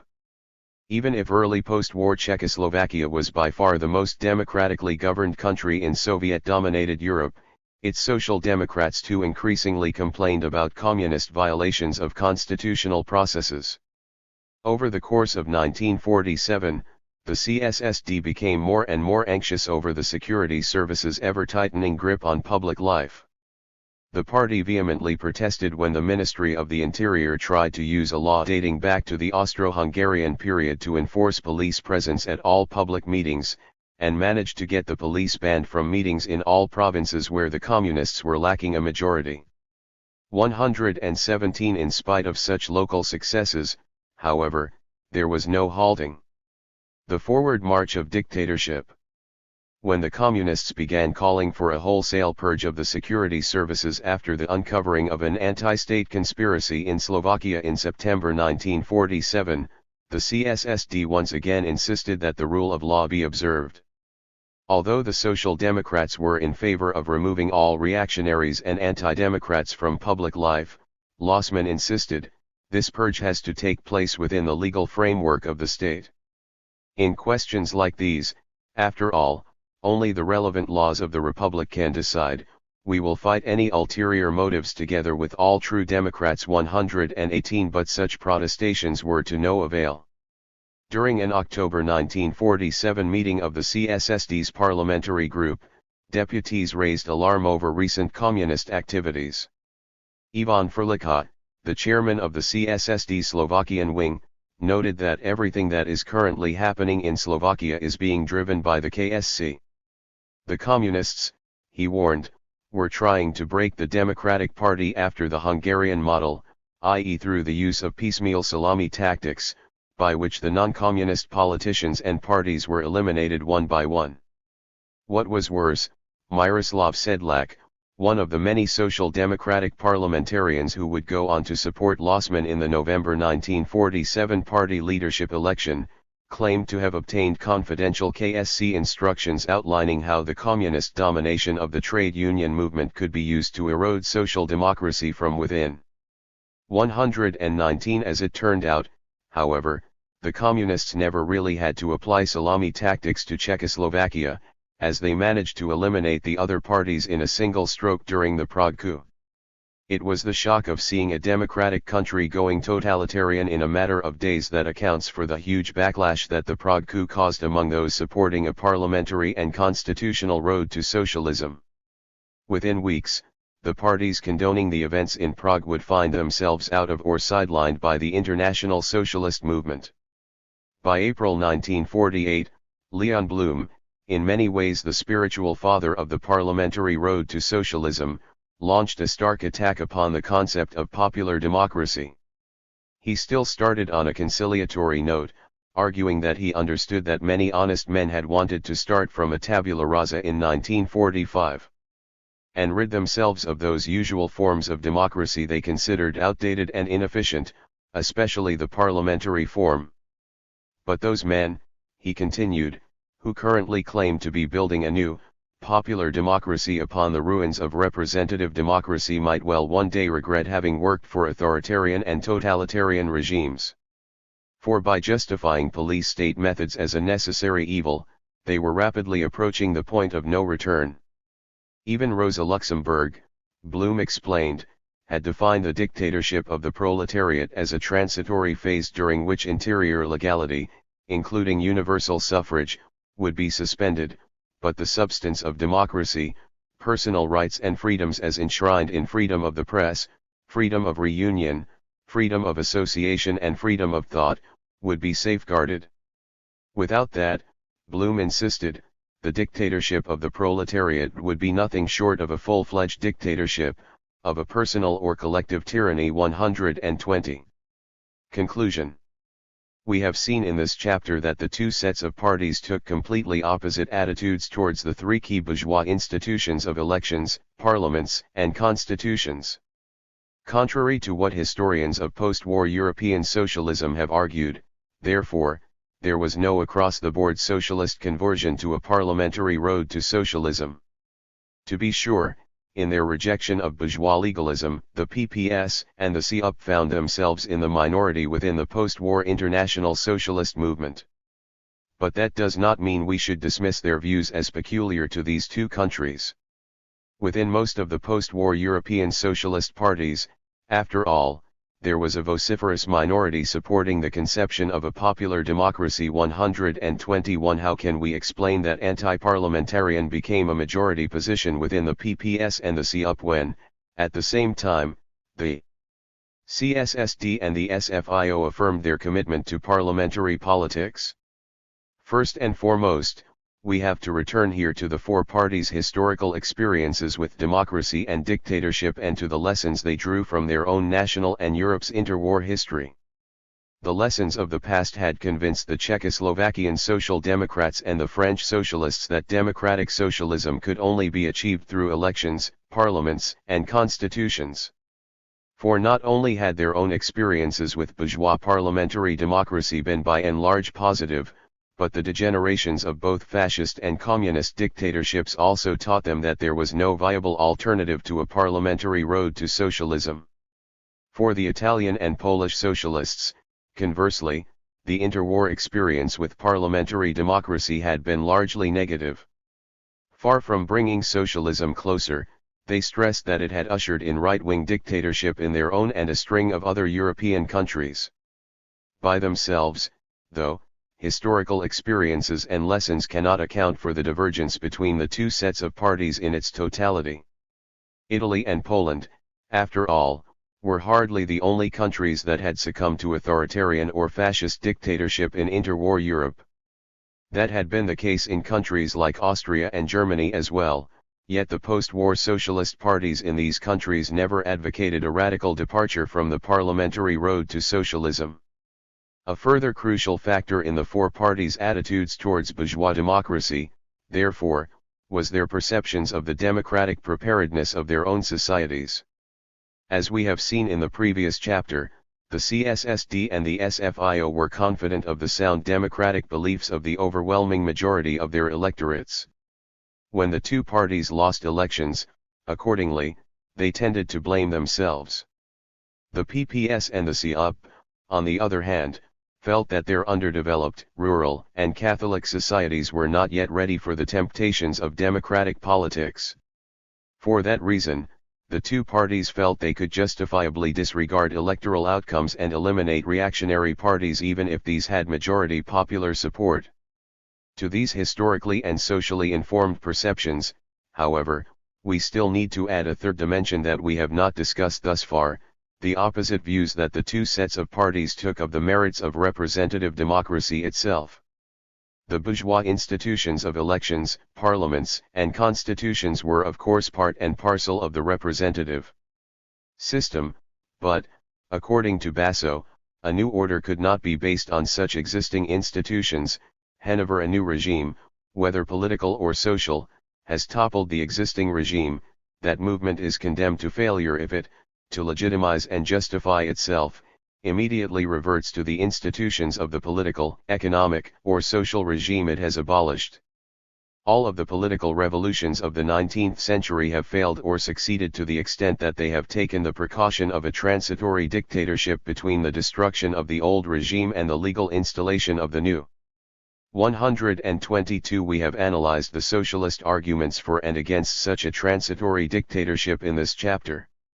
The question remained, however, of what would develop in the place of the old institutions of elections, parliaments, and constitutions. It is to that question that we will turn our attention in the next chapter. Chapter 7. Democracy from Below. In March 1945, Pietro Nenni received a letter from a concerned Pier Paolo Fano, the socialist trade unionist who had become the Italian representative at the International Transport Workers' Federation during his exile in London. In the letter, Fano expressed his misgivings about the CUP's plans for a radical overhaul of industrial relations. More specifically, he took issue with the socialist campaign to bestow wide-ranging competencies upon the revolutionary factory councils that were taking over industrial management across post-liberation Italy. For this campaign, he explained, had approached the question of worker self-management more from a political than from an economic point of view. Yet it was in the economic realm that Fano expected difficulties to arise.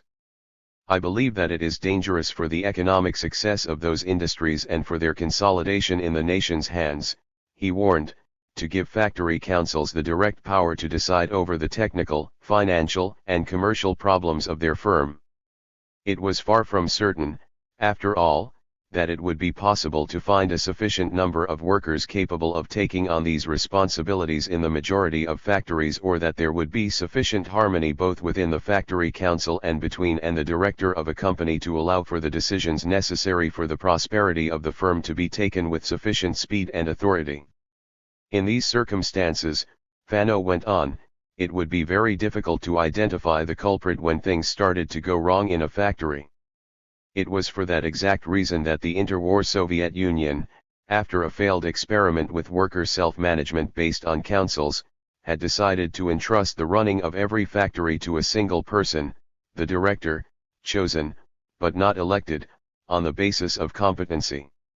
And even the British Labour Party, notwithstanding that the cultural level of the British worker is certainly higher than that of the Russian at the time of the evolution, had a similar solution in mind for the administration of the nationalist sector. 1. The question of direct grassroots participation in economic as well as political decision-making certainly divided post-war socialist opinion. For some socialists, the revolutionary liberation committees and factory councils that had sprung up in the wake of the war and taken over vital functions of local and industrial administration offered unique opportunities for democratic renewal. First and foremost, the experience of direct democracy within such grassroots participatory bodies promised to animate electorates that had been left disoriented by dictatorship and war. Secondly, the introduction of worker self-management in ownerless companies extended democracy beyond the narrow confines of the political arena and into the everyday life of the working class. Other socialists, however, were less convinced about the invigorating effects of direct grassroots participation in political and economic life. For in the immediate aftermath of the liberation, local assemblies often challenged the authority of both national party leaderships and the traditional institutions of representative democracy. As the mouthpiece of an increasingly aggrieved working class, moreover, the organs of workplace democracy were quick to question some of the core tenets of the Reconstruction programs to which socialist leaders had signed up. At the root of the socialist divide on participatory democracy, therefore, were profound disagreements as to whether democratization and socialization should be bottom-up or top-down processes. This chapter aims to demonstrate that the four parties found themselves on opposite ends of this divide and how this was linked closely to their conceptions of democracy. The Italian and Polish socialists, on the one side, embraced grassroots participation as a crucial stepping stone towards the democratization of their societies. In their view, popular participation in public life was key to the democratic education of their backward populations. For that reason, they insisted on the recognition of grassroots participatory bodies as full players in political and especially economic decision-making. That meant the guidance provided by ordinary workers, through such intermediaries as factory councils or cooperatives, had to be taken seriously by those in power. The Czechoslovakian Social Democrats and French Socialists, on the other side, increasingly viewed grassroots participation as a menace not only to the fulfillment of their economic plans but also to the resumption of parliamentary normality. In fact, they often dismissed participatory democracy as no more than a guise for the political machinations of the communists. Yet their calls for the revolutionary councils to be subordinated to more readily controllable political and socio-economic structures as quickly as possible were not merely the product of their growing anti-communism. What mattered at least as much was a distinct belief that political and economic decision-making was to remain the prerogative of party and trade union elites with a more lucid view of the bigger national picture. In bringing to light these divergences between the two sets of parties, the chapter adds a fresh dimension to a scholarly debate in which socialist views have frequently been ignored, misunderstood, or taken for granted. Confronting the council movement. The Reconstruction effort was often set in motion by local committees. In the power vacuum left by the departed or toppled local elites of the wartime regimes, former resistance cells transformed themselves into liberation committees or factory councils and took responsibility for such crucial tasks as food distribution, clearing rubble off the streets, and rebooting paralysed industrial production. The autonomy and discipline of these bodies has captured the imagination of many historians. In their view, the popular assemblies that took charge of local decision-making and the works councils that placed themselves at the head of factories abandoned by their collaborationist owners carried the germs of a veritable worker democracy, a decentralist system of direct democracy and worker self-management fundamentally different from both American market capitalism and Soviet state capitalism. Much of the earlier work on the theme focused on post-war Germany, where the Antifa Council movement has often been taken to have offered an alternative to Americanization and Sovietization. More recently, though, various case studies have observed how grassroots participatory bodies challenged returning elites as well as occupying armies across post-liberation Europe. Almost invariably, such Accounts convey a sense of missed chances and lost illusions as the opportunity for radical democratic change was not capitalized upon, for that the radical challenge to politics as usual came undone within mere months of the liberation. Historians in this tradition often attribute to the formidable coalition confronting the post-war council movement. First of all, both the American and Soviet occupiers, fearful of any rival authority emerging under their watch, tended to be ill-disposed to the grassroots bodies that mushroomed at the moment of liberation. 6. More important still were the hesitant and contradictory attitudes that returning communist leaders adopted towards the radicalism among their rank and file. For even if their activists often dominated liberation committees and factory councils, communist leaders arrived with clear instructions not to get embroiled in any undertakings that might disquiet the bourgeoisie or the Western allies. Instead, they were to showcase Stalin's good faith by calling on liberation committees to surrender their weapons to the authorities and supporting the restoration of order on the shop floor. 7. This strand of historiography has, however, by and large disregarded socialist attitudes towards grassroots participatory bodies. The scarce references to socialist parties that scholarship on the post-liberation council movement does provide, moreover, point in different directions. Some historians claim that the socialists were at least as dismissive of grassroots participation as the communists, if not more so. 8. Others argue, though, that socialist leaders took a far more positive view of participatory structures. 9. Only to be defeated by communists in government. 10. As is so often the case with scholarly assertions about the post-war socialist parties and popular movements, such claims tend to be based on anecdotal evidence rather than a systematic study of socialist attitudes. 11. A more thorough analysis of the attitudes the two sets of parties adopted towards the question of grassroots participation reveals that the positions taken by individual socialist parties varied greatly, and that these positions were, in any case, never analogous to those of the communists. The PPS and the COP, on the one hand, were considerably more anxious than their communist coalition partners about the disempowerment of the council movement. 12. For the Polish socialists, this anxiety concerned the fate of factory councils above all, in view of the ongoing struggle between the Soviet occupiers and the Polish underground. There was no scope for resistance-led liberation committees in post-liberation Poland, after all. Yet factories abandoned by their German owners or supervisors did fall under worker control in the wake of the Liberation 13, and the Lublin government initially encouraged the spontaneously formed worker committees that took over management. Right from the outset, though, the socialists found cause to question the sincerity of the communist commitment to worker self-management. The protracted discussions about the decree empowering the revolutionary factory councils within the Lublin government had already left the socialists with the impression that the PPR was dragging its feet on the issue. 14. These suspicions were confirmed when the communist-dominated Ministry of Industry, within 4 months of the decree finally being passed in February 1945, issued new guidelines stripping factory councils of their financial and technical co-decision rights. Speaking at a September 1945 plenum of the PPS and PPR leaderships, Edward Ossop-Komorowski made it quite clear that the socialists were unimpressed. The significance of factory councils, he declared, was often not appreciated.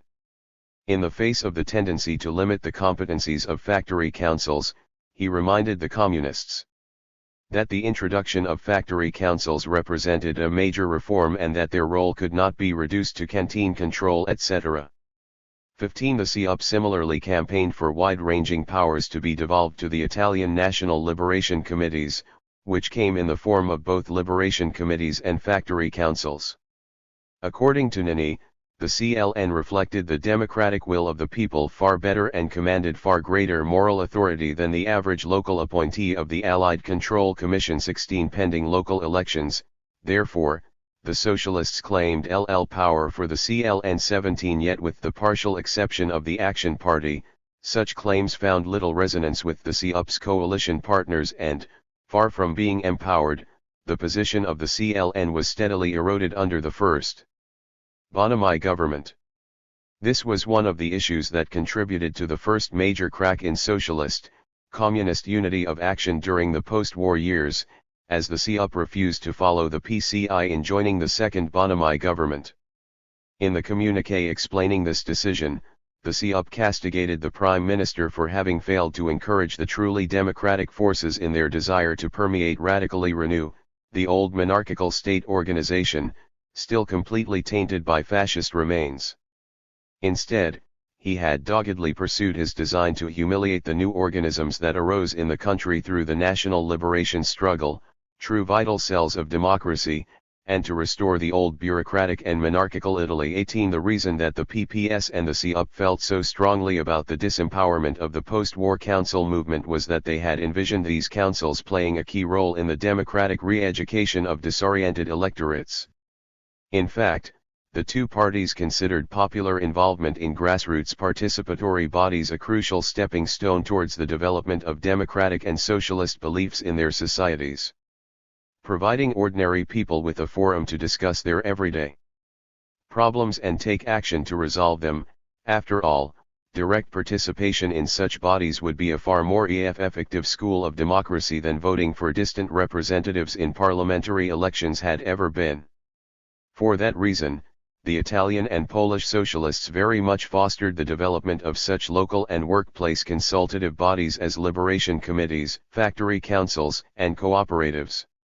Much of this went back to the dim views, outlined in the previous chapter, that PPS and CUP leaders took of their own electorates.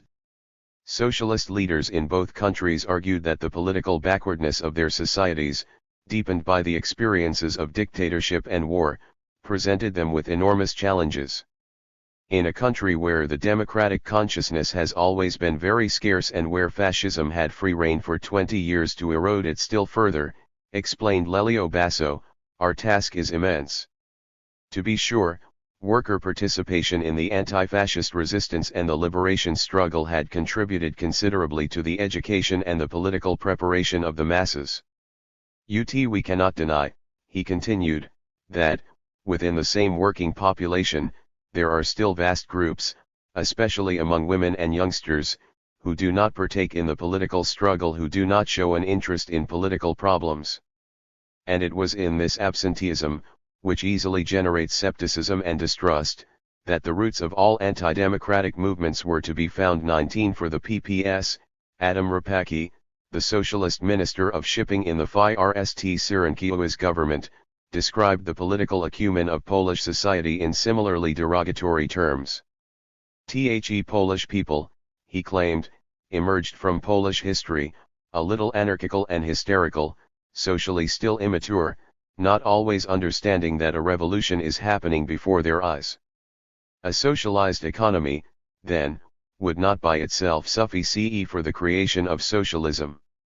What was needed was a socialization of popular consciousness. 20 It was in this socialization effort that the PPS and the CUP imputed a key function to grassroots participatory bodies. Such organisms as factory councils and cooperatives, Stanislavs will be told communist leaders in September 1945, have a key educational function and the government should rely on them. 21 And if governments were to draw upon grassroots participatory bodies, ordinary workers were to be drawn into them. As early as June 1944, Nani warned workers against viewing the various workplace councils that had come into being during the liberation struggle as no more than an expedient, as a means to fill the power vacuum left by managers who had fled or been expelled, to secure the successful transition from a fascist to a democratic administration, and to revise the fascist management model. Wherever workers took such views, he insisted, it was the duty of socialists to immediately raise awareness of the immense importance of councils and of their infinite possibilities for development. For the function of councils was not provisional, but permanent, not conservative, but revolutionary. They constituted the cells of a new democratic society, which should lead to the amalgamation of the Homo economicus and the Homo politicus. 22 According to the Italian and Polish socialists, therefore, the true significance of grassroots participatory bodies lay in their ability to combine the economic emancipation with the political education of the working class. Their accessible nature, after all, offered countless people with no experience of politics the chance to acquaint themselves with some of the basic elements of democracy, discussion, compromise, and working together. To overcome the political analphabetism of listing large parts of Italian society, argued Basso, we should start from concrete problems. It meant engaging workers, clerks, peasants with the problems of their firm, make them discuss salaries, the cost of living, food, housing, heating problems, gradually accustoming them to link their immediate demands to more complex questions and to move from a particularistic to a more general understanding of class relations. To achieve that, however, it was necessary to get peasants workers, especially women and youngsters, to attend meetings where their problems are discussed, factory meetings, trade union meetings, meetings of mass organizations, participate in elections for internal commissions, for factory councils, for their local CLN, for trade union bodies, as well as for the organs of the Youth Front and the Union of Italian Women. 23. Julian Hochfeld ascribed similar virtues to participation in the cooperative movement, which, after the disempowerment of the factory councils, became the chief grassroots darling of the PPS. Cooperatives, he explained, represented consumer self-government, with ordinary workers taking responsibility for the satisfaction of their own needs. In that sense, cooperatives were a school of democracy in everyday life, a vibrant democracy, cultivated constantly, not a ballot paper once every few years, but an immediate interest in their own affairs. Cooperatives were not merely a branch of the democratic state, therefore, but its crucial component, in large part making up its democratic content. 24 For the Italian and Polish socialists, this educative function of popular participation always outweighed its party political function. Socialist leaders in both countries repeatedly stressed that securing genuine mass engagement with politics was far more important than making short-term party gains. It meant the traditional focus on recruiting new members was to be abandoned. Nani went as far as to suggest that the post-liberation surge in the CUP's membership, probably the result of quite a few members of Mussolini's PNF jumping ship, was unwelcome. Party membership, he argued, was of moral value and should not be regarded as a necessity to find a job. 25 Basso, for his part, emphasized that it made no sense to unleash any form of propaganda, let alone socialist propaganda, upon the apolitical masses. 26 The work of politicizing these groups consisted of day-to-day contact with the life of the masses, that is with factory, company, and rural life, meaning that the CUP could no longer simply be an electoral machine, which springs into action on special occasions. 27 PPS leadership even urged its party activists to treat the January 1947 elections to the same as an educational opportunity. We desire that the elections represent not only the usual fight for power, that the election campaign is made up not only of agitations, insisted the document that the party's manifesto commission spread among regional party representatives, that they are part of educational work, which could lead a majority of the nation to an understanding of reality. For that reason, our electoral action cannot be conceived as the usual agitations, with the sole goal of winning the most votes.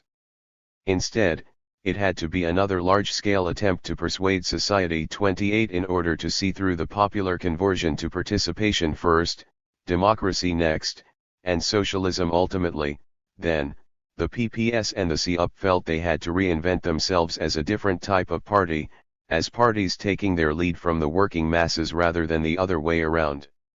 That involved the creation of new bodies allowing party leaderships to remain in touch with the concerns at their grassroots. As the number of paid PPS functionaries rose above 1,000, explained Władimir Trzeszek, the party was looking to avoid the grave ills of German social democracy, where paid functionaries detached themselves from the masses, stopped understanding the masses, gave up on activism among the masses. To counter this threat, he argued, the PPS had created a system of councils, economic, professional, peasant, and women's councils energizing broad circles of socialists and effectively controlling professional party functionaries.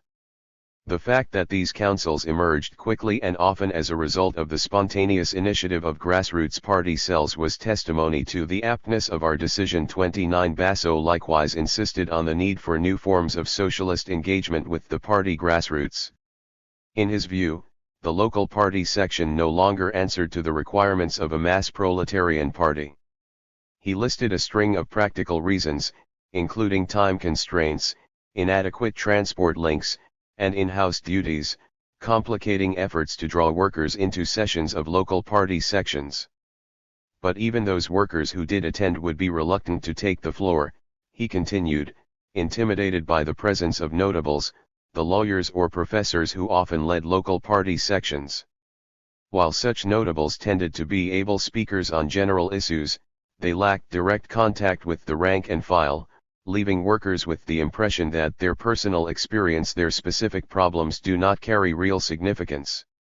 That, in turn, led to erroneous party attitudes, a gulf between the opinions of leaders and the demands at the grassroots, an insufficient interchange in party life.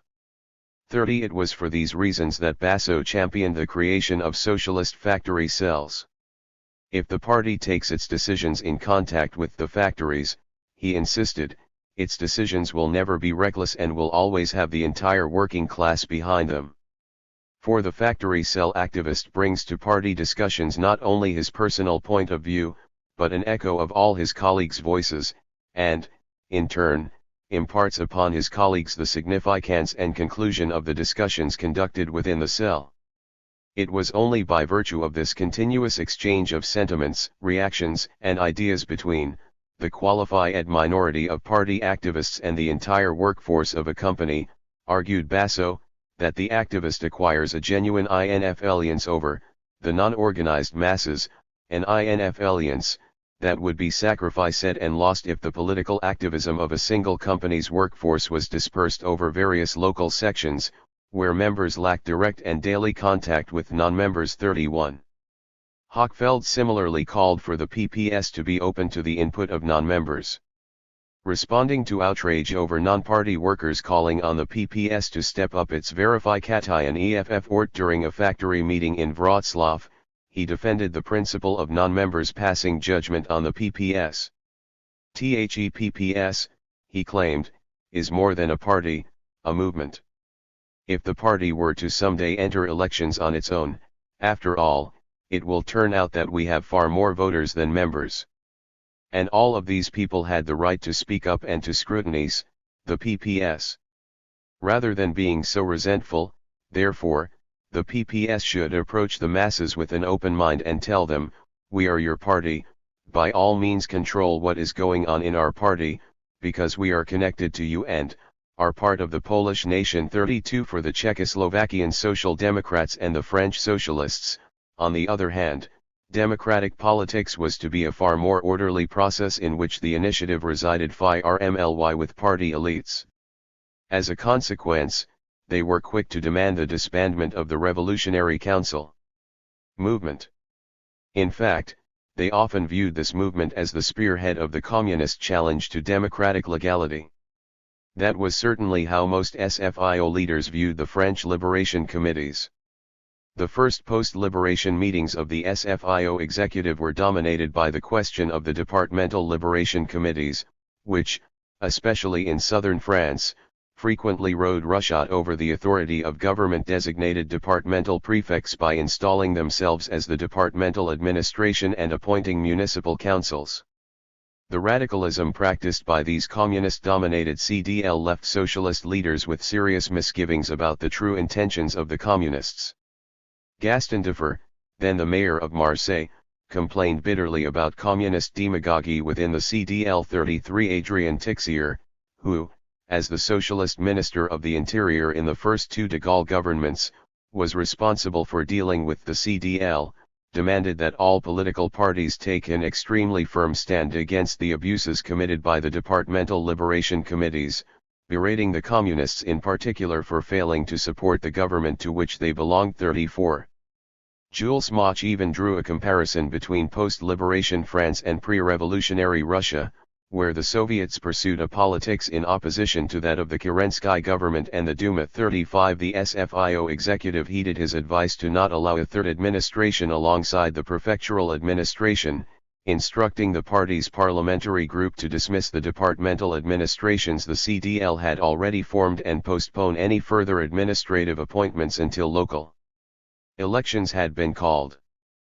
36 The Czechoslovakian Social Democrats likewise wanted their liberation committees and revolutionary factory councils to be replaced by properly elected bodies as quickly as possible. First of all, this concerned the national committees, local and provincial government bodies that the exiled Czechoslovakian government had called into being in December 1944 to replace the alienated pre-war administrative apparatus and rule liberated Czechoslovakia pending the return of the government. 37 Even if the NV lacked the spontaneous character of liberation committees elsewhere in Europe, therefore, their improvised nature offered the communists ample opportunities to strengthen their grip upon the state nonetheless. The KSC readily acknowledged this, its leader Clement Gottwald crediting the NV for providing the party with a clean slate as regards the state apparatus, for being a thorn in the side of its coalition partners, and for constituting the main arena for the political struggle. 38 The communist domination. 39 Of these bodies that, having been charged with the maintenance of law and order in the area under their control, often played a crucial role in sanctioning the abuses of the security services was a cause for rising concern within the CSSD leadership. In many national committees, claimed the party's 1946 annual report, key positions are occupied by people, whose actions only create distrust towards the new bodies of popular administration. 40 The CSSD manifesto for the May 1946 parliamentary elections, accordingly, included the demand that the NV be founded on a solid basis and duly elected. 41 If the anti-communist message was still implicit here, the CSSD was more outspoken in the question of the revolutionary factory councils. Time and again, the Social Democrats insisted that elections to these councils, which had been installed in the heat of the liberation struggle but were still in place by 1947, be held to reflect the current balance of forces within factories. 42 According to the Social Democrats, after all, the present councils were far too one-sided and were constantly being abused for party political purposes. 43 In terms of their makeup, they put forward much the same arguments as they had done against the NV, claiming that, in many factory councils, there were representatives who only diminish the significance of these organs. What caused their greatest distrust, however, was that these councils were made up almost exclusively of communists. 44 The CSSD and the SFIO insisted, accordingly, that the post-war council movement, far from democratizing political and economic life, often represented the law of the jungle. Underneath their severe protests against the communist perversions of grassroots politics, however, lay more fundamental objections to direct popular participation in political decision-making. Democracy, the two parties proclaimed, consisted of free and fair elections, and the decisions of elected representatives were not to be challenged from below. That meant the political initiative resided with local, provincial, and national party leaders rather than with grassroots activists. This was reflected in the arguments the CSSD and the SFIO employed against communist conceptions of local democracy. Right from the outset, the French socialists made it quite clear that they were not about to follow the communists in creating a new democratic legality. 45 At stake were communist proposals to convoke patriotic or popular assemblies, meetings at which the entire population of a given town or village could elect local representatives by a show of hands. When this had been tried in post-liberation Corsica, Vincent Auriol told the November 1944 Congress of the SFIO, gross irregularities had come to light. Lorries had driven from one village to another to transport voters to places where majorities were shaky and, as a consequence, up to 80% of votes cast had been declared invalid in some localities. 46 It was not only the widespread opportunities for electoral fraud, however, that pitted the French socialists against direct democracy in such assemblies. The entire process of electing representatives during public meetings, they argued, violated key principles of democratic politics. For one thing, it allowed powerful local actors to bully their way to power. He cannot accept assemblies, insisted Daniel Meyer, where agent provocateurs might interfere, or men who go from town to town hurling abuse, sometimes at gunpoint. 47 Even if their pressure was less explicit, moreover, the very dynamics of a public vote enabled local employers to exert undue influence on its outcome. In this respect, argued Auriol, the assemblies corresponded in no way to the spirit of France, to that freedom, that secret ballot that the Republic gave all voters 40 years ago to liberate them from the pressures of rural squires and city bosses. 48 It followed, as Meyer put it, that assembly politics was not what democracy looks like. Or democracy, he explained, is expressed in elections with voting booths ballots, and not in so-called popular assemblies which are no more than a caricature, and do not reflect democracy at all. 49 The Czechoslovakian Social Democrats likewise indicated that the communist version of participatory politics was incompatible with their conception of democracy. Their protests concerned communist challenges to the decisions of properly elected local representatives.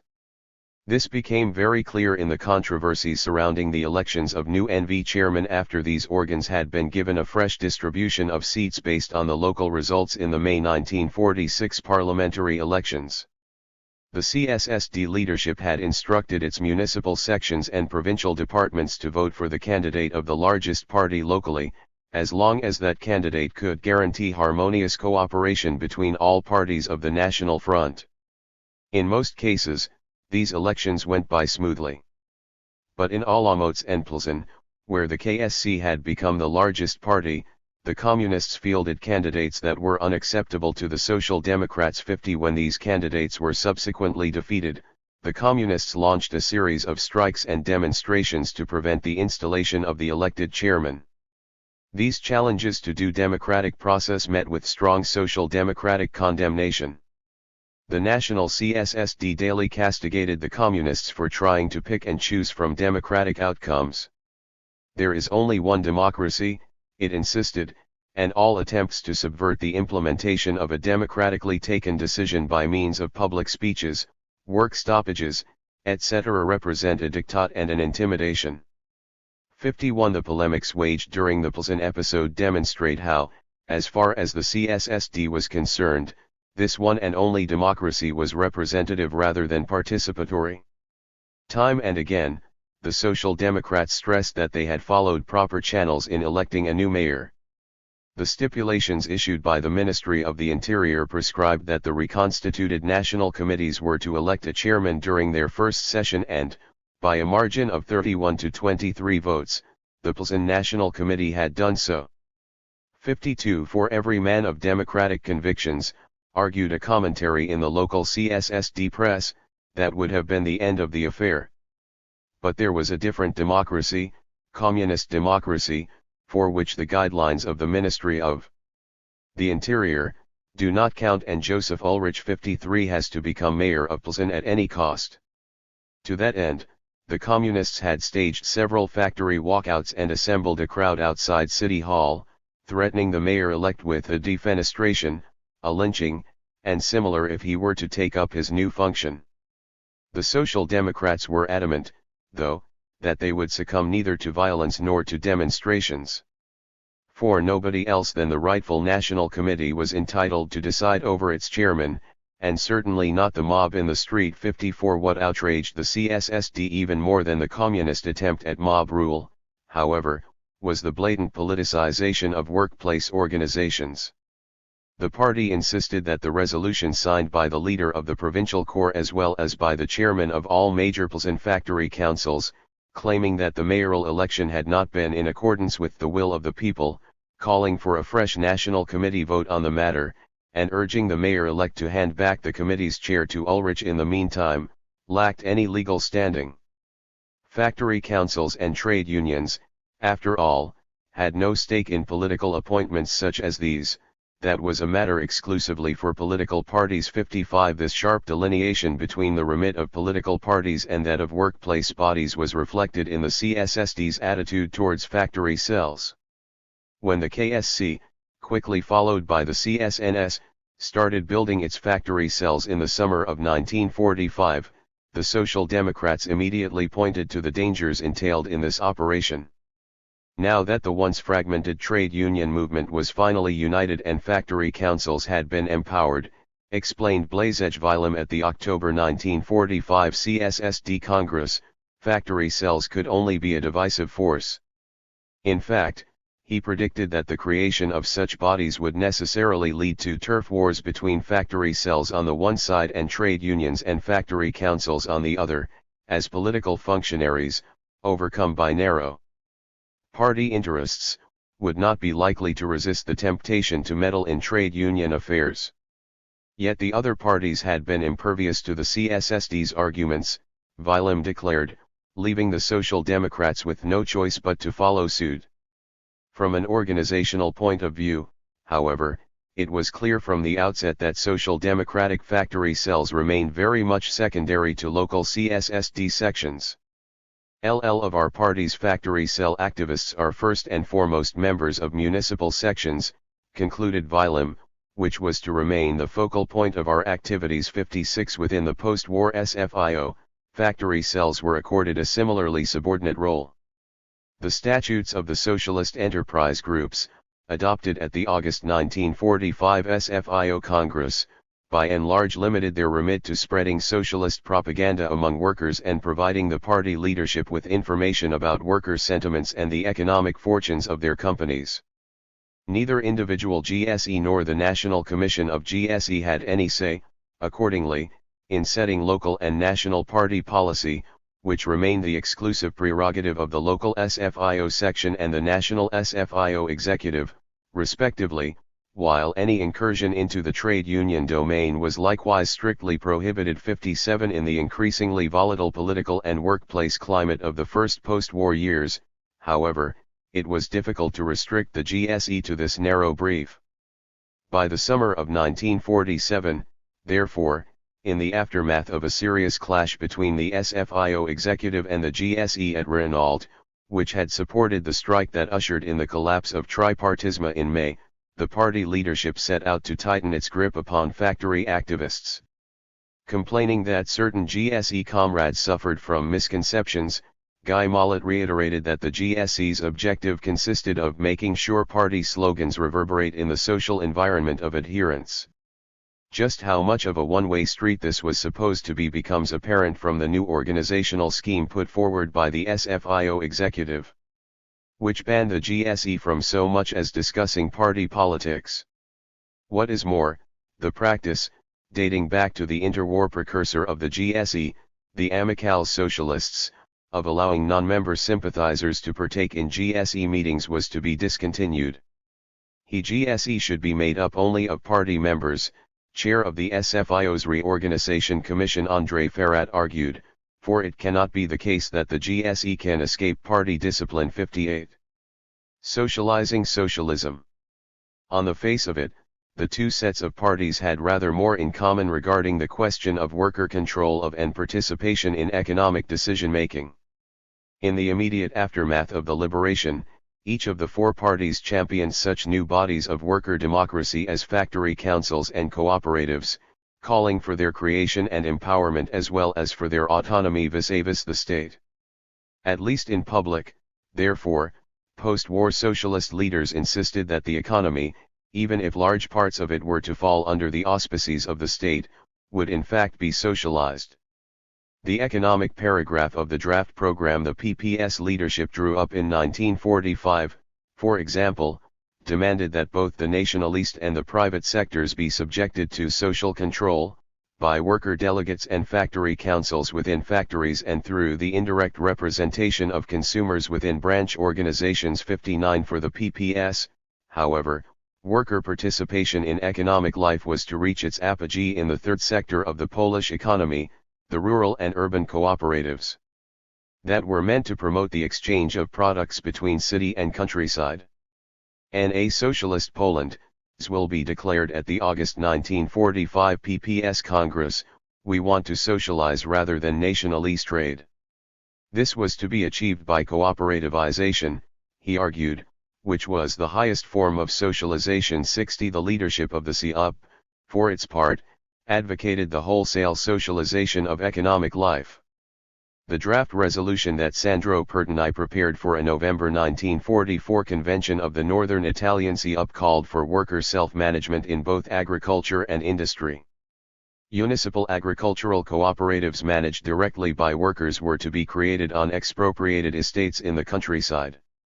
In urban areas, meanwhile, the integral socialization of all state-subsidized and monopolistic industries, as well as the entire finance sector, was to find its expression in decentralist management by autonomous entities that implement a national plan. 61 And such views do not seem to have been confined to the more radical socialist leaders in the occupied North.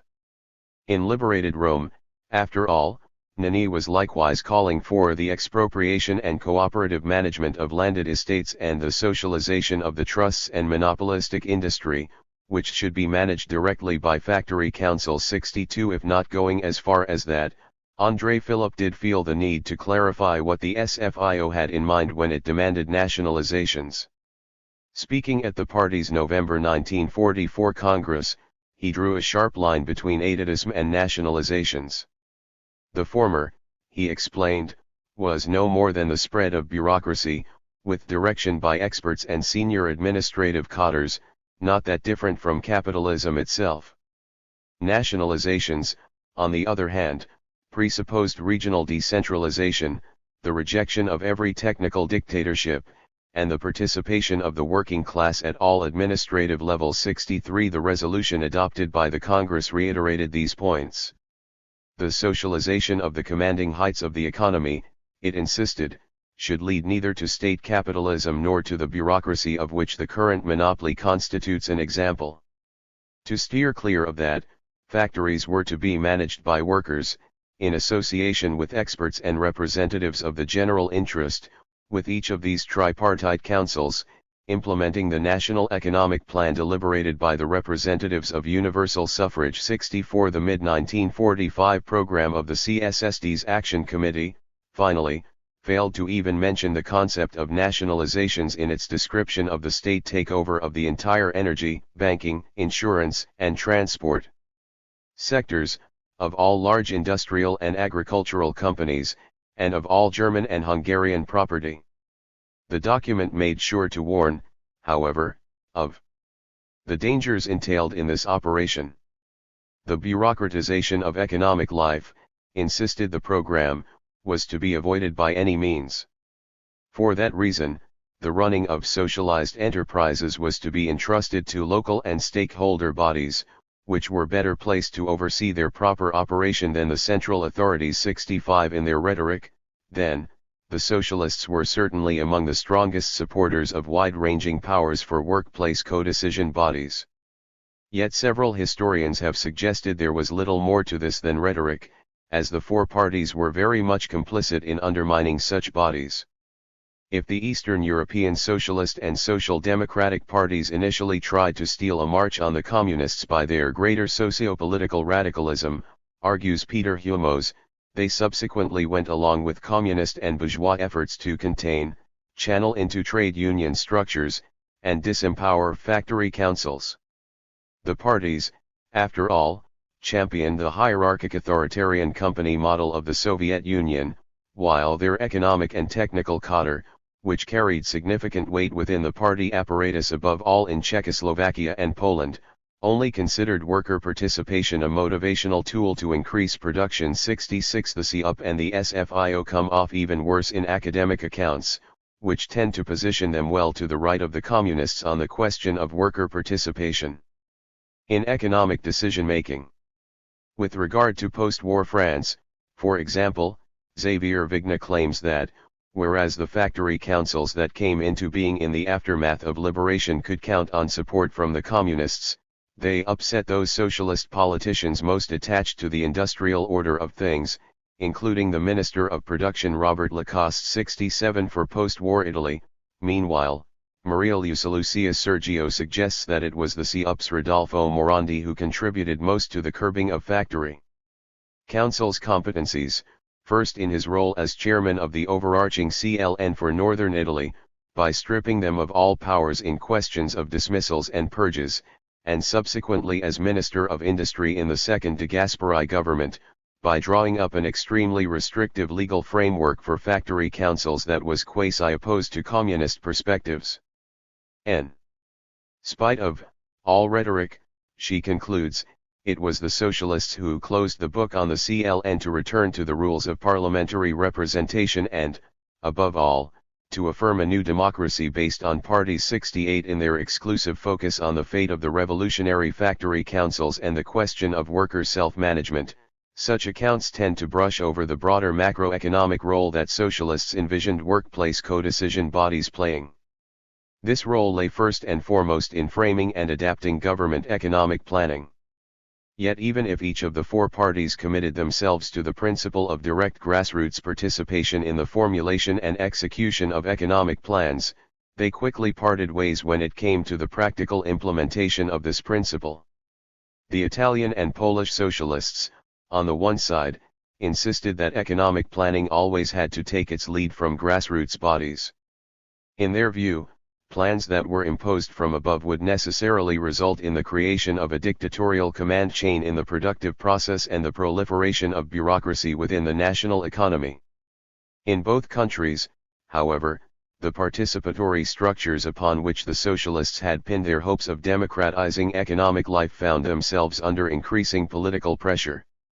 In Poland, this pressure had its origins in communist efforts to bring all economic activity under state control. For the disempowerment of the revolutionary factory councils was but the first step in the communist campaign to create a top-down command economy after the Soviet model. The next was the establishment of statewide conglomerates for every branch and an increasing propensity for the state to appoint industrial managers. Much like the communist attitude towards worker self-management, these measures were quick to attract socialist criticism. As early as February 1946, Jan Topinski, together with Hochfeld, probably the most important ideologue of the post-war PPS, was warning of centralising tendencies in the administration of the nationalist sector.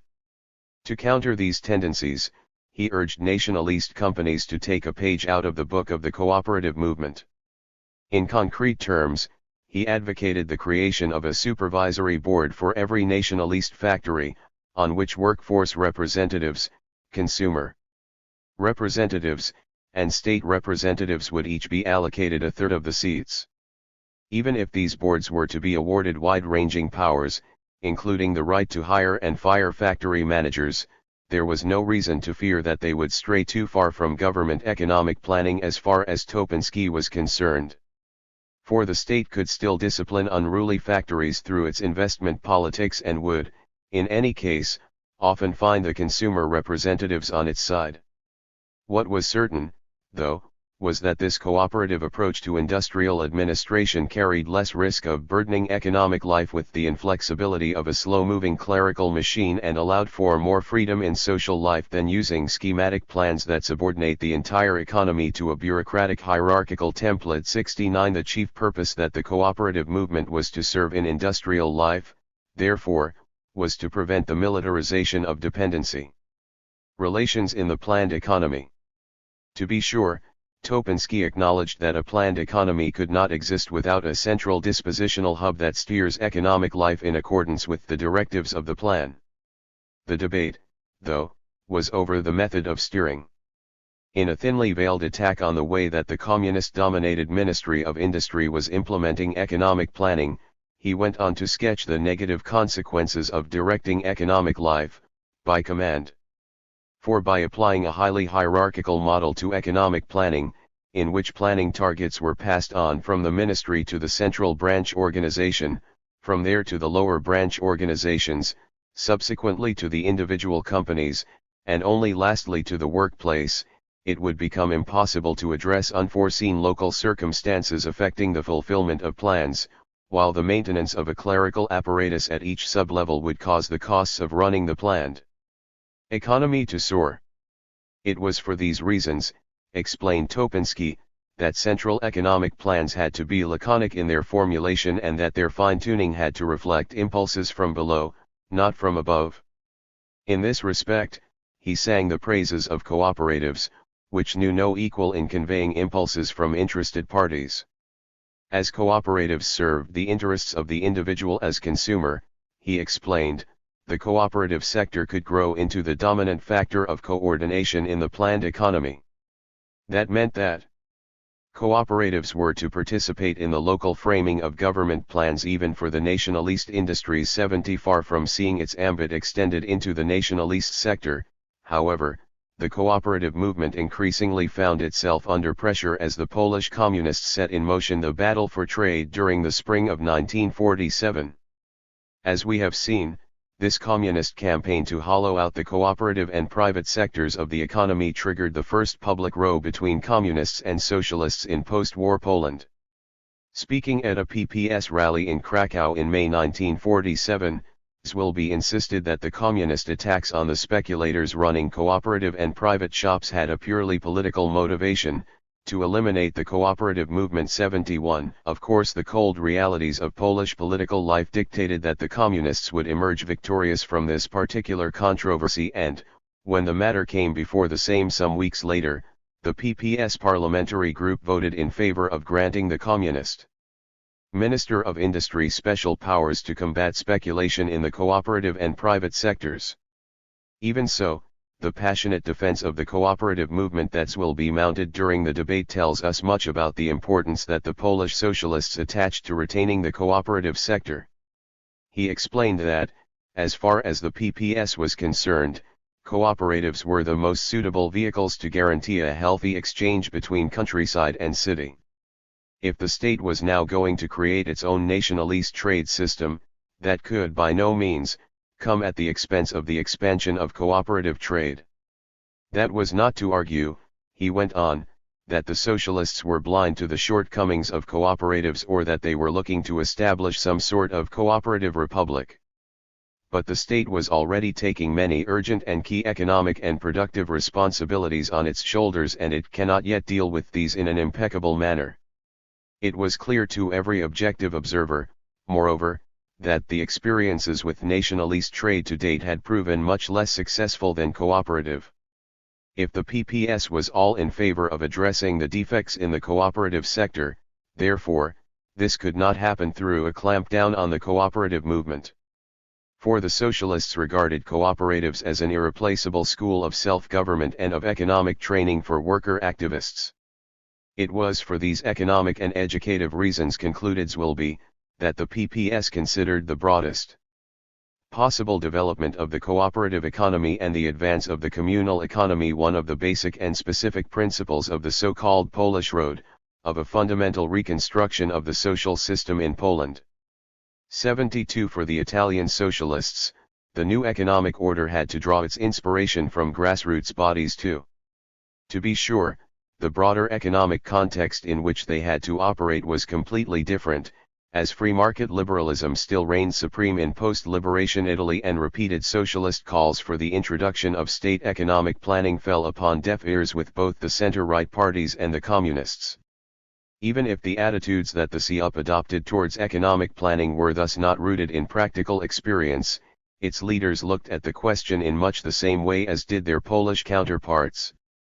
In a discussion piece that he presented before the CUP Central Committee in October 1945, Angelo Saraceno, the socialist theorist, part of the group of intellectuals close to Morandi who co-founded the Institute of Socialist Studies after the liberation, was very dismissive of top-down planning. While stressing the need for economic planning as part of a larger package of industrial reform, he was alive to the danger of a state socialism, which is bureaucratic, centralist, and anti-democratic in substance. For that reason, the Italian socialists did not view economic plans as an imposition from the center, even if that center found itself under the aegis of a socialist government. Instead, the possibilities for successful planning were linked closely to the functioning of a real production democracy. 73. Much like their Polish comrades, the Italian socialists saw workplace co-decision bodies as part and parcel of this production democracy. The focal point of their efforts to bring democracy to the shop floor were the management councils that had gradually come to replace the CLNA in the wake of the liberation. These councils, upon which management and workforce representatives were each allocated half of the seats, were tasked with the day-to-day running of factories and with making decisions over investments and production programs. For the COP, however, the function of management councils transcended the individual factory. In his treatise, Saraceno explained that the most characteristic feature of the socialist campaign around the management councils, which also set it apart from communist endeavors to obtain more powers for the councils, found itself not so much on the company level, as on the intercompany and national level. It was on these levels that the vertical connections between worker representatives at various factories were to usher in multiple processes of sectoral and regional rationalization, which guaranteed the peripheral debureaucratization of the planned economy.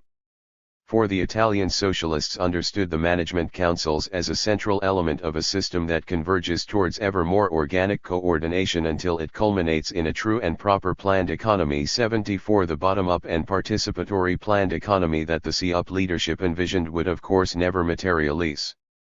In fact, the regrouped capitalist class would quickly come to question even the limited competencies that the management councils held on the factory level. The pushback began at Fiat, where the directors forced through an agreement that reduced the local management council to an exclusively consultative role in early 1946. What was worse, the increasingly intransigent line that the employers were adopting towards the management councils won the backing of the Christian Democrats, with Alcide de Gasperi holding up the Fiat agreement as a model to be emulated by other companies in the aftermath of the June 1946 parliamentary elections. 75 In the face of these developments, Morandi set about drawing up a legal framework that would protect the management councils against further encroachments upon their territory as he took over as Minister of Industry in the government that was formed after the elections. He presented his bill, which ascribed to management councils a key role in the drawing up of economic plans and awarded them deliberative powers in questions of production as well as consultative powers in questions of finance, in December 1946. Yet the bill immediately attracted the scorn of the communists, who did not believe in economic planning in the context of a capitalist economy and feared that the proposals would compromise their efforts to promote management councils as organs of worker control on the factory level. 76 The Liberals and Christian Democrats, for their part, were up in arms about the challenge to managerial supremacy entailed in the bill and managed to frustrate the parliamentary process for the remainder of Morandi's spell as Minister of Industry, before shelving the bill altogether in the changed political context of 1948. Both within and outside of government, however, Morandi remained adamant that participatory planning offered the only way out of the economic predicament in which Italy found itself. Defending his plans before a socialist rally in Milano in March 1947, he insisted that the moderate proposals that he had put before Parliament did not mean that the socialists no longer believed that more radical mutations in the economic order were needed. But it was in the interest of the proletariat and the working masses, he went on, not to obsess over the confines within which the socialists had to operate. If economic planning was going to serve the interests of the working class, though, it was imperative that central plans were open to input from ordinary workers. For the plan could not be a document based on simple technical criteria, argued Morandi, nor could its implementation be left to the normal organs of administration, working on behalf of the state. Were economic planning to follow that path, it would certainly result only in a cumbersome construct of regulations and bureaucratic controls obstructing economic activity and causing a massive waste of energies. The socialist conception of planning, therefore, involved a constant revision and updating of programs. That meant that the active and direct participation of the working class in the implementation of economic plans, to be achieved through the recognition and limited expansion of management councils, was indispensable. 77 It was this participatory dimension that distinguished the socialist approach to economic planning from those of its political rivals, as Morandi could explain in more forceful terms after the left had been removed from the Italian government in May 1947. The socialist plan, he told a CUP economic conference in November of that year, is implemented through a fundamental democratization of productive life and direct worker participation in the direction and control of it. Far from seeking to control the working class by administrative means, therefore, socialist planning would breathe fresh energies into the economy, which express and interpret the collective interests. 78 The very concepts, democratization, freedom, education, etc., that the Italian and Polish socialists used to make the case for worker participation in economic planning reveal that the question carried acute political significance for the two parties. In liberating workers from simply having to carry out top-down commands, irrespective of whether these came from the state or from the capitalist, and giving them a real say over their workplace, participation in the drawing up and implementation of plans was a cornerstone of what the PPS and CUP understood by economic democracy. It was for these reasons that the two parties fought so hard to preserve the grassroots participatory structures in the face of increasing political headwinds.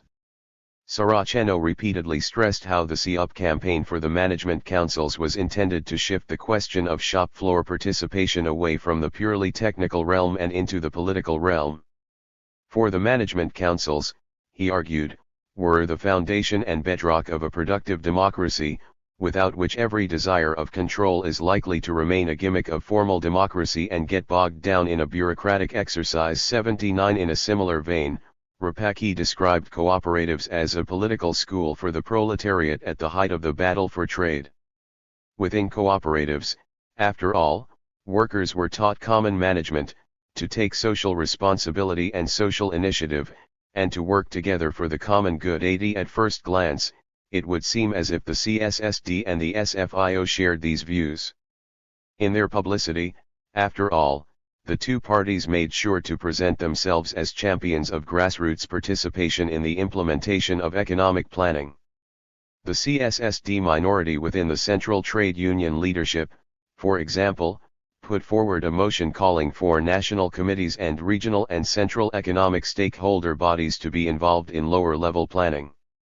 When this proposal fell on deaf ears with the other parties in government, the CSSD's parliamentary group was quick to relaunch it as a draft law. 81 The SFIO's 1946 action program, meanwhile, foresaw the creation of central councils, made up of worker, consumer, and state representatives, appointing managers and executing plans within each socialized sector.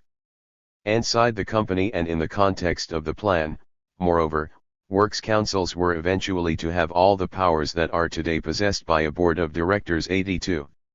Such rhetorical bravado notwithstanding, the Czechoslovakian Social Democrats and the French Socialists in fact took very different attitudes towards worker co-determination in economic administration to those of their Italian and Polish counterparts.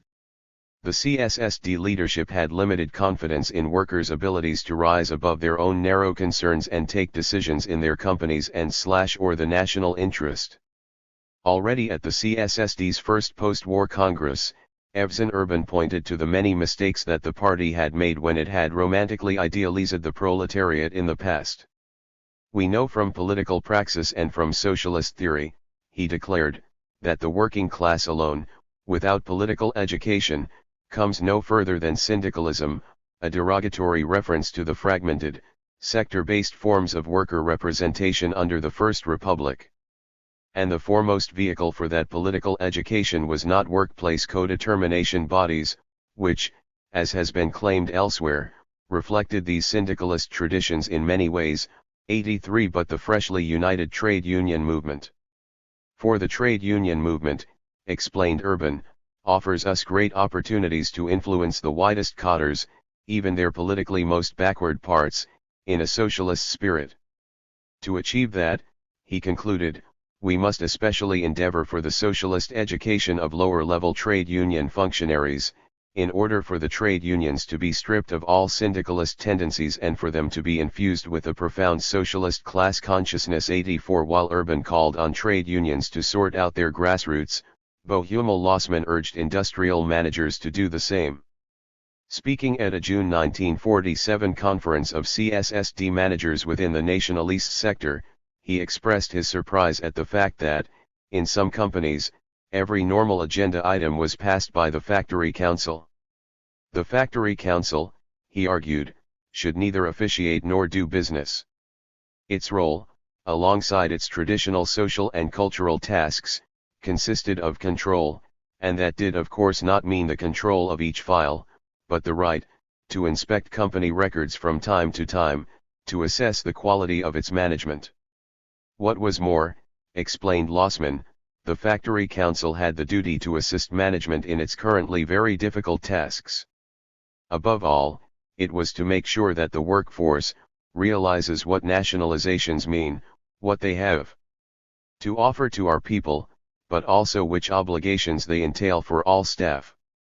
In the interest of the entire workforce, therefore, the Factory Council was to undertake that there are no freeloaders within the company, that everybody is trying to work as diligently as possible, that those who in any way damage production are punished, that there is minimal turmoil in the production process, and that technological advances are quickly made. 85 The CSSD leadership, however, increasingly felt that the majority of factory councils were not fulfilling these tasks.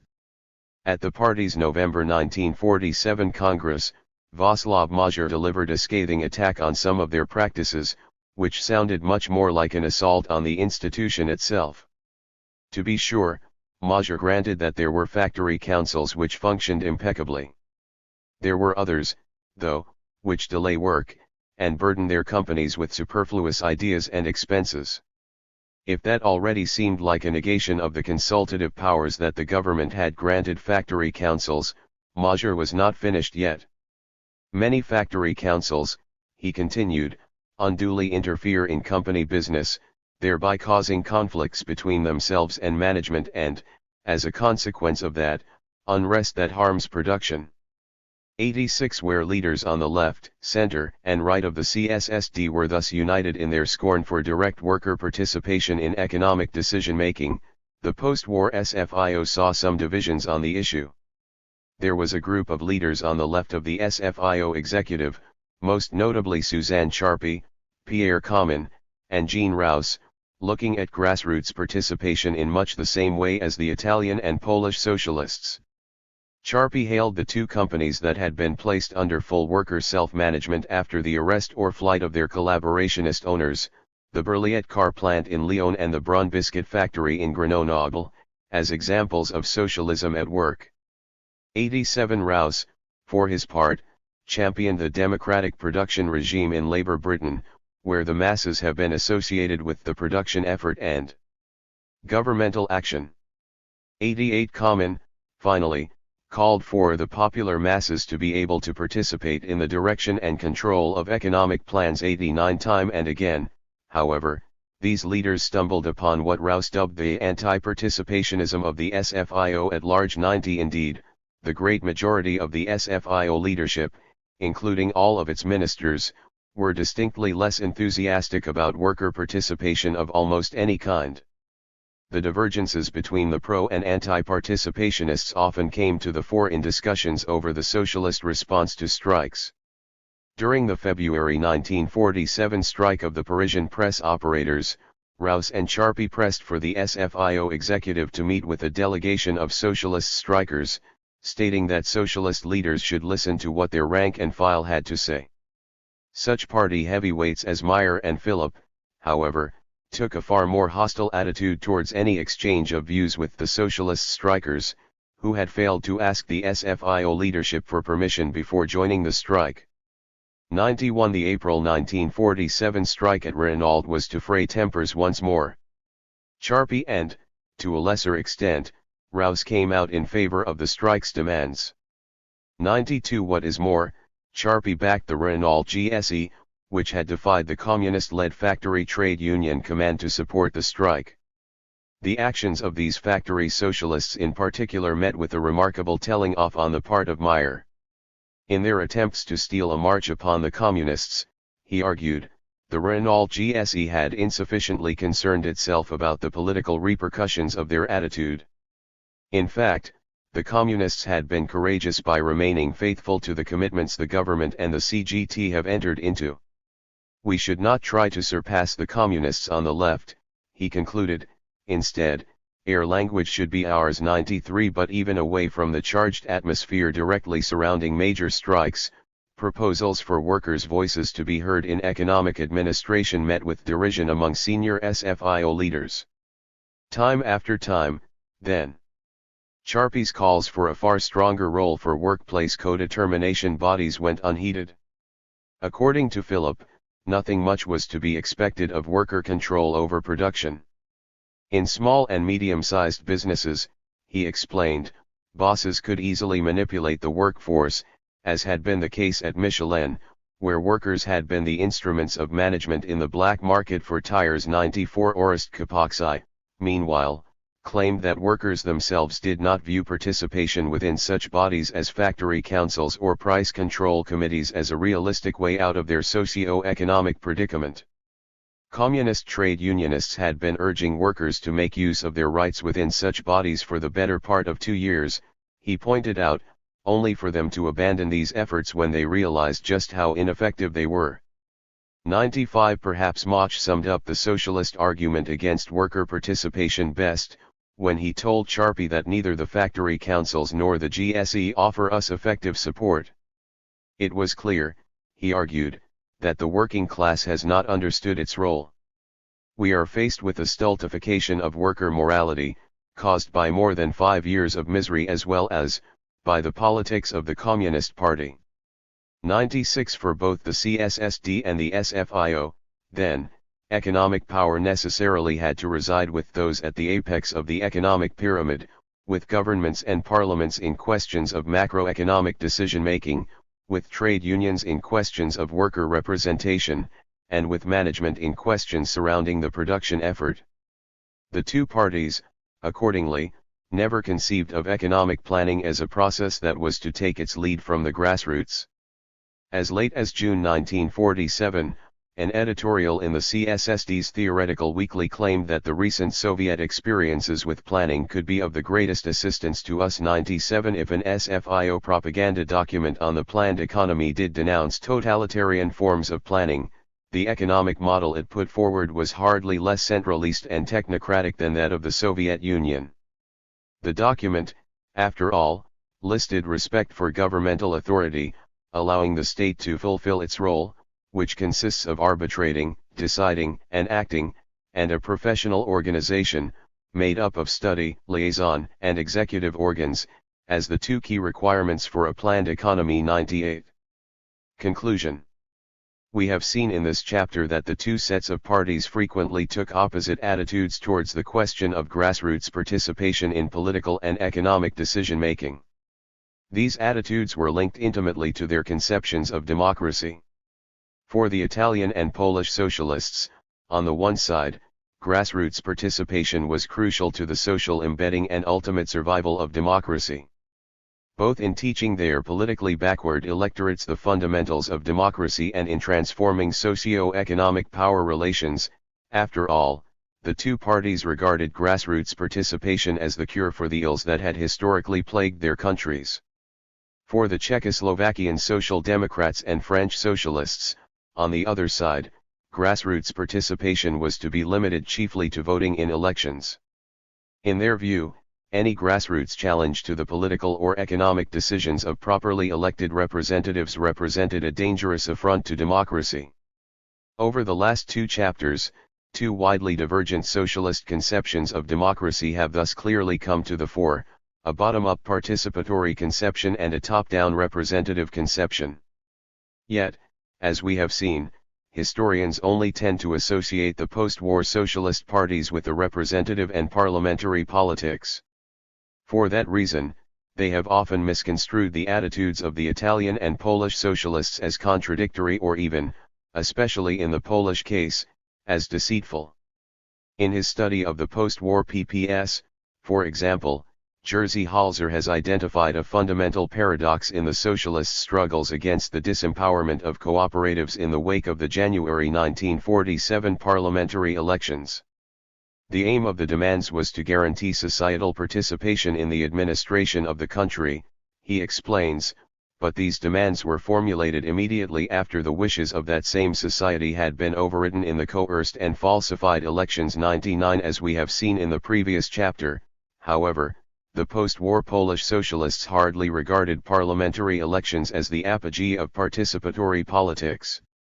From their perspective, therefore, it was perfectly consistent to acquiesce in or even lend their backing to the communist violations of constitutional legality while at the same time denouncing their attacks on such grassroots participatory bodies as the cooperatives.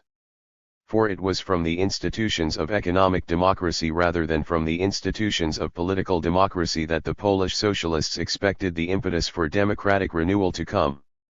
In fact, for all of the philo or even crypto-communism that historians have attributed to the post-war PPS and CIOP, the two parties were actually highly critical of the attitudes that their communist allies took towards grassroots participation. The Italian socialists repeatedly attacked the PCI for its complete lack of internal democracy. In a September 1944 open letter to the PCI, Morandi noted that there was a fundamental difference between socialist and communist ideas about the aims and purposes of a proletarian party.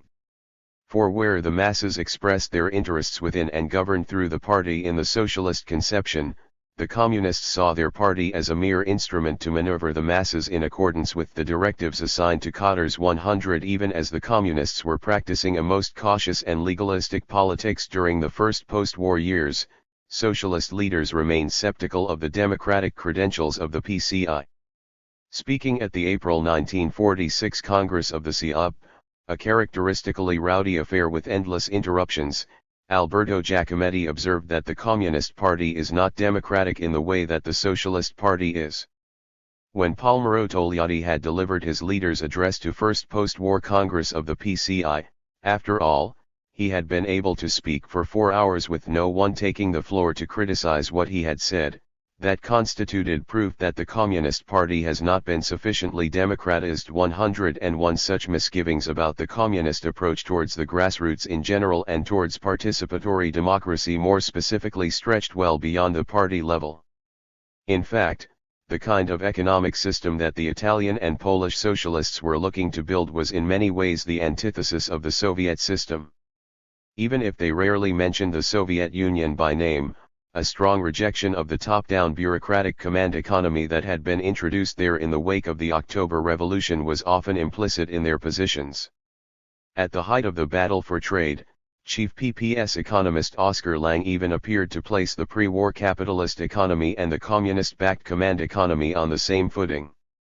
For now that private capital had been liquidated in Poland, he pointed out, a danger equally harmful to democracy could emerge in the form of economic concentration in the hands of the state bureaucracy. 102 Much as the CSSD and SFIO detested the communist abuses of participatory politics, the two parties very much shared the communist mistrust of direct grassroots participation in economic life. To be sure, especially in the immediate aftermath of the liberation, the Czechoslovakian Social Democrats and French Socialists often spoke of shop floor co-decision bodies as building blocks of a future socialized economy. In the summer of 1945, for example, Lossman had still declared proudly that, in Czechoslovakian industry, not one mouse reared its head without the permission of the Factory Council. 103 As it became increasingly clear that these bodies would not readily be kept to the brief that party leaders had envisioned for them and were, in any case, often dominated by communist activists, the CSSD and SFIO were quick to embrace a top-down economic model in which the initiative resided firmly with experts at the factory and ministry level. Once again, we can trace back the origins of these divergences between the four parties to their very different experiences during the interwar years. Over the 1920s and 1930s, the Czechoslovakian Social Democrats and French Socialists had become increasingly embedded in the social and economic institutions of their respective states.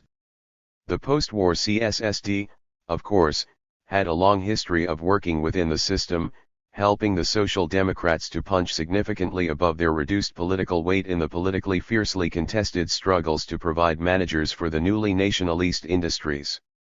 104 It took the French socialists longer to come to terms with capitalist system, as the SFIO had still made a point of slapping down those socialist reformers, including Mach and Philipp, who had advocated the introduction of economic planning at its May 1934 Congress. 105 Yet it has been observed that the experience of leading the Popular Front government caused a profound change of mentality within the SFIO, as technicians who had been part of or close to the government embraced Keynesianism and New Deal economics. 106. Just as the Czechoslovakian Social Democrats and French Socialists were becoming part of the social and economic elite in their countries, however, events were moving in the opposite direction in interwar Italy and Poland. The more radical line on worker self-management and popular participation that the post-war PPS and CUP adopted thus reflected their interwar disillusions with reformism and with working within the system more generally. The Italian socialists had never had a significant foothold in the state economic institutions, and a good deal of the experience of working within the system was lost to the post-war CUP when many of its old trade union stalwarts defected to Saragosse PSLI. If the Polish socialists did initially build up a strong position in the state socio-economic institutions during the 1920s, it has been noted how the attitudes that the interwar PPS took towards grassroots participation began to radicalize as the socialists were systematically removed from the state apparatus under the Sanakgia regime. 107. Chapter 8. The International Road to Socialism. In his role as International Secretary of the Labour Party, Denis Healey crisscrossed Europe during the first post-war years to attend Socialist Party congresses and international socialist conferences.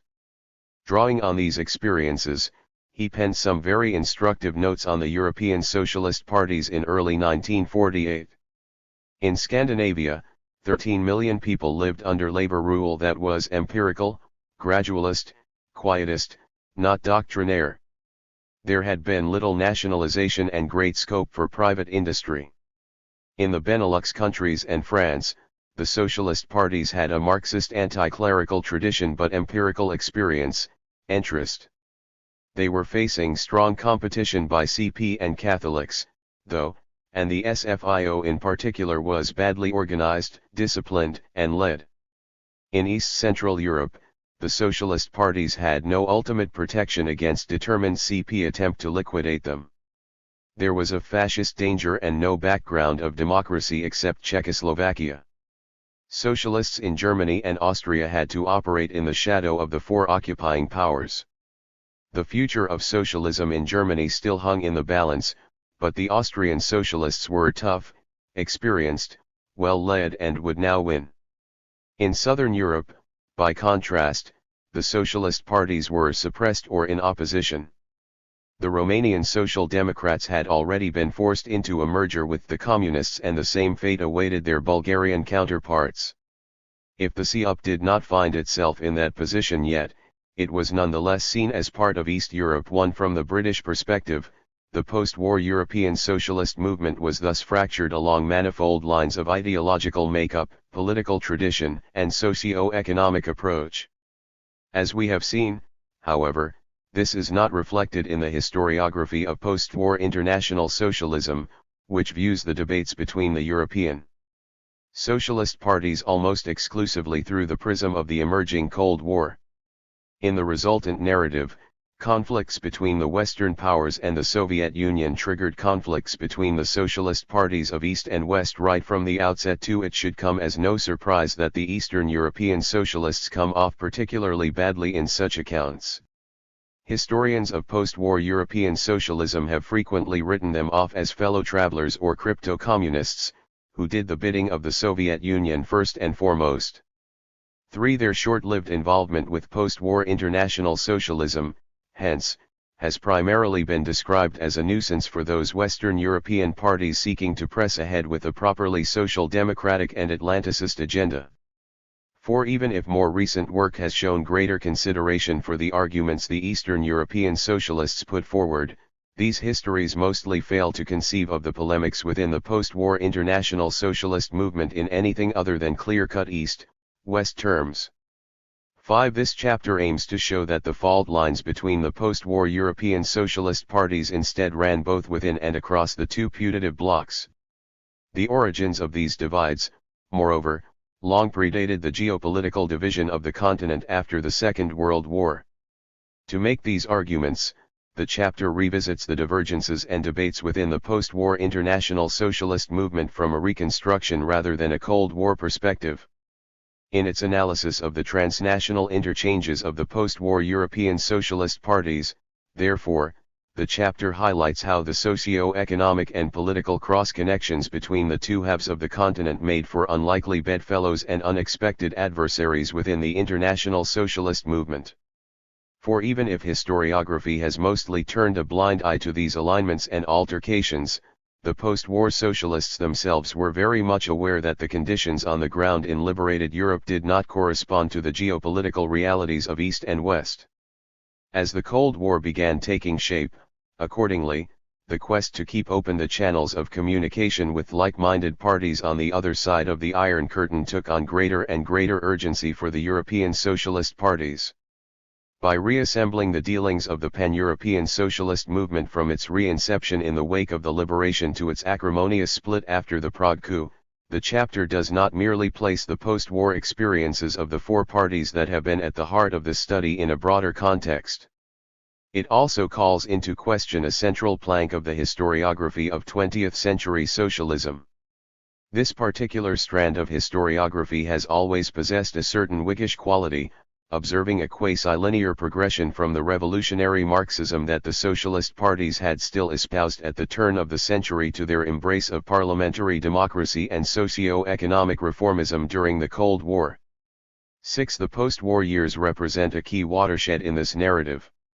For this was supposedly the period when the centrist and social democratic model provided by the British or Swedish roads to socialism became a universal template for the European socialist parties. 7. Even though some continental parties stubbornly refused to dispense with revolutionary rhetoric, for which they were duly punished by the electorate, the socialists had in practice come to terms with bourgeois democracy and capitalism. 8. Recounting how the post-war international socialist movement actually drifted apart and eventually split over exactly these questions, this chapter demonstrates that the debate over the proper trajectory to socialism was as contentious as ever. Getting acquainted. The post-war international socialist movement represented a multi-layered patchwork of bilateral and multilateral dealings between socialist parties. Before the formal Socialist International was reconstituted in 1951, these dealings were coordinated first by the Socialist Information and Liaison Office and thereafter by the Commission of International Socialist Conferences. These bodies met regularly and were responsible for organizing the biannual international socialist conferences, in which all recognized European socialist parties partook. But post-war international socialism did not stop there. The socialist parties of Central Europe and Scandinavia, all part of national government, held regional conferences during which they discussed the intensification of economic and political collaboration between their countries and parties. The various Socialist Party congresses, moreover, offered further opportunities for visiting fraternal delegates to exchange views and build relations. There were purely bilateral contacts, finally, as socialist parties frequently invited their foreign sister organizations to send over delegations to get acquainted with the conditions in and take account of the achievements of their countries. For the diffuse character of post-war international socialism, however, one party clearly took a leading role.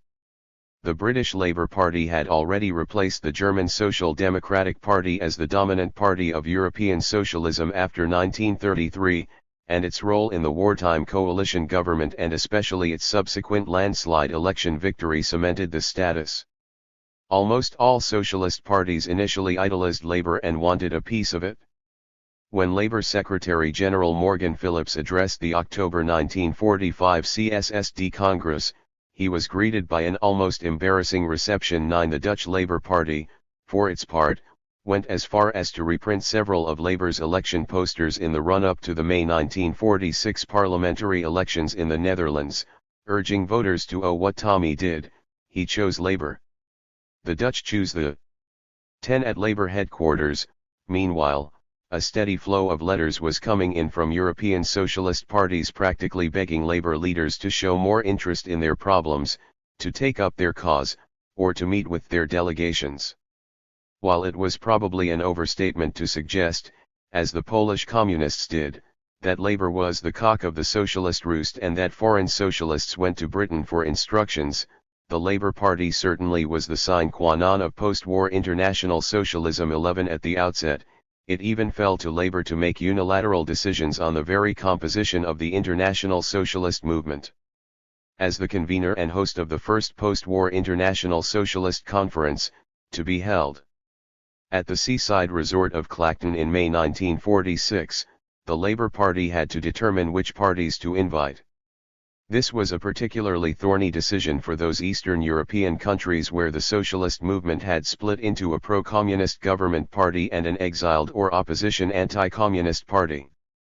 In the spring of 1946, Labour's National Executive Committee discussed the matter and decided to invite neither the government nor the opposition Social Democrats from Bulgaria and Romania.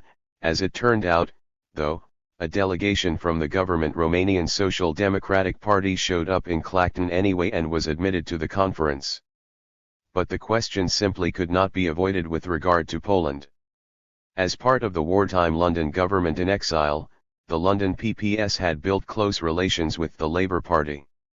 Much to the dismay of the Londoners, however, Labour worked by the principle of inviting only one party from each country, and that must be the legal or official one, meaning that the invitation went to the Lublin PPS 12 even if Labour had thus ruled in favour of those Eastern European socialists working closely with the communists. The Hungarian, Romanian, and Polish delegations arrived in Clacton with plenty of complaints about their portrayal in the West and especially in the Western socialist press. We have already seen how the Polish socialists repeatedly scolded the British socialist magazine Tribune for its alleged lack of understanding of the situation in Poland. During the Clacton conference, the Hungarian and Romanian Social Democrats echoed such sentiments. The Hungarian delegate rejected accusations that his party was betraying democratic principles through its close alliance with the communists. In a country where the majority of the population is anti-democratic, he insisted, we cannot afford to split the working class forces. The methods of our young and virile democracy had to be pardoned, therefore, for without them there will be a new fascism in Hungary. 13 The Romanian delegate took an even more uncompromising line. Our foreign comrades have often criticized the lack of democracy in Romania, he declared, but it is difficult to prove to the Romanian peasant that there is such a thing as democracy. There was no point in talking to them about two kinds of democracy, as they have never known any kind of democracy. The PSDR held these views on the basis of not only our own history, but also the fateful interwar experiences of other countries.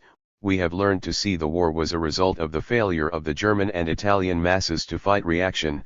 We do not want to make the same mistakes or allow a Romanian Hitler to climb to power on universal suffrage. These accounts bear a strong resemblance to those the PPS consistently put forward to defend its united front with the communists. True to form, the Polish delegate in Clacton explained that our Polish democracy must have other weapons to protect herself than the British democracy.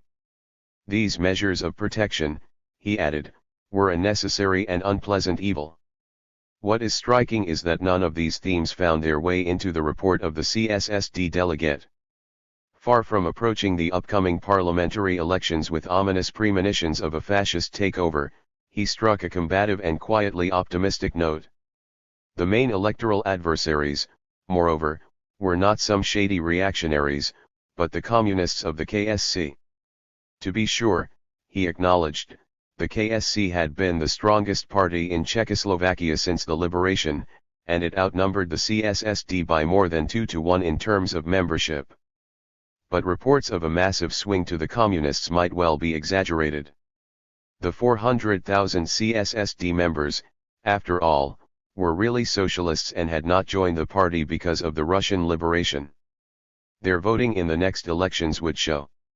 In their strong focus on the electoral struggle, the Czechoslovakian Social Democrats already had more in common with their Western European sister parties. What is more, most Western parties seemed to share their analysis that, after an initial post-liberation communist surge, the tide was now turning in their favor. The Belgian delegate pointed out that whereas the communists had expected to gain 50 seats in the wake of the liberation, they actually only gained 14 seats in the February 1946 parliamentary elections. The communist performance in the subsequent elections to the Senate, moreover, suggested a further slump in their popular appeal. While the Danish delegate did have to report significant losses to the communists in the October 1945 parliamentary elections, he insisted this was only a passing stage. For the communist vote had collapsed in the March 1946 municipal elections, and the Social Democrats were now waiting for an opportunity to call fresh general elections, when the results will be very different. All of this shows that, for socialist parties right across continental Europe, the first year following the liberation had been dominated by the communist challenge. Of the 19 parties present in Clacton, noted Healy after the conference, more than 12 found communist intrigue a minor or major nuisance, while even some of the parties which collaborate with the communists on particular issues showed the usual psychological effects of a shotgun wedding. 14 These symptoms were by no means limited to the Eastern European socialists. The report of the French delegate, for example, demonstrated that the SFIO was still coming to terms with its inferiority complex towards the communist PCF. We have a very strong communist party, SFIO International Secretary Salomon Grumbach pointed out, whose influence among the working classes is stronger than ours was recently. The huge enthusiasm aroused by PCF leaders was of first importance for the future of France. It was for that reason, he explained, that the SFIO had called for the two parties to merge in November 1944. After events had proven that organic unity was impossible for the moment, however, the socialists had failed to challenge the communists with sufficient vigor. This had caused confusion and disappointment among the workers, and was also why the Communist Party youth organizations are stronger than ours. More generally, almost all parties that were working with the communists both in government and beyond expressed some misgivings about the true intentions and democratic credentials of their partners. To pander to the real desire for a communist-socialist merger among workers, the Belgian socialists had held joint demonstrations with the communists. But the Belgian delegate made quite clear that the two parties had separate organization and aims, and that communist aims remained as suspect as ever. The Communist Party wished to be in the government in order to know what is going on, and to control administration. The delegate of the Finnish Social Democratic Party, meanwhile, noted that his party had been very hard-pressed by the communists. Elsewhere, he explained, the Finnish communists had been attempting to break social democratic independence by infiltration. While these attempts had been partly resisted, important posts in the government and elsewhere have had to be filled by communist sympathizers.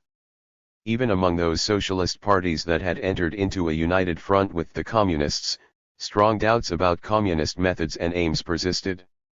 The Hungarian delegate pointed out that his Socialist Party, and the whole country to a certain extent, are suspicious of the Communist Party, as the 1918 experience is remembered still.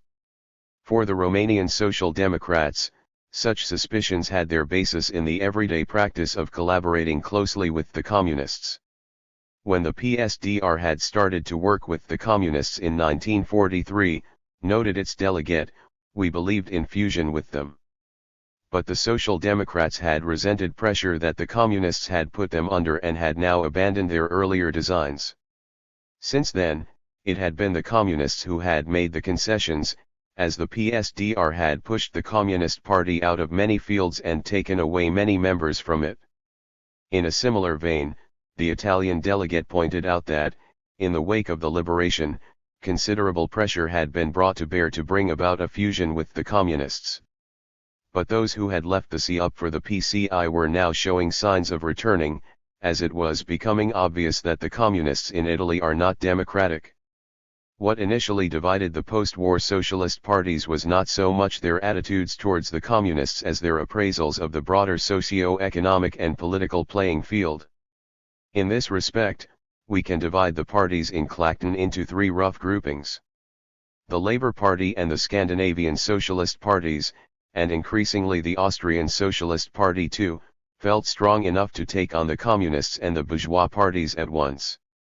In Britain, Norway, and Sweden, the socialists had an absolute parliamentary majority and firmly rejected any form of collaboration with the communists. The only way for communists to collaborate with the Social Democrats in his country, quipped the Swedish delegate, was to join the Labour Party as individual members. As for the bourgeois parties, it would be a very long time before they could take over the government. While the SPO was still part of a tripartite coalition with the Communists and the Catholics, the results of the November 1945 parliamentary elections had given the party much encouragement. By taking 45% of the vote and dwarfing the Communists in the process, boasted the Austrian delegate, the SPO had achieved one of the best results amongst the European countries in both socialist representation and maximum unity inside the working class. Even though the Catholics had won 50% of the popular vote and an outright parliamentary majority, their position was already weakening as men were come back from their wartime displacement. For the electoral majority had been imposed by the women. The Benelux socialist parties, the SFIO, and also the CSSD conceded that they had lost significant ground to the communists in the wake of the liberation. After weathering the initial storm, however, they were now ready to take the electoral fight to the communists. For these parties, accordingly, there could be no question of pacts or alliances with their foremost rivals for the working class vote. If anything, they were already verging closer on the Catholic and or bourgeois liberal parties to their immediate right. Much like the CSSD and the SFIO, the Dutch PVDA complained bitterly about outright communist demagoguery at election time. In a situation where paper and good transport links were still lacking, lamented the Dutch delegate, the most primitive forms of propaganda prevailed. That meant the communist slogan of higher wages, lower prices had proved most successful. He was much milder about his Catholic coalition partners, though, whom he described as partly progressive and partly conservative. The French delegate spoke of the MRP in remarkably similar terms. Even if the militant Catholicism of the MRP had misled many people, he explained, it was still a partly left and partly right party with some progressive programs. According to the Eastern European socialist parties and the CIOP, exactly such a progressive and democratic party in the political center was lacking in their countries. This was true even of their center-right coalition partners. It was very easily seen, insisted the Italian delegate, that the Christian Democrats of the DC were neither Christian nor democratic. In what was certainly a reference to the Independent Smallholders Party, which had won 57% of the vote in the November 1945 parliamentary elections, the Hungarian delegate made mention of strong conservative and landed interests in the government. For the Romanian Social Democrats, the vices of the right did not stop there. You will be surprised to find, their delegate told the Clacton conference, that the only parties that are not anti-Semitic in Romania are the socialist and communist parties. The point was that, for all of their obvious flaws, the communists were still the only true allies for socialists in the struggle against fascist and nationalist forces, the strong reactionary movement, and the traces of 25 years of military terror. The Clacton Conference thus laid bare the divergences between the European socialist parties. In these circumstances, most parties had little appetite to re-establish the Socialist International anytime soon. Only the Belgian and French socialists, hoping to redress their domestic weaknesses through membership of a prestigious international organization, called for the speedy reconstitution of the Second International. But the British and Scandinavian parties, bolstered by their electoral successes, were not prepared to consider any external interference in their own affairs. 15. The Eastern European Socialists, for their part, had no desire to be part of an organization in which they would be outnumbered by parties that took a rather dim view of communist, socialist united fronts. The parties represented in Clacton agreed, therefore, that the international socialist movement would keep its informal and non-binding character for the time being. There were to be periodic conferences, at which the European socialist parties would exchange views without necessarily producing formal resolutions. Any decision on political questions or the admission of new members, moreover, would have to be taken unanimously. 16. Building a movement. The year that followed the Clacton Conference nonetheless saw a substantial intensification of international socialist collaboration. There were 3 more full international socialist conferences, 1 special conference hosted by the SFIO in Paris and 2 regular conferences organized by the Silo in Bournemouth and Zurich. There were also 2 regional Danube conferences in Prague and Budapest, which brought together socialist delegations from Austria, Bulgaria, Czechoslovakia, Hungary, Poland, and Romania. Unlike the Clacton Conference, the chief purpose of which had been to exchange information about the political and socio-economic situation in which socialist parties found themselves, these conferences were dominated by particular questions. The Paris Conference sought to flesh out a common socialist platform against the Franco regime. The Bournemouth Conference was marked by long discussions over the question whether the German SPD was to be readmitted to the international socialist movement. These discussions were continued at the Zurich Conference, which also addressed the schism in Italian socialism and saw a fresh Franco-Belgian push for the reconstitution of the Socialist International. As for the Danube conferences, these were devoted to fostering economic cooperation in a region where the demise of Germany as the main trade partner had created a vacuum. Both at these conferences and in the margins of Socialist Party congresses, however, the broader socio-economic and political debates between the parties continued. These debates in many ways reproduced the divergences that were already on display at the Clacton Conference. This was manifest in the rifts that opened up at the Paris Conference on Franco-Spain.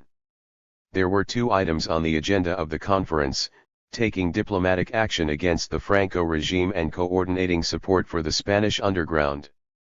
On both counts, however, the conference failed to make much headway. On the diplomatic front, this was due primarily to Labour's blanket refusal to countenance any resolution that would force its government to reverse its policy of tacit backing for Franco. Quickly after taking power, the Labour government had decided that British interests were best served by Franco staying in place. 17. At the conference, accordingly, the Labour delegate took a most uncompromising line, even threatening to withdraw from the conference altogether if the final resolution were to call either for a boycott of Spain or for the United Nations to take steps against Franco.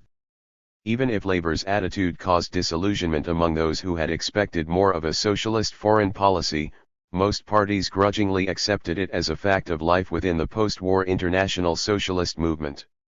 Such was the sway that Labour held over its sister parties that it could basically bully its way to desirable outcomes. 18. More contentious than the diplomatic question, therefore, was the question of actual support for anti-Franco groupings inside and outside Spain.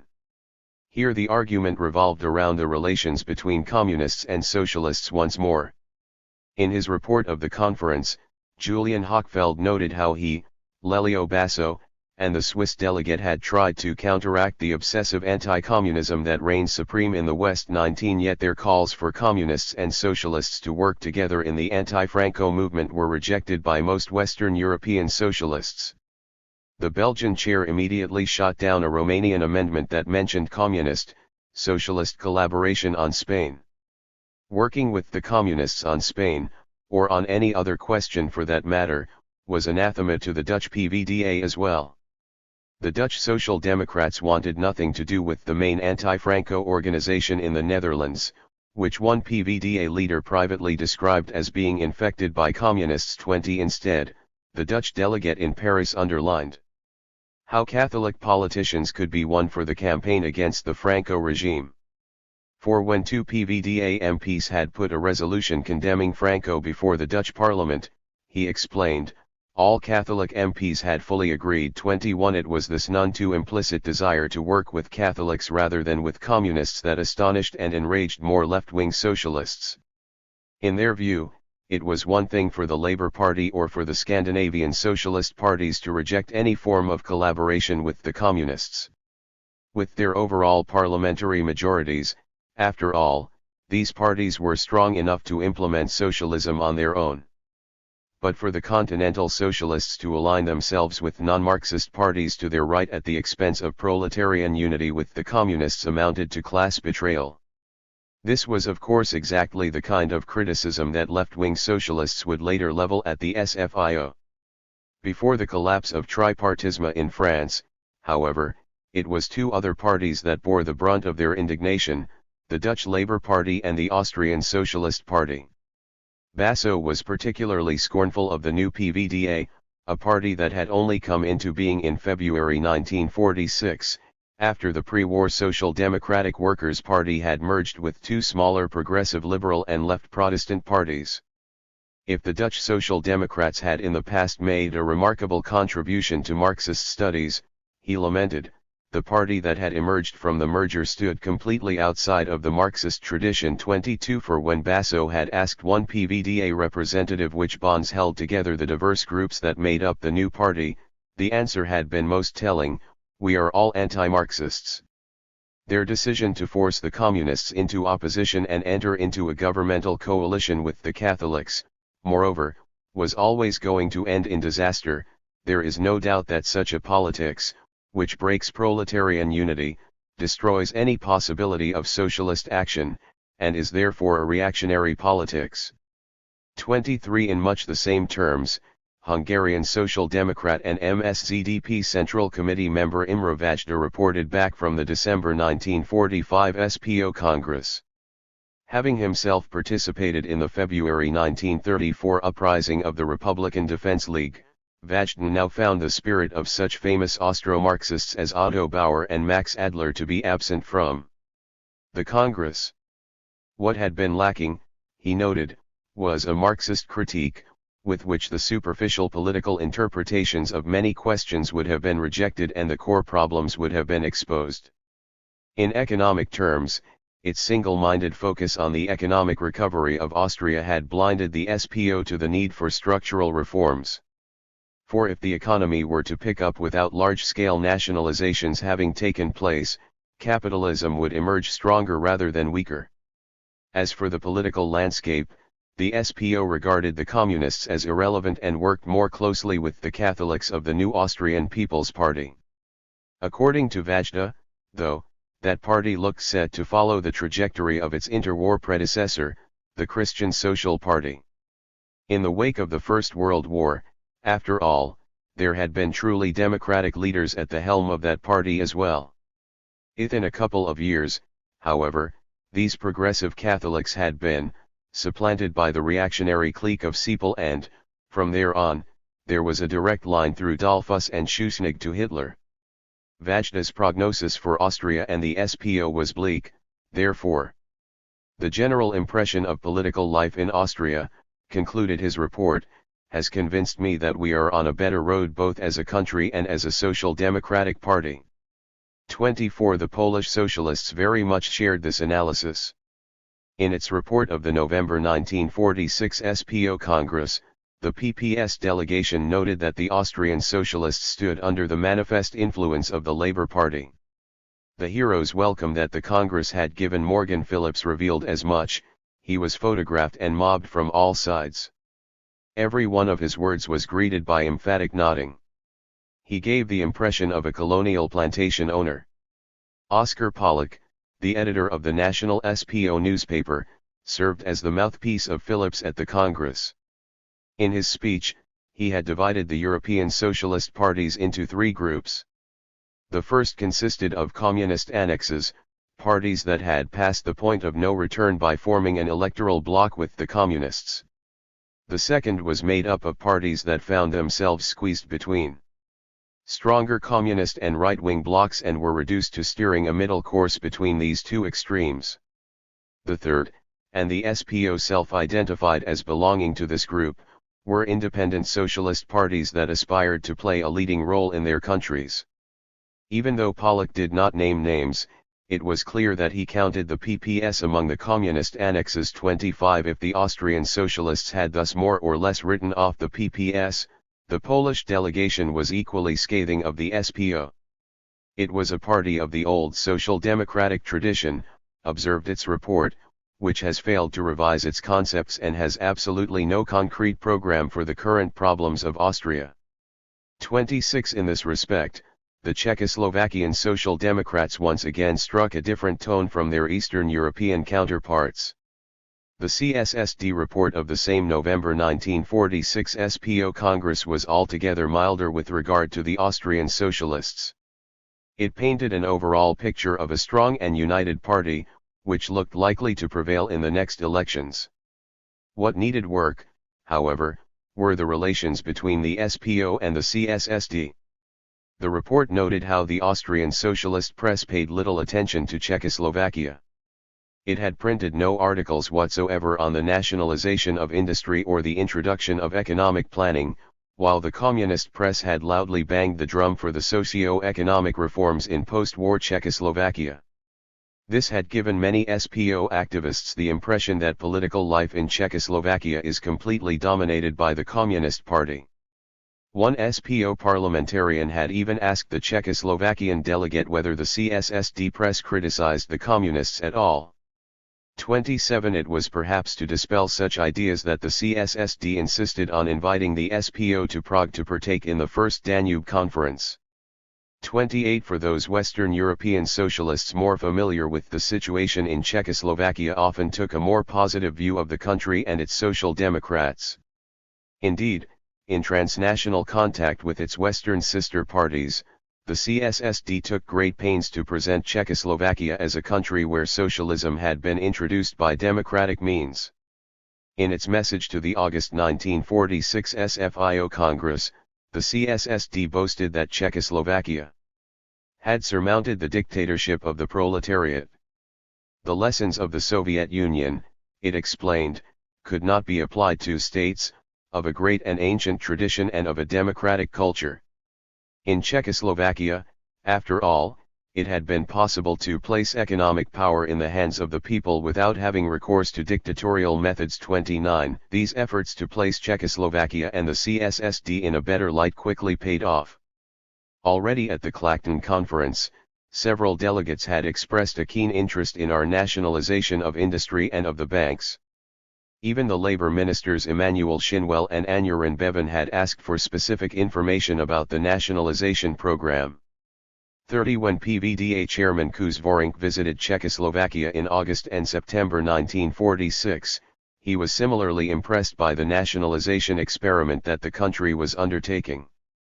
So educational and interesting was this experiment that he urged the PVDA leadership to send 3 or 4 expert party members to Czechoslovakia to examine the nationalization program locally. Vorenc was also much heartened by the political attitude of the CSSD, both towards the communists and on the broader question of democracy. In a personal conversation, Blazej Vilem had assured him that, while contact with the communists was unavoidable, unity was out of the question. As soon as the communists turn to non-democratic methods, he had added, they will find us on their path. This combative spirit, noted Vorenc, had also been on display at the large CSSD rally in Liberec that his hosts had invited him to attend. To the rapturous applause of the many thousands present, Bohumil Losman had declared that we have not fought one form of dictatorship to bow down for another. In the conclusion of his report, Vorenc acknowledged that he could have written a more pessimistic analysis of the communist hold over political life in Czechoslovakia. But he had been encouraged by the steadfast democratic beliefs and combativeness of the non-communist parties. In their declarations, there had been no sign of defeatism or of a cowardly fear of communism. The fact that their unconditional loyalty to the Western democratic spirit went hand in hand with a radical progressiveness, Vorenc insisted, makes it a moral duty for us have confidence in their grand program for Czechoslovakia, which one of our comrades described as the peaceful introduction of a socialist system on the principles of Western civilization. 31. Such statements bear testimony to the strong resonance that the Western democratic tradition had for the Czechoslovakian Social Democrats. They felt increasingly ill at ease, accordingly, in communist-dominated Eastern Europe. While the Czechoslovakian Social Democrats continue their struggle against the Communists, wrote the Prague correspondent of the PVDA newspaper Richard Jokel in May 1947, they regret that the socialist parties in other Central and Eastern European countries succumb as soon as they are exposed to communist pressure. Or, as one CSSD secretary had put it, we were a democratic island in fascist surroundings between 1933 and 1939, and we are a democratic island in communist surroundings today. It is as unpleasant. 32 If the CSSD was thus verging ever closer on its Western European sister parties, the CUP was moving in the opposite direction. This became very clear when the Zurich Conference discussed the Italian question. After a conference subcommission had heard representatives of the secessionists, several Western delegates called upon the CUP to bury the hatchet with Giuseppe Saragas PSLI. Healy insisted that, if reunification was not yet possible, the CUP and PSLI should at least present a common list at the next elections. To that end, he suggested the two parties hold a joint conference, chaired by a respected foreign socialist, in the next 6 weeks.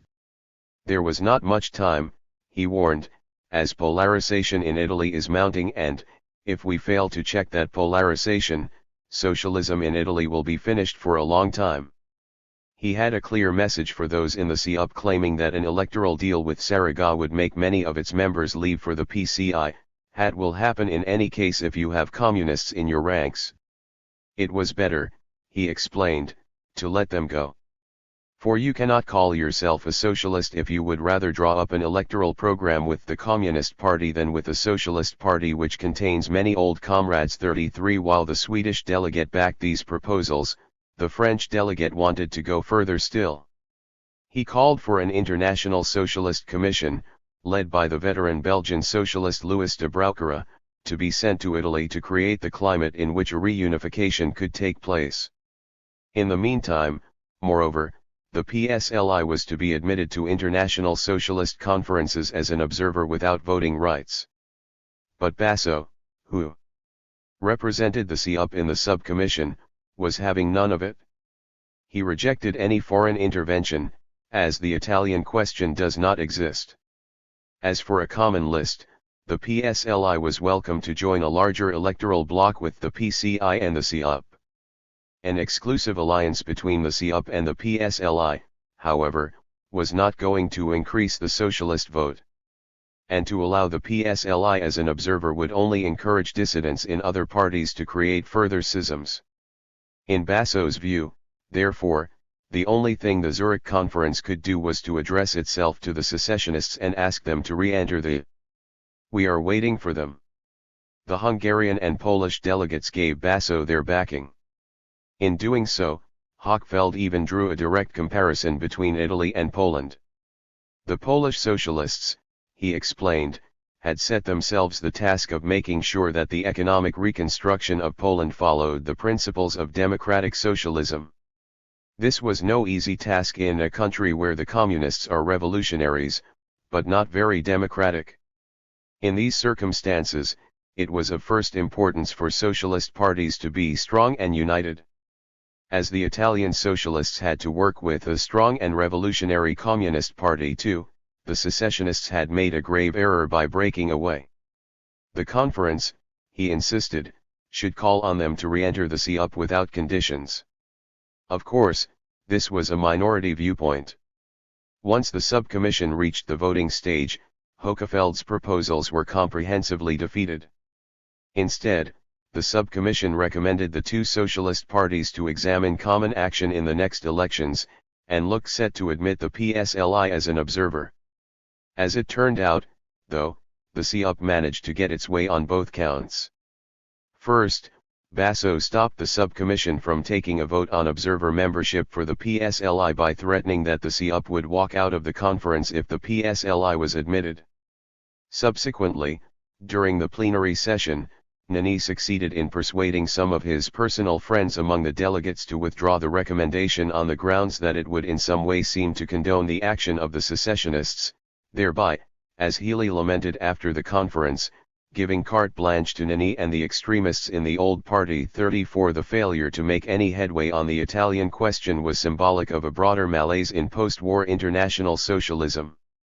In fact, the Zurich conference deferred all the major questions that were before it.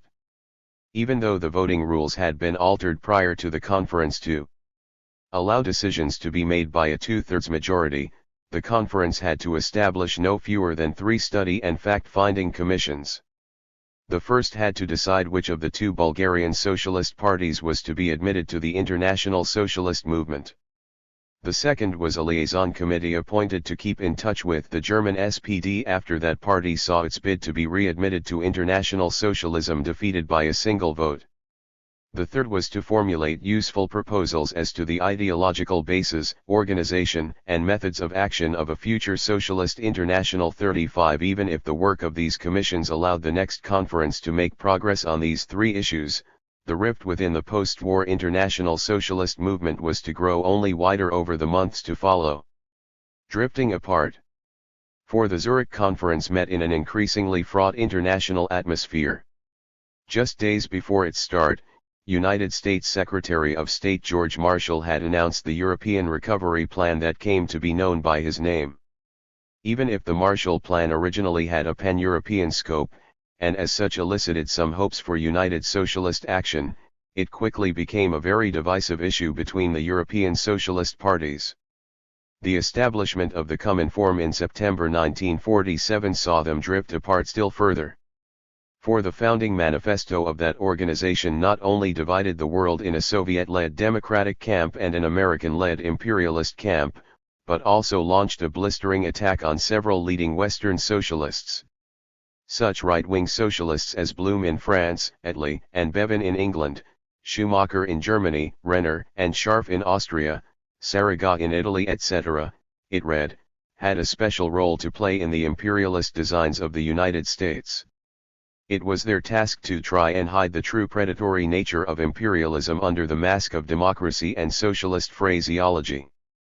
In doing so, these imperialist lackeys contributed to the disintegration of the working class, while poisoning its class consciousness. 36 Long gone, then, were the days of the popular fronts or of the post-liberation coalitions of the resistance. As the communists reverted to their 1920s sectarianism, the time had come for socialists to show their hand. This pressure to take sides was building not only as a consequence of the emerging Cold War, though.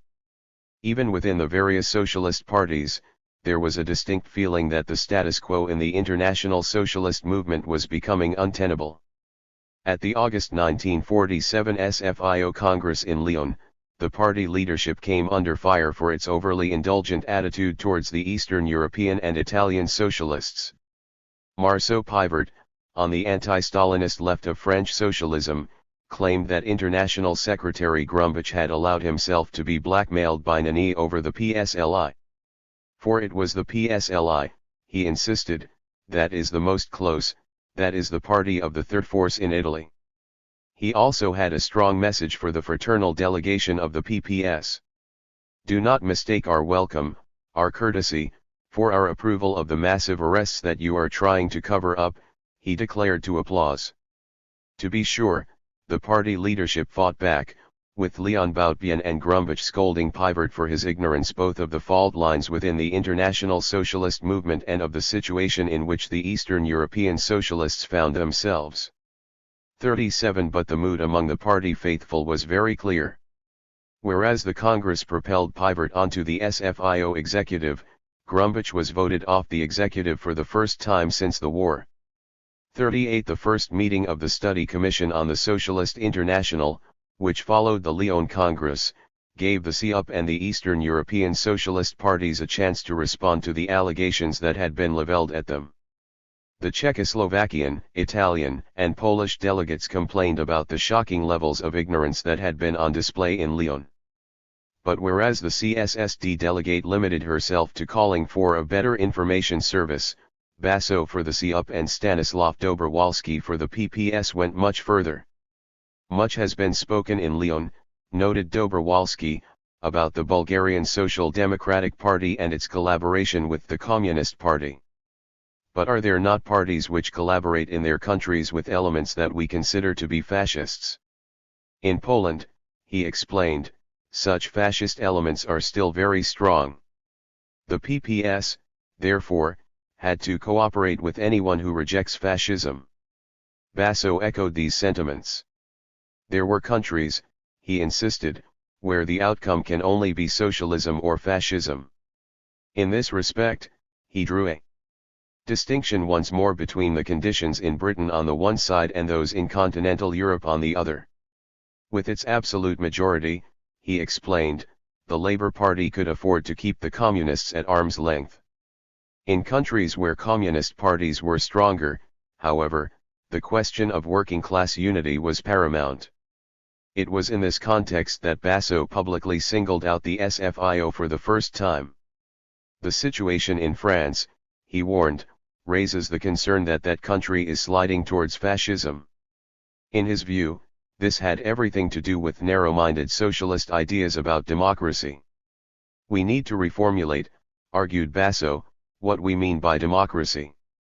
So far, the socialist conception of democracy had been very petit bourgeois, as was manifest in the Lyon Resolution, which had pitted democratic socialism against totalitarian Stalinism first and foremost. 39 and talking about democratic methods. Instead, there should be only one concept for socialists, the victory of the working class.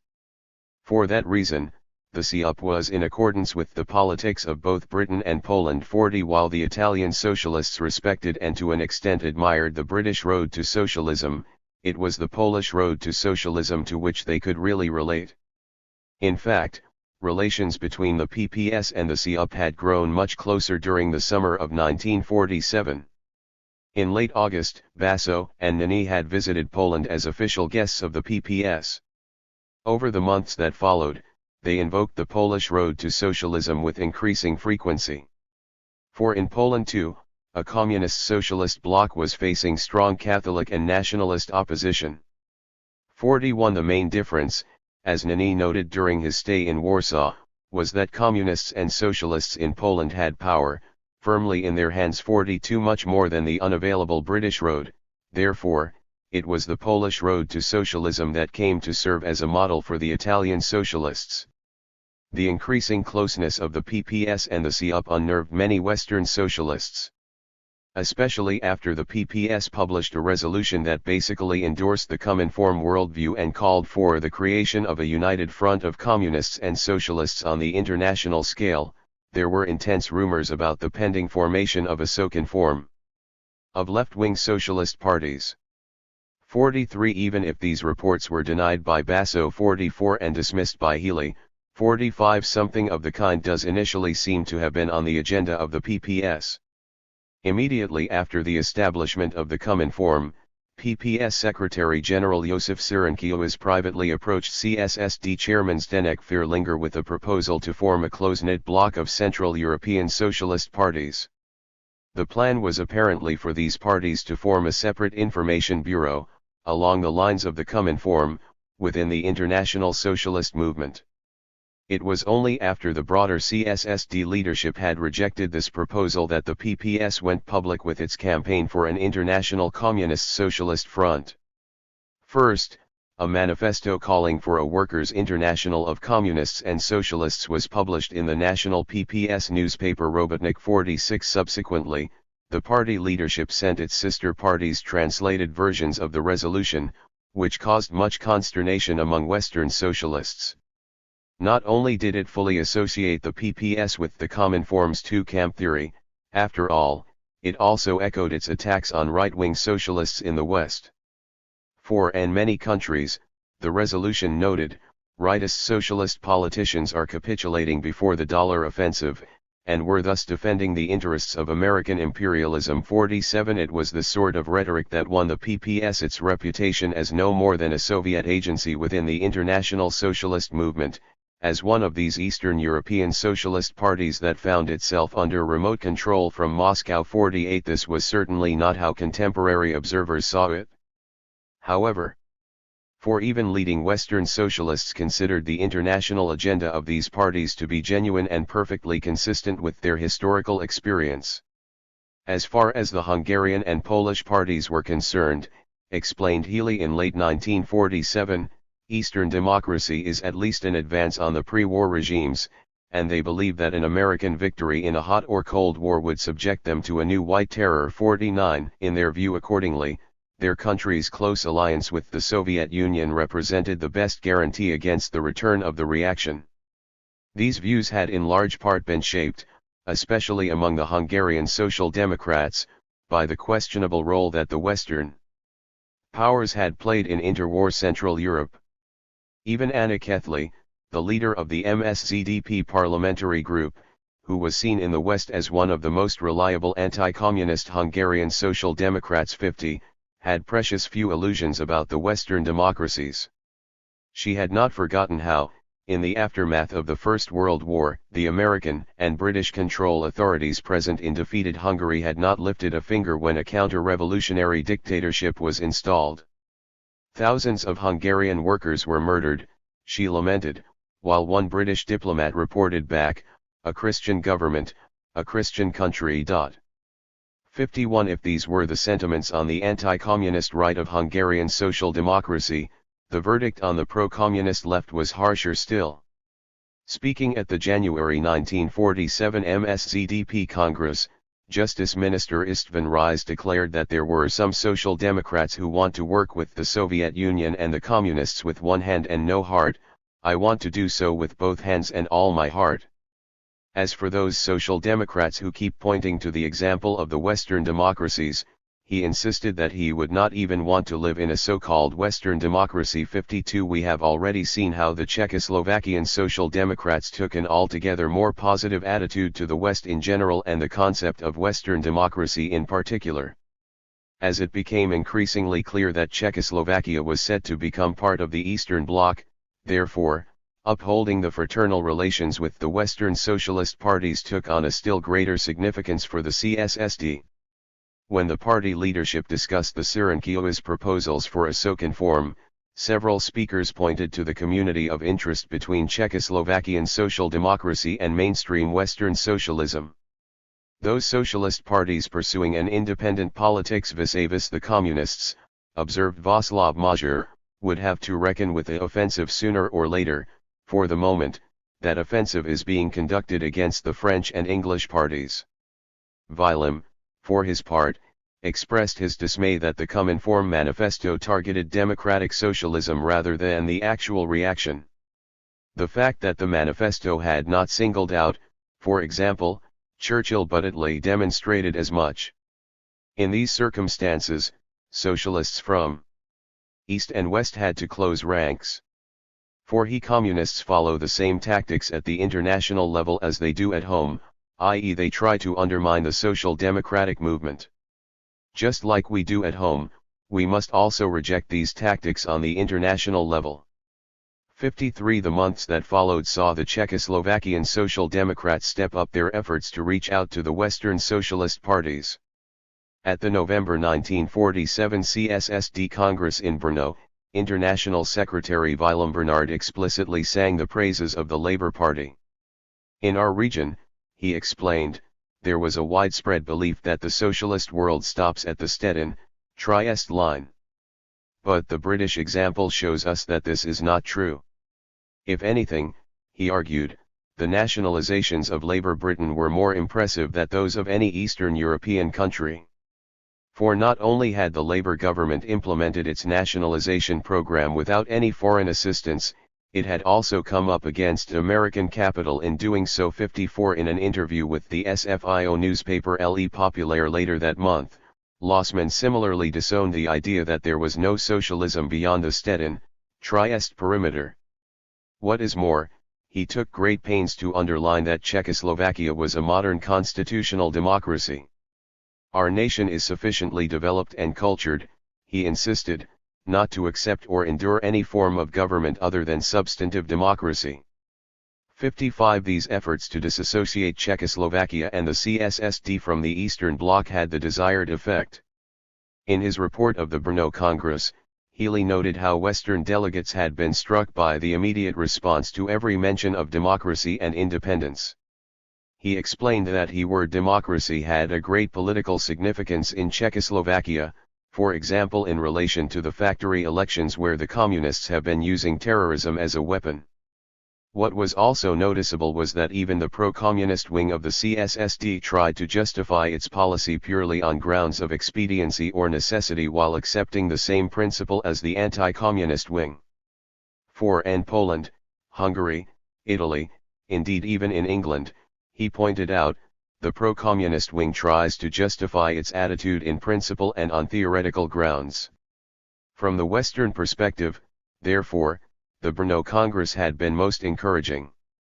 One delegate, Marveld Healy, had even been warmly applauded for a speech in the course of which he went so far as to offer a defense of American foreign policy. 56 It was against this backdrop that the socialist parties from East and West came together in late November 1947 for the International Socialist Conference in Antwerp.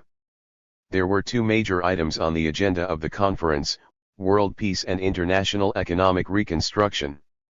Right from the outset, however, the discussions between the parties were overshadowed by the tense international situation. This became especially clear in the debate about world peace. Opening the deliberations, former Labour Party chair Harold Laski set out the British position. The Labour Party, he declared, understood that the Eastern European socialists had little choice but to work with the communists. What they did ask was for them to uphold the principles of democratic socialism in doing so. As for the international situation, the Labour Party was opposed to the division of Europe and of Germany into rival blocs. But the Marshall Plan, provided that it did not come with political preconditions, represented a step towards European independence.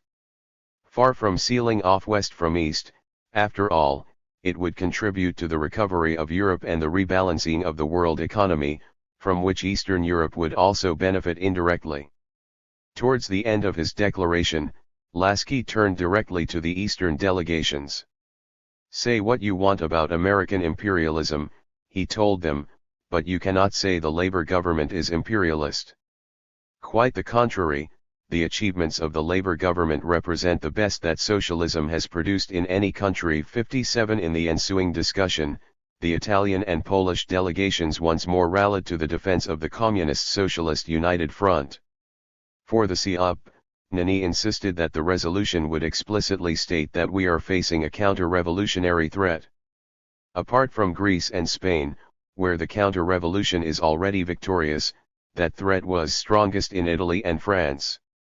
In these circumstances, he declared, socialists had worked towards the realization of unity of action on both the national and international levels. On the international level, that meant siding with the Soviet Union against American intervention in Western Europe. It was impossible, claimed Nani, to see the Marshall Plan in isolation from the Truman Doctrine. The Truman Doctrine, he went on, gives the United States the right to intervene, for political and strategic reasons, in a certain number of countries. This had created an abominable situation in Greece. To be sure, Nani conceded that the Soviet Union had also intervened the internal politics of countries in its sphere of influence. From a socialist perspective, however, American and Soviet intervention could not be placed on the same footing.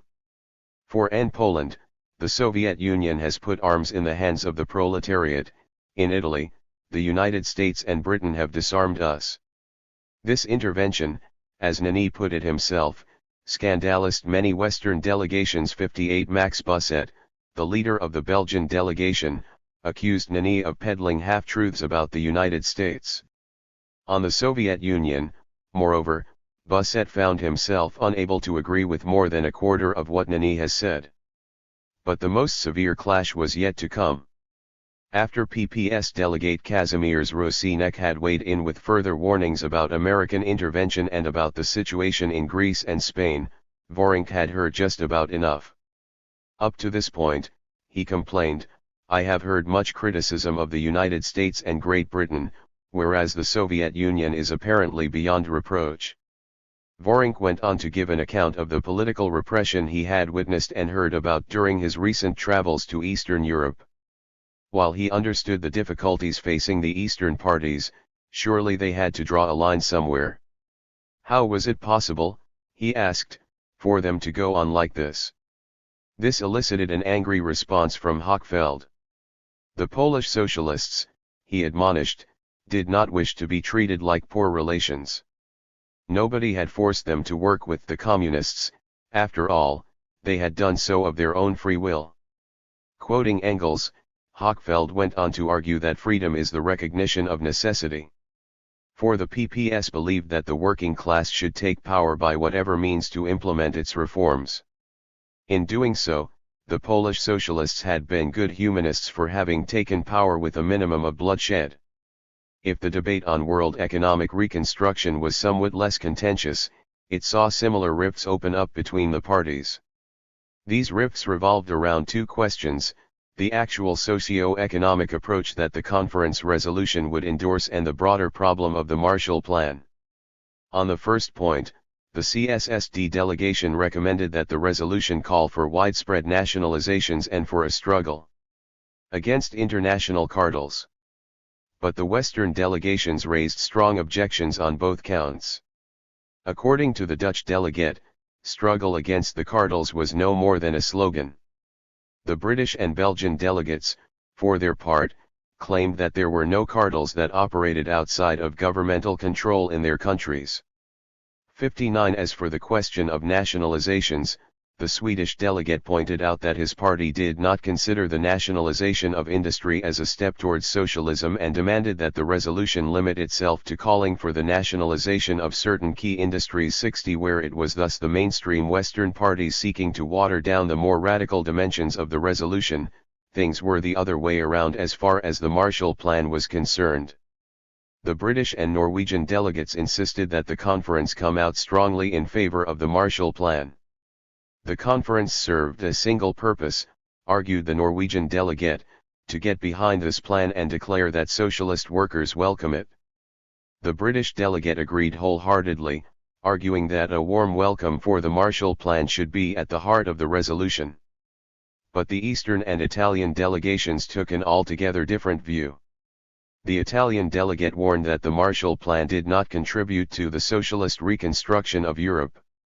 The CUP would only be able to support the Marshall Plan, he explained, if it was underpinned and accompanied by socialist measures, above all nationalizations.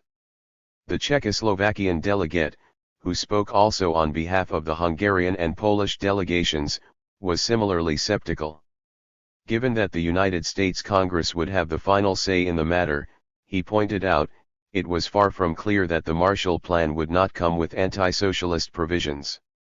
61. For that reason, he called for the Marshall Plan to be placed under United Nations auspices so as to assure the neutrality of American aid. 62. Even if the CSSD made common cause with the other Eastern parties in the economic debate, the reference to the United Nations was most telling of its broader approach. In fact, in the second half of 1947, the Czechoslovakian Social Democrats had increasingly pinned their hopes on economic and political collaboration through the United Nations as a means of counteracting bloc building.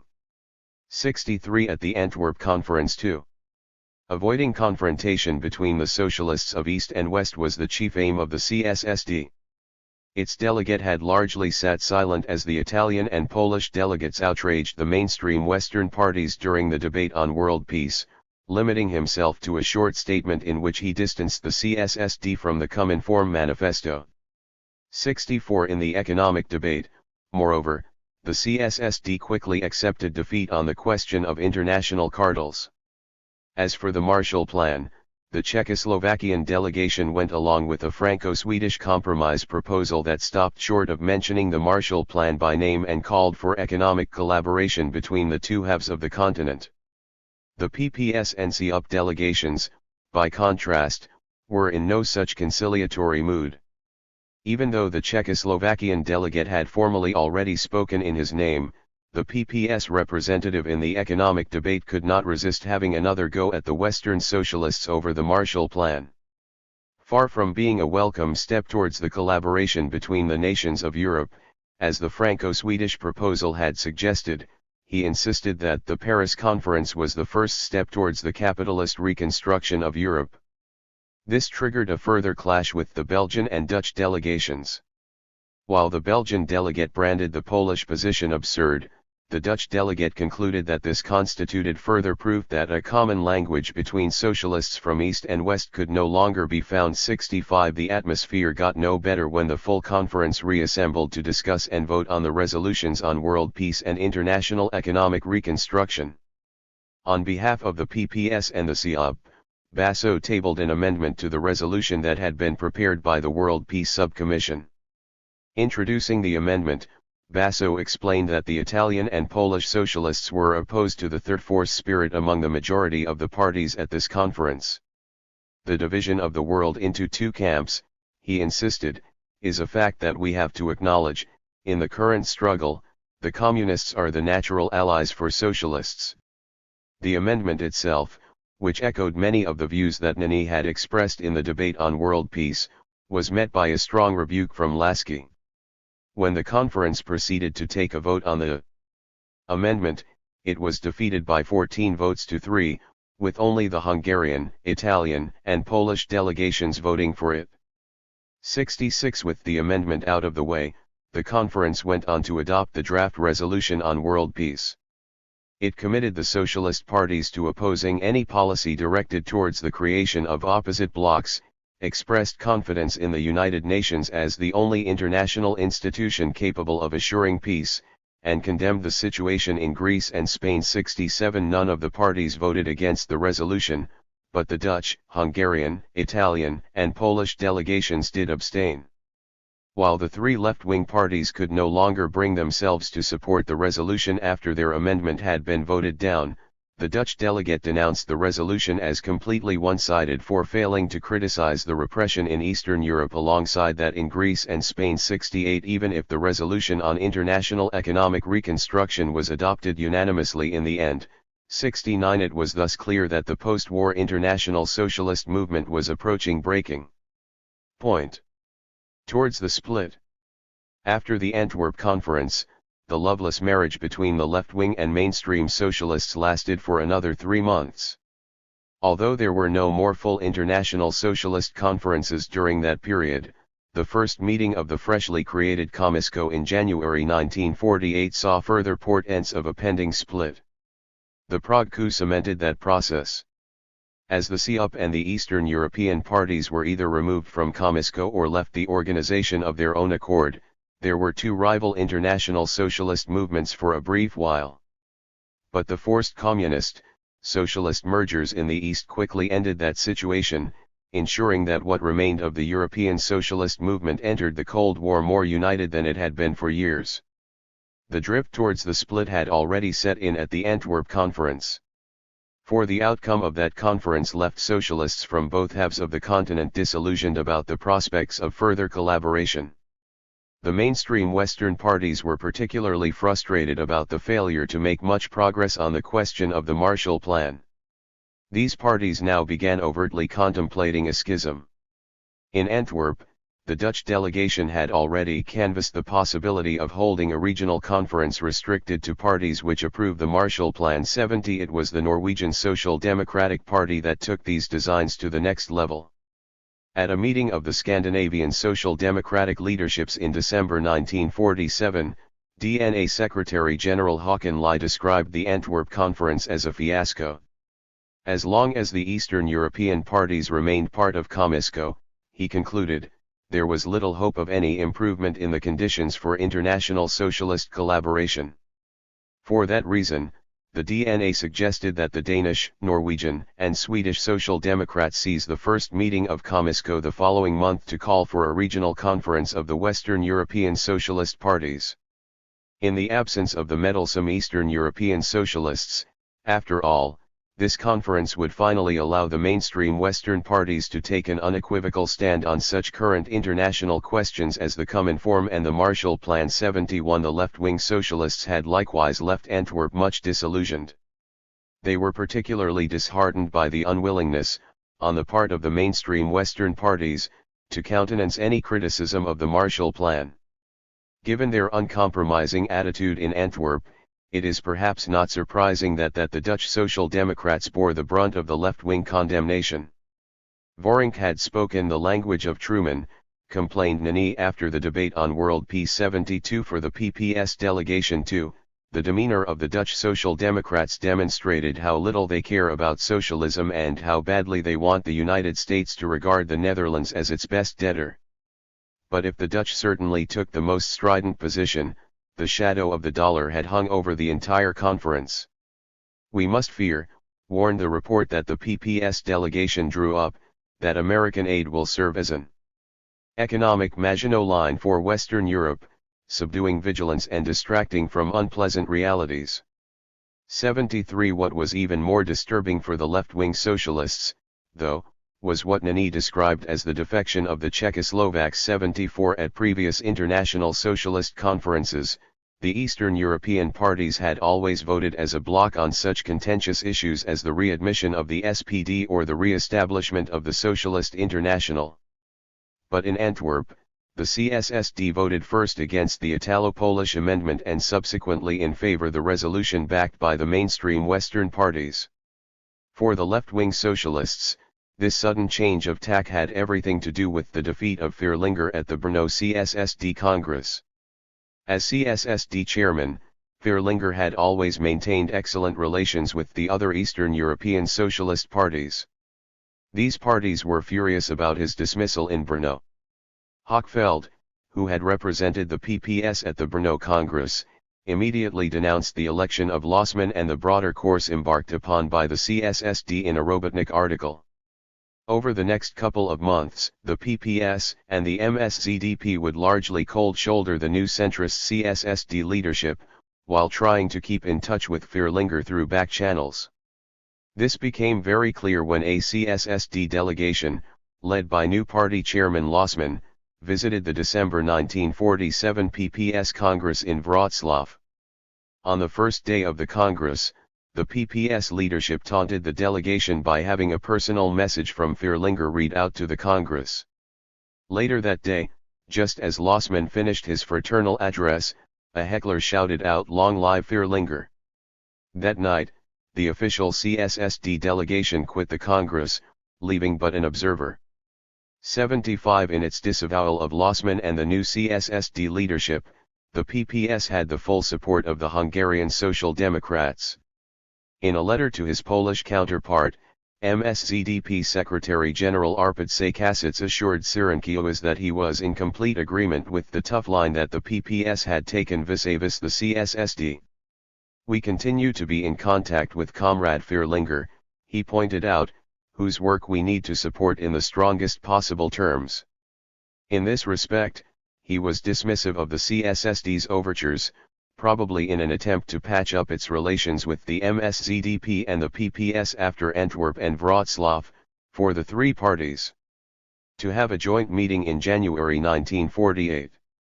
Even though left-wing socialists would find themselves in the majority at such a meeting, he argued, it could also give way to misunderstandings. For it might leave the mistaken impression that the MSZDP and the PPS still considered the CSSD a party of the left. 76 Of course, as we have seen, there was nothing sudden about the CSSD's abandonment of the explicitly left-wing course that it had steered in the wake of the liberation. The replacement of Vierlinger by Lossmann, therefore, was the result rather than the cause of a longer process which saw the CSSD return to its pre-war social democratic roots. The new CSSD leadership was well aware that this involved a rupture with its erstwhile Eastern allies in the international socialist movement. But that was a price worth paying to strengthen its bonds with the mainstream Western parties.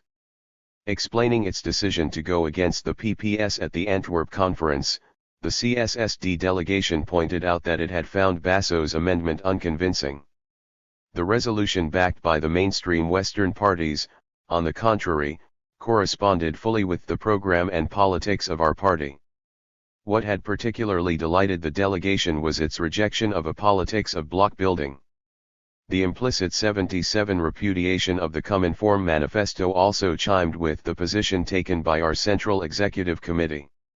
To be sure, the Czechoslovakian delegation had objected to the resolution explicitly defending Blum from the Cominform attacks, pointing out that his name was still associated with the Munich Diktat in Czechoslovakia and that this passage could be used against the CSSD back home.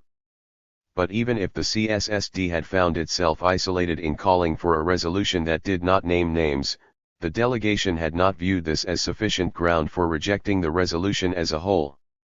For the political significance of the resolution lay very much in the fact that almost all Western socialist parties voted for it. 78. It was against this backdrop that the pan-European socialist movement met for one last time at the inaugural meeting of Komisko in January 1948. The meeting was dominated by the question of the Marshall Plan. Once more, on behalf of the Norwegian Social Democrats, 79 Lie suggested that there would be a regional conference exclusively for socialist parties supporting the Marshall Plan in March 1948. Thereupon, the Polish delegate retorted that what Lie had proposed did not qualify as a regional conference. The issue at hand was political rather than regional, after all, and the statutes of Komisko did not allow for separate political conferences. But Lie had come prepared for exactly this, and posited that the Labour Party would call the conference instead. 80 Phillips immediately answered that his party was more than happy to do this, thus presenting the Polish delegation with a fait accompli. Furious at being outmaneuvered like this, the PPS released a statement that it would call a conference for socialist parties opposed to the Marshall Plan as the meeting broke up. The international socialist movement had thus all but split in two by early 1948. There was still a third group of parties in continental Europe, however, that refused to accept that the fissure was irreversible. During the Komisko meeting itself, the Belgian, French, and Swiss delegations had insisted that there was to be an all-party conference devoted to economic reconstruction in Europe in relation to the Marshall Plan. At such a conference, explained Grumbach, the Eastern parties might be able to agree to a large number of measures, even if they could not carry all of them out. But none of the socialist parties in the Soviet sphere of influence had any desire to go anywhere near the Marshall Plan. Even the Finnish Social Democrats, who did not find themselves in nearly as precarious a position vis-à-vis the Communists as the Eastern European socialists, were adamant in this respect. In the grand scheme of things, declared the Finnish delegate, it was preferable to have economic rather than political difficulties. Faced with the opposition of both the Eastern and most of the mainstream Western parties, then, an all-party conference on the Marshall Plan was a non-starter from the beginning. 81 But even if the Czechoslovakian Social Democrats had thus little choice but to vote against this particular proposal, they very much shared the broader sentiment of keeping socialists from East and West together. Unlike the Hungarian Social Democrats, noted Jokl in January 1948, they wanted nothing to do with the politics of splits pursued by the PPS. The CSSD had no plans, accordingly, to partake in the Warsaw Conference if that conference represents an attempt to create a left-wing bloc within the international socialist movement. 82 In these efforts to prevent Komisko from falling apart, the Czechoslovakian Social Democrats increasingly seem to have viewed the SFIO as a key partner. Already at the Antwerp Conference, the CSSD delegation had found the French socialists far more willing to engage in ideological discussions about such issues as nationalizations and international cartels than the other mainstream Western parties. 83 As the rift with their Eastern sister parties grew deeper over the months that followed, therefore, the Czechoslovakian Social Democrats more and more looked towards the SFIO for guidance and support. In early 1948, the CSSD invited Guy Mollet to their country for top-level talks with the new leadership team. So it happened that Mollet found himself in Czechoslovakia just as the governmental crisis that led to the Prague coup got underway. His discussions were understandably dominated by these events, and Mollet later declared that he had been dumbfounded by the optimism that the Czechoslovakian Social Democrats had still exuded for his visit, and the broader course that the CSSD had steered ever since the Brno Congress, nonetheless raised considerable alarm among the Polish socialists. The PPS leadership much feared that the rightist elements at the helm of the CSSD might easily be led astray during the present crisis, and be tempted to play the role of a third force. For that reason, the PPS decided to send its own delegation to Prague, a week after Mollet's visit, to influence the CSSD Central Committee in the spirit of a leftist socialist and revolutionary politics. The PPS delegation, consisting of 4 Central Executive Committee members, arrived in Prague in the wake of the resignation of the center-right ministers from the Czechoslovakian government. Its chief aim, accordingly, was to persuade the CSSD to take up the communist offer of a new, exclusively communist socialist government. The delegation first got in touch with Vierlinger and several leading communists. On the second day of its stay, it officially approached the CSSD leadership and requested a meeting with the decision-making people in the party. Lossman agreed, and a joint conference was scheduled for the afternoon of February 22. During this conference, the Polish speakers pointed to the influence of the Czech crisis on the struggle of Western European workers, particularly in Italy, stressed the need for strong bonds between left-wing socialists in East and West, and warned of the dangers of sitting on the fence and playing the third force. The report drawn up by the PPS delegation does not explicate how individual CSSD leaders responded, but points out that the conference saw several leading Social Democrats move leftwards and left the right wing around Bernard and Willem clearly isolated. The delegation even went so far as to claim that the conference exerted a decisive influence upon the subsequent developments within the CSSD, boasting that its intervention had neutralized the influence of Guy Mollet, undermined the mood of the CSSD's extreme right wing, and made it easier for the left wing to put the party onto the right path. 85 That was very much an overstatement of the visit's impact, as it was communist force rather than socialist persuasion driving events by that stage. But the Prague coup certainly did see the CSSD return to the fold of left-wing Eastern socialism. The Prague coup also represented a key turning point in the relations between the CUP and the mainstream Western socialist parties. These relations had already cooled substantially after the Antwerp Conference. The Labour Party, for example, chose not to send a fraternal delegate to the January 1948 CUP Congress. There were various reasons for this, explained Healy in a confidential letter to the Labour attaché at the British Embassy in Rome, but the first was that Morgan Phillips was rather shocked by the line which Nany and Basso took at Antwerp, which seemed to him more commonformist than Stalin. It was not just the Labour Party that had grown increasingly disillusioned with the CUP. The bulk of the French and Belgian parties, noted Healy, would much prefer to treat the PSLI as a fraternal body, if they could be convinced that the PSLI was in fact a mass party of the Italian working class. 86 The Prague coup was the final straw. Within days, the National Executive of the Labour Party issued a statement noting that the Prague coup closed a period in post-war history. For a nation conceived in the principles of liberty, outstanding in its devotion to parliamentary democracy, has for the second time in 10 years fallen victim to aggression from without aided by treachery from within. The events in Czechoslovakia carried a warning and a lesson, the statement went on, for those democratic socialists still free to choose their future. The people of Czechoslovakia, after all, had been united alike in their will for friendship with the Soviet Union and in their determination to carry through great social and economic transformations, without sacrificing democratic heritage. But that national unity had been shattered in a week by a communist minority, afraid of defeat in free elections. What had happened in Prague offered clear evidence that there was no possibility of honest collaboration with the communists, slave or enemy. There is no third way. There could no longer be any prevarication on the question of democracy and socialism. Accordingly, socialism is meaningless without democracy. Any attempt to achieve socialism by means which deny democracy and human rights, particularly by the operation of an all-powerful secret police, must lead inevitably to a dictatorship, indistinguishable in its impact on the common man from fascism. For socialist parties, therefore, Czechoslovakia is an acid test of sincerity. Those who seek to condone this crime show that they are false to the principles of democratic socialism for which the Labour Party stands. 87 Condoning the events in Czechoslovakia was of course exactly what the CUP leadership did.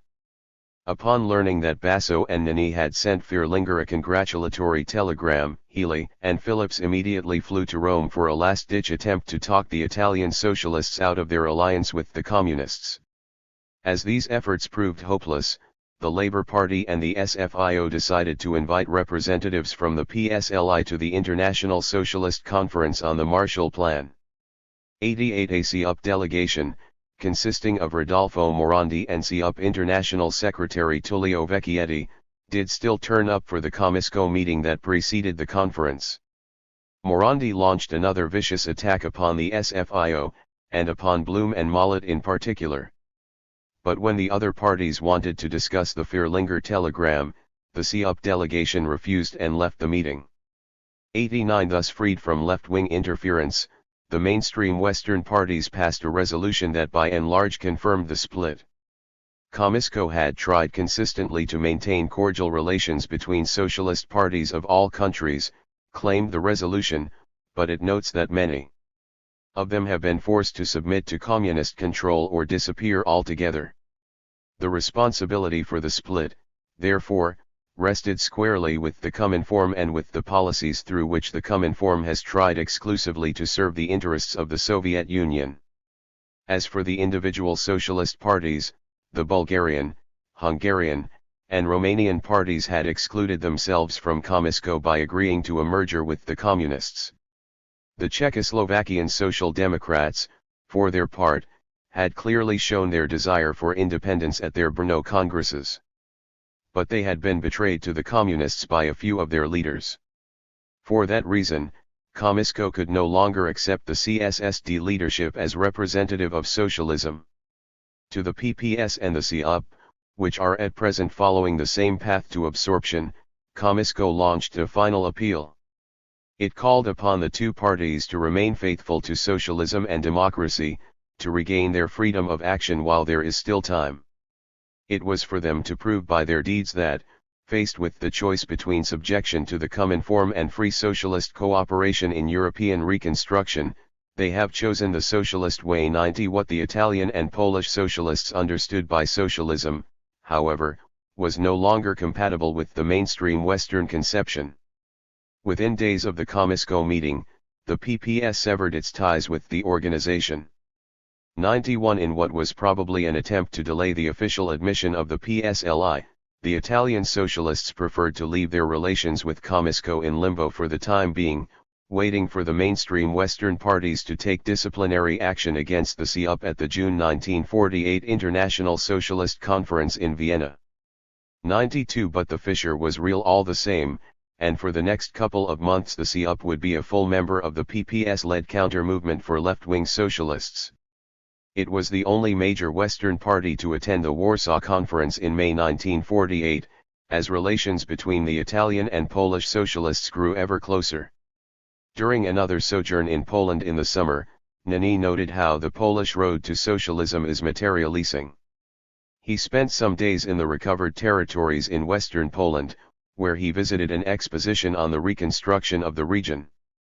It was, he explained, a remarkable display of what Poland has managed to achieve in this land of the odor. For the exposition had been inspired by four grand themes: power to the people, land to the peasants, industry to the nation, culture for the masses. It had thus exhibited what Nani described as the exploits of the revolution. In this respect, he concluded, the Poles can be particularly proud of themselves. 93. Conclusion. By 1948, there were thus two rival visions of socialism in Europe. The first was centrist and reformist, in which socialist parties sought to implement a capitalism with a human face in governments. 94. The second was leftist and revolutionary, in which socialist parties worked exclusively with the communists to overturn capitalism altogether. If the Cold War made sure that these rival visions could no longer coexist peacefully in one and the same international movement, the divisions between the post-war European socialists were themselves not a consequence of the Cold War. In fact, there was mutual misunderstanding and mistrust right from the outset. The mainstream Western parties had always struggled to reconcile what was happening in Eastern Europe with their ideas of democratic socialism.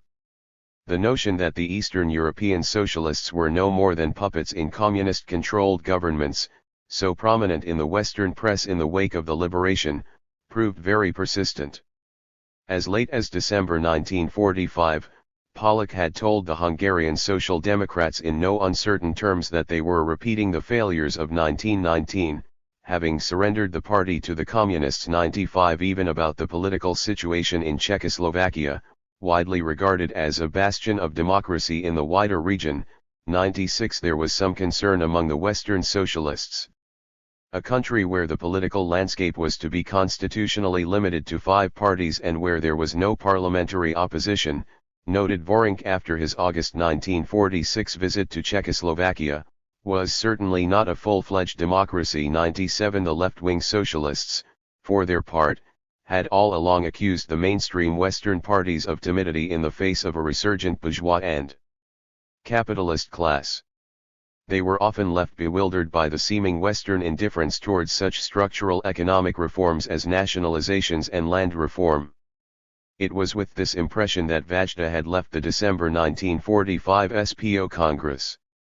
Even if its program committed the party to nationalizations, he explained, SPO Secretary General Adolf Scharf had shelved any plans for a state takeover of heavy industry by pointing out that the economic agenda of the SPO was rejected by the majority of the electorate.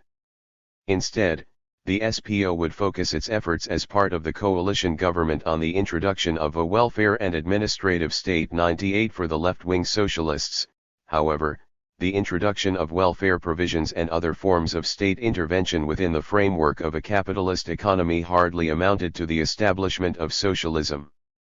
In fact, the CUP leadership increasingly came to define the interventionist policies pursued by the Labour government as progressive policies, oriented towards a moderate redistribution of income, rather than socialist policies, directed towards structural changes of class relations. 99 The PPS was still more scathing about what the mainstream Western socialist parties had achieved in the social and economic realms.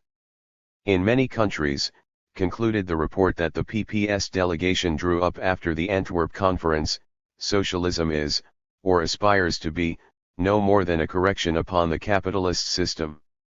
While Labour Britain was rigorous in its principles, it was flexible in practice. As for the parties in the continental West, these frequently had lovely slogans, but were in effect cultivating conservatism. 100 The social democratic and reformist template provided by the British and Scandinavian parties, the most successful members of the post-war international socialist movement in electoral terms, thus certainly did not win universal socialist approval. Speaking shortly after the rupture within Comisco, Basso drew a sharp distinction between his democratic socialism and the social democracy of the mainstream Western socialist parties. Whereas the former aspired to open the road to power to the oppressed classes, the latter accepted the mastery of the capitalist class and only puts up a fight on the question of the division of income. 101 To be sure, this was a minority viewpoint within the post-war international socialist movement all along. But to measure the socialist parties in post-war continental Europe only by the extent to which they succeeded in emulating the British or Scandinavian model is to distort the debates within and between them. It is very telling that studies employing such a social democratic teleology often mention the French and Italian socialist parties in the same breath. 102 By and large disregarding the very significant divides between these parties during the first decade and a half following the Second World War, such accounts tend to write off both the SFIO and the CUP as parties that still didn't hear the music and continued to proclaim their dedication to classic, pre-war ideological goals such as transcending capitalism entirely. 103 It is only by extending our thus far exclusively northwards perspective eastwards that we can understand post-war Continental socialism in its full complexity. Conclusion. To contemporary socialists, it was perfectly obvious that the eventual dividing lines between East and West did not correspond to the reality on the ground in post-war Europe. In their view, the continent was above all divided between modern and backward countries. This was why the Prague coup had such enormous reverberations among the mainstream Western socialist parties. Speaking on May Day 1948, Labour Prime Minister Clement Attlee made clear that Czechoslovakia was nothing like its Eastern Bloc neighbours. For when the Communists had had recourse to force or fraud in Bulgaria, Hungary, Poland, and Romania, he explained, excuses were offered which had a certain plausibility or even validity. It was said that Russia had to ensure that her neighbours were reliable friends. It was said that these countries never had any real democracy. But the recent events in Czechoslovakia had opened the eyes of many observers. Here was no backward state. Here was a country with a fine democratic tradition. Yet because there was a strong possibility that the forthcoming elections would give a majority against the communists, action was taken and a dictatorship established. There were thus certainly two Europes in the wake of the liberation. It was just that these two Europes did not take the shape that we know from more traditional Cold War-centric accounts. Away from the Cold War divide, the two Europes actually faced very similar challenges, fighting off rampant inflation, coming to terms with substantial industrial unrest, and making a success of broad-based governmental coalitions. By analyzing the processes of socio-economic and political reconstruction in meticulous detail, more recent studies of individual countries have much enriched our understanding of how politicians in East and West grappled with these challenges. The aims of this book were different. In taking a pan-European perspective, which explores the reconstruction effort both from the bottom up and from the top down, it sought to make broader generalizations about the fortunes of the socialist parties in post-war Europe. In doing so, the book has shed fresh light on the history of post-war European socialism in at least three ways. In the first place, it has offered an explanation of the political weakness of socialism in post-war continental Europe that is rooted in longer-term socio-economic and political trends. As we have seen, historians have tended to look at the post-war tribulations of the continental socialist parties only through a narrow political prism, either portraying the socialists and their political programs as victims of the Cold War or faulting the socialists for refusing to abandon their outmoded Marxism. Both of these approaches suffer from serious shortcomings, to which we will return below. What is striking, though, is that such accounts often neglect the more structural changes that the interwar and war years had wrought on the broader social, economic, and political climate in which the continental socialists had to operate. For these changes had certainly not worked to the benefit of socialist parties. In political terms, the manifold legacies of right-wing dictatorship put socialist parties at a disadvantage vis-a-vis their direct political rivals. Having been at the sharp end of the repression meted out by fascist regimes and their authoritarian predecessors, socialists and communists were already starting from well behind their right coalition partners in organizational and personnel terms. And socialist parties, which were less accustomed to underground survival than their communist counterparts and whose tight-knit subcultures never really recovered from the blows delivered to them during the interwar years, found it all the harder to make up the lost ground. It was for these reasons, explained Pietro Nani, that the DC found itself in a privileged position compared with the CUP. For when we were in prison, in exile, or wound up under fascism, the Christian Democrats still had their natural center of activity in parishes, so that never vanished. 3. In economic terms, the austerity programs required to rebuild war-ravaged countries put further pressure on socialist parties. To be sure, these programs had the backing of communists and center-right parties as well, but socialist parties saw their votes squeezed from two sides as the post-war economic hardships heightened class tensions. This was what Yves Decazels was alluding to when he argued that the principal reason for the losses that the SFIO had suffered in the November 1946 parliamentary elections was of an economic order. For the worsening of the situation, he explained, renders the antagonisms between the various classes more acute still, for in such circumstances, socialist parties bled support to the main rivals to their left and right. On the one side, the communists often thrived on worker misery, which they could exploit with their penchant for populist campaigns. On the other, the specter of inflation rallied the middle classes behind the center-right. In the final analysis, therefore, the post-war continental socialist parties could not placate one key segment of their electoral coalition without alienating the other. It was only in the transformed economic context of the 1960s that the continental socialists could begin to reassemble this coalition. If the problems that the socialist parties were facing in the political and economic realms had been caused by forces that were beyond their control, this was certainly not the case for the difficulties they experienced in coming to terms with their war-torn societies. In fact, the socialist elites that returned from exile or emerged from the underground were frequently their own worst enemies in their interactions with the newcomers that had entered public and industrial life before and during the war.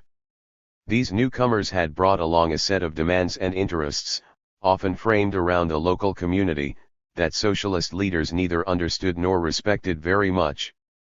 As a consequence, the post-war socialist parties struggled to find a common language even with a significant part of the working class in their historic heartlands.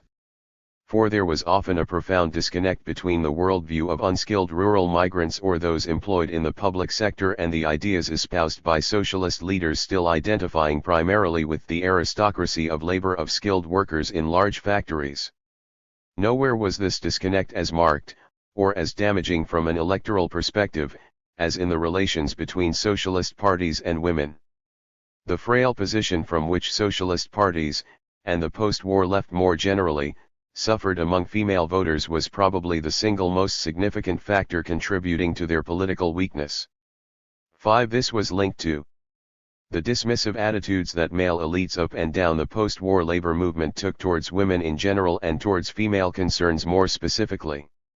For much as socialist leaders publicly professed their support for efforts to get more women involved in politics, party cultures proved most resistant in this regard.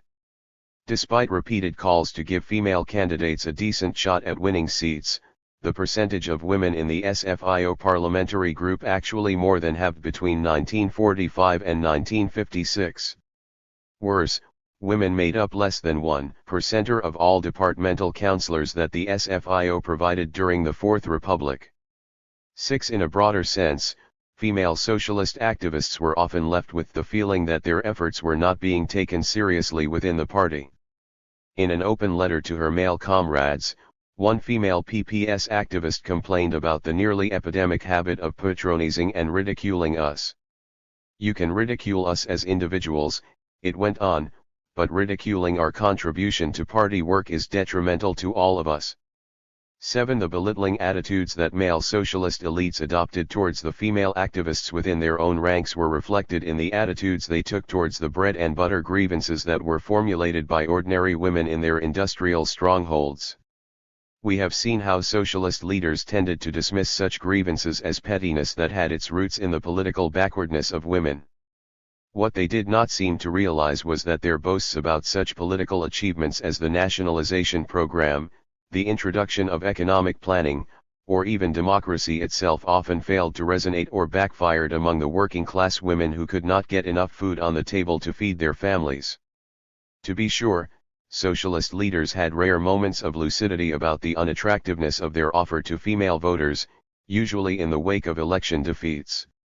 When the SFIO National Council met to discuss the disappointing socialist showing in the June 1946 parliamentary elections, Daniel Meyer concluded that our propaganda is too abstract. In the future, we will have to talk a bit less about grand principles and a bit more about ravitaillement, about small business, and about the everyday affairs of women. 8. Yet irrespective of whether this outreach to female voters was packaged as socialist propaganda aimed more purposely at women or as efforts to draw women into grassroots discussion bodies, the point was often still to remake women in the image of the politically conscious male proletarian. The CSSD's campaign to enroll more women into productive work must be seen in this light. For if the struggle for women's rights consisted primarily of relieving women of domestic chores so that they could become workers like men for the Czechoslovakian Social Democrats, the program of the centrist nationalists CSNS spoke more directly to the social environment of women by calling for the legal recognition of housekeeping as valuable work. 9. What this book has demonstrated is that their failure to reconcile themselves to the political, economic, and social consequences of the interwar and war years hurt the prospects of the socialist parties in post-war continental Europe far more than any of the political difficulties they were confronted with after the liberation. Its second contribution to the historiography of post-war European socialism thus lies in its challenge to the Cold War conceptual constructs of East and West that still predominate in this field. Of course, the budding East-West conflict cannot be discounted completely in the post-war histories of the four countries and parties. This is especially true for Poland, where Soviet security forces were a constant presence that intervened decisively in the civil war between the government and the remnants of the wartime underground. If the influence that the superpowers wielded in Czechoslovakia, France, and Italy was not nearly as pervasive, such geopolitical turning points as the announcement of the Marshall Plan or the establishment of the Cominform nonetheless had a significant impact on domestic politics in each of the three countries. As far as post-war socialist leaders were concerned, however, any pressure exerted by the two superpowers paled in comparison with the pressure exerted by forces closer to home. We have seen how the Polish socialists often considered Stalin to be on their side when they went to Moscow to settle their domestic disputes with the communists. The Czechoslovakian Social Democrats likewise had significantly more confidence in Soviet leaders than in their communist coalition partners. During his mid-1946 visit to Czechoslovakia, Kuzvorink was told time and again that Stalin had given his personal blessing to a democratic Czechoslovakian road to socialism, with one journalist of the national CSSD newspaper even claiming that Stalin and Molotov are better Czechs than the Czech communists. 10. If the Italian socialists certainly did not view the United States as a benevolent force, they by no means regarded American meddling as the gravest danger facing Italian democracy. When, on the eve of the left's removal from the Italian government, the CUP Directorate discussed the deterioration of relations within the coalition, Luigi Cacciatore warned his colleagues not to lend excessive weight to American pressure. Insofar as the Americans were pushing for the communists to be removed from the government, he explained, that was because they wanted to see an end to the economic deadlock paralyzing the coalition. Far more serious than any American pressure was the pressure from the Vatican XI for each of the four parties. Therefore, the foremost threat to socialism and democracy came from within.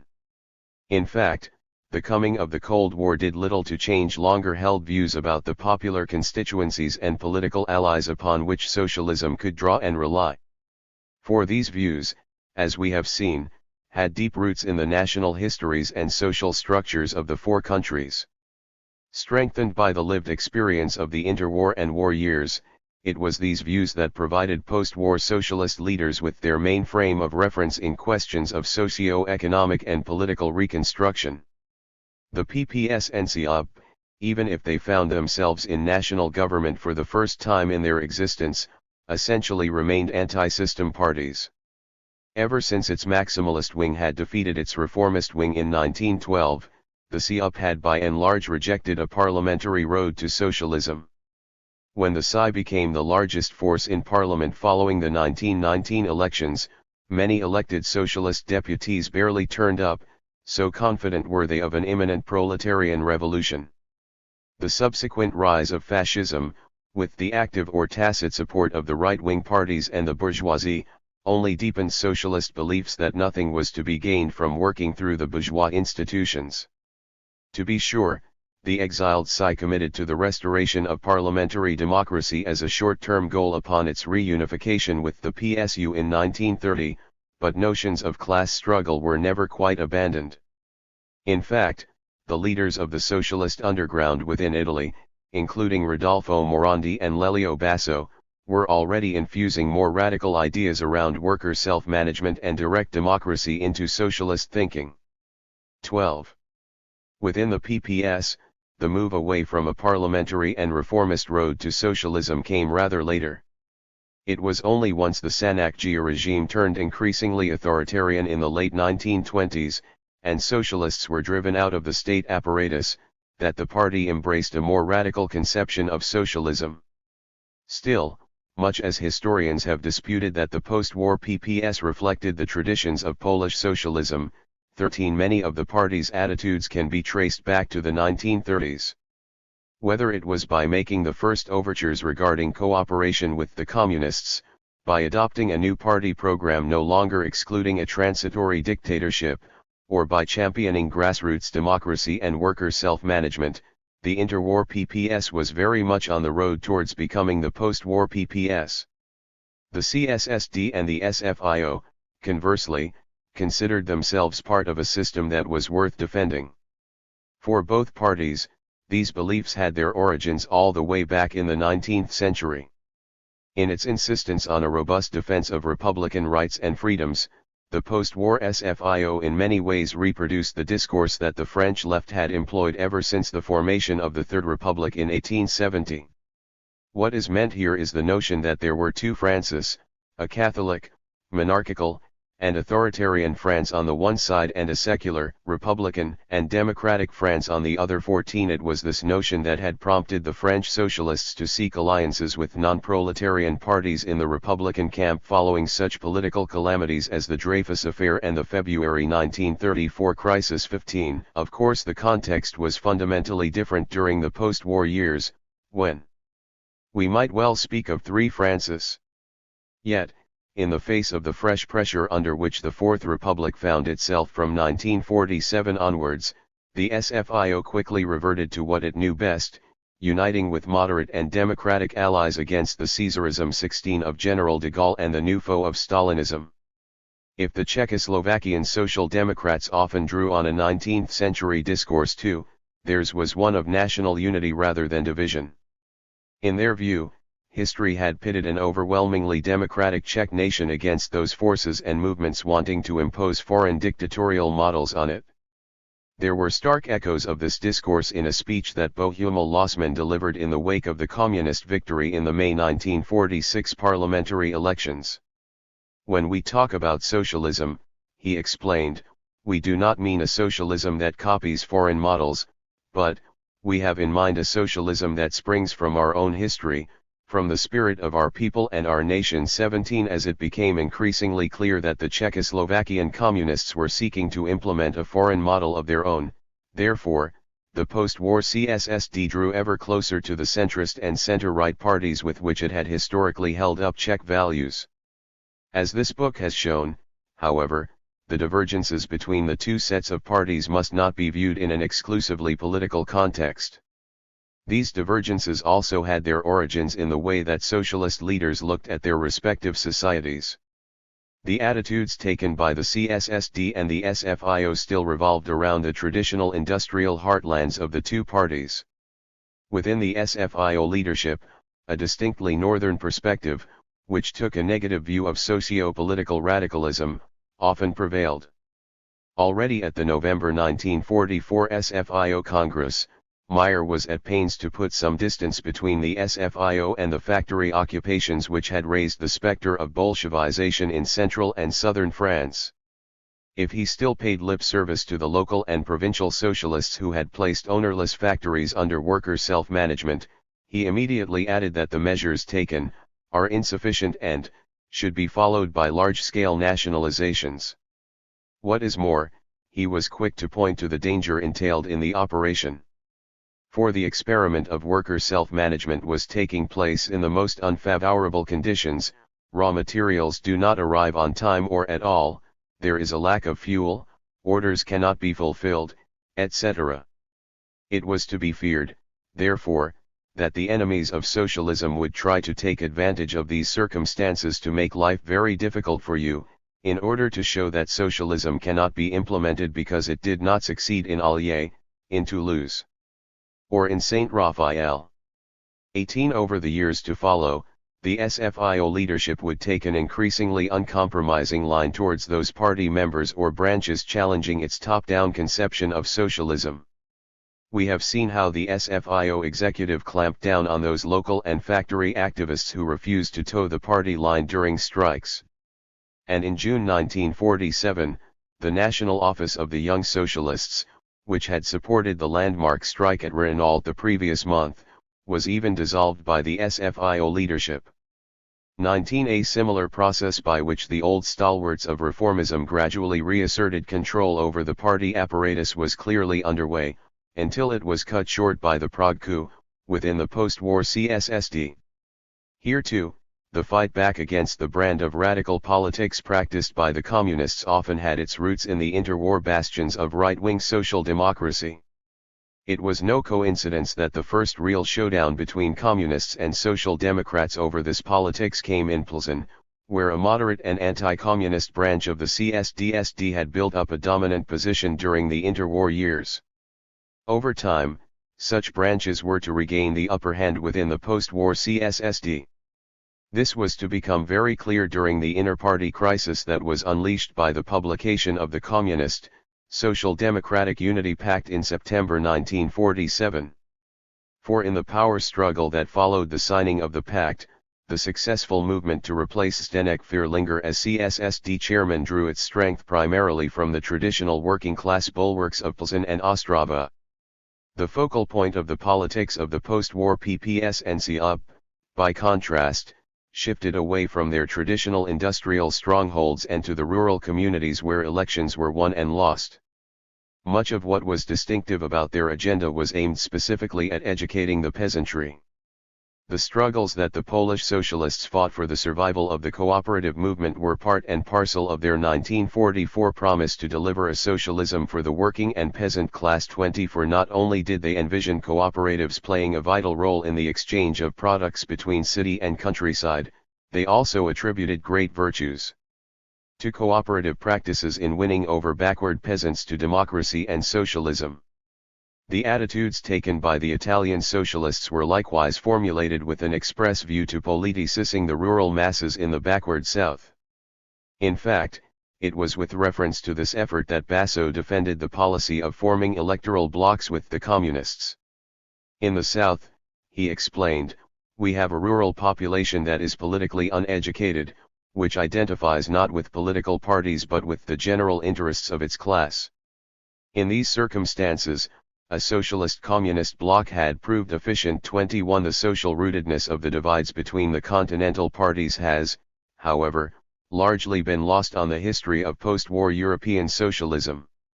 This strand of historiography is still dominated by an idealist and teleological approach, which weighs the continental socialist parties first and foremost by the extent to which they co-opted key elements of a social democratic program around anti-communism, reformism, and the embrace of parliamentary democracy. In accounts adopting this approach, the continental parties always come up short on one or more of these counts. This book, conversely, has ventured to address the socialist parties on the post-war continent in their own right, without preconceived ideas about the overall direction in which socialism should be heading. Its third contribution to scholarship on the post-war continental socialist parties therefore lies in its critical interrogation of the dominant paradigm that sees the history of European socialism as progressing in an essentially straight line from Babel to Blair. 22 As we have seen, the post-war era occupies a special place in this particular narrative.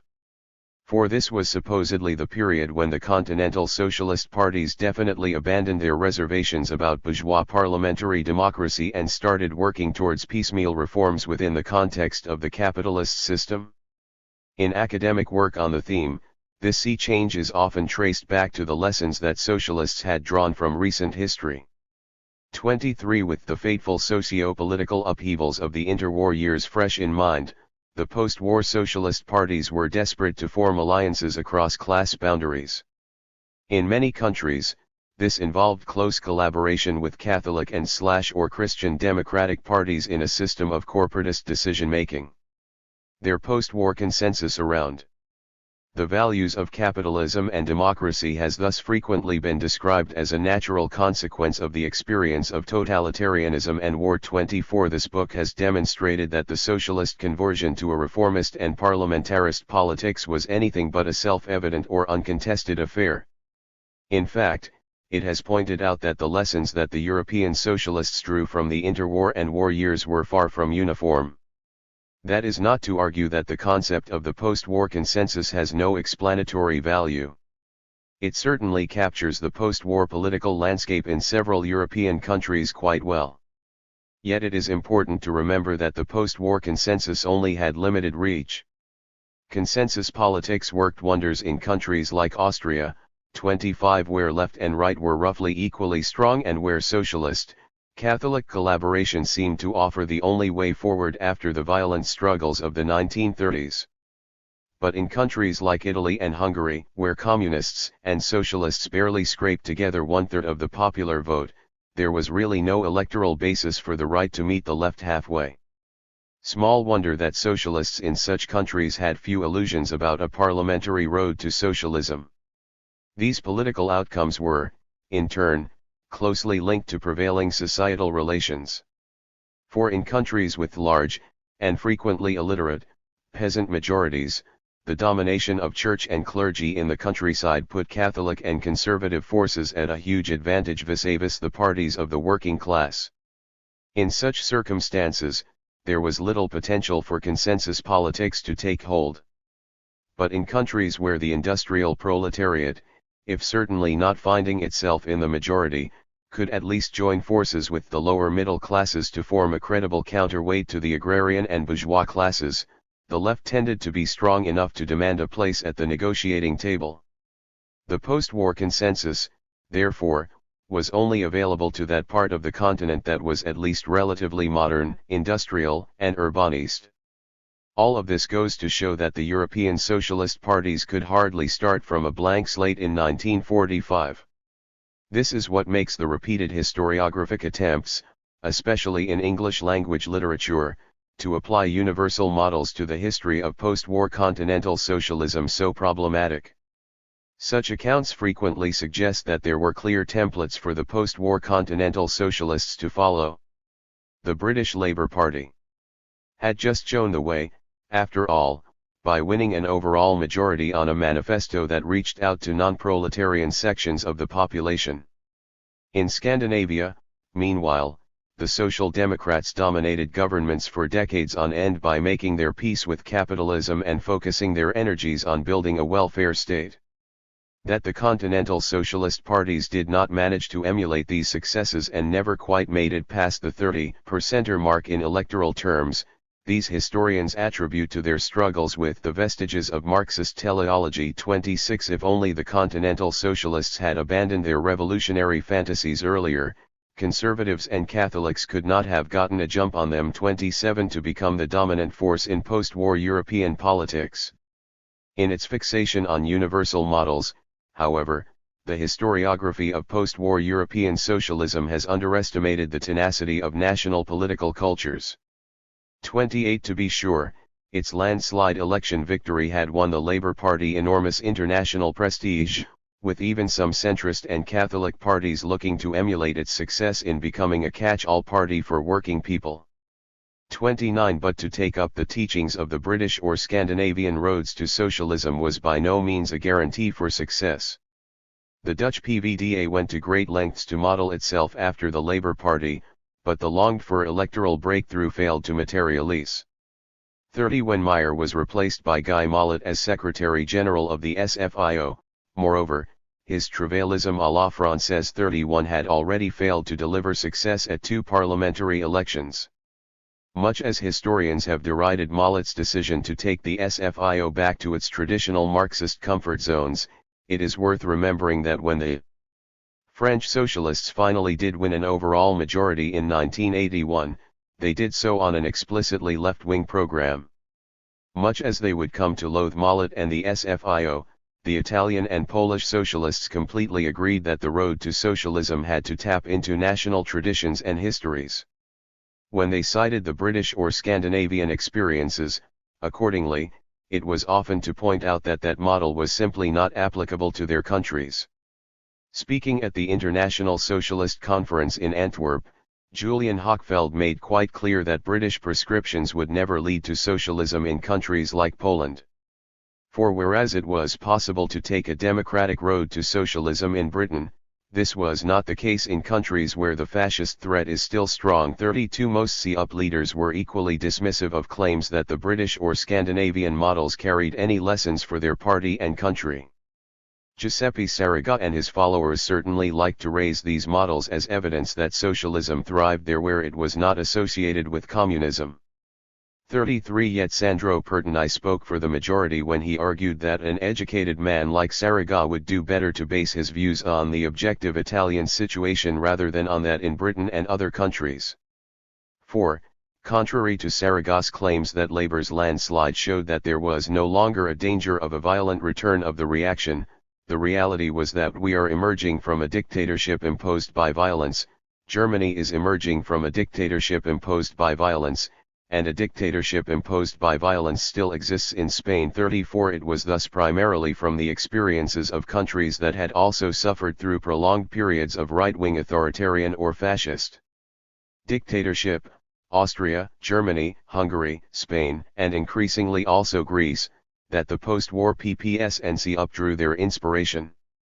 By placing the Italian and Polish socialists in this broader European context, we can arrive at a far better understanding of what drove the two parties. For there is little point in only weighing the CUP against its Western European counterparts, often countries with completely different socio-economic and political backgrounds, and then dismissing it as an anomaly. By the same token, we cannot fully explain the politics of the Czechoslovakian Social Democrats without reference to the Western democratic tradition they so cherished. If we really want to make sense of post-war European socialism and, by extension, post-war Europe as a whole, we have to transcend the Iron Curtain that still exists in historiography. In doing so, as this book has demonstrated, we always have to start from the social realities that underlie politics. Just how strong an imprint social structures left on political life became painfully obvious after the CUP finally broke with the PCI in the late 1950s. As the CUP tentatively started to make its way back into the international socialist movement, it hosted a delegation of the Norwegian DNA in Rome. But even 10 years into the Cold War, with all of its homogenizing effects, the two parties still seem to be living in completely different worlds. They talk about class struggle and Marxism like we used to do 30 years ago, noted Håkon Lie, who led the Norwegian delegation. Perhaps that is because their socio-economic situation resembles that of us back then. 35.